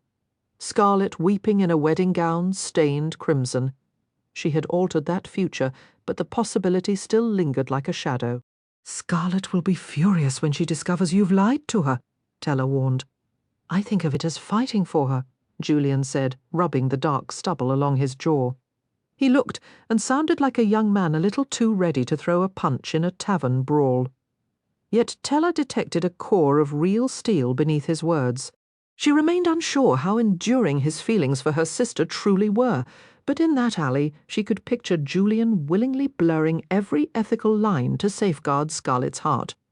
Strangely, this made her trust him a fraction more. Refusing him would certainly make her own life easier. Then Scarlett wouldn't fret over Teller being recognized by the Count in Valenda, since the real Count had never laid eyes on her. But despite the simpler path it offered, Tella couldn't risk telling her sister the truth. A marriage between Scarlet and the Count would only end in shattered hearts and devastation. The oracle had shown it, and that card had never deceived her. "Fine," she said. The word tasting of compromise. "I won't tell Scarlet about Armando." Julian gave a half nod, as if he'd never truly doubted her compliance. For the record, I don't take pleasure in lying to my sister, despite what happened during Caraval. But it becomes a habit that's hard to break. Is that your experience? The question came out more pointed than Tella meant, but Julian, to his credit, didn't snap back. You spend so much of your life in deception, you forget how to be honest? Caraval might feel like an illusion to you, Julian said, his voice dropping. But it's my reality, my truth. The last game was as real for me as it was for Scarlet. While she was fighting for you, I was fighting for her. His tone grew rough, edged with a sincerity that felt newly exposed. "I may have lied to your sister about my name, but my feelings were never part of the act. I need more time with her before she learns anything else that could make her doubt me. And what if Scarlet sees that Armando is still here on the island? Legend is sending him to Valenda ahead of us, along with several other performers. How remarkably convenient. A spark of sudden inspiration struck Tella. Since I'm agreeing to do this for you, I want something in return." Julian rocked his head back and forth, considering, "What did you have in mind? I want to know Legend's real name. Who is he, truly?" Julian actually laughed before she'd finished speaking. "Don't tell me you've fallen for him too." I have more sense than to lose my heart to Legend, Tella retorted flatly. "Good," Julian said, his brief amusement vanishing. "And the answer is no. That's nowhere near an even exchange. And even if it was, I can't give you Legend's name." Tella crossed her arms, not truly surprised. Every performer she'd managed to corner had reacted the same way, with dismissive laughs, smug smiles, or outright silence. Most probably had no idea who Legend really was. But Julian's reaction felt different, a flicker of genuine knowledge that sparked a stubborn hope inside her. "If you won't tell me his name," Tella pressed, "then direct me to someone who will. Otherwise, our agreement is void." All traces of Julian's earlier amusement disappeared. Legend's true identity is the most closely kept secret in this entire city. You won't get a single soul here to betray it. Then I guess I'll be having a very illuminating chat with Scarlet about Armando. Tella turned to walk out of the narrow alley. "Wait!" Julian's hand closed around her wrist. She fought back a triumphant smile. He was cornered. "If you swear to keep Armando's secret from your sister, I'll give you the name of a performer who might be willing to talk." "Might?" He's been with Caraval since the very first show. He knows things others don't, but information always has a price with him. I'd be suspicious if it didn't. Give me the name, and you have my word." "It's Nigel," Julian said, his voice dropping low. "He serves as Legend's personal fortune teller." Tella knew of Nigel.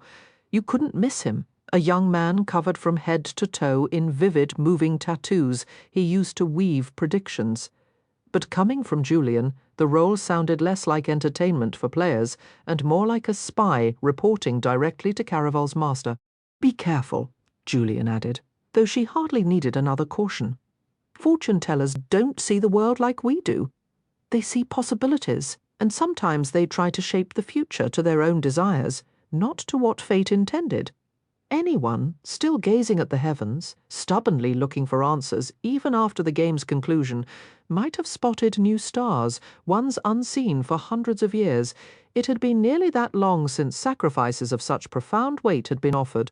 Humanity, as the stars well knew, was inherently selfish. They had observed this flaw for eons. But tonight, peering down, they witnessed what appeared to be genuinely selfless acts. First, from the girl, a foolish, promising girl, now rendered utterly useless, paper. Yet it was the young man's reaction that truly captivated them. Distraught and distracted, he allowed the stars to drift closer than they had in many nights. It was a pleasure to see him in such anguish. This boy, who always seemed to care for no one but himself, now trembled with a raw, violent fury. Let's hope he doesn't do anything exceptionally stupid. The stars mused. He'd made a promise to them, a deal they were ravenous for him to keep. It would spoil everything if he ended up imprisoned in a card, or worse, dead. Not that they believed he would actually sacrifice himself for her. Humans were never that noble. But then he wasn't entirely human, was he? He picked up the ring that had tumbled from the girl's hand when she transformed. Its gem now burned with a cursed violent mix of red and violet, yet its edge remained sharp enough to cut. The boy dragged it across his palm. Blood welled up, as red as shattered hearts and pure terror, and brimming with a power no mortal should wield. The stars watched, a grim fascination holding them as he smeared his enchanted blood across the deck of cards. Then he spoke words, ancient, dreadful words he should never have known, and certainly should never have been desperate enough to utter. The blood on the cards darkened to black, and the very fabric of the world shuddered and shifted once more. Tella shouldn't have been able to open her eyes. A moment before, she had been incapable of breathing, moving, or feeling anything except a smothering sense of entrapment. She had been an object, powerless and still. The cool night air whispered through her loose curls, a stark contrast to the solid warmth at her back. Legend. This was Legend now, not Dante, held her firmly against him, his hands radiating a power that felt capable of reshaping the very world. Yet that immense strength was gentle, a steadying force keeping her from collapsing onto the moonstone steps of the Temple of the Stars. The aftermath of the card still clung to her. Her heartbeat was steady, but her limbs felt like water, useless and heavy. She focused on the simple act of blinking, her vision swimming back into focus on the unchanged evening. If anything, the sky seemed brighter, dusted with a fresh layer of glittering stars. But she had no interest in the stars. She needed to see him. His face was carved from shadows, harsh and pained, and a deep ache spread through her chest at the sight. She lacked the strength to even lift a hand to soothe him. What happened? Her voice was a fragile breath. Why didn't it work? It did. His arms tightened, pulling her closer, as if to confirm she was truly there, solid and real. I watched you vanish. I saw you take your mother's place inside the card. Then how am I here? Her eyes drifted over the glowing steps, past the silent statues that seemed to hold their breath. Where is she? She's safe. The words were strained, each one costing him. I imagine she's exactly where she was before she was ever trapped. Otherwise, she'd be standing right here with us. I don't understand. The hands on her back went still. I know you were willing to give yourself up for her, he said, his voice low. But I wasn't willing to give you up. He shifted, withdrawing one hand, and a sliver of moonlight fell across his palm, illuminating a fresh, jagged cut. I broke the curse. I shattered it for you. Tella's protest died on her lips. A tumult of emotions swirled, disbelief, a staggering relief so profound it felt almost shameful, and a dawning awe. She had been prepared for a noble, tragic ending, a final sacrifice to save her mother and stop the fates.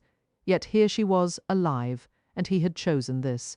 He could have seized the power of all the fates for himself, gaining abilities beyond imagination to rule the empire unchallenged. Instead, he had chosen her. The sheer ridiculous romance of it almost made her laugh. I can't believe you did this, she whispered, her gaze lifting from his wounded hand to his face. I suppose that makes you the hero after all. He flinched at the word, his expression darkening as if it were a title that didn't fit, a costume he refused to wear. But in that moment, she didn't care about titles or grand destinies. He was hers. Summoning every ounce of her fading strength, she managed to slide a hand to the nape of his neck, just as the first firework exploded above them in a shower of silver light. She leaned in, bringing his mouth down to meet hers. For a heart-stopping second, his lips were unyielding, and a spike of panic shot through her. Had he regretted his choice? Was this all a terrible mistake? But then, with a tenderness that melted her fears, he softened, his mouth brushing gently against the corner of hers in a kiss that felt like a promise and a new beginning. His kiss was impossibly gentle the second time, his hands barely brushing her waist as his lips traced a slow path along her jaw and down the slender column of her neck. The touch was so light it bordered on painful, like the faintest strain of a forgotten melody or the distant rhythmic crash of waves against a shore that remained just out of reach. Teller longed to close that distance. This should have felt like a beginning, yet with every feather-soft press of his mouth it felt more like an ending, each one a silent, final farewell. Overhead, fireworks burst in brilliant gold and violet, brighter than any before. She clung tighter to his neck, desperate to hold on to him, and this moment. But he was already drawing back, lowering her gently toward the cold moonstone steps. "What's wrong?" Teller managed to ask. "I have to go." His gaze shuttered, his lips forming a severe, unyielding line before he released her completely, setting her weakened body down on the icy stone. "Goodbye, Teller." A hollow ache opened in her stomach. If she'd been standing, her legs would have given way. He was already striding away, leaving her behind. "Wait, where are you going?" He continued down the steps without pause, and for a terrifying moment she was certain he wouldn't look back. When he finally did, it was almost worse. Those eyes, which had burned with so much heat and emotion only moments before, no longer glittered or shone. They were flat, black, and growing colder with every heartbeat, mirroring the dying fireworks above. "There's somewhere else I need to be," he said, his voice devoid of warmth. "And no matter what this looks like, I'm still not the hero in your story." Something inside Teller fractured. It might have been her heart, breaking as he walked away, as if he hadn't just freed the fates and damned the entire world for her sake. The steps beneath her were cold, but not nearly as icy as the heartless boy who had abandoned her there. She'd been left before, but never had it hurt this deeply. She wanted to rise, to walk away with her head held high, as if he meant as little to her as she clearly meant to him. But her limbs felt like paper, weak, thin, and utterly pathetic. A dramatic, world-weary sigh cut through the continuing crackle of fireworks. Then Jax was sauntering up the stairs, shaking his head in apparent disapproval. He looked as though he'd dressed for a grand party only to find himself in a scuffle. His fitted jacket was adorned with swirls of now frayed gold embroidery. The cream shirt beneath might have been fine, if not for the lace ripped from the cuffs and collar, and the two missing buttons near his throat. "I told you it was a bad idea to lock yourself in a card," he said, his tone dripping with lazy condescension. "How do you even know that's what happened?" Teller challenged, struggling to shift into a more dignified position, but her body refused to cooperate, remaining firmly planted against the stone. "I'm a fate. I know things," he continued his unhurried climb. If he was disappointed to have missed legend, his voice gave no hint of it. His handsome face was a mask of indifference, save for the faint, troubled wrinkle between his brows. "Pining doesn't suit you." "I'm not pining. I'm furious," Teller shot back. Jax was the last person she wished to confide in, but with her heart already cracked wide open, and him being the only one present, the words spilled out unbidden. "A good part of why I went into that card was to stop you from taking his power or killing him. And then he just leaves me here on these steps. Did you honestly expect anything different from Legend?" Jax drawled. Perhaps she hadn't expected more from Legend, but she had desperately wanted more from Dante. How could someone who had sacrificed everything he'd worked for simply walk away? And why had he even kissed her back? He should have pushed her aside the moment her lips touched his. "You're definitely pining," Jax declared, his mouth twisting in disgust. "Stop judging me. It only looks that way because I can't move. If I could, I wouldn't be lying here. I'd be with my mother. So you know where she is," Jax replied, his voice languid and teasing. Teller scowled. "Don't you have anything better to do? Aren't you supposed to be celebrating with the other Fates legend just released?" Teller's voice was weak, barely a whisper. Jax gave a dismissive shrug. "Look at you. Exhausted after just a few minutes inside a card. The others were trapped for centuries. They're free now, but it will be weeks before any of them, or your mother even open their eyes, and when they do wake up, thanks to legend, they won't be anywhere near their full strength. Then why aren't you busy scheming to get your own magic back from him? She challenged. Who says I'm not? His smile returned, all sharp dimples that felt less like charm and more like a weapon. Tella hated them now as much as she ever had. Her limbs were still useless, but she managed a fierce glare. Get out. Gladly. But you're coming with me? In one fluid motion he lifted her, his slender arms surprisingly strong. What are you doing? She cried out. Taking you to your sister. Save your energy. You'll need it. A part of her wanted to struggle, but the fight had drained out of her on those steps the moment Legend walked away. All she wanted was for the night to be over, for the sun to rise so she wouldn't have to see the bleeding stars and be reminded of him. Her only comfort was her mother's freedom, but until she could see her, touch her, it still felt like a loss. Are you crying? Jax asked, his tone oddly flat. Don't you dare judge me for it. His hands tightened briefly, a flash of cold brushing her skin. A ghost of the Jax she knew before his heart beat again. If this is about Legend, stop. He isn't worth it. But if it's about the cards... He looked down, and for a fleeting second the usual laziness vanished from his face. I did the same. You wouldn't be human if you didn't cry. I thought you weren't human. I'm not. But I was once. Thankfully, that didn't last long, he added, though Tella thought she caught a sliver of regret in his words. She tilted her head to study him. His silver-blue eyes seemed softer, almost concerned, like teardrops poised to fall. Why are you being nice to me? If you think this is nice, you definitely need better company.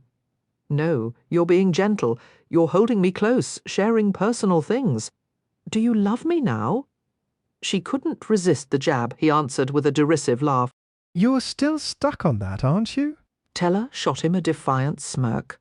I made your heart beat. That practically makes me a fate. No, Jack said sharply, all humour gone. You're still painfully human, and I do not love you. His hands turned so cold she half expected him to drop her right there, just as Legend had left her. But he didn't. Instead, he held her closer, carrying her into a waiting sky carriage. The interior was plush with buttery cushions and royal blue trim matching the curtains.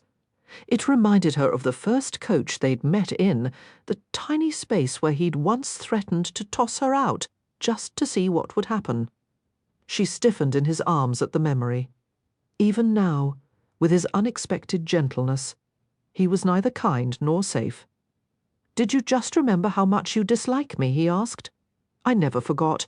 I was thinking about our first meeting. Did you know who I was then? No. So you're just naturally that charming to everyone you meet.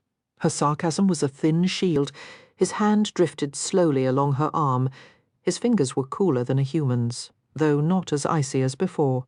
When I had my full powers, he mused, I could do truly terrible things. I could say words far worse than anything I said to you in that carriage, and people would still betray their own family or lover just to please me. Though those abilities are now lost, inheriting a throne produces a comparable result. His gaze, the shade of winter frost, met hers, detached and utterly unapologetic. No one enjoys my company, Donatella, yet they comply with my every word. Occasionally, my sole amusement is discovering just how much I can push before someone finally recoils. You truly are devoid of any emotion, aren't you? I experience feelings, just not in the way humans do. Correct? It requires far more to stir me, and when it happens, the intensity is beyond measure. Jax withdrew his hand from her arm, but for a fractured second, Tella felt his fingers turn unyielding as steel. As the coach settled before the palace, the atmosphere was dense with the haze of celebration. Without inquiring whether she had regained control of her limbs, Jax gathered her motionless form once more and carried her from the carriage house. A final dazzling blue firework exploded overhead, showering Elentine's bejewelled palace in a cascade of sapphire light. In that glow, Jax's eyes flashed like liquid silver, holding an expression too alien to be pure grief, yet sorrow was the only word Teller could attach to it. "Why aren't you with the Empress watching the display?" she asked. "Did you not hear? Her long-lost child has returned, and Elentine has formally acknowledged him. That means I am no longer the heir." Teller felt no pity for him. Jax's rule would have been a curse upon the entire Meridian Empire. Still, the situation provoked a quiet disquiet within her. When Elentine had spoken of her missing child earlier that evening, it hadn't sounded like a joyful reunion. It made Teller suspect the new heir was a fraud, a counterfeit installed solely to prevent Jax from taking the throne. She should have admired the Empress for doing what was necessary to shield the Empire from him. Yet something about it felt deeply wrong. "Don't you dare faint on me," Jax said. "I have no desire to endure your sister's fury." "I'm perfectly steady," Teller lied. "And since you mentioned my sister, you still haven't explained what she was doing with you in that carriage the other night, kissing me with reckless passion." Teller choked on the air. The edge of Jax's mouth quirked upward. "Don't perish now. It was a jest." "You told your sister I located your mother? So she sought my assistance in finding someone as well. That was somewhat reassuring, yet still unsettling. Who was she searching for? Certainly not the young man she's seated beside at this moment." Jax turned slowly toward the stone garden. The air here felt warmer, as if this pocket of the palace grounds remained untouched by any malady. But the statues seemed more agitated than when Teller last saw them, each one cringing and pulling back further, as if they sensed that legend had just unleashed the fates back into the world. These were the same fates who, ages past, had transformed this garden of human servants into motionless stone because they desired more lifelike ornaments. A shiver ran through Teller in Jax's arms. Scarlet, however, appeared completely unaware. She and Julian were curled together on a bench amid the statues, radiantly in love once more. Teller could have sworn night-blooming butterflies danced around their heads. At least one sister had found happiness tonight. "Did you two finally reconcile?"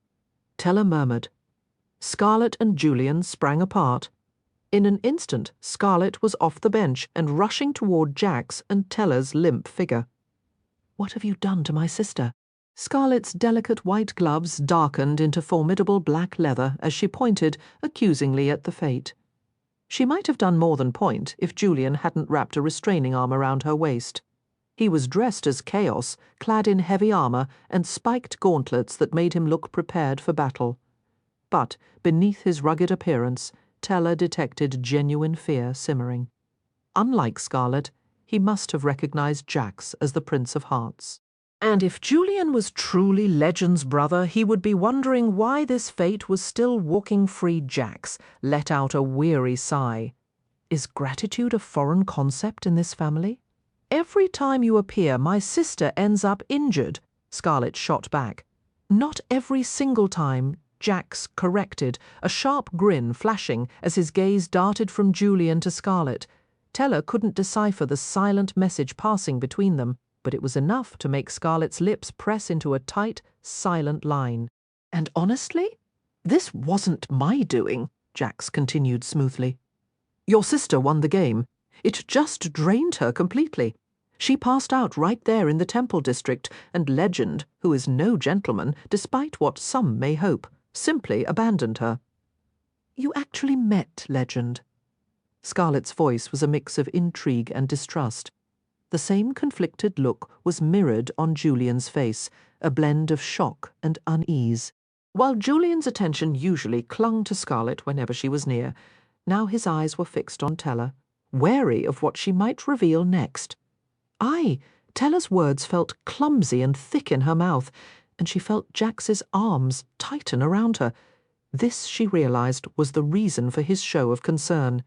He still craved Legend's true name to restore his full power to become more than just a fatal kiss. But even if she had wanted to tell him, a heavy, magical pressure clamped around her throat, making speech impossible. "I don't really remember much," Teller said evasively. She glanced toward Julian. The moment the game ended, Legend just left. A flicker of relief brightened Julian's eyes, while Scarlet's grew more guarded. Jax drew a deep, deliberate breath, his chest rising and falling against Tella's back. "I should probably take my leave. Your mother is still waiting to be found." No. Tella's protest was instant. Scarlet went rigid beside her, and Jax's eyebrows lifted in amusement. "After everything, you don't wish to see her?" "Of course I do. I just don't want you anywhere near her." "I'll wear gloves," Jax offered lightly. Then, his voice dropping to a murmur only Tella could hear, he added, "Everyone knows bargaining with a fate is a terrible idea, yet they do it anyway. Why? Because we always honor our deals." I promised you'd be reunited with your mother if you won, and that is exactly what I intend to do. With careful hands, Jax settled Tella into the cold stone embrace of a statue with outstretched arms. For a bizarre second, she felt a twisted impulse to thank him, which she immediately crushed. He was the last person she'd ever show gratitude to. "I still despise you," she stated flatly. "That's probably wise," he replied. His departure was soundless. The moment he vanished from the garden, Scarlet was there, helping Tella down from the statue's rigid hold. Tella's legs felt unsteady, but with her sister's arm around her, she could stand. She leaned into Scarlet's comforting warmth. The garden air, once pleasantly warm, was now turning bitter. A thin frost was beginning to crystallize on the lonely statues, and the night butterflies had all disappeared. "Can we please go back to the palace?" Tella mumbled. "Of course," Scarlet said softly. "Do you need any help?" Julian asked. Scarlet gave a slight, almost imperceptible shake of her head, and a silent understanding passed between them. Julian pressed a quick kiss to her cheek before turning to Tella. His amber eyes held a genuine sympathy. "I'm sorry," he said. He didn't say the name, but Tella knew he was speaking of Legend. "He has a way of making you feel like the center of his universe while you're part of his game. But when it's over, he walks away and never looks back." Tella sensed Julian meant to be kind, but his words somehow made the hollow feeling inside her ache a little more. "It doesn't matter," she insisted, forcing a tone of finality. "I'm just glad the whole thing is finished." Julian rubbed the back of his neck, and Tella braced herself for another attempt at consolation, something harder to shrug off without revealing the storm of emotions she was holding back. But she guessed he was more anxious to find his brother than to linger here with her. Julian had likely understood that things had gone awry the moment she arrived in Jax's arms. Without another word, he slipped from the garden and melted into the shadows of the night.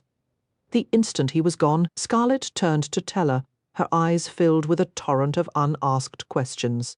Tella couldn't tell what her sister was about to ask, whether it was about their mother, the dangerous game she'd been playing, or the choices that had left her so drained.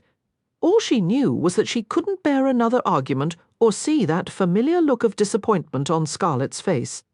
Scarlet deserved the truth, but Tella wasn't ready to lay everything bare.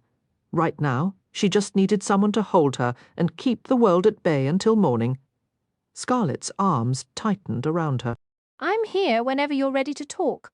I'd rather just forget," Tella murmured, leaning into her sister's embrace. The words tumbled out before she could stop them. "I messed up, Scar. I swore I'd never let myself fall for anyone, but I think I've fallen for Legend." It was the most subdued Elentine's day the Meridian Empire had ever seen. After days of glowing constellations and mounting festivities, every official celebration for the Empress's birthday had been called off due to her declining health. The news had spread through Valenda that morning, casting a solemn hush over the entire city. Even the sunlight seemed to hold back, lingering behind a veil of clouds, except for one stubborn beam that found its way into the room where Donatella Dragna sat with her sister. For Tella, it was as if her wildest dreams and darkest nightmares had crashed together in this single, quiet space. She'd dreamed of her mother countless times, usually nightmares where Paloma abandoned her all over again, but sometimes sweeter visions where her mother returned. In those rare good dreams, it always played out the same. Tella would be asleep, and then a gentle kiss on her forehead would wake her. Her eyes would flutter open, her arms would fly around her mother's neck, and a joy so fierce it almost hurt would swell inside her chest, a feeling like laughing and crying all at once. That joy should have been overwhelming now that her mother was really here, lying on Scarlet's bed as still and pale as a storybook princess saved from a curse, her cheeks colourless, her hair dark, her lips a startling, unnatural red. Tella tried not to fixate on the exaggerated hues of her mother's skin and mouth, reminding herself that for years Paloma hadn't been a woman, but a painting trapped on a card. She was free now, because of Tella. That victory alone should have made her feel like she could fly straight out the window and over the glass courtyard below. But thinking of wings only made her remember a pair tattooed across a beautiful back, which then dragged her thoughts right back to the one person she was trying not to think about. Legend. Just his name sent a rush of heat through her veins. She had no idea where he'd gone after leaving her on the steps of the Temple of the Stars, and she refused to let herself wonder. She didn't want to replay every charged glance, every whispered word, every kiss they'd shared. Each memory ached behind her eyes, tightened in her lungs, and lodged in her throat, especially the memory of their final moments together. Letting him occupy her mind felt like a surrender, a weakness. And yet, erasing him completely would have meant being heartless, and Tella never wanted to be that. She just didn't want to be consumed by him either. The only way to quiet her mind was to focus on her mother, who was here and who would wait. Tella was still quietly stunned that Jax had actually kept his word and returned Paloma to her. Maybe he really did love her. Maybe she was his one true love after all, though being the object of a fate's affection was probably a perilous thing. But for now she pushed thoughts of the fates aside. There would be time for that later. Jax had been blunt about the timeline. The fates would take longer to stir than her mother would to wake. Tella continued to dab Paloma's forehead with a damp cloth, even though there was no fever to fight. The motion was more for her own comfort than any real aid. "She hasn't aged a day since she vanished," Scarlet observed from the corner of the room. "It doesn't seem right. Being locked inside a magical card probably isn't a natural aging process," Tella replied, which only earned her a sharper frown from her sister. After arriving at the palace the previous evening, exhaustion had pulled Tella into a deep sleep in Scarlet's bed. She'd woken to find Jax had returned with her mother, still and silent. He'd offered no details about where he'd discovered her, but he'd let it slip that Paloma had been trapped in a card and that Tella had paid a steep price to free her. Tella had hoped, perhaps foolishly, that Scarlet would let the subject of their mother rest. But it's rather hard to ignore a cursed figure lying motionless in your bedroom. Scarlet had pressed for answers until Tella confessed everything.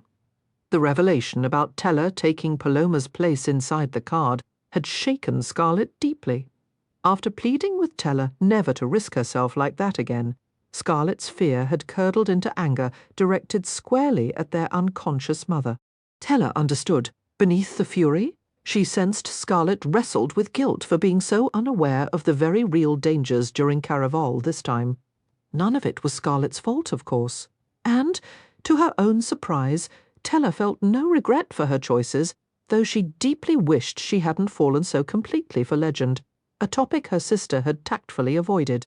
Tella wondered if Julian had told Scarlet that Dante was Legend, since speaking that truth aloud was the one thing Tella found herself physically unable to do. Scarlet had mentioned giving Julian another chance, but sensitive to Tella's raw feelings about Legend and the game. She'd kept the details vague. Tella suspected, however, that her sister wouldn't have forgiven Julian based on charming smiles and a few kisses alone, which made her think Scarlet knew more about Legend's true identity than she'd let on last night. "Let's play a game to pass the time," Tella suggested suddenly. "Do you have a normal deck of cards?" She pulled open the drawer of the nightstand beside Scarlet's bed. "Don't!" Scarlet sprang to her feet. If her reaction hadn't been so immediate, Tella might have closed the drawer without a second glance, but the panic in Scarlet's voice sparked her curiosity. Inside was a book bound in rich red leather, with what looked like a formal letter tucked beneath it. "What's this?" Teller lifted the note. It was addressed to Scarlet. The return address was unfamiliar, but the name above it was not. Count Nicholas Darcy. For a moment, Teller could only stare, deciding that shouting would not be helpful. Scarlet's face had flushed a deep pink. "I can explain," she began. "I thought you were giving Julian another chance." "I am," Scarlet said, her voice tight. "But I'm giving Nicholas a chance as well." "Nicholas? You're on a first-name basis with your former fiancé now." Teller desperately hoped this was some elaborate joke, a form of payback for all the secrets she'd kept. If it was true, however, the tense glances exchanged between Scarlet and Jax in the garden suddenly made perfect sense. "Is he the person you asked Jax to help you find? Jax told you I asked for his help?" Scarlet sounded genuinely startled, as if she'd actually trusted the Prince of Hearts. "I saw you getting out of the same carriage with him the other night," Teller said. Scarlet brought her hands to her cheeks, trying to hide her deepening blush. "I went to find him after you told me he was the one who located our mother. I'd been trying to find Nicholas myself, but I kept coming up empty. Asking Jax for help was just a convenient way to dig into what he really wanted with you, not that he was ever straightforward about anything. Honestly, we're both in a pretty poor position to judge anyone for being secretive." Teller shot back. "I was going to tell you about Nicholas. I was just waiting for the right moment." Scarlet's eyes flicked toward their sleeping mother, a wordless hint that Scarlet wasn't the only one holding things back. "I wouldn't have kept it from you forever, but I also know you never approved of him." "My opinion hasn't changed. Writing to him is a bad idea." "Don't worry," Scarlet replied, a new, calculating edge to her voice. "Marriage isn't the plan, but I'd prefer if you didn't mention that to Julian. A touch of rivalry might actually do him some good." "Is that what this is really about?" Teller asked, genuinely taken aback. "You're trying to start some kind of contest between the Count and Julian." "I wouldn't call it a contest," Scarlet corrected, her grin turning sly and self-satisfied, like a house cat who'd just discovered the thrill of the backyard. "I'm not going to set them challenges, but how can I be sure Julian is the right choice if he's the only one in the picture?" "I thought you'd be pleased." "You're always telling me I need to take charge of my own life." For the first time, Teller wondered if she had been the one underestimating her sister all along. The Count still made her skin crawl. Even if she doubted the oracle's vision now, everything about Count Nicholas Darcy felt off. His letters were impeccably crafted, the portrait of a flawless gentleman, and that was precisely the problem. No real person was that perfectly polished. He was either painfully boring or a complete fake. Yet a reluctant spark of pride flickered in Teller's chest at her sister's newfound audacity. "Scarlet, A deep, mournful peal of bells cut through the palace, heavy with grief. Teller flinched at the sorrowful sound, her unfinished sentence forgotten as the bells wept on. These weren't marking the hour, they were singing a dirge in the bed. Their mother shifted restlessly, disturbed by the sombre noise even in her enchanted sleep. From the hallway, Teller heard a sudden surge of activity, hurried footsteps, frantic whispers, and the raw, unchecked sound of weeping. She knew Empress Elentine was gone. Teller had only met the woman twice, but a sharp, unexpected pang of sadness hit her at the thought of that vibrant life being snuffed out, of those keen eyes closing for the last time. Scarlet, looking less certain, rose and opened the door just as a servant hurried past. "What's happening?" "Her Majesty has passed," the servant confirmed, barely pausing. "They say the new heir, her long-lost child, is about to show himself from the Golden Tower. Everyone's gathering in the glass courtyard to see. You might get a view from your window." As the maid rushed off, Teller moved to the largest window and pulled the curtains fully aside. Blinding honey-gold sunlight poured in, the sun having finally fought free of the clouds and now shining with a fierce, almost apologetic intensity. It felt wrong, this brilliant light beaming over the courtyard as it filled with a murmuring crowd, all while the bells of morning continued their low song. "I can't believe she's gone," Scarlet whispered. "You would have liked her," Tella said softly, her gaze distant. "She gave hugs the way I always wished our Nana Anna had." "Nana actually hugged you once," Tella said flatly. "Trust me, you didn't miss a thing. Tella hadn't shed a tear when Nana Anna died.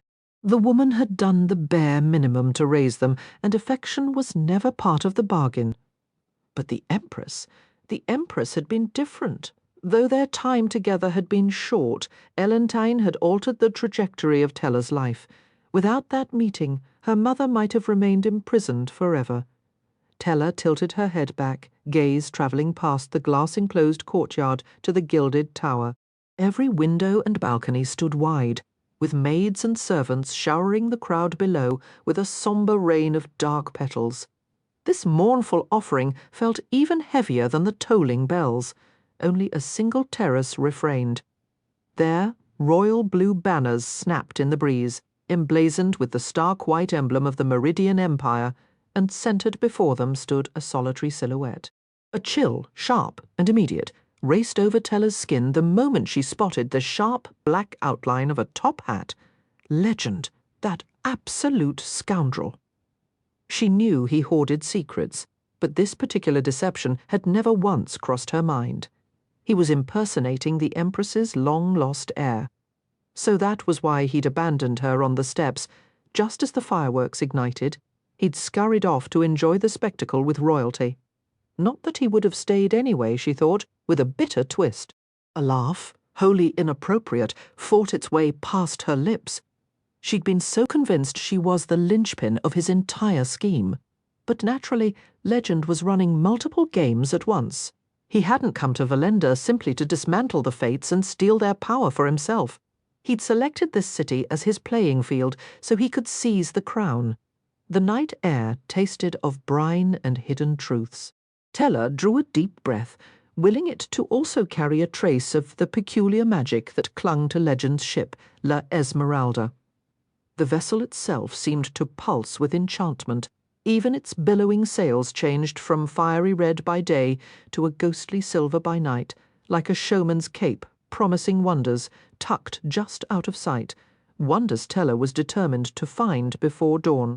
As she descended deeper into the ship's belly in search of Nigel the fortune-teller, the sound of tipsy celebration drifted down from above. Her first night aboard, she'd foolishly slept, only learning later that Legend's performers had inverted their schedules to prepare for the next Caraval, sleeping by day and waking by night. All she'd managed to confirm was that Nigel was somewhere on the ship, but she hadn't yet laid eyes on him. The narrow, groaning passageways below deck were as shifting and unreliable as the bridges in Caraval, leading to different cabins at different hours, making it impossible to know who resided where. She wondered if this was Legend's deliberate design or just the capricious nature of magic itself. She could almost see him tipping that infamous hat, laughing at the very question and at the notion that anything even magic could wield more control than he did. To most, Legend was magic personified. When she first arrived on the Isle of Dreams, Tella had suspected every man might be him. Julian, with his layers of secrets, had made her wonder if Legend's identity was among them right up until the moment he'd stopped breathing. Caspar, with his glittering eyes and infectious laugh, had portrayed Legend in the last game so convincingly that Tella sometimes doubted it was an act. And then there was Dante, whose beauty was almost unnerving, who looked exactly like the Legend she'd always pictured. She could easily imagine his broad shoulders in a fine tailcoat, that velvet top hat casting a dramatic shadow. But the more she pondered it, the more she questioned whether Legend ever even wore a top hat. Perhaps the entire symbol was just another clever distraction. What if Legend was less a man and more a force of magic, and she had never actually stood in his presence at all?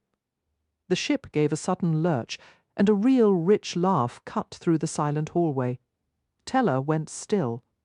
The laughter ended, but the very atmosphere in the cramped corridor transformed. The familiar scents of salt, old wood, and dampness were suddenly overwhelmed by something thick, velvety, and sweet. The perfume of roses, her skin prickled with goosebumps. At her feet, a path began to form not of water, but of lush, crimson petals inviting her forward. Teller didn't know Legend's real name, but she recognized his tastes: crimson, roses, and games. Was this his method of playing with her? Could he possibly be aware of her intentions? A shiver travelled from her arms to the nape of her neck as her slippers pressed softly into the delicate petals. If Legend understood her goal, she doubted he would point her the right way. Yet the path of blossoms was impossible to resist. It ended at a door framed in a warm, coppery light. She turned the handle, and her surroundings melted into a paradise.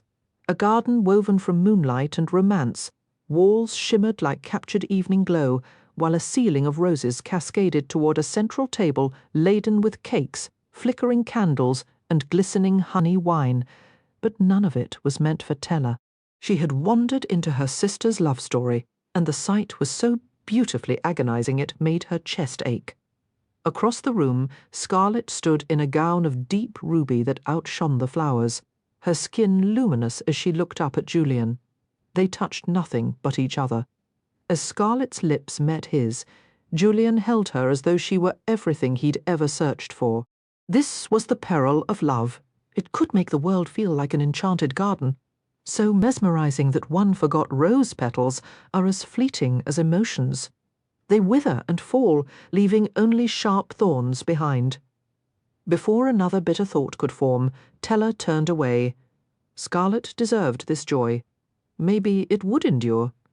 Perhaps Julian would be the man who kept his vows. It certainly looked like he was trying, and unlike Teller, Scarlet hadn't been cursed with unrequited love by the Prince of Hearts. The moment Teller shut the door, the hallway shifted once more. The petal trail disappeared, replaced by a new path woven from curls of ginger smoke and incense scents that always clung to Nigel. Again, she felt Legend's playful hand as the incense widened into hand-like shapes, beckoning her toward an open doorway. Stepping inside, Teller's skin grew warm. Waxy yellow candles lined the room, and in the centre, Nigel lounged on a bed draped in a plum wine velvet quilt. His lips, ringed with tattoos of barbed blue wire, curved into an expression that wasn't quite a smile, more like the slow opening of a snare. "I wondered when you'd come to see me, Miss Dragner." He gestured toward a pile of tasselled pillows at the foot of his makeshift dais, as during Caraval, Nigel wore only a wrap of brown cloth, leaving his vivid tattoos on display. Teller's gaze dropped to the circus scenes inked along his muscular legs, lingering on a woman with feathery hair dancing with a wolf in a top hat. Not wanting him to read her interest, she quickly looked up, only to find her eyes locked on the image of a shattered black heart on his arm. "What can I do for you?" Nigel inquired. "I don't want my fortune told. I want information about Legend." The inked stars around Nigel's eyes gleamed like fresh ink, bright with curiosity. "And what are you prepared to offer for it?" Teller drew a coin purse from her pocket. Nigel shook his head. Of course he wouldn't take her money. Currency wasn't the preferred trade in the world of Caraval. Ordinarily we perform once a year, allowing us months to recover, Nigel said. This time Legend has given us less than a week. I'm not giving you days of my life. I don't desire your life, I want your rest. "How much?" Teller asked warily. She'd gone without sleep before. Surrendering a few nights didn't seem too high a cost, but that was always how these bargains appeared at the start. On the surface, the performers of Caraval made the bargains sound like minor inconveniences, but they were never that simple. Nigel's voice was a low rasp. "I will take from you in proportion to what I give," he explained. "The more valuable my answers, the more rest I will claim. Should my words hold no worth, you will lose nothing in return." "And when exactly will you take my sleep?" "The moment you step out of this room." Teller weighed every angle. It was the evening of the 24th, and they were due to arrive in Valenda on the morning of the 29th. 4 days of travel remained. If he stole too much, she'd be drained by the time they docked. But if he offered solid information about Legend, it would be worth the cost. "Agreed," she said. but you may only take my sleep while we are aboard this ship. Once we reach Valenda, our transaction ends. That is acceptable. Nigel retrieved a slender brush and a tiny pot of shimmering orange liquid from the bedside stand. I require your wrist to seal our agreement. Tella hesitated. You won't paint anything permanent, will you? Whatever I draw will vanish once your debt is paid in full. She extended her arm. Nigel worked with practiced ease, his cold brush swirling over her skin as if he often used flesh as his canvas. When he finished, a pair of eyes stared back at her, round and hazel bright, exactly like her own.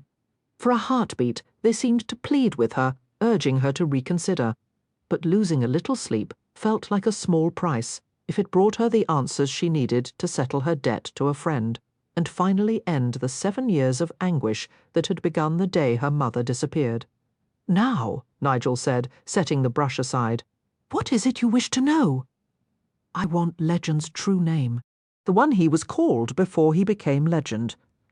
Nigel ran a finger over his barbed wire lips, drawing a bead of blood. Or was the blood part of the tattoo inked on his fingertip? "Even if I wished to, I could not speak Legend's name," he said. "None of his players can reveal that secret. The same witch who banished the fates from this world centuries ago is the source of Legend's power. His magic is ancient, older than he is, and it binds every one of us to silence." Though no one knew for certain why the fates had vanished, leaving humans to rule themselves, there were whispers they had been overthrown by a powerful witch. Tella had never heard that this was the very witch who had granted Legend his abilities. "That still tells me nothing about who he truly is. I'm not finished," Nigel replied. "I was about to say, while Legend's magic prevents his true name from being spoken or revealed, it can be earned." A skittering sensation raced over Tella's skin, and one of the painted eyes on her wrist began to droop. It closed swiftly, making her feel as if her currency was draining away, yet also as if she was nearing the answer she sought. "How do I earn the name?" she asked hurriedly. "You must take part in the next Caraval. If you win the game, you will come face to face with Legend." Tella could have sworn one of the stars inked around Nigel's eye drifted downward as he finished speaking. It was probably the haze of ginger smoke and pungent incense fogging her mind, conjuring visions of living tattoos. She should have left then. The eyelids on her wrist were more than halfway shut, and she had the answer she needed. Win Caraval, and she would finally learn Legend's name.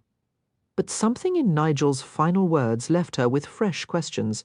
Was that a prophecy? Or are you telling me the prize for the next Caraval is Legend himself? A little of both. The barbed wire tattoos, piercing Nigel's lips, twisted into thorns, and dark roses bloomed between them. Legend is not the prize, but if you win Caraval, the first face you see will be his. He intends to personally grant the next winner their reward. A chill raced across Tella's skin as the painted eyes on her wrists sealed shut and her mother's old caution echoed in her memory. A foretold future is a living thing, and it will fight fiercely to make itself real. Then it crashed over her, a tidal wave of exhaustion so absolute it slammed her back against the cushioned bed. Her head swam, her legs felt as if they'd dissolved into ash. "What's happening?" she gasped, her breath turning ragged as she struggled to rise. Was the room filling with smoke, or was her own sight failing? "I suppose I should have been clearer," Nigel's voice cut through the haze. "The enchantment on your wrist doesn't steal your ability to sleep. It forces you into slumber, so you can transfer all the rest you get directly to me." "No!" Tella swayed violently as she shoved herself upright, her vision tunneling until all she could perceive were flickers of mocking tattoos and sneering candle flames. "I refuse to sleep the entire weight of Valenda. I'm afraid the choice is no longer yours. Perhaps next time, don't be so quick to strike a bargain." Tella's retreat from Nigel's quarters was less a walk and more a shipwreck in motion. Her legs betrayed her, weaving an unsteady path as her hips collided with corridor walls and her skull met more than one hanging lantern with a solid thump. The trek to her room was such a hazardous ordeal, she lost her slippers again. But she was nearly there. The door swayed before her bleary eyes. One last hurdle, summoning every shred of will, she yanked it open, either she'd stumbled into the wrong room or the nightmares had already begun. Dante had wings, and, saints above, they were breathtaking, a profound, soulless black, threaded with veins of midnight blue, the colour of forgotten wishes and spent stardust. He was turned toward his nightstand, either washing his face or perhaps admiring his own reflection. With Tella's blurring vision, it was hard to tell what the arrogant young man was doing. All she could clearly see was that his shirt and coat were absent, and a magnificent pair of ink-dark wings spanned the muscular landscape of his back. You could pass for an angel of death with those. Dante glanced over his shoulder, damp hair the shade of black fox fur clinging to his forehead. I've been called many things, but angel has never been one of them. Does that mean you've been called death itself? Tella slumped in the doorway, her legs finally surrendering. She hit the floor with an ungainly thud. A laugh, light and distinctly feminine, floated from the other side of the room. I do believe she fainted at the sight of you. Now she was going to be sick. There was another girl here. Tella caught a nauseating glimpse of a jade-green dress and gleaming brown hair before Dante moved squarely into her line of sight. He slowly shook his head. What did you? His eyes dropped to the closed pair of eyes painted on her wrist. He made a rough, jagged sound that might have been a chuckle, but Tella couldn't be sure. Her hearing was now as foggy as her thoughts. Her own eyes surrendered and shut. I'm surprised he managed to ensnare you, Dante murmured, his voice suddenly very close and low. I was bored, Tella slurred. It seemed like an entertaining way to kill time. If that's the case, you should have just come to find me. Dante was definitely laughing now. The following days dissolved into a blur of wretched hallucinations. Nigel claimed all of Tella's dreams, leaving her only the nightmares. She was tormented by terrifyingly vivid scenes of her father, endlessly removing his purple gloves, and by visions of shadows and shades of darkness that had no place in the mortal world. Icy, damp hands stroked her hair while others tore her heart from her chest, and bloodless lips drank the marrow from her bones. Before actually dying during Caraval, Tella would have said these dreams felt like dying repeatedly, but nothing truly felt like death except death itself. She should have known better than to think death would simply let her go after she'd slipped away. Tella was, after all, extraordinary. Of course death would want to keep her. In a fleeting moment of clarity amidst the horror, she even imagined the scent of salt air and the sound of distant gulls, as if her mind, desperate for escape, had briefly transported her to a coastal cliff far from the ship's confines, a cruel, beautiful illusion before the darkness swallowed her again. Though she'd been haunted by nightmares of death's minions, Tella awoke to find a goddess at her bedside. Scarlet stood there, a tray of treasures in her hands, piled high with buttery eggs, cream-filled biscuits, nutmeg custards, bacon glazed in brown sugar, and a steaming mug of spiced chocolate. Tella immediately snatched the plumpest biscuit. She still felt heavy and disoriented, as if the days of sleep had left a fog in her mind, but the food began to clear it. Have I mentioned lately how much I adore you? I imagined you'd be starving after everything, Scarlet replied. Scar, I'm so sorry, I never meant. Don't apologize. I understand how persuasive Legends players can be. Everyone on the ship agrees Nigel went too far. Scarlet studied her, a silent hope in her eyes that Tella would explain exactly why she'd sought out the fortune teller. Tella longed to justify her choices, but she knew this wasn't the moment to mention the secret correspondence she'd started with a stranger from Ellantane's Most Wanted, a disreputable place at best. She'd been honest with Julian about hating to deceive her sister, yet that didn't always stop her. Tella kept things from Scarlet to shield her from more worry. Ever since their mother vanished, Scarlet had shed her own childhood to become Tella's protector. It was an unfair weight, and Tella despised adding to it. But now, watching Scarlet anxiously smooth the same wrinkles in her skirt, wrinkles that only seemed to multiply, Tella wondered if her sister had already uncovered the truth. The enchanted dress legend had given Scarlet, which usually shifted in colour and design, now mirrored her agitation. The once pink lace sleeves were fading to a troubled grey. Tella took a bracing gulp of chocolate and pushed herself upright. Scar, if you're not angry about my deal with Nigel, what's wrong? Scarlett's expression fell. I need to talk to you about Dante.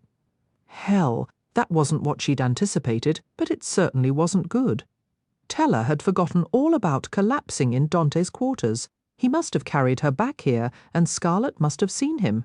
Shirtless, no doubt, cradling Teller against his chest.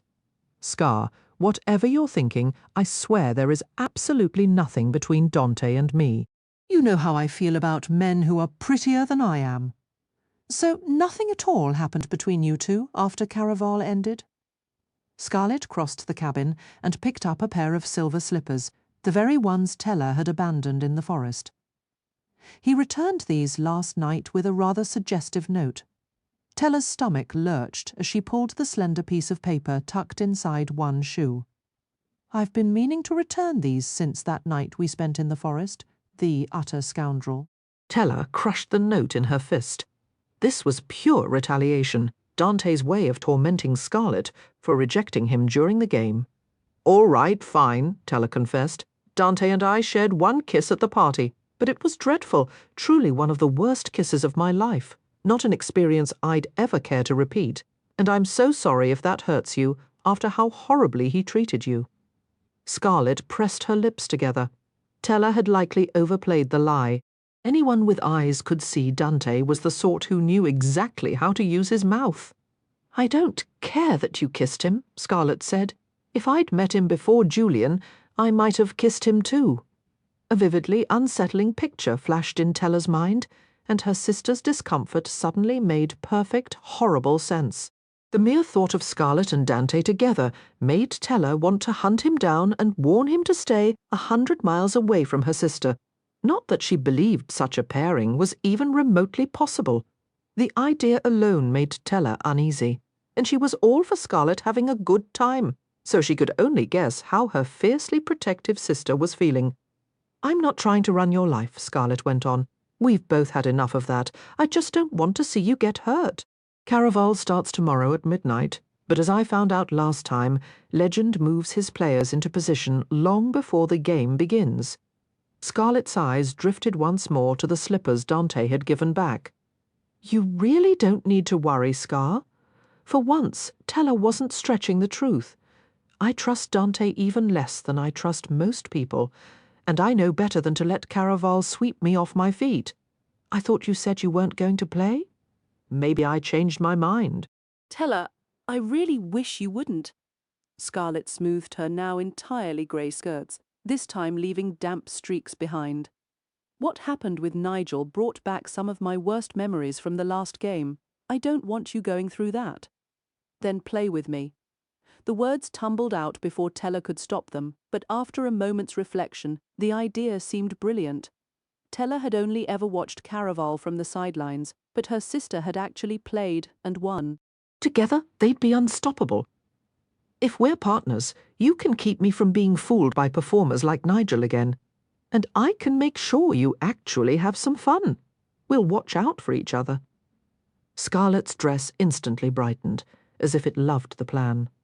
The dull grey lace shifted to a vibrant raspberry red, spreading from her sleeves to her bodice, like a suit of charming armour. Scarlett herself, however, still looked hesitant. She'd stopped smoothing her skirts and was now twisting that single silver streak of hair around her finger.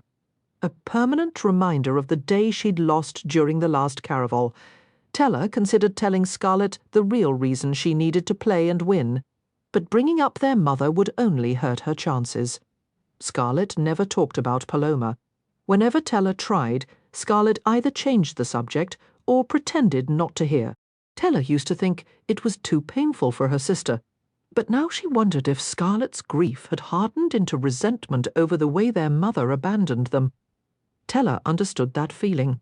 She avoided any mention of their father whenever possible, but their mother wasn't a monster like him. Crimson. Several knocks shook the cabin door. Are you in there? At the sound of Julian's voice, Scarlett's expression transformed. The worry lines faded into the beginnings of a smile. We've arrived in Valenda, Julian added from the hallway. I came to see if I could carry you and your sister's trunks up to the deck. If he's offering to haul my luggage, by all means let him in, Teller said. Scarlett didn't need convincing. The moment she opened the door, Julian grinned like a pirate who'd just uncovered buried treasure. Teller swore his eyes actually smouldered as he looked her sister over. Scarlett beamed right back.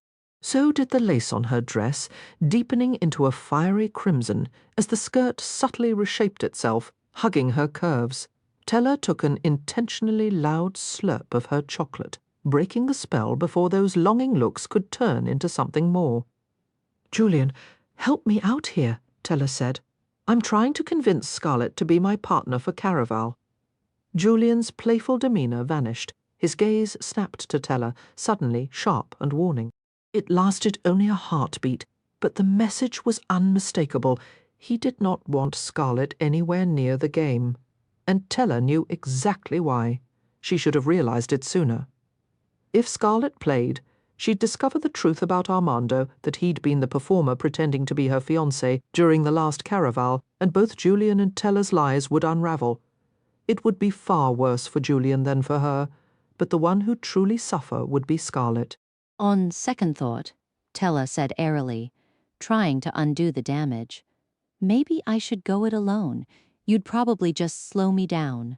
Too bad. I want to play now. Scarlett's wide hazel eyes locked on Julian, sparkling with a light Teller had never seen back home on Trisda.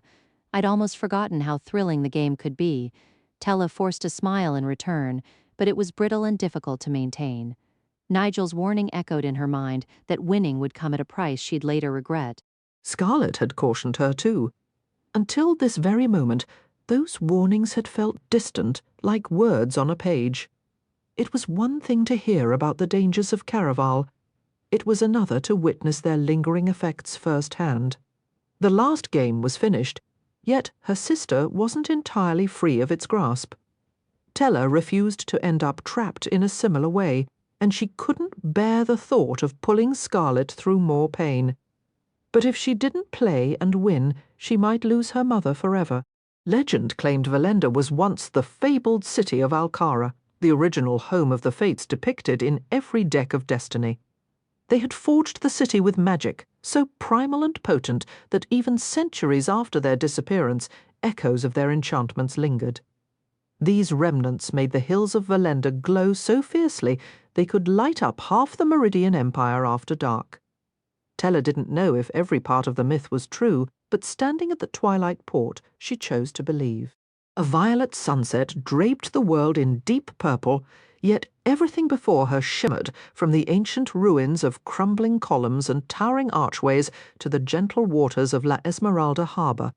The fragile piers of Trisda seemed like dead sticks compared to these robust, living wharves lined with clippers and schooners flying vibrant mermaid green flags.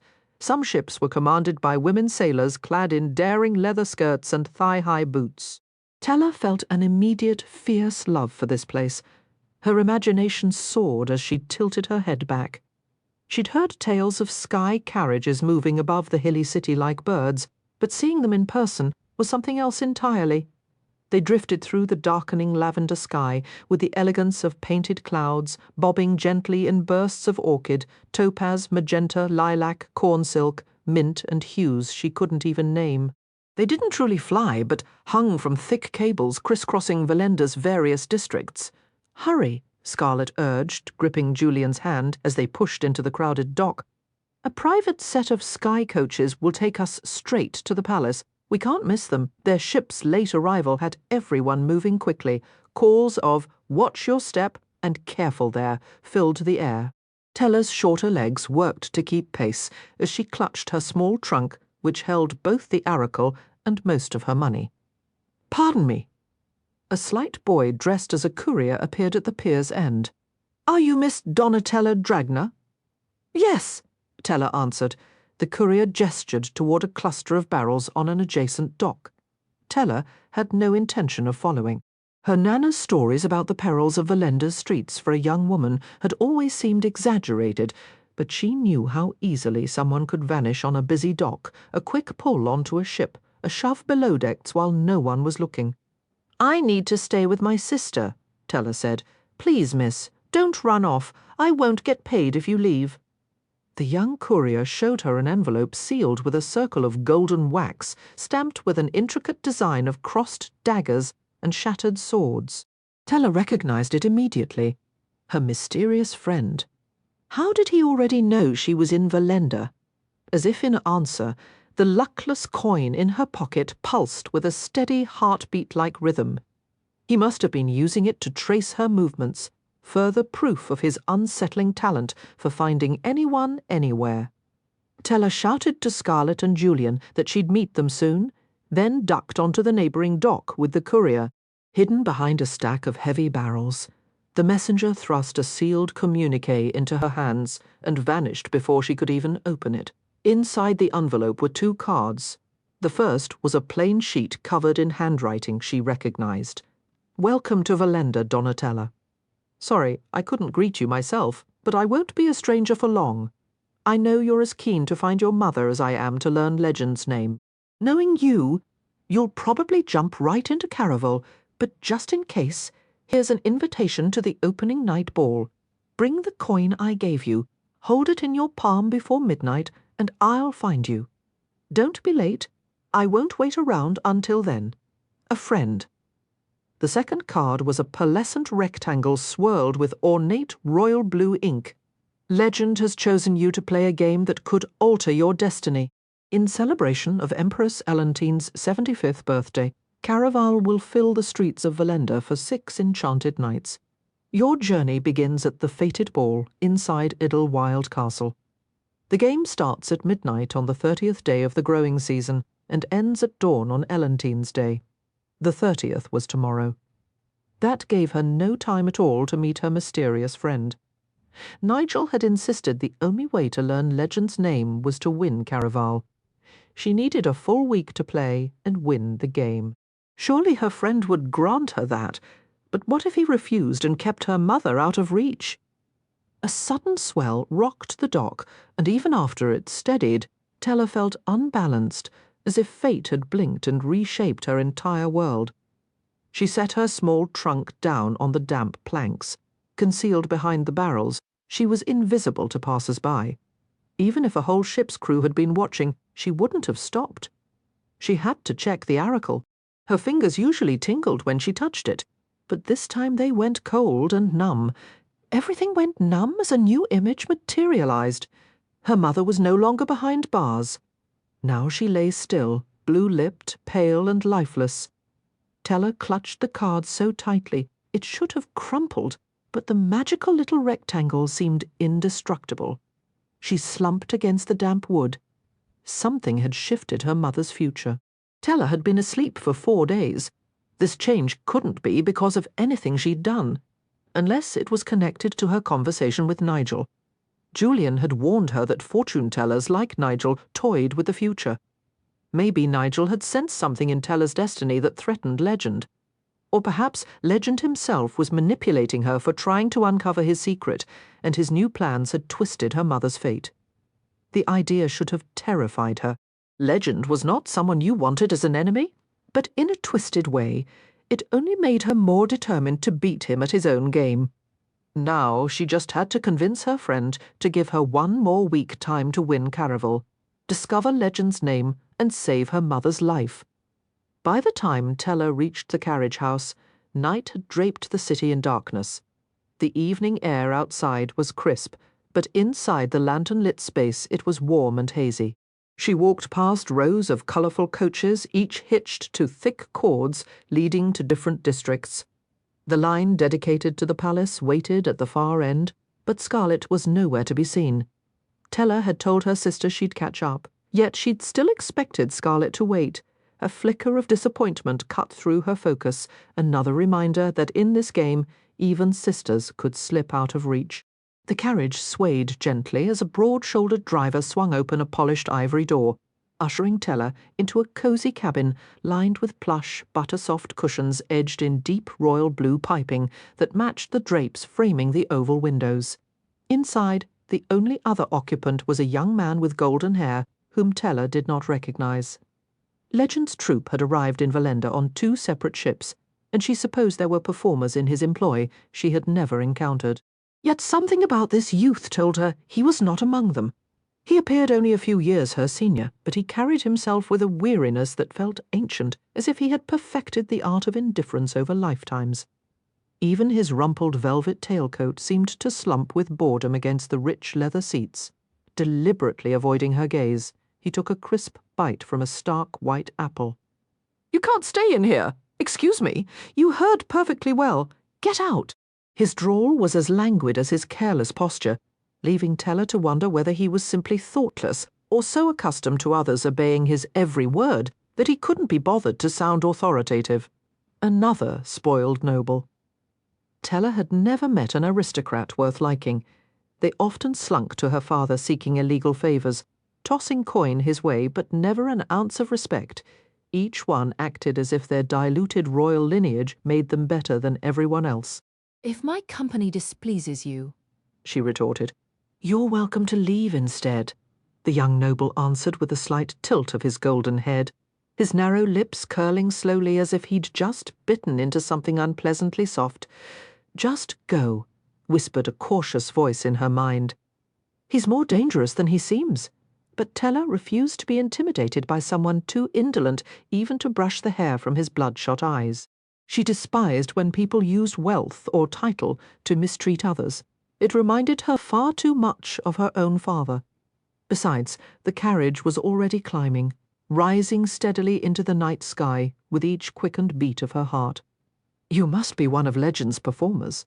The young man might have laughed, but the sound was too harsh to be sure. He leaned across the intimate space, filling the cabin with the sharp scent of apples and palpable irritation. "Perhaps you can satisfy a curiosity of mine," he went on, his tone deceptively light. "I've heard that Legend's performers can't truly die. Should I test the rumour by tossing you out?" Teller didn't know whether he was serious, but the temptation to reply was too strong to resist. "Not if I throw you out first." That earned her a sudden flash of dimples that might have been charming on someone else.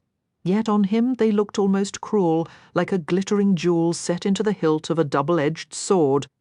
She couldn't decide if his features were too sharp to be handsome, or if he was precisely the kind of beautiful that felt dangerous to behold, the devastating sort of lovely that would slit your throat while you were distracted by its cold, quicksilver eyes. Careful, little pet. You may be a guest of the Empress, but many in her court are less forgiving than I am. And I assure you, I am not forgiving at all.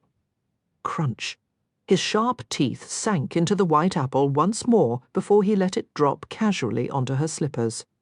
Teller kicked it back toward him and pretended utter unconcern that he might act on his threat.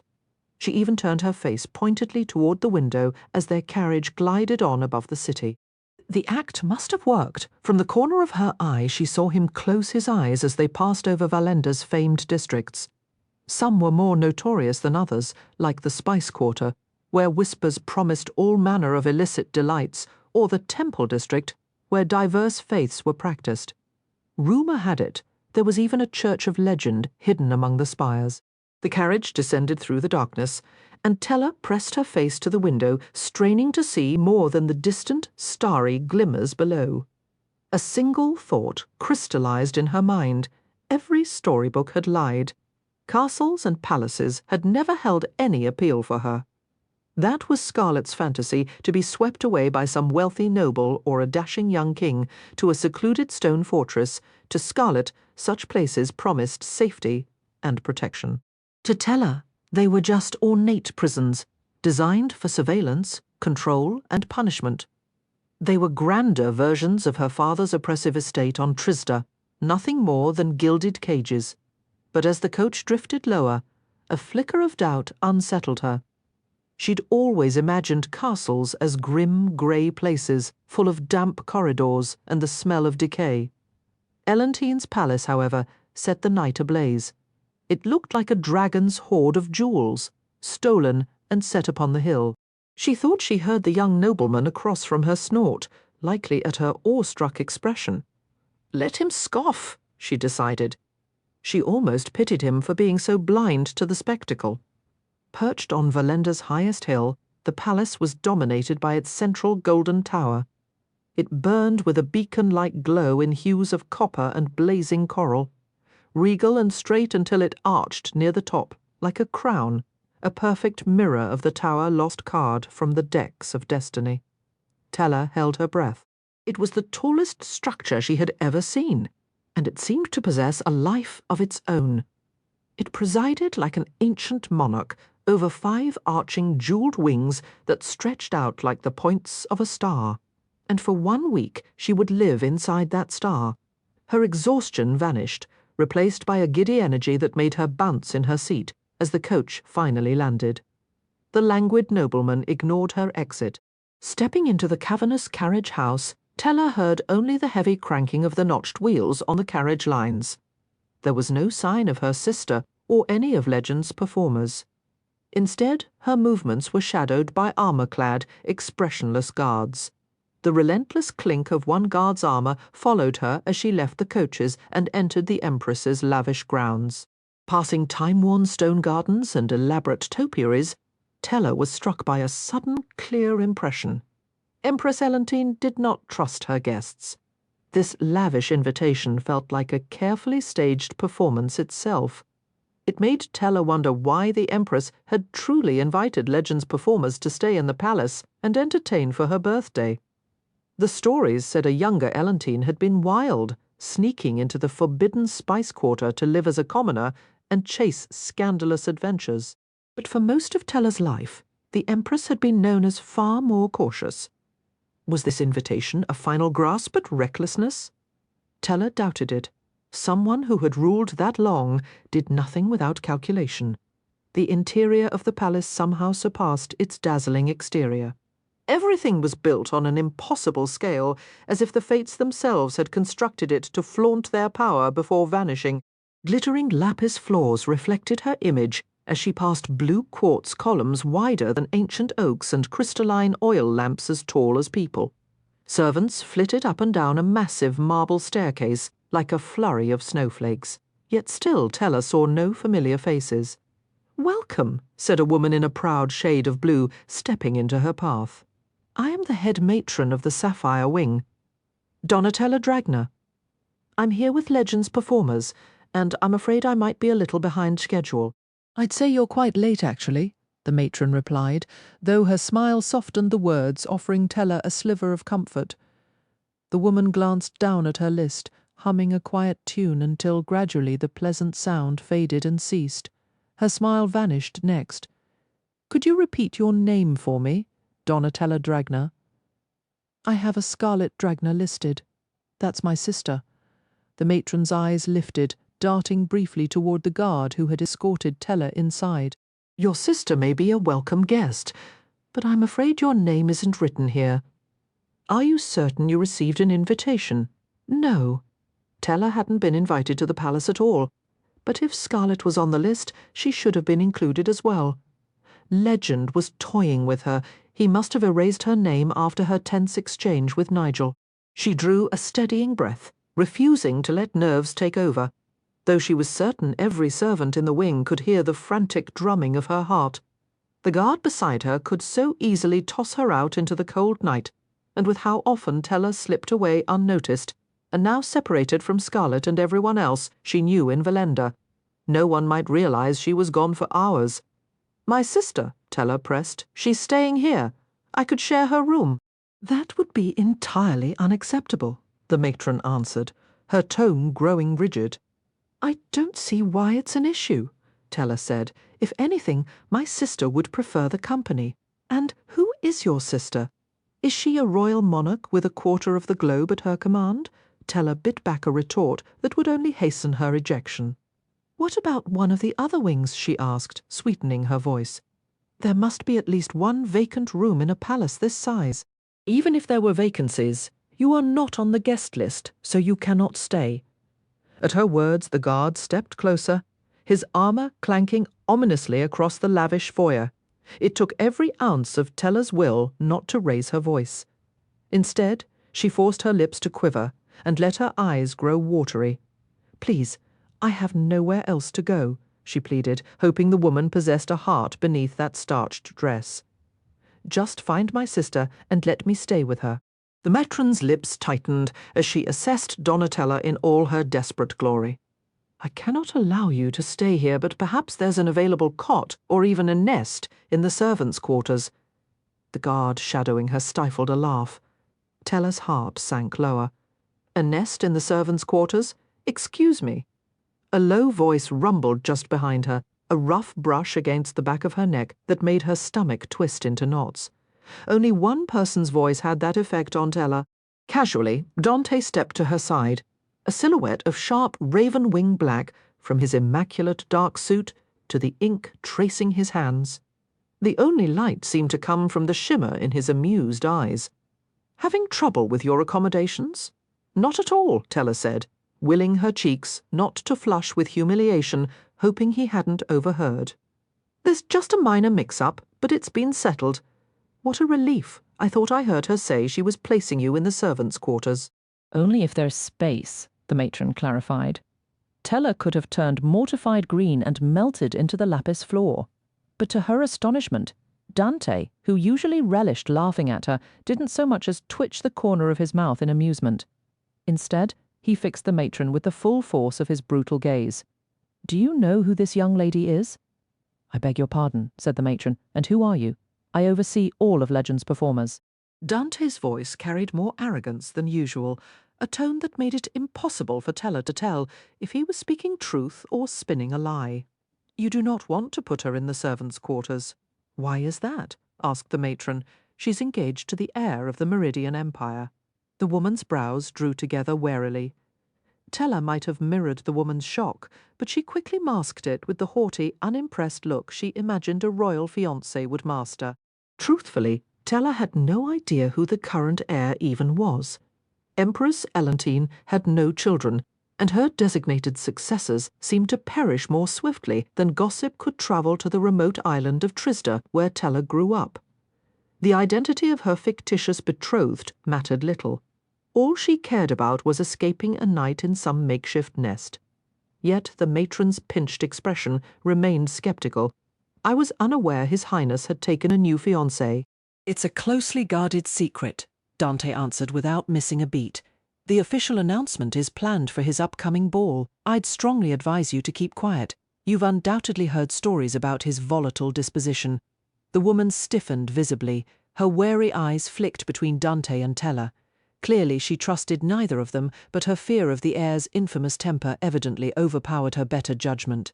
"Let me check the ledger once more," she said tersely. "We're at capacity for the festivities, but perhaps a reserved party has failed to arrive." The instant she departed, Dante shifted back toward Tella, closing the distance so his words wouldn't carry. "Don't feel obligated to thank me." A grudging flicker of gratitude did stir within her, yet the entire interaction left her feeling oddly ensnared, as if Dante had performed the opposite of a kindness. "I can't decide whether you just rescued me or tossed me into a far more precarious predicament. I secured you a room, didn't I? You also saddled me with a notoriously ill-tempered future husband." The corner of his mouth lifted in a faint, maddening smirk. "Would you have preferred to pose as my fiancé? I entertained the idea, but then I recalled your rather vivid review for your sister." He tapped a thoughtful finger against his chin. "Ah, yes. Our kiss was terrible, among the worst you've ever experienced. Certainly not an event you'd care to repeat." Tella felt the blood leave her cheeks. Good heavens. The man was utterly without shame. You were eavesdropping. There was no need. Your commentary was emphatic. Part of her wanted to retract the statement. He must have known she didn't entirely mean it, but feeding Dante's arrogance was the last thing she desired. "So this is your petty revenge?" He leaned in even closer. Tella couldn't tell if the amusement had vanished from his eyes or if it had simply melted into something more intense, shadowed, and perilous. His warm fingers deliberately traced the line of her collarbone, and her breath caught. She didn't retreat even as his gaze dropped to nearly meet hers. So close she could feel the faint brush of his eyelashes. "Let's consider the score settled." His lips drifted toward the corner of her mouth, then, a heartbeat before contact, he drew back. "I wouldn't want to subject you to another such unpleasant experience." Without another word, Dante turned and strode away, his broad shoulders shaking with silent laughter. Tella seethed. After that performance, they were anything but even. The matron reappeared after several frantic heartbeats, wearing a smile as strained as new sutures. "It appears we have a suite available in Elentine's Golden Tower." Tella barely suppressed a gasp. Perhaps Dante had done her an incredible favour after all. Aside from the city's ancient ruins, the Golden Tower was the oldest standing structure in the Empire. Whispers claimed its walls were lined with pure gold and riddled with secret passages used by monarchs for clandestine escapes. Many believed it wasn't merely a replica of the legendary tower lost from the decks of destiny, but the authentic artifact itself, slumbering with dormant, ancient magic. Guests are not ordinarily permitted in the tower, the matron stated as she guided Tella from the sapphire wing into an enclosed glass courtyard. Here, lavishly dressed clusters of people drifted beneath opalescent arches and crystalline trees adorned with silver leaves. Unpracticed in palace customs having been raised on a disregarded conquered isle, Tella wondered if these were members of Elentine's court or other celebrated guests the matron had alluded to earlier. "You are to receive no visitors," the matron continued firmly, her tone leaving no room for debate. "Not even your fiancé is permitted in your room." Tella had claimed she'd never allow a boy into her private space, but stacking too many falsehoods felt risky. They could all collapse at once. The courtyard ended at a single imposing entrance to the Golden Tower, its doors so massive and ornate that 3 guards were needed to haul each one open. She hadn't noticed the carriage house guard still trailing her until he was halted while she and the head matron were waved through. Either news of her engagement had raced through the palace, or this matron held the authority she so clearly believed she possessed. Tella hoped it was the latter, aware that the moment the true heir uncovered her deception, she'd be exposed and ejected from the palace, or face a far grimmer fate. For now, she resolved to savour the performance. Contrary to the legends, the tower's interior wasn't golden. It was ancient. The very air felt old, thick with untold tales and archaic whispers. The ground floor was supported by weathered stone pillars, their capitals carved into the likeness of 2-faced women, all illuminated by flickering black torches that scented the air with incense and magic. From there, the matron guided her up one groaning staircase after another, each level as time-worn as the last. The door they finally reached appeared so frail, Tella imagined a mere touch might send it crashing from its hinges. No wonder guests never lodged here. "A guard will be stationed outside your door at all times," the matron declared, ringing the bell at her throat to summon a sentry in gleaming white armour. "I would despise seeing any harm come to the heir's beloved." "Somehow I doubt that's sincere," Tella replied. The matron's smile reappeared, spreading like a slow spill of ink. "At least you're more perceptive than you appear. But if you truly are betrothed to the heir, then it is not Her Majesty's guards you should dread." "I don't believe in dreading anything," Tella said, closing the door on the woman before she could utter another barbed comment, or before Tella herself could slip and say something she shouldn't. Antagonizing the staff was unwise. Then again, so was pretending to be a royal heir's fiancé. She'd owe Dante for that one later.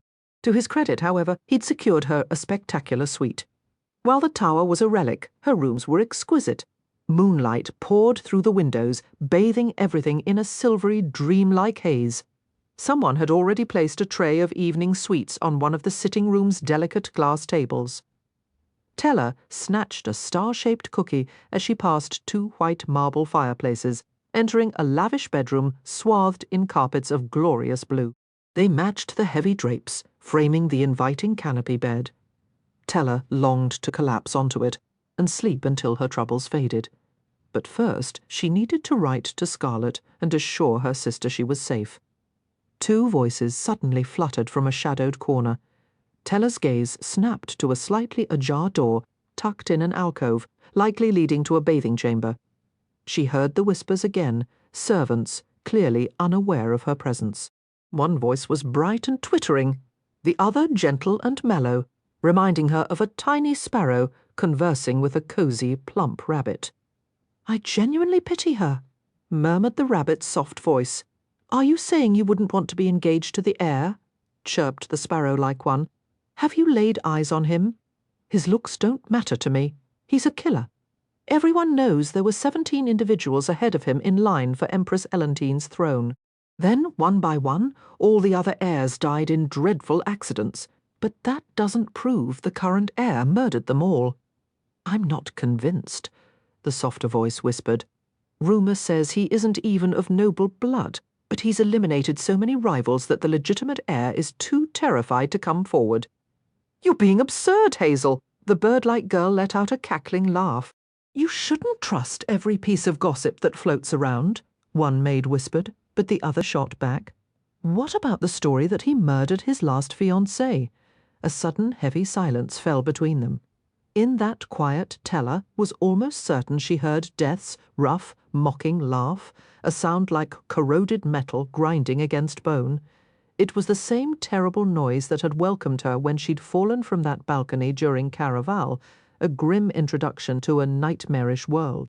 Now it echoed as a stark reminder she had once belonged to Death, and he intended to reclaim her. Dante was going to pay for this. Teller imagined wrapping her satin gloves around his throat, then finishing the deed with her bare hands.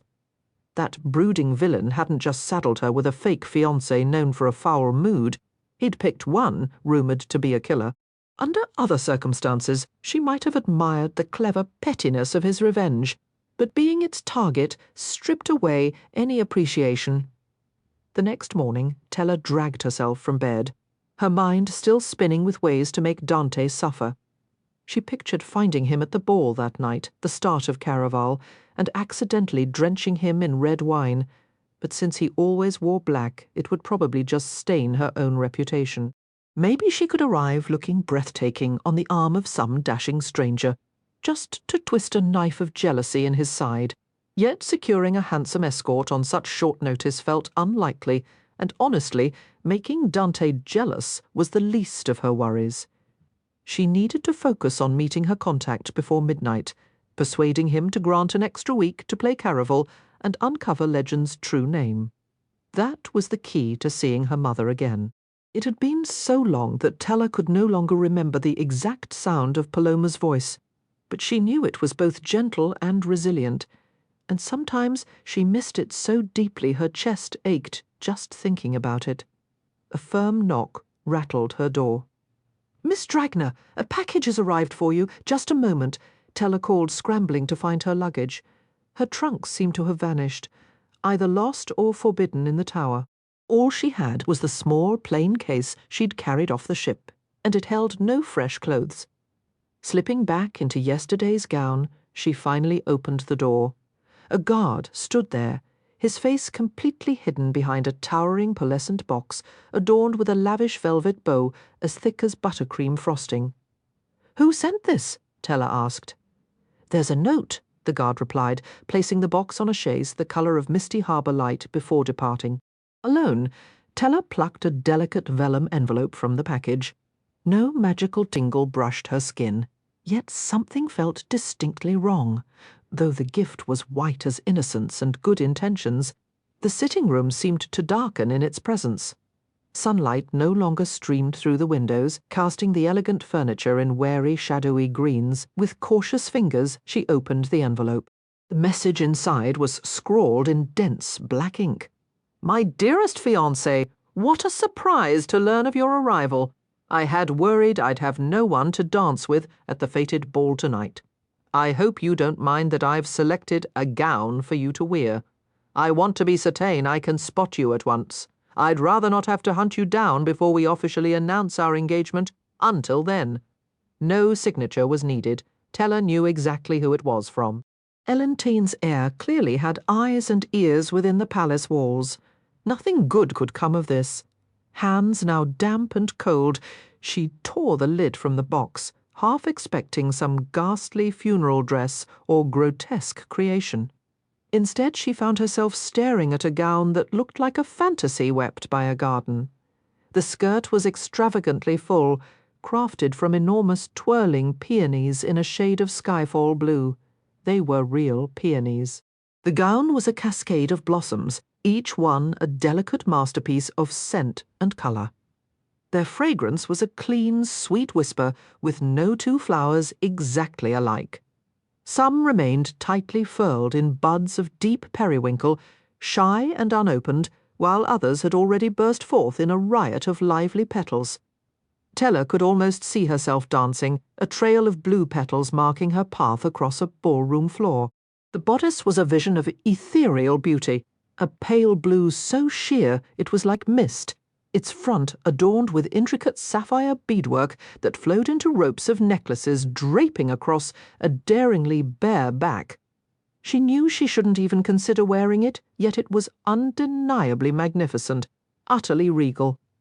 She pictured Dante's expression when she arrived at the ball looking every inch the heir's true fiancé. It would be the most perfect revenge. Rereading the note that came with the dress, sent by the heir himself, should have felt like a threat. But the words held no menace. Instead, they pulsed with a curiosity that bordered on intrigue. Perhaps he was merely impressed by her audacious claim and wanted to meet the girl bold enough to make it. Wearing his gift was a risk, of course, but as Tella often reminded her sister, a life lived only in safety is a life half-lived. A flicker of doubt crossed her mind.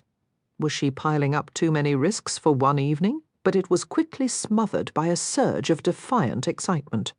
No sooner had she hung the gown than another palace guard knocked, delivering a letter. The familiar handwriting of her sister, Scarlet, brought an unexpected wave of unease to dearest Tella. I was so relieved to hear you arrived safely at the palace, and utterly astonished they put you in the Golden Tower. I must hear every detail. I hope you don't mind, but I've agreed to spend the afternoon with Julian. I still plan to go with you to the fated ball for the start of Caraval. I'll meet you at the stone garden outside the carriage house an hour before midnight. Love, Scarlet. It felt wrong that this simple note unsettled her more than the heir's mysterious message. In the whirlwind of recent schemes, Tella had nearly forgotten she'd asked Scarlet to play the game with her, a request made before she learned of her own secret rendezvous at the same ball. She sank back against the bed, the complications stacking up like unplayed cards. There was one clear, terrifying solution. Confess everything to Scarlet. Her sister would be furious to learn about Armando's deception during Caraval, and heartbroken to discover Tella's secret search for their missing mother. And Tella could only imagine what Scarlet would think of this new, fake fiancé charade. But Scarlet's loyalty was as deep as the ocean. Her anger wouldn't stop her from helping Tella win the game. And winning was the only thing that mattered now. In stories, turning 16 often meant a girl discovered hidden magic, a royal birthright, or a curse only a prince could break. Donatella had no idea what her 17th year would bring, but she was certain it would outshine all those tired old tales. The grief of Elentine's Day had almost made her forget the date entirely, yet she'd stirred awake precisely at midnight, as if summoned by the hour itself. A weight of sadness remained in her chest, but she'd resolved that bearing it would only forge a stronger heart. Just 2 nights prior, trapped within her mother's card, she'd feared that was her final chapter. But she was far too young for finales. Her story was merely in its opening act. The pages ahead promised more than vows and would glow fiercer than any starfield. When it was all said and done, the name they would remember was Tella. That arrogant showman would surely rue the moment he left her on those palace steps without a single word of farewell. Or maybe, just maybe, he already did. She pushed back the covers and sat up in the silent dark. The room was thick with shadows, yet the present on her bedside table was perfectly visible. A single crimson rose with a stem of purest white rested there. Under it, a silver envelope gleamed with its own faint light, because, of course, anything from legend couldn't help but shimmer. Tella snatched the card and slipped from bed, padding toward the window's faint glow. She was still livid with him. She was determined to make him pay for turning his back on her. But her traitorous heart seemed to have a different agenda, hammering an erratic, eager tattoo against her ribs as she broke the seal. The paper carried his scent, a mix of old parchment, hidden truths, and deliciously dangerous magic. His handwriting was bold and dark. She pressed her lips together, refusing to let them curve upward. but a stubborn, defiant hope took root inside her anyway. Donatella, I understand it's your birthday. I also understand we have unsettled accounts. I still owe you a reward for winning my game. Come and find me whenever you're ready to claim it. I'll be waiting. Legend, Glossary of Fates and Terms, Deck of Destiny. A system for divining the future. Each deck holds 32 cards, featuring a court of 16 immortal fates, 8 significant locations, and 8 powerful objects. The Fates myth describes the fates depicted in the decks as once having been tangible, magical beings. They are said to have governed a vast part of the world ages ago before disappearing without explanation. The greater fates were figures of legend: the murdered king, the undead queen, the prince of hearts, the maiden death, the fallen star, mistress luck, the assassin, and the poisoner.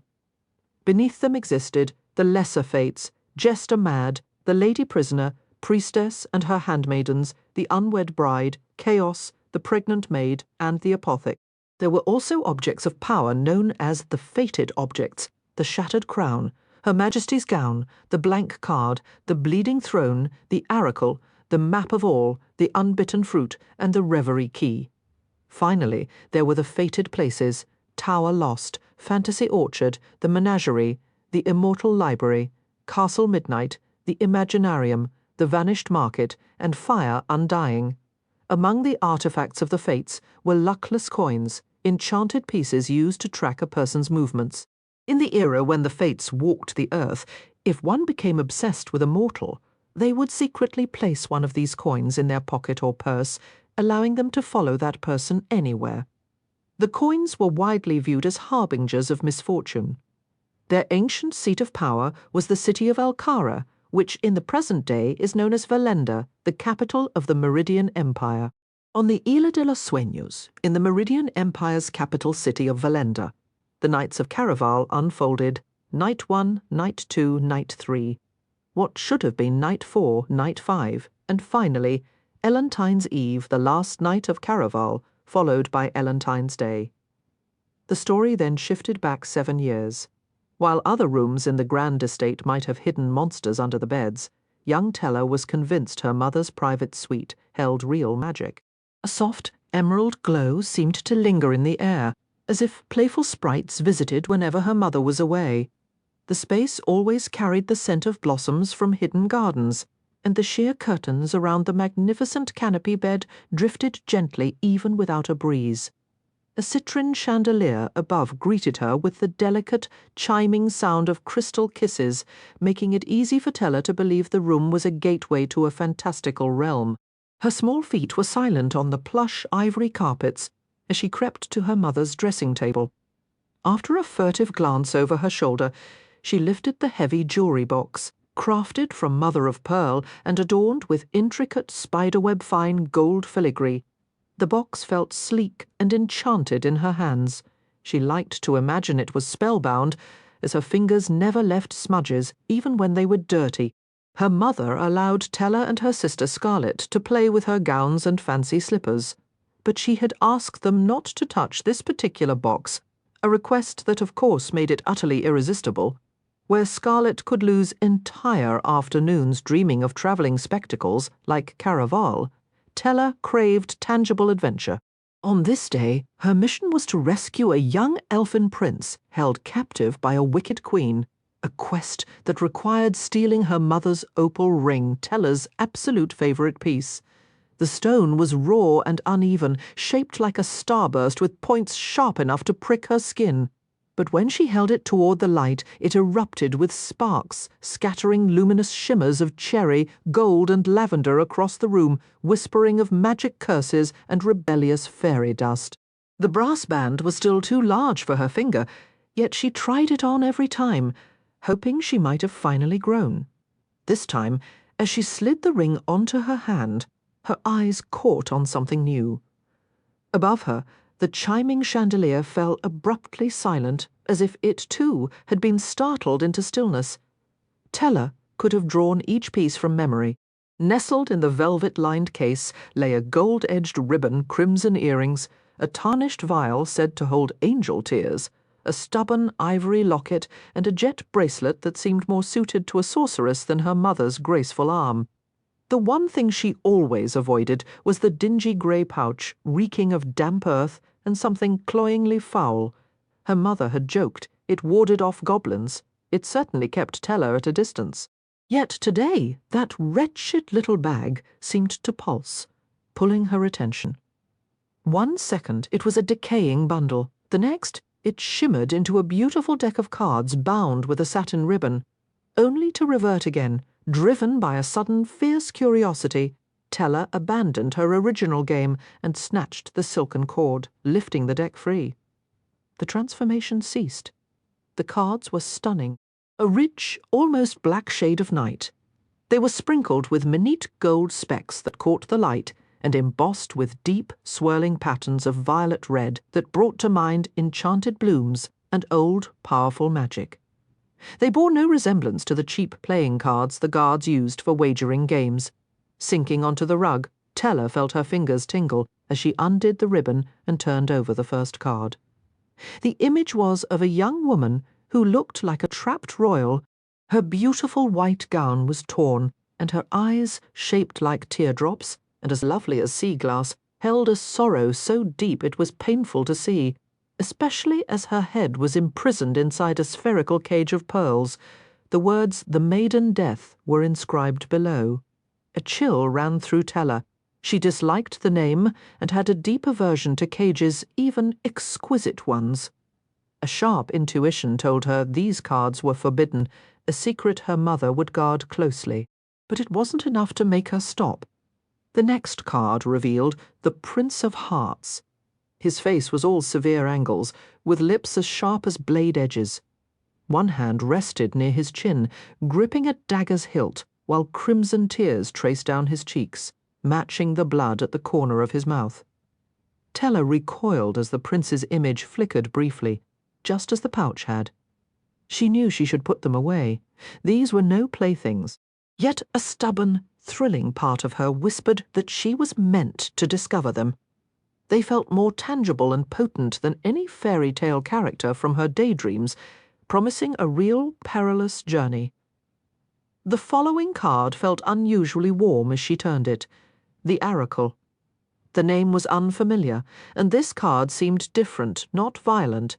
Its borders were adorned with intricate liquid gold swirls, and the center was a silvery mirror. No, it was a mirror. It reflected Tella's own honey-blonde curls and wide hazel eyes. But the reflection was wrong. Her pink lips quivered and heavy tears streamed down her face. Tella never cried. Not after her father's cutting remarks, not even when Felipe would brush past her to seek out her older sister. The sight was a silent, shocking prophecy. I had a feeling I might find my little adventurer in here. Her mother's melodic voice filled the space as she glided into the room. What quest has captured you today? As her mother gracefully knelt on the carpet beside her, her dark brown hair cascaded like elegant rivers around her sharp, intelligent face. Tella had inherited her mother's olive skin, which seemed to glow as if touched by starlight. But in that moment, Tella watched all the colour drain from her mother's face, leaving it as pale as moonstone, her eyes locked on the revealed images of the made.Death and the Prince of Hearts. Where did you get these? Her mother's voice was still honey-sweet, but her hands moved with a sharpness Tella had never seen, snatching the cards away as if they were something forbidden. Tella often wandered into trouble, but usually her mother just smiled and showed her how to slip out of it again. Her father was the one with the quick temper. Her mother was the gentle breeze that kept his sparks from catching fire. Now, though, her mother looked ready to strike a match and burn the cards right there. "They were in your jewelry box," Tella admitted, her voice small. "I'm sorry, I didn't know they were wrong." "It's all right, my love." Her mother's hand smoothed over Tella's curls, but the gesture felt distant, automatic. "I didn't mean to scare you. It's just that even I don't like to handle these. Then why keep them?" Without a word, her mother tucked the cards deep into the folds of her gown, then placed the box on a high shelf near the bed, far out of Tella's reach. Tella held her breath, expecting the conversation to end there. Her father would have turned and walked away. But her mother never ignored her daughter's questions. Once the box was secure, she settled onto the carpet beside Tella, her skirts pooling around her like spilled ink. "I wish I'd never laid eyes on these cards," she whispered, the confession hanging in the air between them. "But I will tell you about them if you promise, truly promise, to never touch this deck, or any like it, ever again. But you always tell Scarlet and me not to make promises lightly. This is different." A hint of her mother's familiar smile returned, and Tella felt that old, dazzling pull, the sense that she was the centre of a secret universe when her mother looked at her like that. "What have I always said about the future?" "Everyone writes their own," Tella recited. Exactly, her mother said, her voice dropping to a conspiratorial hush. "Your future is yours to shape. We all choose our own path. But my darling, if you play with those cards, you give the fates painted on them a chance to steer you. People use decks of destiny, like the one you found, to tell the future. And once a future is spoken aloud, it becomes a living thing. It will claw and fight to make itself real. That's why you must never touch them again. Do you understand?" Tella nodded, though the words felt heavy and strange, like a story about a land she couldn't imagine visiting. The future was still a distant, blurry dream. She also noticed her mother never explained where the cards came from, and that made her fingers tighten around the one secret she still held. In her rush to gather the deck, her mother had missed the third card Tella had turned over. The Oracle. Tella carefully slid it beneath her crossed legs, feeling its edges press into her skin as she solemnly said, "I swear I'll never touch a deck like this again."